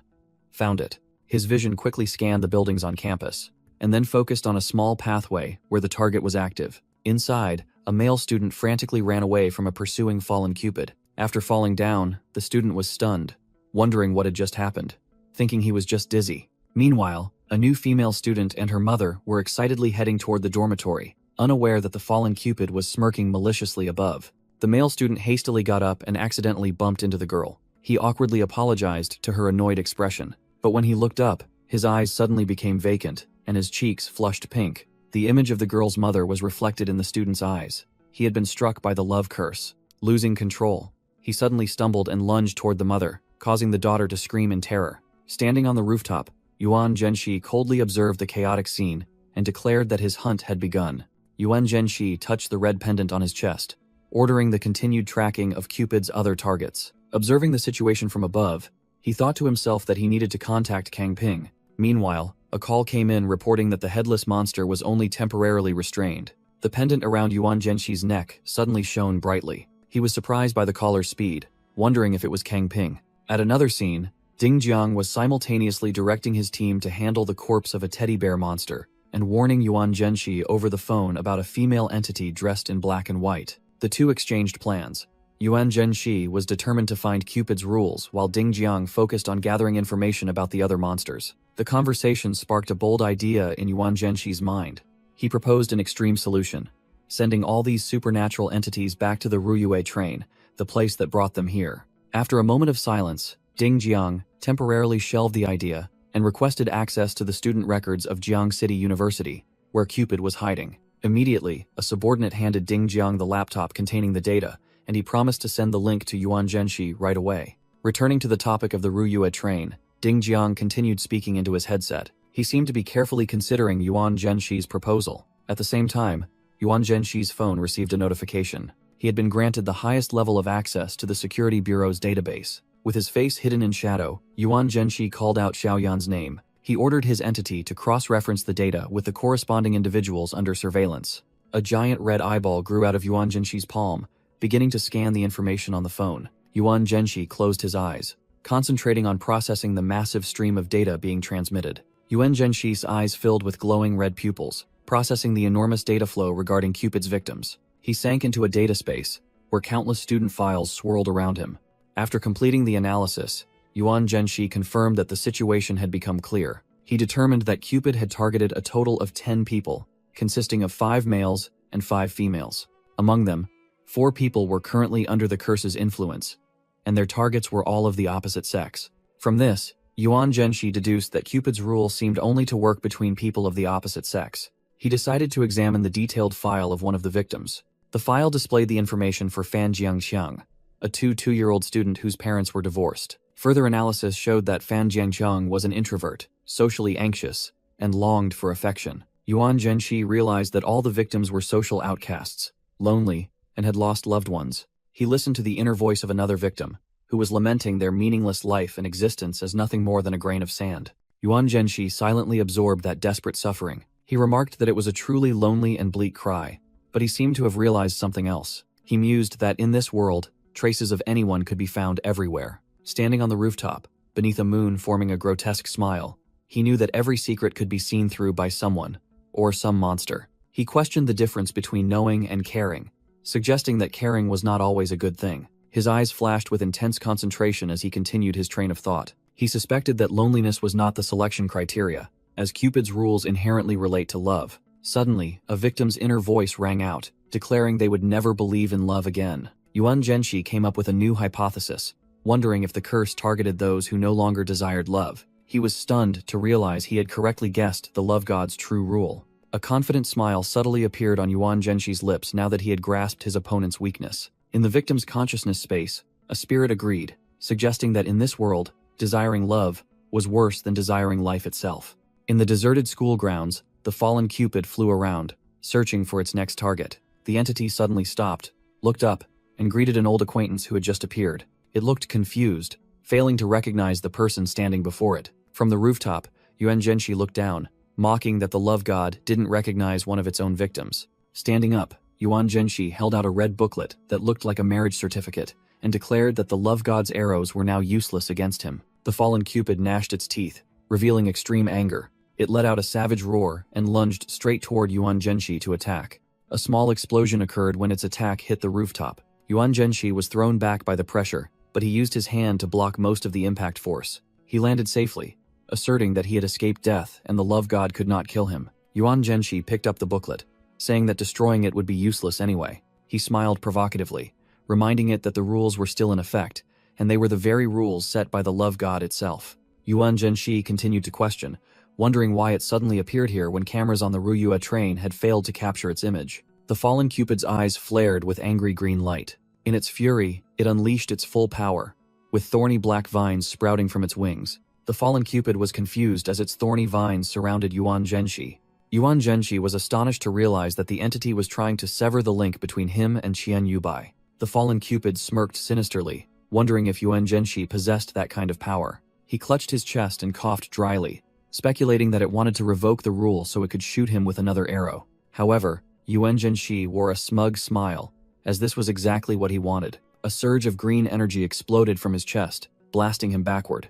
Yuan Zhenshi slammed hard onto the shattered floor, while the fallen Cupid watched him gleefully. He braced one hand on the ground, seemingly defeated. Instantly, a black arrow streaked past, pinning his shirt tightly to the wall. The fallen Cupid was stunned, because its attack had missed. Suddenly, Yuan Zhenshi's hair turned white, and his eyes changed strangely as he activated the gender swapper ability. The arrow froze mid-air, as its target judgment system repeatedly malfunctioned, unable to determine Yuan Zhenshi's gender. Unable to lock onto the target, the arrow self-destructed in a blinding flash of light. When the explosion dissipated, Yuan Zhenshi had transformed into a woman with long black hair, smiling defiantly. He, now in female form, stood firmly amidst the lingering energy smoke. The fallen Cupid was completely speechless, unable to comprehend what had just happened. Yuan Zhenshi, in her new form, scoffed, asking if it had never seen a gender swapper before. Provoked, the fallen Cupid gnashed its teeth in anger, channeling all its power into the bow once more. An energy arrow even stronger than before was shot straight toward her. The green energy arrow lodged directly into Yuan Zhenshi's shoulder, causing her to fall to the ground. However, she quickly stood up, her expression completely calm, even with the arrow still in her shoulder. Yuan Zhenshi's eyes suddenly flashed two different colors as she sighed, mocking her opponent. The fallen Cupid was stunned by the sight. Yuan Zhenshi stopped the arrow with 2 fingers, mocking that the path of those who couldn't keep up with the times had become too narrow, as a notification appeared stating that her gender could not be determined. Provoked, the fallen Cupid screamed in a fit of rage. Yuan Zhenshi sighed in exasperation at its reaction. Her eyes shone with coldness, ready for a counterattack. In the blink of an eye, Yuan Zhenshi vanished with terrifying speed. She appeared right behind the fallen Cupid, delivering a devastating kick that sent it flying into the air, ignoring its defiant screams. Yuan Zhenxi grabbed the very energy arrow that had attacked her. Then, she hurled it back, piercing the fallen Cupid's chest. Yuan Zhenxi reached out her hand toward the wounded enemy. A blazing red eye suddenly opened in the center of her palm. That hand seized the fallen Cupid's face. With horrifying force, Yuan Zhenxi slammed it hard onto the ground, creating a violent impact. The fallen Cupid's face shattered, revealing a pitch-black mass with countless screaming red eyes. Yuan Zhenxi was surprised to feel a surge of green energy being absorbed into her body. Immediately afterward, she was completely submerged in the sea of frantically screaming red eyes. The vortex composed of countless screaming red eyes finally collapsed in front of Yuan Zhenxi. The system announced that the containment of the fallen Cupid was complete, rewarding her with over 3 million legend points, increasing her lifespan by 100 days, and bringing her spiritual energy to the peak of level 5. Yuan Zhenxi mused softly with a sinister smile. Feeling the surge of red energy swirling around her, she realized she was about to break through to a new level. A notification confirmed that she had advanced to level 6, enhancing her clairvoyance and spiritual perception. With her newly enhanced ability, Yuan Zhenxi sensed the existence of other monster fragments scattered across the world. A new, complex pattern began to form inside her red eye. Her pupil then contracted into a vertical slit, emitting a brilliant purple light. She had awakened a new ability, Medusa's Eye, a combination of powers that allowed her to influence the emotions of others. Standing amidst the dissipating energy, Yuan Zhenxi declared that the threat from Cupid was over. Just as his body returned to its original male form, a voice rang out, greeting him over the phone.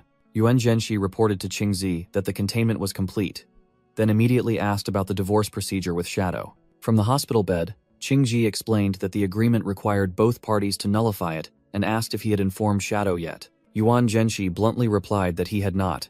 Qingzi smiled slightly, remarking that Shadow would surely be sad again, and wondering about his naivety in romantic matters. He brushed off the teasing, saying she should worry about her colleagues like Hong Yin rather than his affairs. Just then, a nurse entered the room, reminding Inspector Qingzi not to wander around carelessly. Over the phone, Yuan Zhenxi sneered, commenting that it was unbelievable a monster almost killed her. Unfazed, Qingzi simply smiled and replied that it wasn't too bad. Qingzi reassured him that she only lost a leg, and the research department was helping her make a new one, while also acknowledging the losses after the Ruyue train lost control. Yuan Zhenxi said that although they had regained control of 3 monsters, there were still many problems. He revealed that he had been on the Ruyue train. He said he had an idea and advised Qingzi to think carefully before reporting it. After a moment of silence, Qingzi suggested that this method carried some risk. She wondered if some incident had caused the restrictions on the Ruyue train to be lost, allowing the monsters to escape.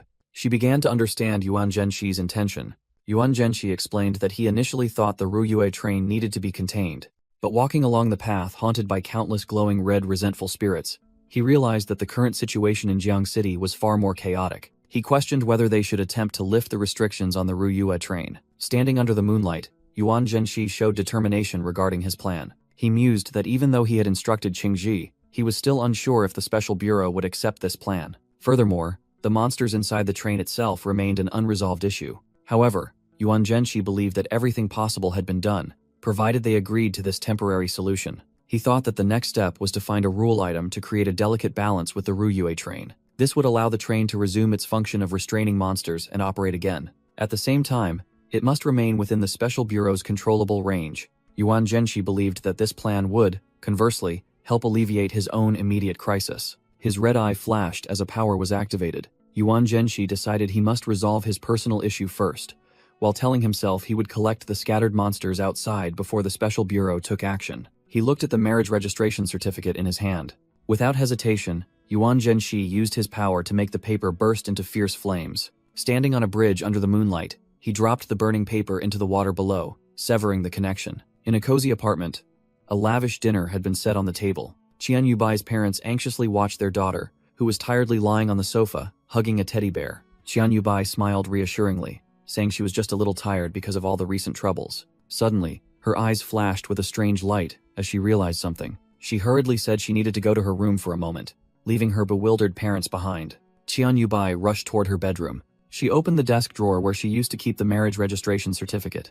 The marriage registration certificate was no longer there. Qian Yubai was stunned, realizing that it had vanished. She thought to herself that the president had resolved the Cupid incident and no longer needed her help, so she could rest for a while. Just then, The tablet on her desk suddenly lit up. A message from the president appeared. "Are you asleep yet? I'm downstairs at your place." Qian Yubai looked outside in surprise and saw Yuan Zhenxi waiting under the streetlights. Yuan Zhenxi signaled to her, saying he had something to discuss and wouldn't take long. Qian Yubai was slightly confused but still agreed to go down and talk to him. Yuan Zhenxi activated his power, and a purple eye appeared in his palm. He commanded the Medusa Eye to erase the loving feelings Qian Yubai held for him. The power enveloped Qian Yubai, transforming her into a stone figure tightly bound by thorny vines. Having achieved his goal, Yuan Zhenxi coldly turned and walked away, leaving Qian Yubai standing motionless. From the balcony, Qian Yubai's father assumed his daughter had just been rejected, and that it was for the best. Her mother agreed, saying that people with special abilities like Yuan Zhenxi were inherently different. She watched his retreating figure under the moonlight, and emphasized that Yuan Zhenxi was even more unique. Below, Qian Yubai remained silent and lifeless amidst the falling leaves. A leaf brushed past her face, startling her back to consciousness. Qian Yubai was confused, trying to recall what the president had just asked her to do. She dismissed the ambiguity, deciding it wasn't a big deal and she would think about it later. Returning to her room, she found her diary open on the dressing table. An entry dated November 11th reminded her that she had used a coin to foresee the president erasing her memory, and that she liked him very much. Meanwhile, elsewhere, a tall, gaunt shadow figure walked down a dark corridor. It raised a long, bony finger and pressed the doorbell of an apartment. Inside the room, a cold, ghostly aura spread. The presence of the uninvited guest seemed to have awakened something. On the sofa, 3 grotesque dolls simultaneously opened their blazing red eyes. At the same time, an important meeting between the Special Bureau and the U.S. Secret Service was taking place, with the speaker slamming both hands down on the podium in a tense atmosphere. At the meeting, Meng, deputy director of the U.S. Secret Service, mocked Director Kang by suggesting a referral to a psychiatrist. A white-haired female official had to restrain her angry red-haired colleague, warning that the people here were not easy to deal with. She secretly thought that merely disgusting these barbarians would be enough, unaware that her red-haired colleague had heard her thoughts. Director Kang Ping bluntly declared that he would lift the restrictions on the Ruyue train if the U.S. did not hand over the Mobius ring.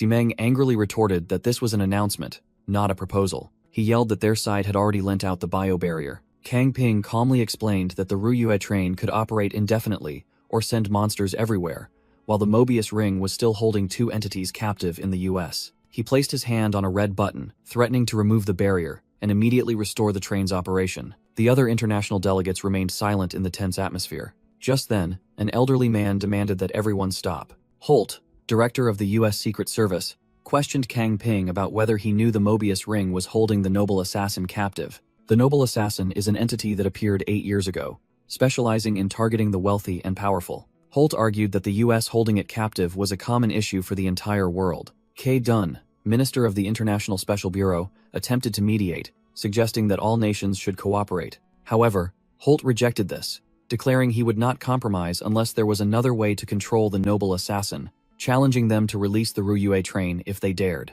He looked directly at Kang Ping, asking if he truly wanted to be the one to take responsibility. Kang Ping remained silent, his hand still hovering over the button. After a sigh, Kay Dun announced he had a solution. He revealed that the International Special Bureau possessed a consumable item called copy ink, capable of perfectly replicating other rule items. Kay Dun explained that items replicated by the copy ink required the sacrifice of 100 lives to be used, a very steep price. Therefore, the method with the least loss was to replicate 2 biological barriers, which were passive rule items with low usage costs and only caused curable injuries. Afterward, the Mobius ring would be lent to Jiang City, but activating it also required the sacrifice of 5 inspectors. Kang Ping decisively stated that he had no objection to this plan. Suddenly, the entire conference room shook violently, astonishing everyone. A female subordinate frantically asked what was happening. Kang Ping looked at his device. An alert indicated an earthquake with an epicenter at Shen Mountain. Elsewhere, Yuan Zhenxi also felt the tremor and wondered if it was an earthquake. He suddenly felt that something was amiss. A strange woman appeared at the end of the corridor, prompting Yuan Zhenxi to ask for her identity. The woman seemed surprised to see him. She smiled, called him Shinji, and asked if he recognized her. Yuan Zhenxi recalled the body's past. A year ago, the original owner's father had remarried. In the old family photo, the original owner stood next to his father, stepmother, and her daughter from a previous marriage. However, the newlyweds died in a plane crash while on their honeymoon. The new family dissolved in less than a week, and the original owner began to neglect himself. Soon after, Yuan Zhenshi, from another world, took over this body. He realized the woman in front of him was the stepmother's daughter, who was not related by blood and could only be considered his foster sister. That person was Liu Yaqi, Yuan Zhenshi's foster sister. Yuan Zhenshi wondered why his foster sister had appeared here. He recognized her and called her sister. He opened the door and asked what she wanted. Liu Yaqi explained that since she was on vacation, she came to visit him early. When Liu Yaqi stepped inside and asked if she was welcome, Yuan Zhenshi merely remained silent. His gaze suddenly stopped, detecting something unusual. He noticed a scar on Liu Yaqi's forehead. Yuan Zhenshi asked if she was injured, but Liu Yaqi quickly waved her hand, saying she had just fallen on the road. He did not believe that explanation at all. Under his scrutinizing gaze, Liu Yaqi had no choice but to tell the truth. She revealed that their parents would also be visiting him, and she had promised to keep it a secret to surprise him. Hearing the mention of parents, Yuan Zhenshi abruptly stopped walking. He coldly asked again, "Which parents?" Liu Yaqi blankly confirmed that she was talking about their parents, not understanding why he reacted that way. Yuan Zhenshi recalled that among the monsters that escaped from the Ruyue train, one matched the appearance of his foster parents, but he couldn't check immediately because there was an ordinary person present. Liu Yaqi whispered that there was actually something else that worried her greatly. She asked if he knew about the recent hauntings, and confessed that she suggested visiting because she was worried about him. Yuan Zhenshi admitted that the recent situation was a bit unstable, but reassured her that he was fine and invited her to sit down. When asked, Liu Yaqi recounted that the place where she and a person named Ajie had dinner that night was not far from where the incident occurred. The name Ajie caught Yuan Zhenshi's attention. Liu Yaqi revealed that Ajie, whose full name was Wu Jiaxiang, was her boyfriend. She recounted that she felt unwell that day, so she went home early with AG and saw a flurry of messages in the group chat while in the car. When she looked outside, she was horrified to see the reflection of ghostly, resentful spirits on the car window. Overwhelmed by fear, she felt that everything was wrong, suspecting both AJ and the driver, so she dared not speak up. Returning to the present, Yuan Zhenshi observed Liu Yaqi's fatigue and speculated that her mind had been affected by a monster. He recalled that the original owner, Yuan Shenji, and Liu Yaqi were essentially strangers. He found her actions highly suspicious, from finding the address to bringing a suitcase, and worried that her presence would be an obstacle. Yuan Zhenshi immediately told Liu Yaqi to go rest in the old room because she looked very tired. When Liu Yaqi agreed, Yuan Zhenshi silently raised his hand toward her, preparing to act. He snapped his fingers, and a surge of red energy instantly rendered her unconscious. With glowing red eyes, he declared he wouldn't let her wake up until he previewed the monsters haunting her. Liu Yaqi immediately fell into a deep sleep, and red magical characters appeared on her eyelids. To begin, Yuan Zhenshi used his ability to draw a drop of blood from his own body. He activated his power, wondering which of the weirdnesses on the Ruyue train she had encountered. The Urban Legend Chronicle appeared, beginning the process of unlocking the relevant data file. While waiting, he debated whether to reveal the truth to Liu Yaqi, while also noticing another anomaly. He wondered, could a dead relative-type weirdness impersonate two people at the same time? To find the answer, Yuan Zhenshi decided to call Qingzi. However, the call went unanswered, making him worry about some serious incident happening at the Special Bureau. Yuan Zhenshi started the call, intending to greet Qingzi, but a strange voice answered on the other end, claiming to be his father, and greeting him as son. The man explained that his sister wasn't answering and they didn't have the key, urging him to quickly open the door because they had bought a lot of food. With his red eyes glowing, Yuan Zhenshi smirked inwardly, finding the situation amusing, and immediately agreed. He calmly walked toward the apartment's main door. As his hand grasped the handle, he told himself that the show was about to begin. The door opened, and a radiantly smiling couple stepped in, excitedly announcing that there would be a feast tonight. Once inside, the woman saw Liu Yaqi lying on the sofa, and questioned it, so Yuan Zhenshi offered to wake her up. He glanced at the two strangers with cold, calculating eyes. Meanwhile, Xiaosun peeked out from the hallway, silently observing the situation. Yuan Zhenshi gently shook Liu Yaqi, telling her that their parents were home. Blood-red characters flashed and then disappeared on Liu Yaqi's eyelids. She woke up groggily, completely unaware of the anomaly. Seeing the couple, Liu Yaqi sat up and asked why they were so late. Yuan Zhenshi realized that the appearance of these deceased relatives had completely altered Liu Yaqi's perception. He thought to himself that it didn't matter anyway, because this place had already become his domain, a space enveloped by countless glowing red eyes. In the kitchen, the two strange entities cheerfully prepared dinner, completely immersed in their roles. However, through his special eyes, Yuan Zhenshi saw the woman washing something disgusting in the sink. In the apartment, the two entities impersonating Yuan Zhenshi's parents stood beneath a strange monitoring eye on the ceiling. The woman began preparing dinner, the sound of chopping echoing steadily in the kitchen. She continued her work calmly, completely unaware that her true nature had been seen through. Suddenly, the woman stopped and turned to call Yuan Zhenshi, who was observing from a distance. With a meaningful smile, she questioned him about the new security cameras installed in the house. A surge of dark energy emanated as she reached out toward Yuan Zhenshi, repeating the question menacingly. Yuan Zhenshi faced her, his expression completely calm and unfazed. He casually fabricated a story about a burglar breaking in to explain the widespread camera installation. The woman pretended to believe him, handing him the eye-shaped creature she had just removed from the ceiling and telling him to reinstall it himself. When Yuan Zhenshi took it, the small creature squeaked "Yi-ya" and revealed its true monstrous form. He said he would temporarily place it in his room and then turned and left, abandoning the woman in the kitchen. As soon as he entered the room, Yuan Zhenshi sensed an unusual unease from the weirdnesses under his command. He saw Xiaoyan and Xiaosun trembling and hiding in the corner, especially Xiaoyan. The small creature fearfully called for its mother, and Yuan Zhenshi realized they were terrified of the dead relative weirdness. Through Xiaoyan's eyes, the two imposters appeared with terrifying danger levels. One was catastrophe level, the other tyrannical level. The atmosphere was so suffocating that Yuan Zhenshi felt he didn't even dare to watch TV anymore. He turned and called Xiaosun, who was still timidly hiding behind the closet door.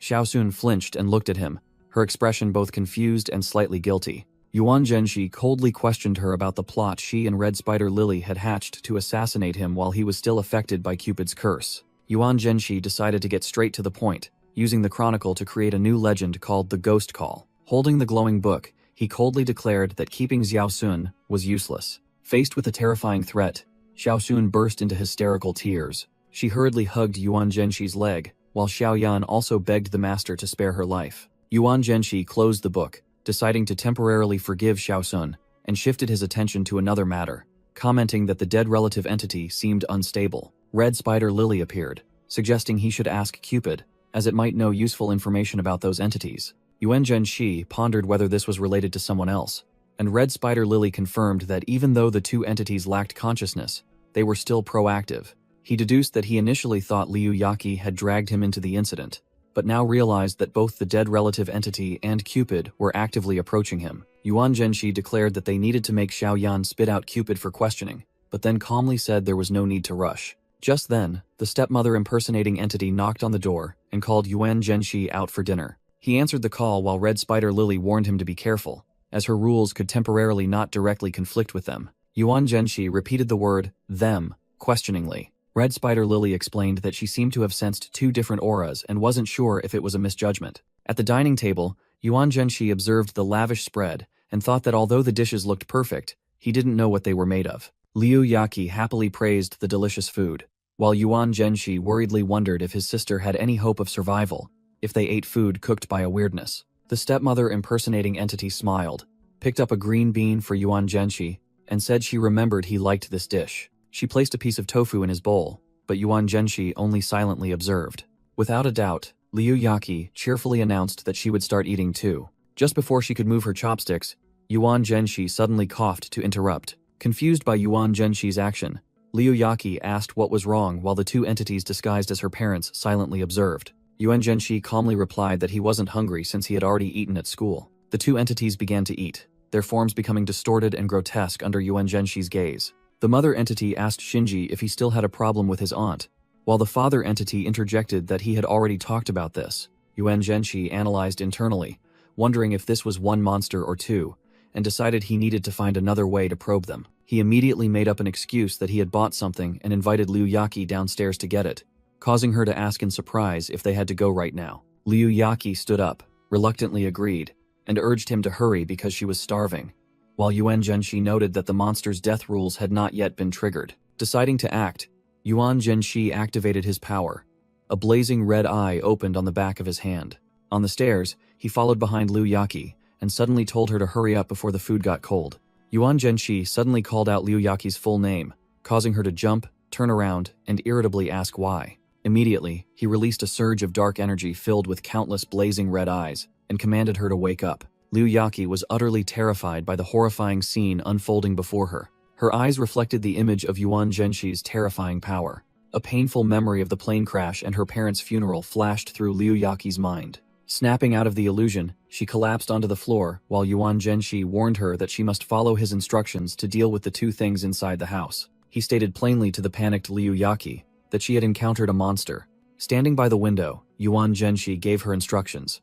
Treat them like normal parents and fabricate a reason to delay returning. Then, he declared that he would take her somewhere else, while the phone on the dining table lit up with a message from daughter. The two entities sat motionless in the darkness, their faces illuminated by the phone screen. Under the moonlight, Yuan Zhenshi brought Liu Yaqi to the front of the Jiang City Public Security Bureau building. Liu Yaqi was stunned to realize where they were standing, while Yuan Zhenshi maintained a calm expression. A female officer from the special bureau rushed out to greet them, and Yuan Zhenshi asked her about the others. The officer led the way, confirming that everyone was already waiting inside. As soon as she stepped inside, Liu Yaqi was stunned to see an acquaintance. She gasped, calling out her boyfriend's name, Wu Jiexung, and asking why he was there. In a previous exchange, Yuan Zhenshi expressed to the female officer that he always felt something was wrong with Liu Yaqi. He requested that she send special bureau personnel to meet him to clarify the situation. The female officer showed him a photo, revealing that last month, Liu Yaqi had reported her boyfriend for abuse to the police.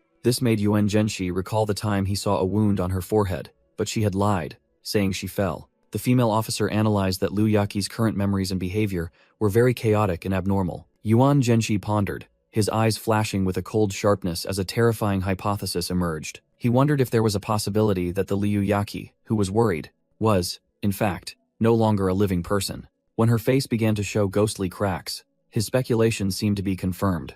In the interrogation room, Liu Yaqi asked if they were brought here because of her parents' matter. Wu Jiexung angrily slammed the table demanding an explanation, but Yuan Zhenshi merely replied that this was standard procedure. He questioned Yuan Zhenshi, but was countered by the latter regarding his indifferent attitude toward Liu Yaqi's safety. Struck where it hurt, Wu Jiexung was speechless and awkward, while Liu Yaqi simply lowered her head. Yuan Zhenshi looked directly at Wu Jiexung and announced a shocking truth. Liu Yaqi's mother had been resurrected. Wu Jiexung was utterly terrified, stammering that he had just been with Liu Yaqi's mother. He clutched his head in panic, his mind confused, unable to distinguish whether that person was alive or dead. Meanwhile, Yuan Zhenshi analyzed that the power of the dead relative weirdness only affects those with close relationships. The pendant on Yuan Zhenshi's chest suddenly flashed. He was secretly annoyed that his ability seemed to be only half unlocked. Yuan Zhenshi deduced that perhaps due to his extremely high spiritual power, his perception was unaffected. Unlike Liu Yaqi and Wu Jiexung, he wondered if this monster wasn't strong, why Xiao Yan was so terrified. Yuan Zhenshi hypothesized that perhaps the game's rules considered Xiao Yan family, or that a more terrifying entity was lurking nearby. The ghostly images of his adoptive parents flashed in his mind, making him believe that both possibilities could be true. Seeing Wu Jiexung still panicking, Liu Yaqi offered to cooperate if Yuan Zhenshi helped him regain his composure, and he agreed. Yuan Zhenshi created a question mark out of red energy, wondering about the state of Liu Yaqi's memory since she still cared about Wu Jiexung. He snapped his fingers, firing that stream of energy toward Wu Jiexung. Wu Jiexung clutched his head in pain as his memories were abruptly restored. Once lucid, he horrifyingly asked if ghosts were real, and Liu Yaqi confirmed it, reminding him of the giant balloon ghost. Seeing that both had recalled everything, Yuan Zhenshi decided to begin the formal interrogation. He pulled out his ID card, introducing himself as Yuan Shinji of the Jiang City Special Bureau, codename Ghost. Yuan Zhenshi requested that they call him Inspector. He explained that the original purpose was to investigate the dead relative weirdness. But now, there was another matter that needed clarification. Yuan Zhenshi presented a photo as evidence, questioning Liu Yaqi about reporting Wu Jiexung for assault to the police but later reconciling. Wu Jiexung slammed the table and stood up, angrily shouting that it was impossible and there must be a mistake. Wu Jiexung frantically suggested that they might have been affected by some kind of ghost and begged Yuan Zhenshi for help. Yuan Zhenshi secretly thought the situation was complicated, but decided to arrange accommodation for them, both to isolate Liu Yaqi from the dead relative weirdness and to allow the Public Security Bureau to monitor them. Wu Jiexung and Liu Yaqi quickly agreed, believing that privacy was less important than their lives. Yuan Zhenshi presented a consent form titled Chief of the Special Investigation Unit, secretly thinking how easily fooled they were. 2 minutes later, Liu Yaqi and Wu Jiexung diligently signed the documents. Suddenly, Liu Yaqi felt something strange and looked up. She gasped, calling out Inspector, unable to understand what was happening before her eyes. Meanwhile, Yuan Zhenshi noticed a major change happening to his body without his knowledge. He realized in horror that he had suddenly shrunk, Yuan Zhenshi stared at his tiny hands in astonishment. He staggered up from the chair, his clothes now far too large. He quickly ran out of the interrogation room, while Liu Yaqi and Wu Jiexing were still engrossed in the paperwork. In the hallway, Yuan Zhenshi, in the form of a child, stopped two officers, explaining that the weirdness was profoundly affecting him and demanding a set of clothes. The male officer was startled, recognizing him as Mr. Ghost, while the female officer blushed, exclaiming that he was adorable. Annoyed by their reaction, Yuan Zhenshi glared and ordered them to get back to work immediately. The two officers quickly left, while Yuan Zhenshi reminded them and the couple in the room to proceed to the designated location. Liu Yaqi and Wu Jiexing remained in the room, completely unaware of what had just transpired. A moment later, Yuan Zhenshi called Qingji. In a safe room, Yuan Zhenshi, wearing his new clothes, sat amidst gifts from colleagues, eating a lollipop while giving his report, causing Qingji on the other end of the line to question his voice. Qingji pretended not to care, but Yuan Zhenshi snapped at her not to pretend, as he knew the work efficiency of the security bureau personnel well. Over the phone, Qingji became serious again and announced that the secret bureau had agreed to exchange the Mobius ring. Yuan Zhenshi sneered, guessing that the special bureau must have suffered heavy losses, and asked when they would compensate for the deficit. Qingji walked while evading the question, merely confirming that they had obtained the agreement regardless. She explained that the Mobius ring involved too many factors and was still undergoing a complex process in high-level meetings. Yuan Zhenshi reconfirmed his mission: continue dealing with the dead relative weirdness while waiting for the bureau to restart the Ruyue train.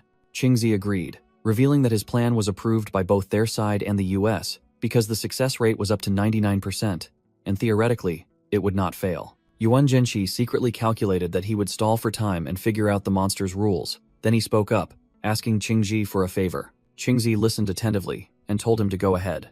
Yuan Zhenshi confidently stated that the dead relative weirdness was not a solitary entity, causing Qingji to ask for confirmation. He confirmed that there was another monster accompanying it, meaning he had to face the rules of two entities, while Qingji lamented that she, Hongyan, and Mr. Kang were all too busy.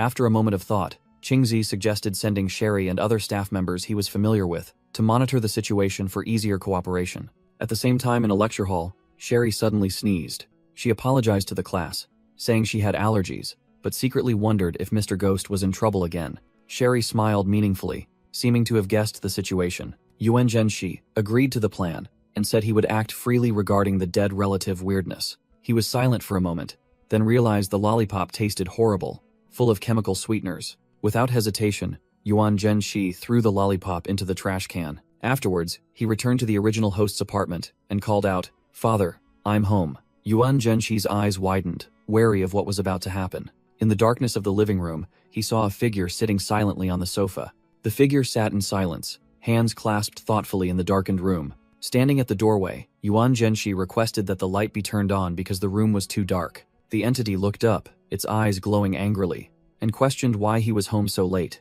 Yuan Zhenshi's red eyes widened in surprise at the hostile reaction. The figure transformed into a pitch-black energy entity, roaring that the teacher had reported him for skipping class. Yuan Zhenshi realized that the dead relative weirdness's influence on him had grown stronger after his body was shrunk. He wondered why he was being suppressed by this monster's rules despite already possessing 2 monster fragments. The entity continued scolding him, claiming that he was too young to have picked up bad habits. Suddenly, Yuan Zhenshi changed his demeanor, acting wronged and asking why his father no longer cared about him. The entity's aggressive behavior abruptly stopped at the boy's change in attitude. Its face returned to normal, its eyes closed, and the angry expression vanished. Yuan Zhenshi calmly reached out and flipped the light switch. Light flooded the room, revealing a normal-looking man standing opposite him. The man, with a worried expression, asked Yuan Zhenshi what had happened. Yuan Zhenshi bowed his head, remaining silent and looking sad. The man knelt down, placed a hand on his shoulder, and gently promised that his father would handle everything. However, a distorted image appeared, revealing the entity's true thought. The prerequisite is that children cannot lie. With a gentle expression, it repeated the words as a form of comfort. Both fell silent, the entity waiting for the answer it was certain would be the truth. Yuan Zhenshi looked up, stared straight at it, and said that he had been threatened by his sister's boyfriend. The father-impersonating entity appeared confused by Yuan Zhenshi's answer. Believing the lie, it patted Yuan Zhenshi's head and said it would talk to Liu Yaqi, an action the boy found very strange. As the fake father's back receded, Yuan Zhenshi realized it was completely unconcerned about why Liu Yaqi hadn't returned home. He deduced that with his current small body, the constraints from this dead relative monster should have been even tighter. Yuan Zhenshi's red eyes shone with confidence. He felt he was gradually gaining the upper hand. He wondered if these monster fragments had their own thoughts, or simply followed the rules mechanically. Finding the situation increasingly interesting, Yuan Zhenshi decided not to beat around the bush anymore and confront them directly. He recalled having refused food earlier without triggering any death rules, a crucial discovery. Suddenly, the aunt impersonating entity appeared from the shadows, calling Shinji's name in a threatening tone. It demanded that Yuan Zhenshi go buy a bottle of soy sauce, and he immediately agreed. With a sly smile, Yuan Zhenshi outlined a new plan.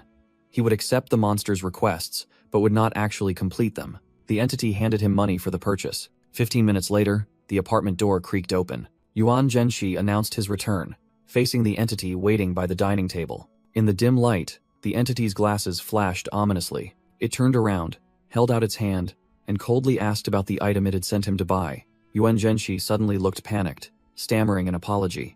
Immediately after, his expression returned to calm as he casually stated that he had forgotten. He placed the money he had received back on the table, returning it to the entity. The aunt impersonating entity was completely silent, its glasses glowing in the darkness, showing extreme confusion. The entity impersonating the aunt said she would go shopping herself tomorrow and told Yuan Zhenshi to keep the money as pocket money, to which he thanked her. Immediately after, the underworld banknotes on the table began to vanish. Yuan Zhenshi immediately rushed back to his bedroom. As soon as he entered the room, he suddenly coughed up a mouthful of black blood. Sitting heavily on the floor, gasping for breath, he realized he had triggered the death rule but hadn't died completely. He wondered if his survival was due to collecting more monster fragments, or because of another anomaly. Just then, the phone in his pocket rang. The caller was Sherry. Yuan Zhenshi tiredly answered the call. On the other end of the line, Sherry hurriedly reported that the dead relative Weirdness was chatting online with someone else. Sherry stated that the monster wasn't just imitating, but was genuinely communicating, hypothesizing that it had evolved and developed its own consciousness. Yuan Zhenshi's red eyes reflected a contemplative look as he processed the new information. He mused that previous monsters were clumsy, but this one was proficient in human communication skills. Sherry informed him that she had reported the incident, and that they hoped he would continue communicating with the monster. Yuan Zhenshi agreed but also chastised them for panicking every time there was a new development. Chastised, Sherry felt helpless and profusely apologized. He softened his tone, saying he was just complaining, and asked them to continue monitoring.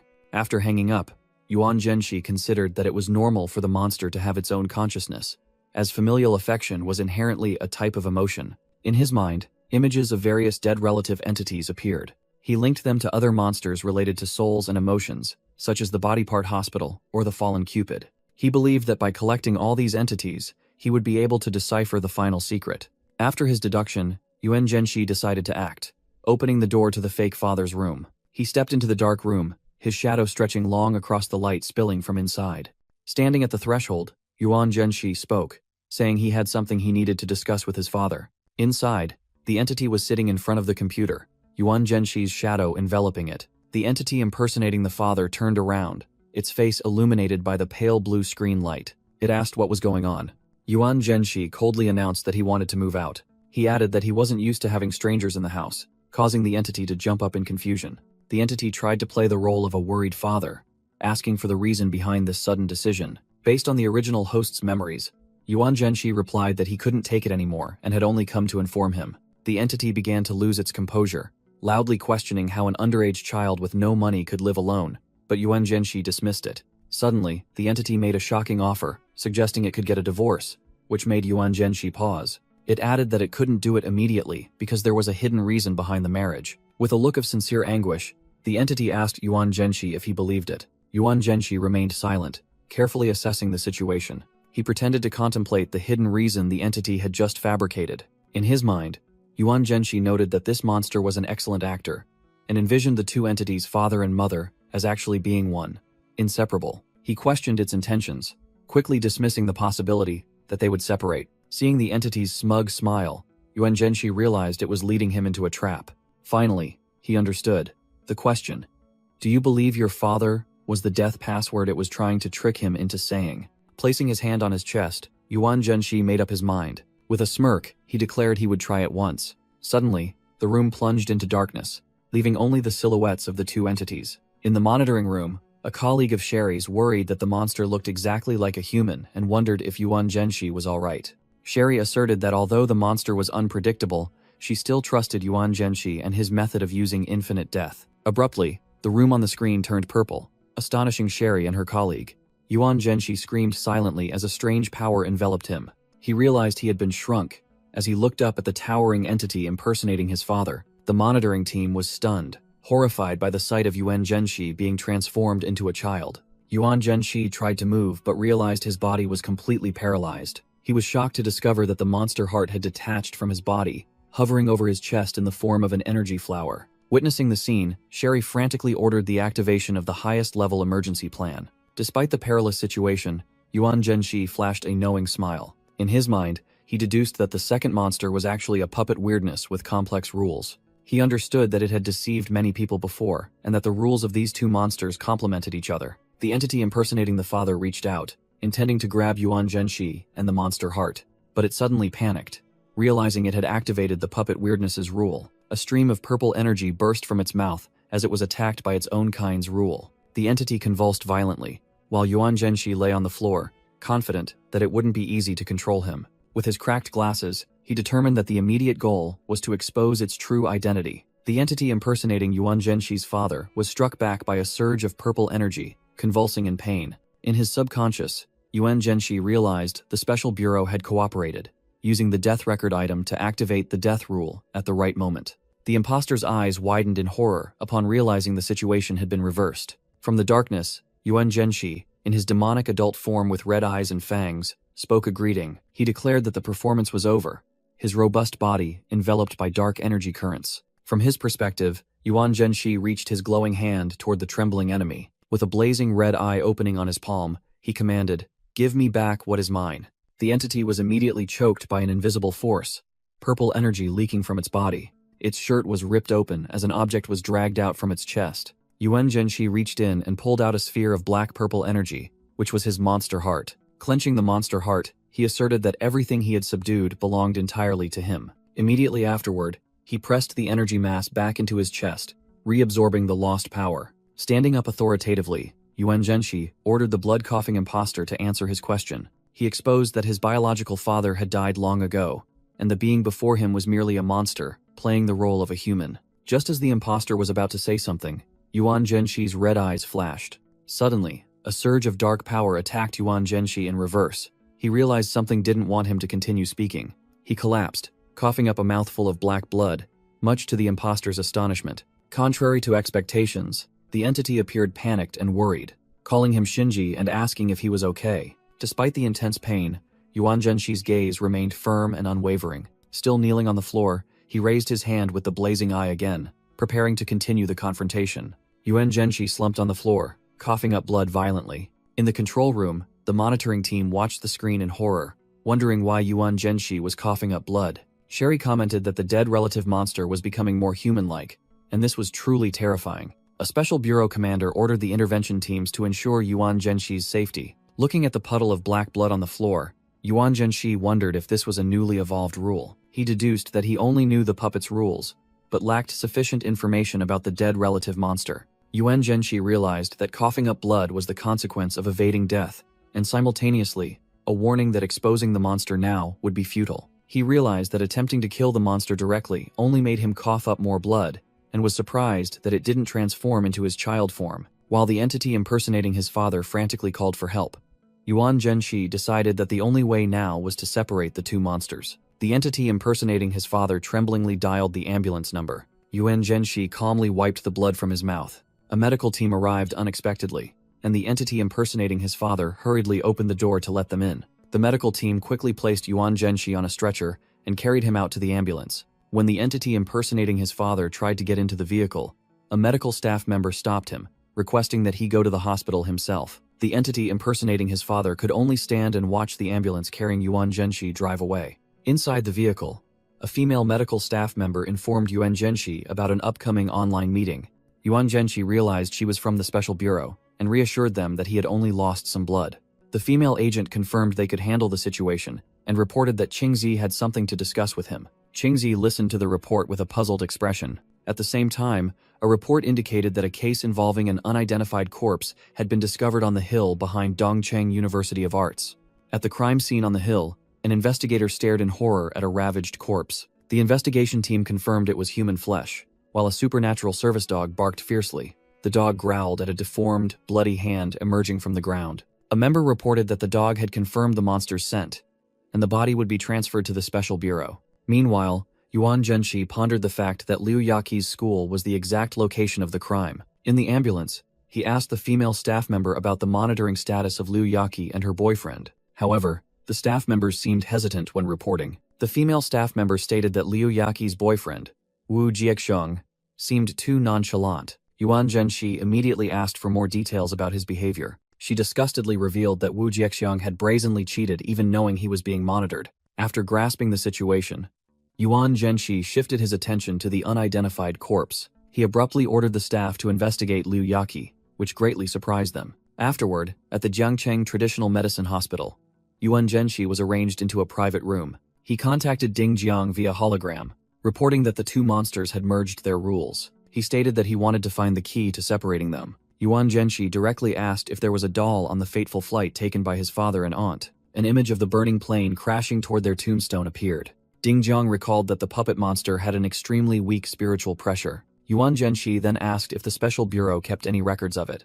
Ding Jiang explained that it was very skilled at shapeshifting and hiding, and the bureau had lost track of it after Hong Yin dealt with the person it had replaced. Ding Jiang recounted that the family of the student Hong Yin eliminated that year still harbored resentment. In a flashback scene, the victim's father angrily confronted Hong Yin. Ding Jiang also revealed that Qian Yubai had nearly become a victim of this weirdness. Meanwhile, Yuan Zhenshi pondered the weirdness's method of silently replacing victims, which made it extremely dangerous and difficult to investigate. He revealed that he had ordered a thorough inspection of the house immediately after the fake relatives were removed. However, the search yielded no results. The doll had vanished, leaving the case seemingly unsolved. Suddenly, Ding Jiang contacted him, saying that the bureau's intellectual faction had a bold plan but were too afraid to propose it. Sitting in the control room, Ding Jiang began explaining the plan to Yuan Zhenshi. He confirmed that both the fake entities and the doll were targeting the monster heart Yuan Zhenshi obtained from the body part hospital. Yuan Zhenshi listened in silence. Ding Jiang proposed that the special bureau could help him relocate and hide that heart in a safe place. However, Yuan Zhenshi flatly refused. He argued that since both sides were cooperating, mutual trust was essential. Yuan Zhenshi decided to reveal an important secret. He explained that he could actually use the monster heart, which was the core rule of the hospital, to fight other weirdness. However, he hoped that the fewer people knew about this ability, the better. Ding Jiang seriously agreed, assuring him that this information would only be shared with core members. Afterwards, he was secretly astonished, realizing that Yuan Zhenshi had achieved what humans had been trying to test for years, utilizing power derived from a weirdness's rules. Ding Jiang believed that with this ability, Yuan Zhenshi was not only worthy of a department head position, but could also become the ruler of inspectors worldwide. The conversation ended, leaving Ding Jiang with ambitious calculations. In the control room, a subordinate came to report to Chief Ding Jiang. Via the screen, the person informed Yuan Zhenshi that no doll had been found on his father and stepmother's flight. The subordinate, Tianye, told Ding Jiang that he suddenly thought of something related to the dead relative weirdness. Yuan Zhenshi encouraged Tianye to speak, commenting that he wasn't usually a talkative person. Confused by the comment, Tianye began explaining his story. He recounted the story of White Cat, the first inspector to escape the Ruyue train, who mentioned encountering his deceased mother on the train, a case of the dead relative weirdness. Yuan Zhenshi deduced that that weirdness might be the current one, but found it strange that it hadn't evolved or merged rules with the puppet weirdness. Tianye was stunned by Yuan Zhenshi's sharpness, while Ding Jiang watched silently. Tianye sadly stated that they couldn't ask White Cat anything further, as he had returned to the Ruyue train before it was contained. In an illustrative image, White Cat stepped onto the ghostly train and vanished completely. Yuan Zhenshi recalled the information in his notebook about White Cat and the terrifying figures related to the Ruyue train. He found White Cat's disappearance right under the Special Bureau's supervision extremely strange and came up with a bold idea. Immediately, Yuan Zhenshi requested authorization to board the Ruyue train to conduct an investigation. Ding Jiang and Tianye were dumbfounded by his sudden and dangerous request. Ding Jiang agreed and instructed him to be careful, while Yuan Zhenshi called out the name of the Ruyue train. Yuan Zhenshi was immediately teleported to the Ruyue train, where a mechanical voice welcomed him back. He asked the train's system about the existence of a weirdness named Puppet among the crew members, but received a negative answer. Yuan Zhenshi entered the train's control room, which contained old control panels and screens. He laid down a condition, threatening to tear up the Ruyue station records if he wasn't allowed to review the footage of Inspector White Cat. However, The train's system coldly refused his request, citing its rules. The Ruyue train system unexpectedly offered to take Yuan Zhenxi back to the time the incident occurred. Yuan Zhenxi was surprised, secretly wondering when the system had acquired this ability. He accepted the offer, and red energy enveloped his hand as the spatial door opened. The train system explained that it truly did not know about the two weirdness entities that had actively appeared on the train. Yuan Zhenxi recalled Inspector White Cat's words, who had explained that one of the weirdness entities was the one-way ticket. While Liu Yaqi stood beside him, wishing him luck, he asked the system if the remaining weirdness was this door, and the system informed him that the Special Bureau would soon release him within a certain time frame. The system, through a shadow of Yuan Zhenxi himself, urged him to seize and utilize the upcoming opportunity. It affirmed that as the weirdness he created, it could break or upgrade the rules to serve him, and the train under the Blood Moon pledged loyalty. Yuan Zhenxi asked the system for the method, and the scene shifted to a corridor in the past. There, a white-haired, masked inspector was grabbing a male student by the neck, angrily demanding that he reveal the method. Yuan Zhenxi silently observed the events from afar. The male student, whose face was cracked like a puppet's, offered to borrow the inspector's body. The student screamed in horror as he was surrounded by a group of deformed puppet weirdness, while Yuan Zhenxi witnessed everything. Yuan Zhenxi realized that the puppet had hidden itself on the Ruyue train by replacing an inspector and silently eliminating the original person. The white-haired inspector's face cracked open, revealing the possessed puppet's true nature with glowing purple eyes. Yuan Zhenxi continued to follow the memory, gaining a clearer understanding of what had happened. The scene changed, and he was surprised to realize that Wu Jiaxiong was also present in this train car, along with a group of other people. Wu Jiaxiong was utterly terrified, sitting on the floor before a tall, lanky creature and stammering a confession that he had killed someone. Yuan Zhenxi's pendant suddenly glowed bright red. At the same time, he received a message from the Public Security Bureau. Inside the haunted train car, Yuan Zhenxi received a call while a towering headless entity approached the panicked Wu Jiaxiong. Over the phone, he was informed that the unidentified body had been examined, and the results matched Liu Yaqi by 99.99%. Yuan Zhenxi coldly ordered the suspects to be taken to the interrogation room and stated that he would arrive immediately. Meanwhile, Wu Jiaxiong was utterly terrified, clutching his head and screaming in despair. The skeletal hand of the headless monster reached out and grabbed Wu Jiaxiong's head. Suddenly, a mysterious white-haired man with swirling purple eyes appeared, easily blocking the monster's attack. At the Security Bureau's interrogation room, Yuan Zhenxi asked for new information. Inside, Wu Jiaxiong was being interrogated and began talking about Liu Yaqi's parents. But Yuan Zhenxi cut him off, asserting that the person he wanted to interrogate was Wu Jiaxiong himself. He began the interrogation by recalling a specific time. 1 month ago, on the night of the 4th. Without warning, Yuan Zhenxi grabbed the collar of the trembling Wu Jiaxiong. With menacing, glowing red eyes, he growled, asking what he had done that night. Wu Jiaxiong stammered in fear, claiming he had only stayed home. Yuan Zhenxi smirked, sarcastically suggesting he elaborate on staying home. Immediately afterward, he unleashed his power, summoning countless red eyes to force the suspect to reveal the undeniable truth. Wu Jiaxiong's face began to crack like a puppet's, and he confessed to taking advantage of Liu Yaqi's absence to call for entertainment services. Yuan Zhenxi smiled as dark energy escaped from the puppet's head, revealing its true nature. A flashback appeared, showing Liu Yaqi in severe shock after catching Wu Jiaxiong cheating. The other woman fled in panic, while the puppet's confession echoed that Wu Jiaxiong had dealt with Liu Yaqi because of his mistake. The final scene of the flashback revealed the brutal truth. Wu Jiaxiong stood there, covered in blood, next to Liu Yaqi's corpse.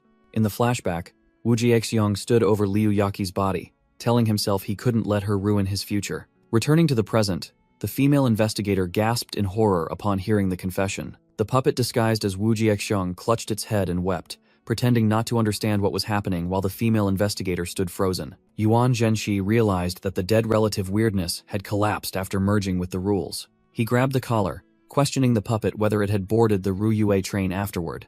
Yuan Zhenxi unleashed his power, wondering if the allure of this human skin was stronger than that of Inspector White Cat, while the puppet thought to itself that he was truly indiscriminate. Horrifying red eyes began to spread throughout the interrogation room. The entire space was submerged in a sea of glowing red eyeballs, creating terrifying pressure. The puppet silently bowed its head, completely subdued. Suddenly, its face cracked open, revealing a mechanical puppet inside with a swirling blue eye, admitting that it had been discovered. The puppet exploded in a burst of dark energy, throwing Yuan Zhenxi and the female investigator backward. A doll-like foot landed on the floor from the center of the explosion. Yuan Zhenshi stared in astonishment at the entity that had just appeared. A giant doll dressed in ancient costume rushed toward Yuan Zhenshi. However, a pillar of red eyes and flesh erupted from the ground, blocking the doll's attack. The doll looked down in shock at the surging sea of eyeballs beneath its feet. Yuan Zhenshi ordered a lockdown, releasing red energy threads from his body. The threads shot forward, tightly wrapping around the doll in an attempt to restrain it. But Yuan Zhenshi was stunned to realize that his binding technique had no effect. The doll broke the seal, its cracked face forming a gruesome smile as it giggled. Yuan Zhenshi clicked his tongue, realizing this was just another old trick. The ancient costume puppet sped away like a purple blur, escaping through a glowing red crack in the wall, beyond the reach of the Special Bureau agents. The female investigator quickly reported that the puppet's catastrophe-level aura had completely vanished and suggested sending people in pursuit. "No need," Yuan Zhenshi coldly ordered, while the puppet soared into the sky, smashing through the window of a skyscraper to escape. Its power had evolved after fusing with the dead relative weirdness, allowing it to conceal its abilities and easily replace others' identities. Yuan Zhenshi instructed his subordinates to report all traces to Qingji, Hongyin, and himself, declaring that the priority now was dealing with the original weirdness. At the office, he dismissed the suggestion to wait for the Ru Yue train, asserting that he wanted to personally seal the monsters that had come right to his doorstep. He sensed that the suppressive force the dead relative weirdness exerted on him had weakened by half. Suddenly, an illusion appeared, in which Liu Yaqi, looking panicked, called out Shinji's name. Yuan Zhenshi replied in the illusion with a confident smile, asking if she wanted to come home with him. Immediately afterward, an emerald green sports car sped away into the night. The car braked sharply in front of the headquarters, startling two female agents standing there. Hong Yin stepped out of the car and waved unexpectedly, drawing the attention of Yuan Zhenshi, who was standing on the steps. He marveled at Yuan Zhenshi's youthful appearance, joking that he wished he could be changed like that too. Hong Yin approached, commenting that the monster's power had made Yuan Zhenshi's skin even better than Qingzi's, and Yuan Zhenshi confirmed that the puppet's ability had weakened. Yuan Zhenshi explained that the second rejuvenation happened slower, and his age had changed from elementary school student to roughly middle school level. As they sat down,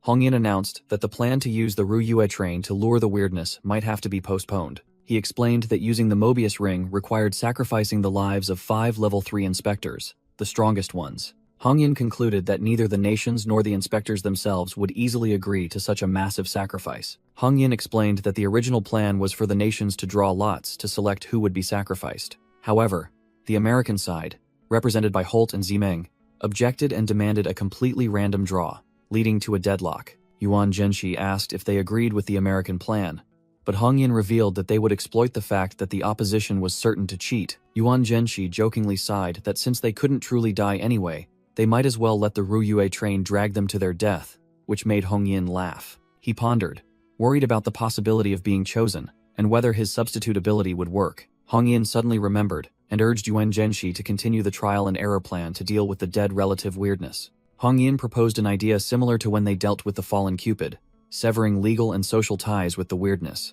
Yuan Zhenshi replied that his parents' records had been destroyed long ago, leaving only those of his older sister, Liu Yaqi. However, Hong Yin showed him his phone and revealed that their records had been restored. Yuan Zhenshi was stunned when he saw the information on the screen. Hong Yin confirmed that the records for his father, stepmother, and older sister were all there, and asked if they should also sever ties with his biological mother. Although he had no memory of his biological mother, Yuan Zhenshi decisively chose to eliminate all of them at once. He explained that the dead relative weirdness could impersonate multiple people simultaneously, so this was a necessary precaution, and he would handle it himself. Having said that, Yuan Zhenshi resolutely walked away. He walked toward a corridor and sensed the weirdness's spiritual energy becoming violently agitated. Yuan Zhenshi smiled confidently, believing he had guessed correctly, and that this death would bring new progress. He arrived at the apartment door and turned the doorknob. Yuan Zhenshi stepped inside, announcing, "I'm home," to the 3 figures sitting on the sofa. The entities impersonating his family immediately noticed something unusual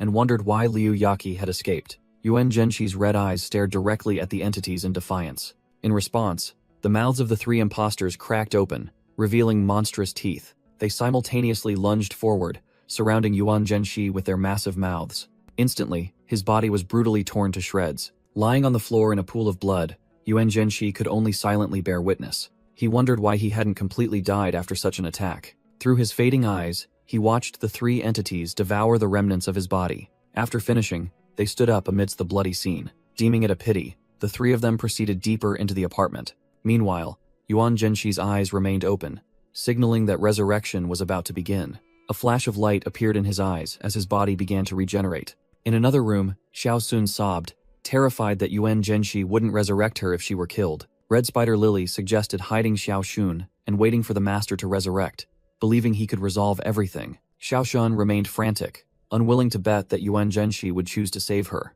Just then, the door to their bedroom slowly creaked open. The three imposters with glowing purple eyes stood in the doorway, announcing they were coming in. They stepped inside, their shadows stretching menacingly across the floor. Suddenly, all three reverted to their phantom forms, sensing another presence. Behind them, Yuan Zhenxi had fully resurrected, standing alongside the true spirits of his family with a triumphant smile. Amidst the pool of black blood, Yuan Zhenxi's phone rang with a call from the special department. From the streaks of blood, Yuan Zhenxi's body began to regenerate in the form of a red energy phantom. The resurrection process concluded, and his remaining lifespan was reset to 99 days. Yuan Zhenxi came back to life, clicking his tongue softly as he smoothed his messy hair. He picked up the phone and muttered to himself that he had overestimated his tolerance for witnessing his own bloody demise. Standing up straight, he answered the phone, thinking that even if he couldn't truly die, being eaten alive was still a horrific experience. At the command center, a staff member reported that they had restored his original family relationships to break the loop, and Yuan Zhenxi thanked them.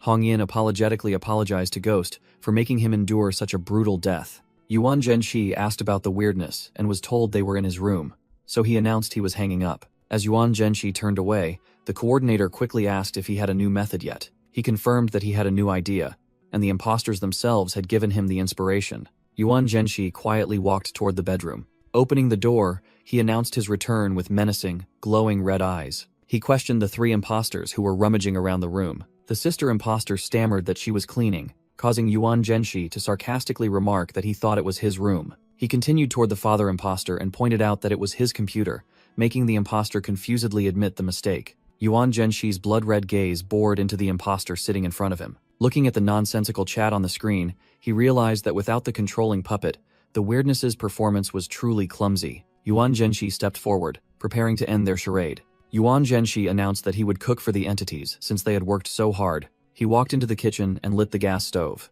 Wearing an apron, he mentioned ancient myths like the journey to the west and the investiture of the gods, in which Nezha carved his bones to repay his father and sliced his flesh to repay his mother. Inspired by that, Yuan Zhenxi used a cleaver to chop off his own arm. Black blood splattered as the severed arm fell into the hot pan. He explained that after doing so, Nezha became a god with a pure body. Yuan Zhenxi placed the plate of flesh from his own body on the table and invited the entities to partake. His severed arm quickly regenerated, covered in glowing red eyes and black veins. The three impersonating entities stared blankly at the plate of food before them. Yuan Zhenxi silently observed their reaction. The entities transformed into monstrous forms and ravenously devoured the offered flesh. The entity impersonating the father gulped it down. After finishing the meal, they returned to their human forms and sat silently around the table. A purple energy enveloped and neutralized all three entities. The red pendant on Yuan Zhenxi's chest glowed. He realized that the higher the spiritual power level, the more power the body could contain. He mused that this method would be fatal for a low-level inspector without regenerative abilities, as they would also die if they cut off their own flesh to feed the monster. At the command center, Hong Yin and his colleagues cheered the success, astonished that Ghost had found a way to avoid death and allowed them to update the monster data. Back in the apartment, Yuan Zhenxi told himself that things weren't over until the monster heart inside his body was completely restrained. Suddenly, the door to Yuan Zhenxi's apartment rattled. Over the phone, Hong Yin was stunned, wondering what was happening. Yuan Zhenxi merely looked silently toward the uninvited guest. The door slowly opened, revealing a figure. A woman stood in the doorway, informing Shinji that she had returned. Hong Yin realized in horror that it was Ghost's biological mother, who should have died long ago. Yuan Zhenxi calmly asked the mother who had returned from the dead if she wanted anything to eat. She refused, saying she was tired after the trip, and went straight into the room. He realized she had been resurrected and was attracted by the monster heart inside him. He resolved not to give it a chance to recover. Yuan Zhenxi's gaze turned sharp and cold. He made a call, demanding a new idea, and declaring that he didn't want to prolong this situation any further. On the other end of the line, Hong Yin scratched his head, trying desperately to recall something he had forgotten. Yuan Zhenxi waited patiently while taking clothes out of the closet. Suddenly, Hong Yin shouted into the phone about a psychologist, leaving Yuan Zhenxi bewildered. Hong Yin explained that the psychologist Sherry had moved out because of his rumored ex-girlfriend, and urged him to contact her himself. After changing clothes, Yuan Zhenshi silently looked at his phone, making Hong Yin secretly think his actions were unusual. He looked down at the empty apartment below and realized that Sherry moving out was an opportunity, as someone else could now move in. With a new plan, Yuan Zhenshi called out Xiao Ai's name, and red energy poured from his hand. Amidst a sea of spider lilies, Red Spider Lily appeared and answered her master's summons. Yuan Zhenshi asked Red Spider Lily about Xiao Song's situation, and she explained that he was still trying to absorb the resentful spirits in the underworld. She recounted how Xiao Song tried to introduce himself as a new neighbor, but was angrily driven away by the spirits there. Yuan Zhenshi pondered, asking if Red Spider Lily would be under pressure if he released Xiao Song to deal with the dead relative monster. Red Spider Lily confidently asserted that it was nothing, offering an analysis that the monster was weakened, and the risk to Yuan Zhenshi was virtually zero. When Yuan Zhenshi expressed doubt, she admitted she was just joking and had picked up the bad habit from Xiao Sun, then quickly changed the subject. Yuan Zhenshi made a call, announced he had a solution, and demanded that the person on the other end evacuate all residents from the building within 1 hour. On the other end, Hong Yin panicked at Yuan Zhenshi's sudden demand and audacious plan. At the command center, Ding Jiang explained to Hong Yin that the order was to keep Ghost's condition a secret, as long as he could control the monster. Hong Yin was stunned, realizing Yuan Zhenshi's strategy, using Red Spider Lily to restrain Xiao Song. So now he was no longer afraid of the evil neighbor returning. Ding Jiang and his subordinates affirmed that it was natural for Ghost to control the power of the rules, and that he did not need their permission to act. Hong Yin clicked his tongue in annoyance at the blind adoration. Ding Jiang and his subordinates showed Yuan Zhenshi. Returning to the apartment, Yuan Zhenshi ordered Red Spider Lily to prepare to release Xiao Song, and she immediately complied. The clock on the wall ticked down the final seconds before midnight. The clock hands slowly moved toward the 12 o'clock mark. A figure walked along the dark corridor of an apartment complex. That person advanced toward the building's leasing office. The sign for the Minghu apartment leasing office appeared in the darkness. The figure suddenly stopped in front of the office. That person was Xiao Song. He flashed a sinister smile, while a monstrous shadow appeared behind him. A management employee handed Xiao Song the lease agreement, officially confirming him as a new resident and wishing for mutual harmony. At the office, Xiao Song promised Yuan Zhenshi that he would visit tomorrow and bring a gift. True to his word, on the first day, Xiao Song came to the apartment and gave a gift to Liu Yaqi's mother. Although they accepted the gift, the deceased relatives still warned Yuan Zhenshi that Xiao Song was not a good person. On the second day, Xiao Song came to borrow a hammer from them. He flashed a sinister smile, while the angry spirit of Liu Yaqi materialized behind him. A moment later, Xiao Song knocked on the door again, announcing his name. From the next room, Yuan Zhenshi and Red Spider Lily watched through an energy screen as Xiao Song asked to use the bathroom. Liu Yaqi's mother firmly refused and demanded that he leave. Despite the closed door, Xiao Song silently walked right through it and appeared directly behind the woman. Yuan Zhenshi realized the confrontation was about to begin and flashed a smile full of anticipation. Inside the bathroom, Xiao Song casually ran the bathwater. Hot steam billowed out from the slightly ajar bathroom door. After finishing, Xiao Song stepped out, thanked her, and said he would be leaving now. He calmly walked down the hallway, leaving the apartment behind. But inside, the bodies of the original host's father and stepmother lay motionless on the floor, covered by a strange green glow. Their souls were rigid, imprisoned by an invisible force. The power of the dead relative weirdness and Xiao Song's abilities clashed, causing the rule sets to begin conflicting. A fierce energy explosion erupted between the blue and purple colors, shattering the space. The entity representing the dead relative monster roared, unleashing a torrent of furious purple energy. Xiao Song's green energy and the monster's purple aura violently collided, tearing at each other. Suddenly, Red Spider Lily descended from the sky, causing Xiao Song to look up in astonishment. She raised her hand, summoning countless red threads from the void. The threads quickly wrapped tightly around Xiao Song's grotesque body, binding him completely. Red Spider Lily's power erupted, crushing the target in a blast of crimson energy. From a sea of resentful spirits, a skeletal hand emerged, grasping the monster's core fragment, a purple liver. Simultaneously, the pendant around Yuan Zhenshi's neck shone brightly. In his hand, the purple liver-shaped fragment appeared, making him wonder about its nature. Yuan Zhenshi clenched his fist, crushing the monster fragment. A system notification appeared, confirming that the dead relative monster had been subdued and that he had acquired the liver fragment along with a large amount of bonus points. The system immediately presented an option, whether or not he wanted to replace his own liver. Yuan Zhenshi squinted in annoyance, thinking that he had to face this choice again. A mysterious sequence of numbers, 5566362, flashed before his eyes. The tempting offer continued to appear, promising to help him break through to level 7 if he agreed. Yuan Zhenshi silently considered the offer, while red energy began to swirl around him. The system played its trump card, promising the power to kill monsters without rules and acquire all their points, accompanied by an image of him in his powerful demonic form. However, Yuan Zhenshi decisively refused. He mocked the system, comparing it to a cunning salesman, while his status panel updated his remaining lifespan to 100 days. Yuan Zhenshi calculated that breaking through to level 7 legitimately would require 2 million karma points, but also conceded that organ replacement was not impossible. Yuan Zhenshi realized he had to be vigilant, as the notebook and the monster fragments might be trying to gain control over him. Nevertheless, he quickly dismissed the worry, thinking he might be overthinking things. Standing under the moonlight, he affirmed that controlling his abilities and increasing his power was the best way to fight all threats, feeling that the monster heart had integrated well with him. He wondered if this new fragment could merge with the monster rules he had created, similar to Xiao Yan and Xiao Ai. Looking at the pendant, Yuan Zhenshi believed that since it had chosen him, it would be the thing least likely to want him dead after everything they had been through together. Meanwhile, at a building in Detroit, USA, thunder rumbled across the night sky.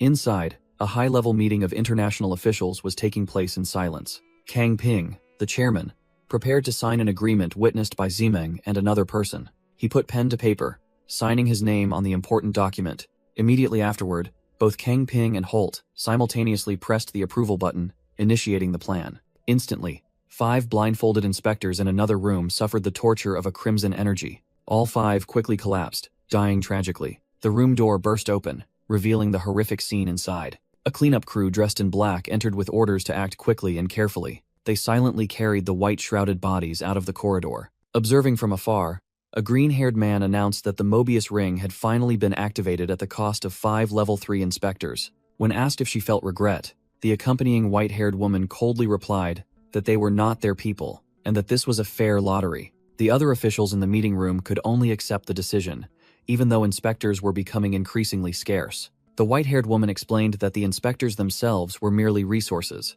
Whether they died by the hands of monsters or due to rule items, it was all the same. She mused that one day, they themselves would also face such a meaningless death. A green-haired man greeted his white-haired colleague, commenting that she had changed after some time apart. He thanked her, noting that thanks to her connections in Jing City, they had gained an advantage in negotiations with the Secret Service. That man, Inspector Lin Yao of Jing City, humbly smiled and said it was nothing major. He added with a sinister smile that this matter concerned the future of the Special Bureau anyway. Suddenly, an alarm sounded, signaling an unexpected incident had just occurred. The white-haired woman anxiously asked if the Mobius ring had encountered a problem, and Lin Yao suggested they go check it out together. Meanwhile, a strange train enveloped in blue energy was speeding through a dense forest at night. A small shadow with pale legs walked upon the ground.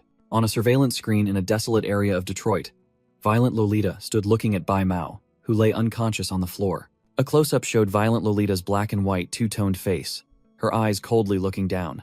Immediately after, her face distorted into a terrifying grin, revealing sharp teeth. The scene shifted to the desolate city of Detroit, USA. The surveillance camera focused on a specific building in Sector A. Bai Mao was slumped on the steps, exhausted and injured. Violent Lolita appeared at the main entrance, looking down at Bai Mao from above. Its savage smile appeared once again. It unleashed an extremely powerful energy attack, blasting Bai Mao away while the archway behind him shattered. The blinding white energy stream destroyed a section of the building's facade. A small black object with a red eye in the center was ejected from the explosion, plunging into the ground. Under the strange red light, Violent Lolita reached forward, as if trying to seize something. Under the eerie blue light, Violent Lolita flashed a sinister smile, holding a sphere that looked like Earth. In a control room, 2 surveillance staff members looked at the dark screens, one anxiously hoping everything would be all right. Suddenly, one staff member's neck stretched abnormally, his face contorted in horror. The remaining colleague frantically shouted into the phone that there was a monster, while the corpse of a female official was violently slammed against the ceiling. A shadowy entity with glowing green eyes suddenly appeared behind the trembling man and chuckled. The entity leaned close to his ear and asked, "Can you see me?" causing the man to desperately cry for help. At the international meeting room, Ki Dun stood next to the corpses and insisted that the Mobius ring could not fail. Simeng asked back in astonishment if that meant Violent Lolita had merged and could control the Ruyue train. Immediately afterward, Simeng received a series of reports that inspectors in the Far East and Thailand had been killed by Violent Lolita. In another room, Ding Jiang and his white-haired colleague also realized that something unusual had happened to the Ruyue train. The international officials panicked when a subordinate reported that the Ruyue train had actually stopped, forcing Zimeng to question Kang Ping. Holt suggested that the top priority was to restrain violent Lolita, and Kang Ping agreed that it had merged with the rules. The threat of violent Lolita was emphasized. It could kill any inspector who saw it and was spreading globally. Ding Jiang decided it was time for Ghost to appear, and the members of his team, including Lin Yao, were all ready. Lin Yao stood with his arms crossed, his expression calm but full of hidden meaning. The inspector's eyes flashed with a sharp gaze. One of Lin Yao's eyes glowed with a green light, signaling that his ability had been activated. On the roof of the Ruyue train, Yuan Zhenxi, in his red energy form, faced the train system, telling it not to rush. Yuan Zhenxi questioned why the train had stopped, suggesting that the Mobius ring couldn't control it. The train system replied that it simply stopped on its own because there was no way out, causing Yuan Zhenxi to look disheartened. Yuan Zhenxi pondered the simple reason why the train stopped, while Hong Yin, on the other end of the line, was still stunned. He asked the train system about the other monsters that had escaped and whether they could be brought back. The train system revealed that besides Violent Lolita, 3 other passengers had disembarked, and it no longer had control over Violent Lolita. Yuan Zhenxi was astonished by this speed and wondered if Violent Lolita had merged with the rule of something else. His energy form left the roof of the locomotive. It quickly flew inside the train's cockpit. Here, Yuan Zhenxi asked the system if it had collected any data on Violent Lolita, but was told their information was superficial. He squinted suspiciously, asking the system who it had learned that evasive answer from. Information from a search engine revealed that Violent Lolita had appeared half a month before the Ruyue train existed. Yuan Zhenxi pondered the current rule. Anyone with psychic power seen by Violent Lolita would die, and inspectors were different from ordinary people. He understood that besides life and death energy, inspectors possessed extremely powerful psychic power. Violent Lolita, with its black and white form, perfectly represented the yin-yang energy, life, and death. Therefore, the psychic power of an inspector like Hong Yin would break that balance, making him extremely conspicuous to Violent Lolita. An image of Hong Yin being dragged away by a dark force illustrated this danger. But Yuan Zhenxi was puzzled, as he remembered that Hong Yin had once escaped from a place very close to Violent Lolita. A flash of insight sparked in his mind as he seemed to have found the answer. "I've figured it out," Yuan Zhenxi declared, and the train system asked if he needed help. He smiled confidently and decisively refused the assistance. "I think I need to create a rule collision with this thing," he muttered to himself, as his energy form passed through a door. With a sinister smile, Yuan Zhenxi decided he would become an inspector killer. In the blue sky, an airplane was flying over the vast ocean. Inside, Yuan Zhenxi looked out the window, musing that the Special Bureau had arranged an experiment with Death Lolita exactly as he predicted. He analyzed the humble attitude of the International Special Bureau, concluding that they dared not probe too deeply for some reason. This organization's role was to maintain global balance and security, specializing in handling supernatural threats beyond the control of a single nation. Yuan Zhenxi deduced that their attitude indicated deep dissatisfaction with the secret bureau, and wondered how the negotiation between Kang Ping and Qingji had gone. His red eyes shone with deep calculation. He sensed a greater secret hidden behind these organizations, a secret even grander than God. And this was the time to break the old loop. As the door opened, a blonde woman informed Yuan Zhenxi, "Mr. Ghost, we have arrived." He stepped down from the plane, where the woman was waiting at the foot of the stairs.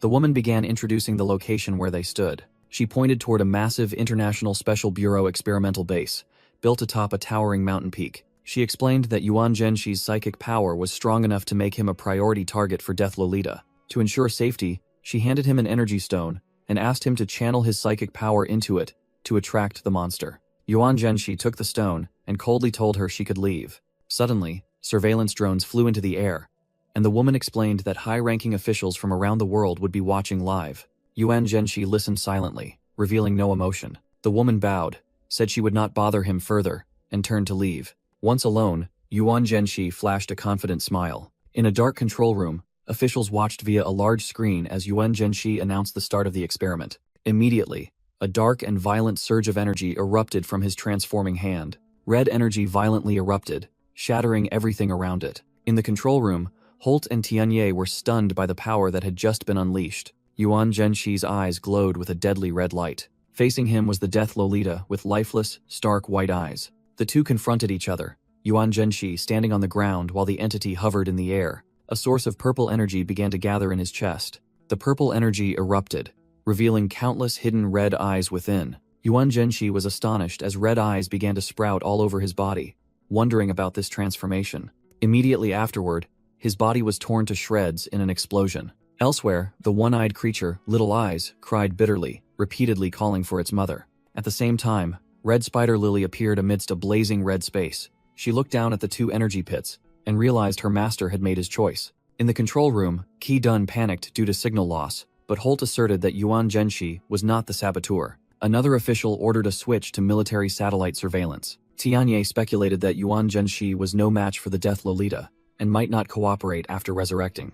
From a distance, a massive explosion rose from the battle site. At the scene, the Death Lolita's shoes stood next to a large pool of blood. The entity lifted the chin of the severely wounded Yuan Zhenshi and flashed a wicked smile. It pressed its face close to his as a spray of blood erupted. The Death Lolita's smile stretched ear to ear, full of savagery and triumph. Clutched tightly by the Death Lolita's hand, Yuan Zhenshi writhed as gruesome red eyes began to sprout on his face. Suddenly, the pendant around his neck flashed with a brilliant red light. A dark power surged, automatically absorbing the Death Lolita, who screamed in terror. Yuan Zhenshi's face transformed, one side covered in black patterns and countless eyes, while his main eye turned golden. Yellow energy lightning bolts shot from his eyes, a terrifying power surge that engulfed everything. After the outburst, Yuan Zhenshi stood there, his face stabilized with the golden eye and the dark markings. For a moment, the image of the Death Lolita being blasted away by a massive surge of energy appeared. The explosion created a terrifying shockwave, destroying an entire mountainside. Amidst the swirling dust, Yuan Zhenshi's solitary figure stood firm. He looked down at his arm, which had transformed into a mass of black matter with red veins, and wondered what had happened to him. Standing on the edge of the giant crater, Yuan Zhenshi realized he had subdued his opponent, but didn't fully understand the current situation. His golden eyes narrowed, focusing on analyzing his body's changes. Gradually, his golden eye reverted to its original red color. He mused that the conflict between the internal entities had created a new rule ability. Everything within sight dies. Looking down at the devastated landscape, he noticed something unusual, because the monster's rules shouldn't affect the environment. Yuan Zhenshi grimly admitted that he had lost control of the rules. He decided there was only one way left, and the pendant around his neck glowed again amidst the pool of blood. In Earth's orbit, a military satellite was recording the entire incident. In a control room, Holt, Qi Dun, and other officials watched intently on the screen. Elsewhere, Ding Jiang reported that satellite imagery confirmed Ghost was the first person capable of freely using a monster's rules. In a high-level meeting, Kang Ping raised concerns that Yuan Zhenshi might not be able to control his new power. However, Holt asserted that he could. A white-haired female official analyzed that Yuan Zhenshi likely realized the danger of the rules and chose suicide to maintain his sanity. Kang Ping defended him, affirming that Yuan Zhenshi housing the monster's heart was documented by the Special Bureau, and he had never abused that power in public. He emphasized that they had evidence showing Yuan Zhenshi himself did not fully understand the heart's true potential. Holt followed up, explaining that Yuan Zhenshi had only recently acquired this power and was still in the process of figuring it out. He further revealed that previously, Yuan Zhenshi had been very cautious, requesting to use the power indoors, and the Special Bureau had agreed, after careful consideration. A military official added that the heart's true power might have been activated after it merged with the Death Lolita's rule. Kang Ping speculated further, not ruling out the possibility that Yuan Zhenshi had mastered other rule items. Holt lost his composure, slammed the table, and called Yuan Zhenshi an anomaly. But Kang Ping coldly dismissed Mr. Holden's accusation. Kang Ping boldly declared that Yuan Zhenshi was the only human capable of using the rules, possessing the ability to destroy monsters and alter terrain while maintaining control. He asserted that the boy was the sole successor to the Special Bureau's power. Facing opposition, Kang Ping warned that he would not tolerate unreasonable accusations, and turned to question Ke Dun. Cornered, Ke Dun had no choice but to agree that Yuan Zhenshi's emergence was a great opportunity in the war against the monsters. Kang Ping confidently declared that in the future, Yuan Zhenshi would become the leader of all special bureaus globally. He concluded that the boy would lead humanity to victory, and ordered an immediate call to Yuan Zhenshi. On a desolate road, Yuan Zhenshi received the call, being asked to come to the special bureau. While driving, he sarcastically asked if he would be punished for destroying the experimental base. On the other end, Kang Ping smiled and announced that instead, they would elevate his authority to the highest level and gift him a rule item. Yuan Zhenshi's red eyes narrowed, surprised by the generous offer. Sitting in the car, Yuan Zhenshi thought to himself that an unconditional gift was unprecedented, as rule items were too precious to be given to an individual. His suspicion deepened when he recalled that he had never been trained by or actively joined the Special Bureau. Meanwhile, in a meeting room, Kang Ping told Yuan Zhenxi over the phone to just choose the item, and someone would deliver it, surprising his surrounding colleagues. In a deserted auditorium, Lin Yao stared into space, bitterly wondering why that position didn't belong to him. Lin Yao's face contorted with anger and envy. He whispered the codename Ghost, then turned and walked away. With a murderous expression, Lin Yao resolved that this person must be eliminated, and that he must find him. Inside Lin Yao's temporary residence, a neat hotel room appeared. A black suitcase placed on the bed suddenly made the sound of a zipper opening. Two small white hands from inside the suitcase were trying to pull the zipper open. A puppet with a cracked face and eerie blue eyes peeked out, sinisterly whispering that it had found its target. Returning to Yuan Zhenxi, he looked at his reflection through the car window while driving. He wondered if his power to make everything disappear came from death, Lolita, or from the god. Yuan Zhenxi realized that if this power wasn't invincible among the weirdness, then everything was meaningless. He continued thinking, concluding that even if he was invincible against humans and inspectors, he could still fall prey to the rules of unknown weirdness. His car sped rapidly along the rough mountain road, or he could also be affected by the power of other rule items. A rock kicked up by the wheel suddenly shattered into pieces in midair. Yuan Zhenxi concluded that he must constantly move forward. Only then could he escape the constraints of the rules.